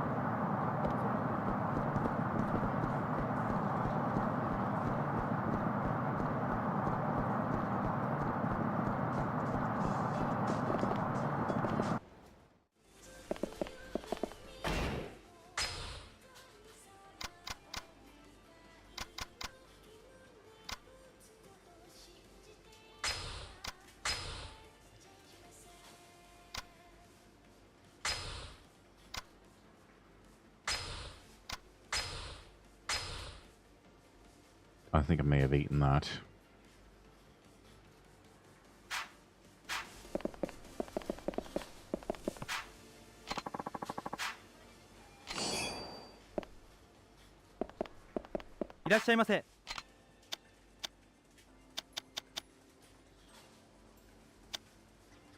Yikes, dog food, yeah. I didn't mean to do that.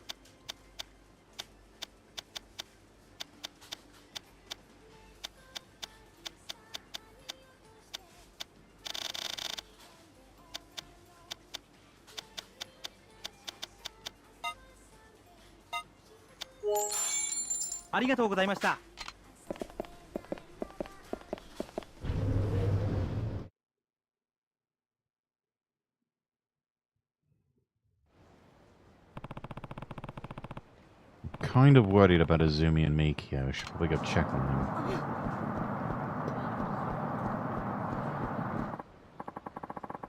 This is going nowhere.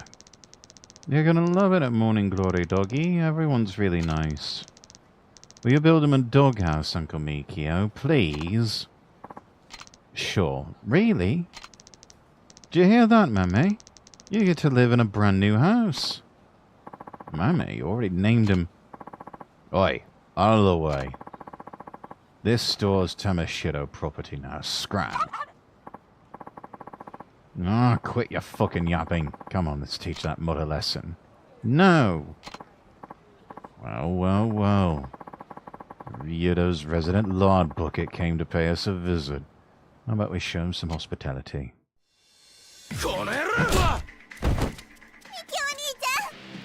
Izumi, ワンコと逃げろ。でもいいから早く。豆、おいで。ほ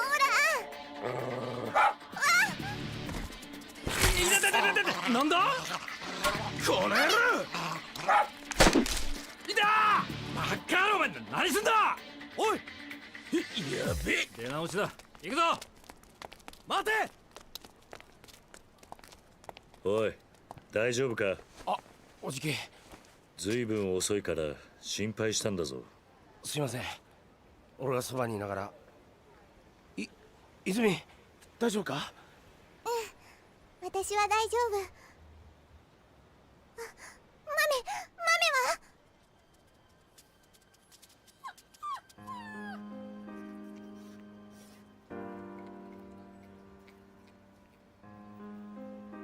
やったな。Chips are down. That dog knows what's up. 犬小屋か。でも俺一度大工目指してくじけたんだよな。だって約束だもん。ね、豆。わかったよ。おじき。We'll go grab some food and stuff for the dog. Meet you back at the orphanage. Sound good? Yeah. Remember to look both ways before you cross the road, Izumi. Okay.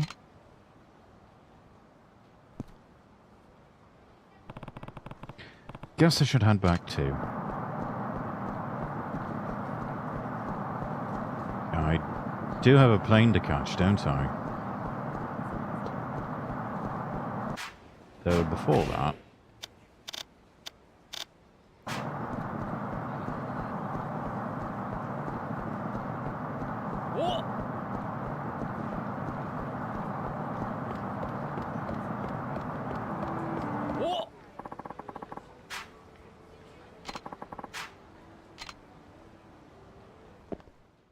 I'm not giving you shit, pal.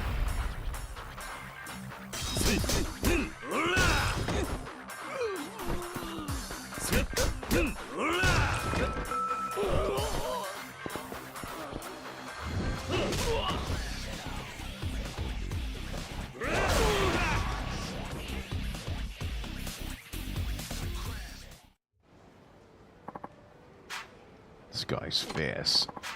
You let us go, right? Well, that 5,000 yen does look very appealing.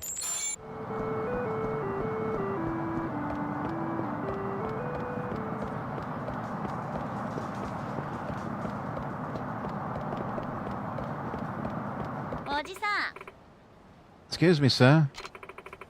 You should really stay away from those lockers. And why is that? Haruko, shh. You shouldn't say stuff like that. People say locker 44 over there is cursed. People hear groaning and clanging noises coming out of it at night. I'm sorry. This girl loves to spread silly rumors. Don't take her seriously, alright? I wasn't planning on it. Let's go, you guys. Everybody knows all that stuff about horrific sounds coming out of the lockers, all a big lie. A cursed locker, eh? Spooky. I once saw a trailer for a Japanese film about that.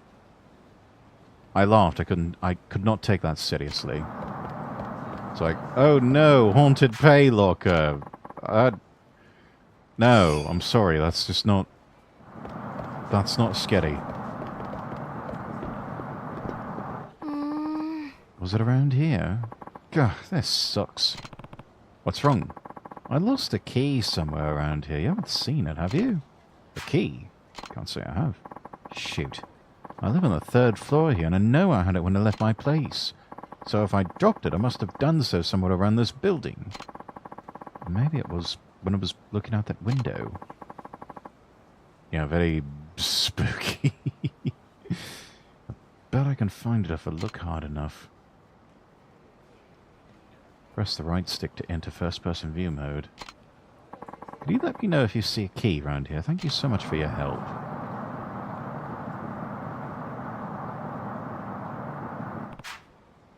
What's that? That might be the key that the woman was talking about. Tell her about it. I dropped that key. You're looking for it, right? Yeah, did you find it? Maybe. There's something up on the edge of that hallway on the 3rd floor. The 3rd floor? That could be it. I'll check and see. Wait here a second.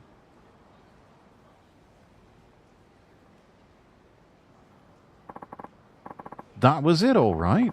What a dumb place to drop a key.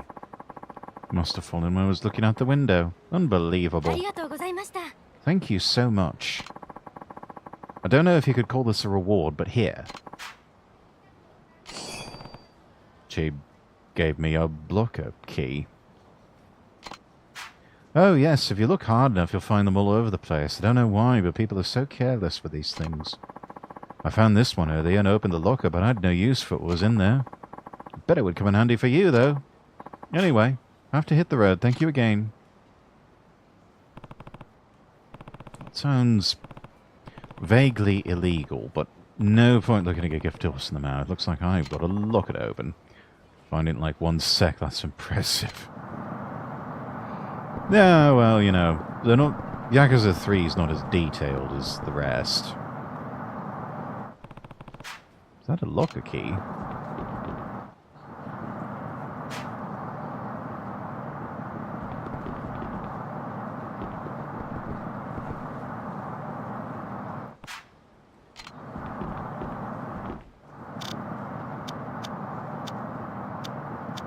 Quite a few here. Got binding.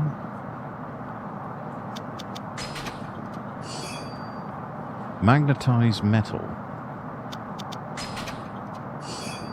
A hyper stun gun.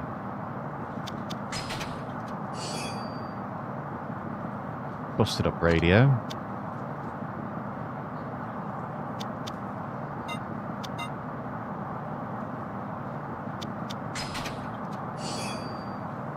A super resilient resin.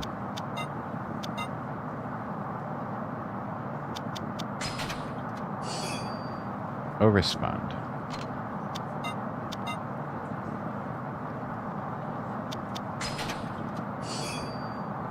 A mystery resin.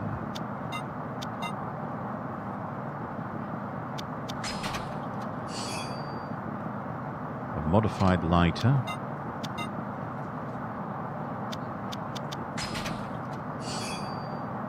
Ancient steel.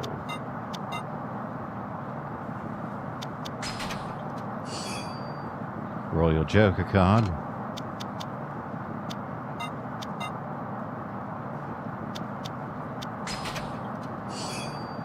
Super resin.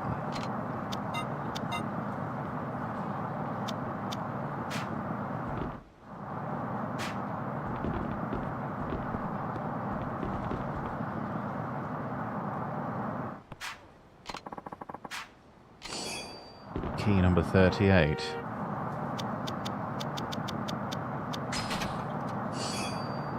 Super resilient resin. There's a lot of resin in these coin lockers.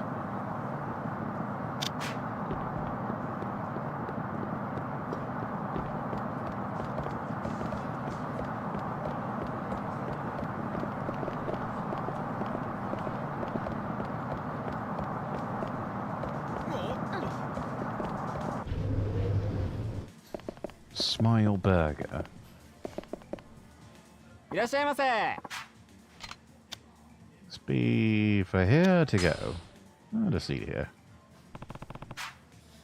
Except I'm not even hungry.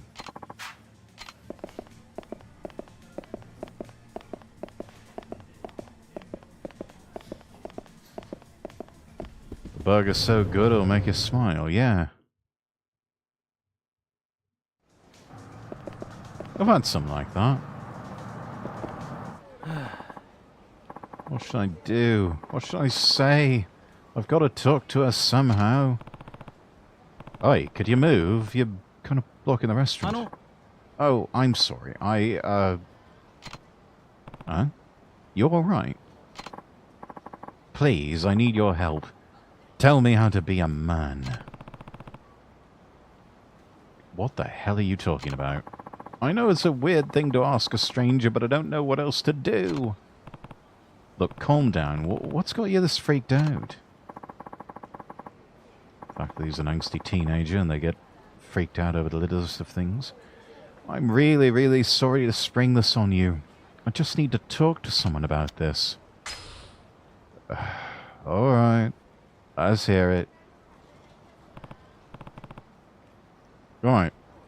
Let's have it. What's going on? So there's this girl who works at the burger joint. The moment I saw her, it was love at first sight. I just don't know the right way to tell her how I feel. I've never liked anyone like this before, and when I asked my friends at school to help me, this made fun of me. I made it to the front of the shop today, but I couldn't get myself to actually go in. That's where I'm at. So, that's your problem.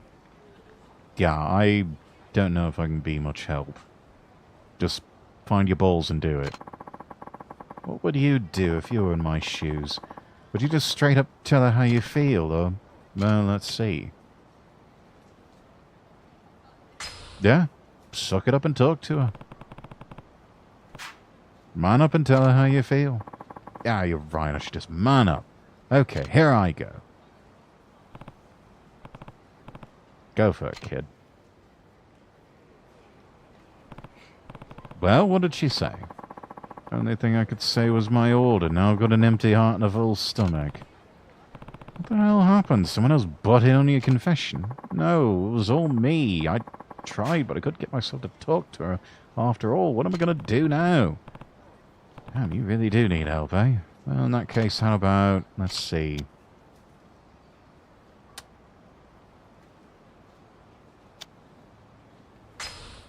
I don't know. Write her a letter. You're having trouble speaking the words. Perhaps you could hand them to her. That's a great idea. I already wrote her a love letter, too. I have it on me, even. How terribly convenient. I'll go give it to her. Yeah. Do that. What did he get? He certainly came oddly and very specifically prepared. Did you give it to her? No. Bought a burger instead. What happened to the letter? I couldn't find the courage to give it to her. I'm so pathetic. Damn right you are. What am I going to do now? Worse than I thought. In that case, how about... Let's see...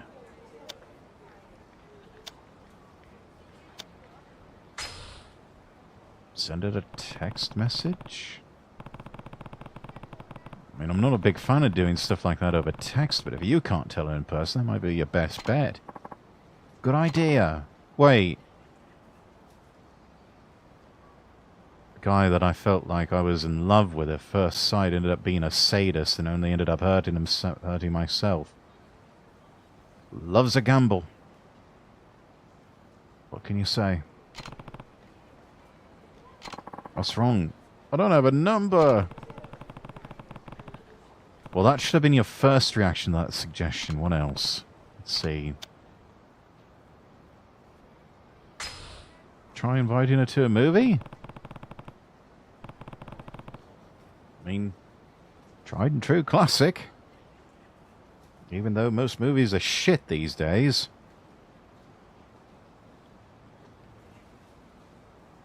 Honestly, if there's a movie house in your city that plays classic films, now that's a proper movie date.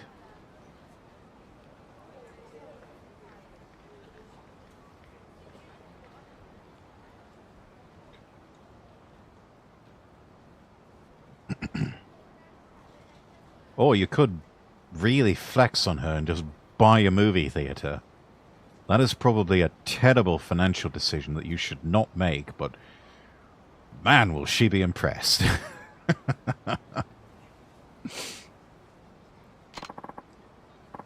You're right. There's a romantic comedy out this week, too. I'll go ask her.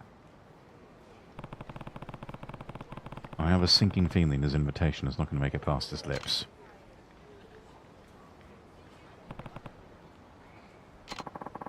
I got a shake with my burger combo. It was almost too much food for me to eat. Brilliant, Kiryu. Profit in your own time. How many burgers does it make now? More importantly, did you ask her about the movie? Well, she was talking to one of the other workers about how she hates going to movie theaters. It just wasn't the right time to ask her to see a movie, you know? You know what? That's fair. Are you sure you're serious about this, girl? Let's see. Just walk up to her and ask her out. All you have to do is tell her you're interested, and she'll see where it... And just see where it goes. What? But I can't do that. Why not? It says who? Oh, stop your bitching and moaning. Of course you can do it. Straighten out that spine of yours, or I'll straighten it out for you. Okay, okay, I'll give it all I got. You damn well better. At this point, my patience is running thin.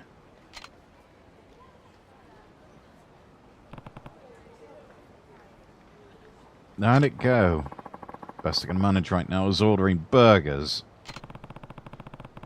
I don't even understand how you can eat that much. I don't know, skinny little Asian boy. That's. I mean, have you seen who's been winning hot dog eating contests in New York lately? Was it New York or is it New Jersey? Anyway. Let's see.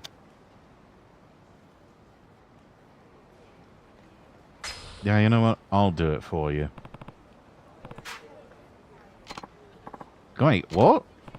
Look, you're not getting anywhere with this. I'll talk to her for you. Just follow me in. Wait, but... Def's gonna say no now. How many burgers does he order? Yeah, at this point he's just looking like a simp. Pipe down and follow me. And that's how it is. Can I get a hamburger? Will you go on a date with him? Please, just give the kid a chance. Just one date. See if you jive. I would almost say I'd pay you to do it, but that would send a really terrible message and is probably illegal. Yeah, please. I'm sorry. I'm more interested in this older gentleman. Wait, which? Huh? What? Huh? What? I'm more into mature, dependable guys like him. At least that's who I'd rather go on a date with. Oh. Oh, dear girl, no. No, we can't do that. No. This is... Is she at least 20 years old? Is she at least 18? This could go horribly wrong. What? But... No. Hey, what's the big idea? Blessing 556, thank you so... 566, rather, thank you for the follow. I really need to... There we go. She couldn't just say no, she had to do that. Yeah, that's humiliating. Wait, why am I the bad guy here? I'm trying to help you out. I'm trying to be your wingman. Apparently I'm doing too good a job. You came by a half dozen times to buy burgers, but it was all because you had a crush on me? I mean, in previous generations, smart people would have been able to pick up on. It's like, you know, you've been a regular customer and you've been kind of eating your weight in burgers. What's up? What's the deal here?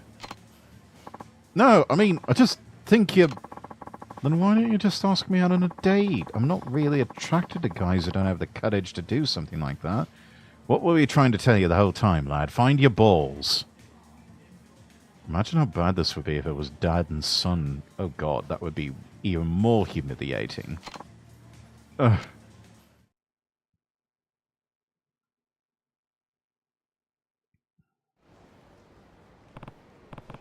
Well, take this as a life lesson, lad. Next time, take things in your own hands, ask her out yourself. God damn it, next time I meet the woman of my dreams, I'll ask her out, I swear.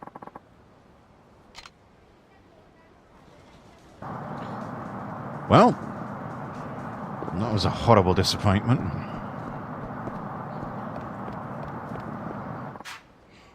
Got myself a big fish today, so treat myself with a glass of Tanticatan. Huh? Oh, I heard of that. That's that predator stuff, right? Go for a cup of that right now with some karage and fresh sashimi. There's a good idea right there. That Tanticatan stuff is so tasty you can down a bottle in a couple of minutes. Sure to get you a shit face quickly. My daughter's a fan too. She's got to the drinking age. She loves making cocktails with Tanticatan and fruit juice. Drinking with your daughter? Well, doesn't that sound peachy? I drink the stuff alone. Though, maybe I could get the wife to drink it with me. Should remember this when I'm over at a cabaret club.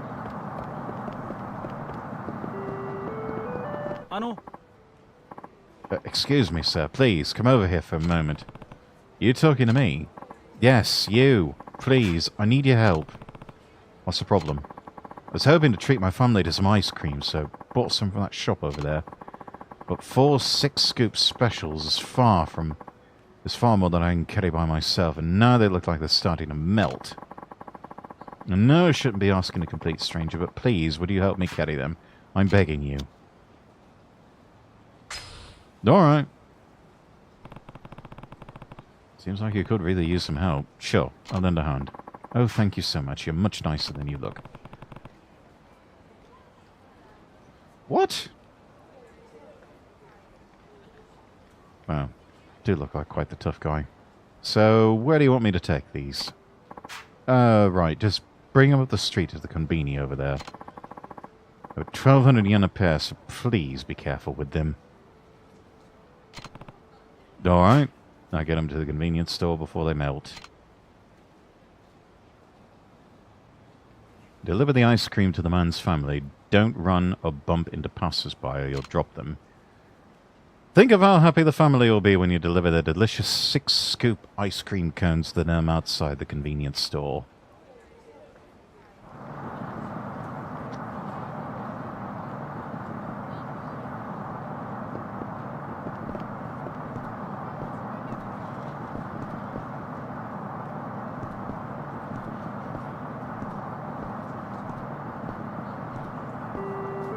Well, all these peeps suddenly appear from...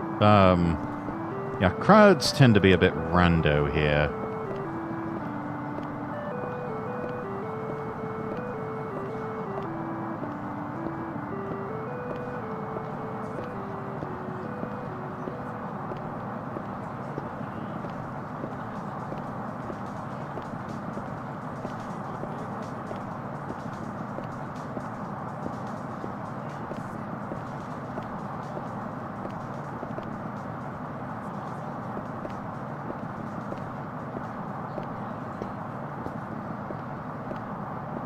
Jesus.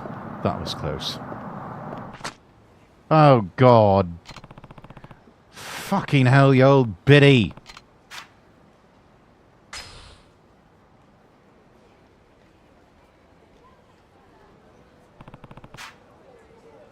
Your family's waiting for you, right? I'll buy some replacement ice cream, bring it to them.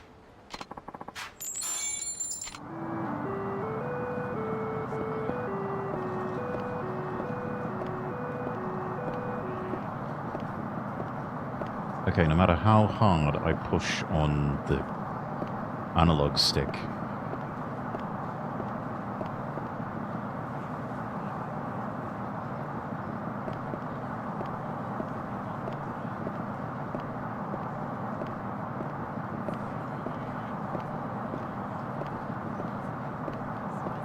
it will not let me run.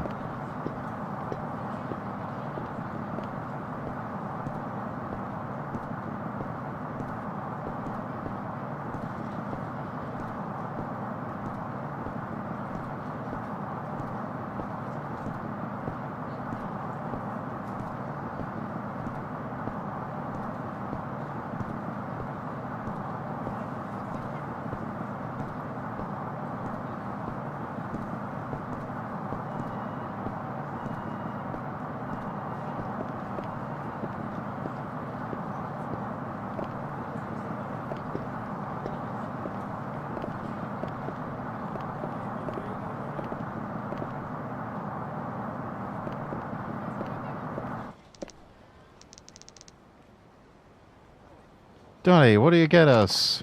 Ta-da! 6 scoop ice cream cones. Whoa! You're the best, Dad. Daddy does love to spoil his little treasures. And who's this gentleman? Well, there was too much ice cream for me to carry on my own, so this nice man helped me to bring it here. Thank you, sir. Oh, don't mention it. Yes, thank you very much. There must be something we can do to repay your kindness. Oh, I know. Why don't you take this cone for yourself? You sure? Yes, it's fine. My husband and I can share one. Right, honey? Absolutely. Sharing an ice cream cone with my wife. Gosh, reminds me of when we were just school kids on a date. Man. The wholesomeness, I can't. Damn, that is wholesome. See? Told you wouldn't mind. There you go. All yours. All right, if you say so. Can't carry any more. Thanks for helping my daddy, mister. This ice cream tastes really yummy. Now, how about we take this ice cream and head downtown for some sightseeing?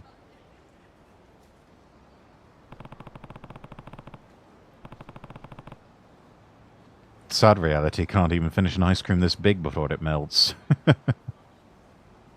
That's true, that is a lot of ice cream. Been a while since I've had some ice cream.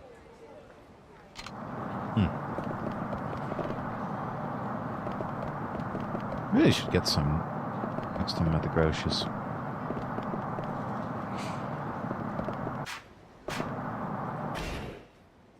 Let's see, we can upgrade abilities.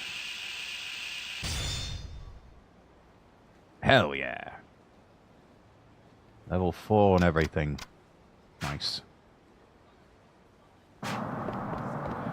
Let's see what other side quests we can find. I think there was one over here.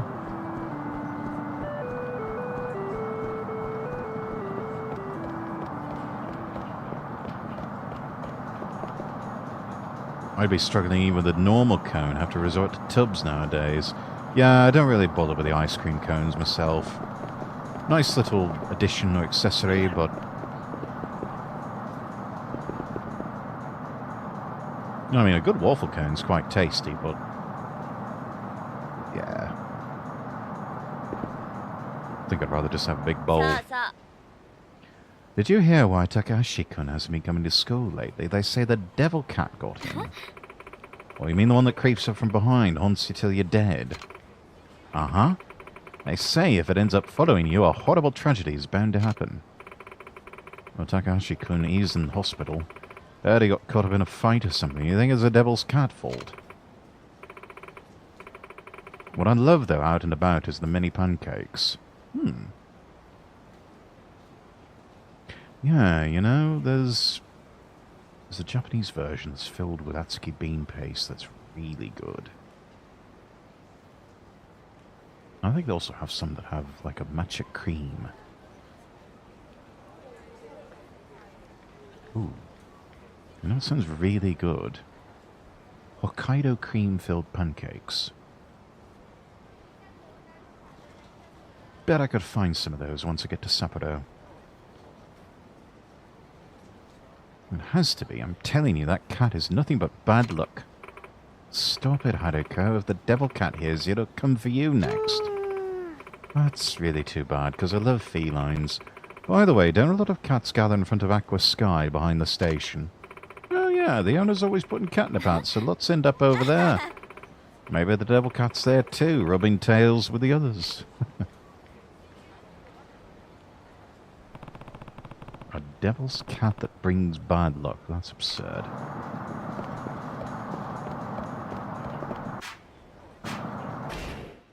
I keep on wanting to hit my menu button to bring up the map.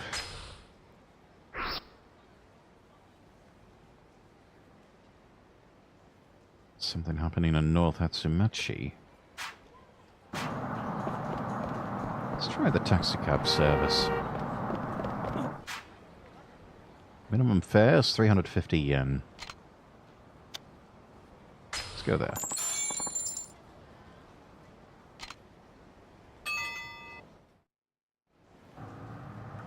Like little tuk-tuks.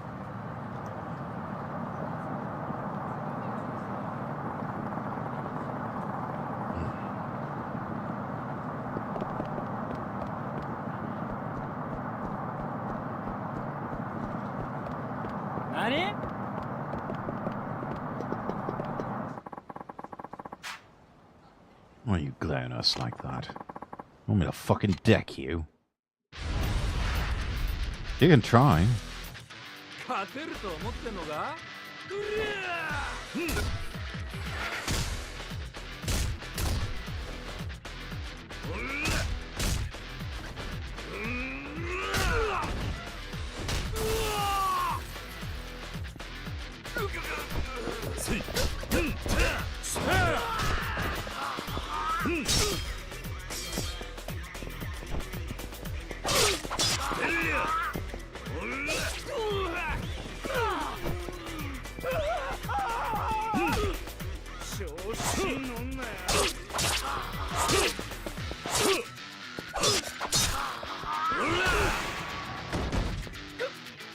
Rider kick.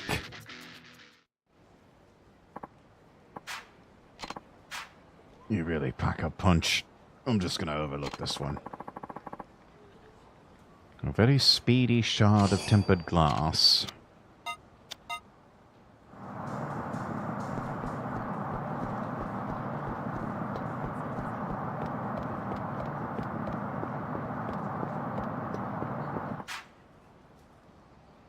That beautiful woman has to work here, no doubt about it, but that means she works at a... Hey, kid, what are you doing? Sorry, I just, something wrong? Hey, you're the guy from the burger joint. What burger joint? Remember? Said you'd help me get a date with that girl who worked at the burger shop, but it was a total bust. Oh, right, I remember you. You're the one that was practically orbiting that hamburger place. Well, you sure have changed a lot, though. Never would have figured you were the same guy. Fell in love with her way before you came along, but because I asked for your help, she turned me down. Really liked her, too. Oh, stop your whinging. What are you doing now? Kids like you shouldn't be hanging around places like this. I know, but I saw this incredibly beautiful woman go into that club. I wanted to see if I could talk to her. Okay, number one, kid, you're too young to go into places like that. Number two, the women in there are too old for you, and they're out of your league. Come on, kid, don't tell me you've fallen for a bona fide hostess now. She looks so gorgeous, just like a movie star. There's something about her that girls in my class just don't have. Mature, feminine charm. That's gotta be it. That's why I changed my outfit. Look a bit more grown up. Be a real man, worthy of a real woman like her. What do you think? Got this get up from that store over there. Is that how it is? I mean, you don't look half bad. She's older, so maybe she can teach me all sorts of things about romance. Or maybe just even about adult stuff. No, no, no, no. Does it matter? In any case, you shouldn't block the entrance to the club. You'll only cause trouble. Guess you got a point.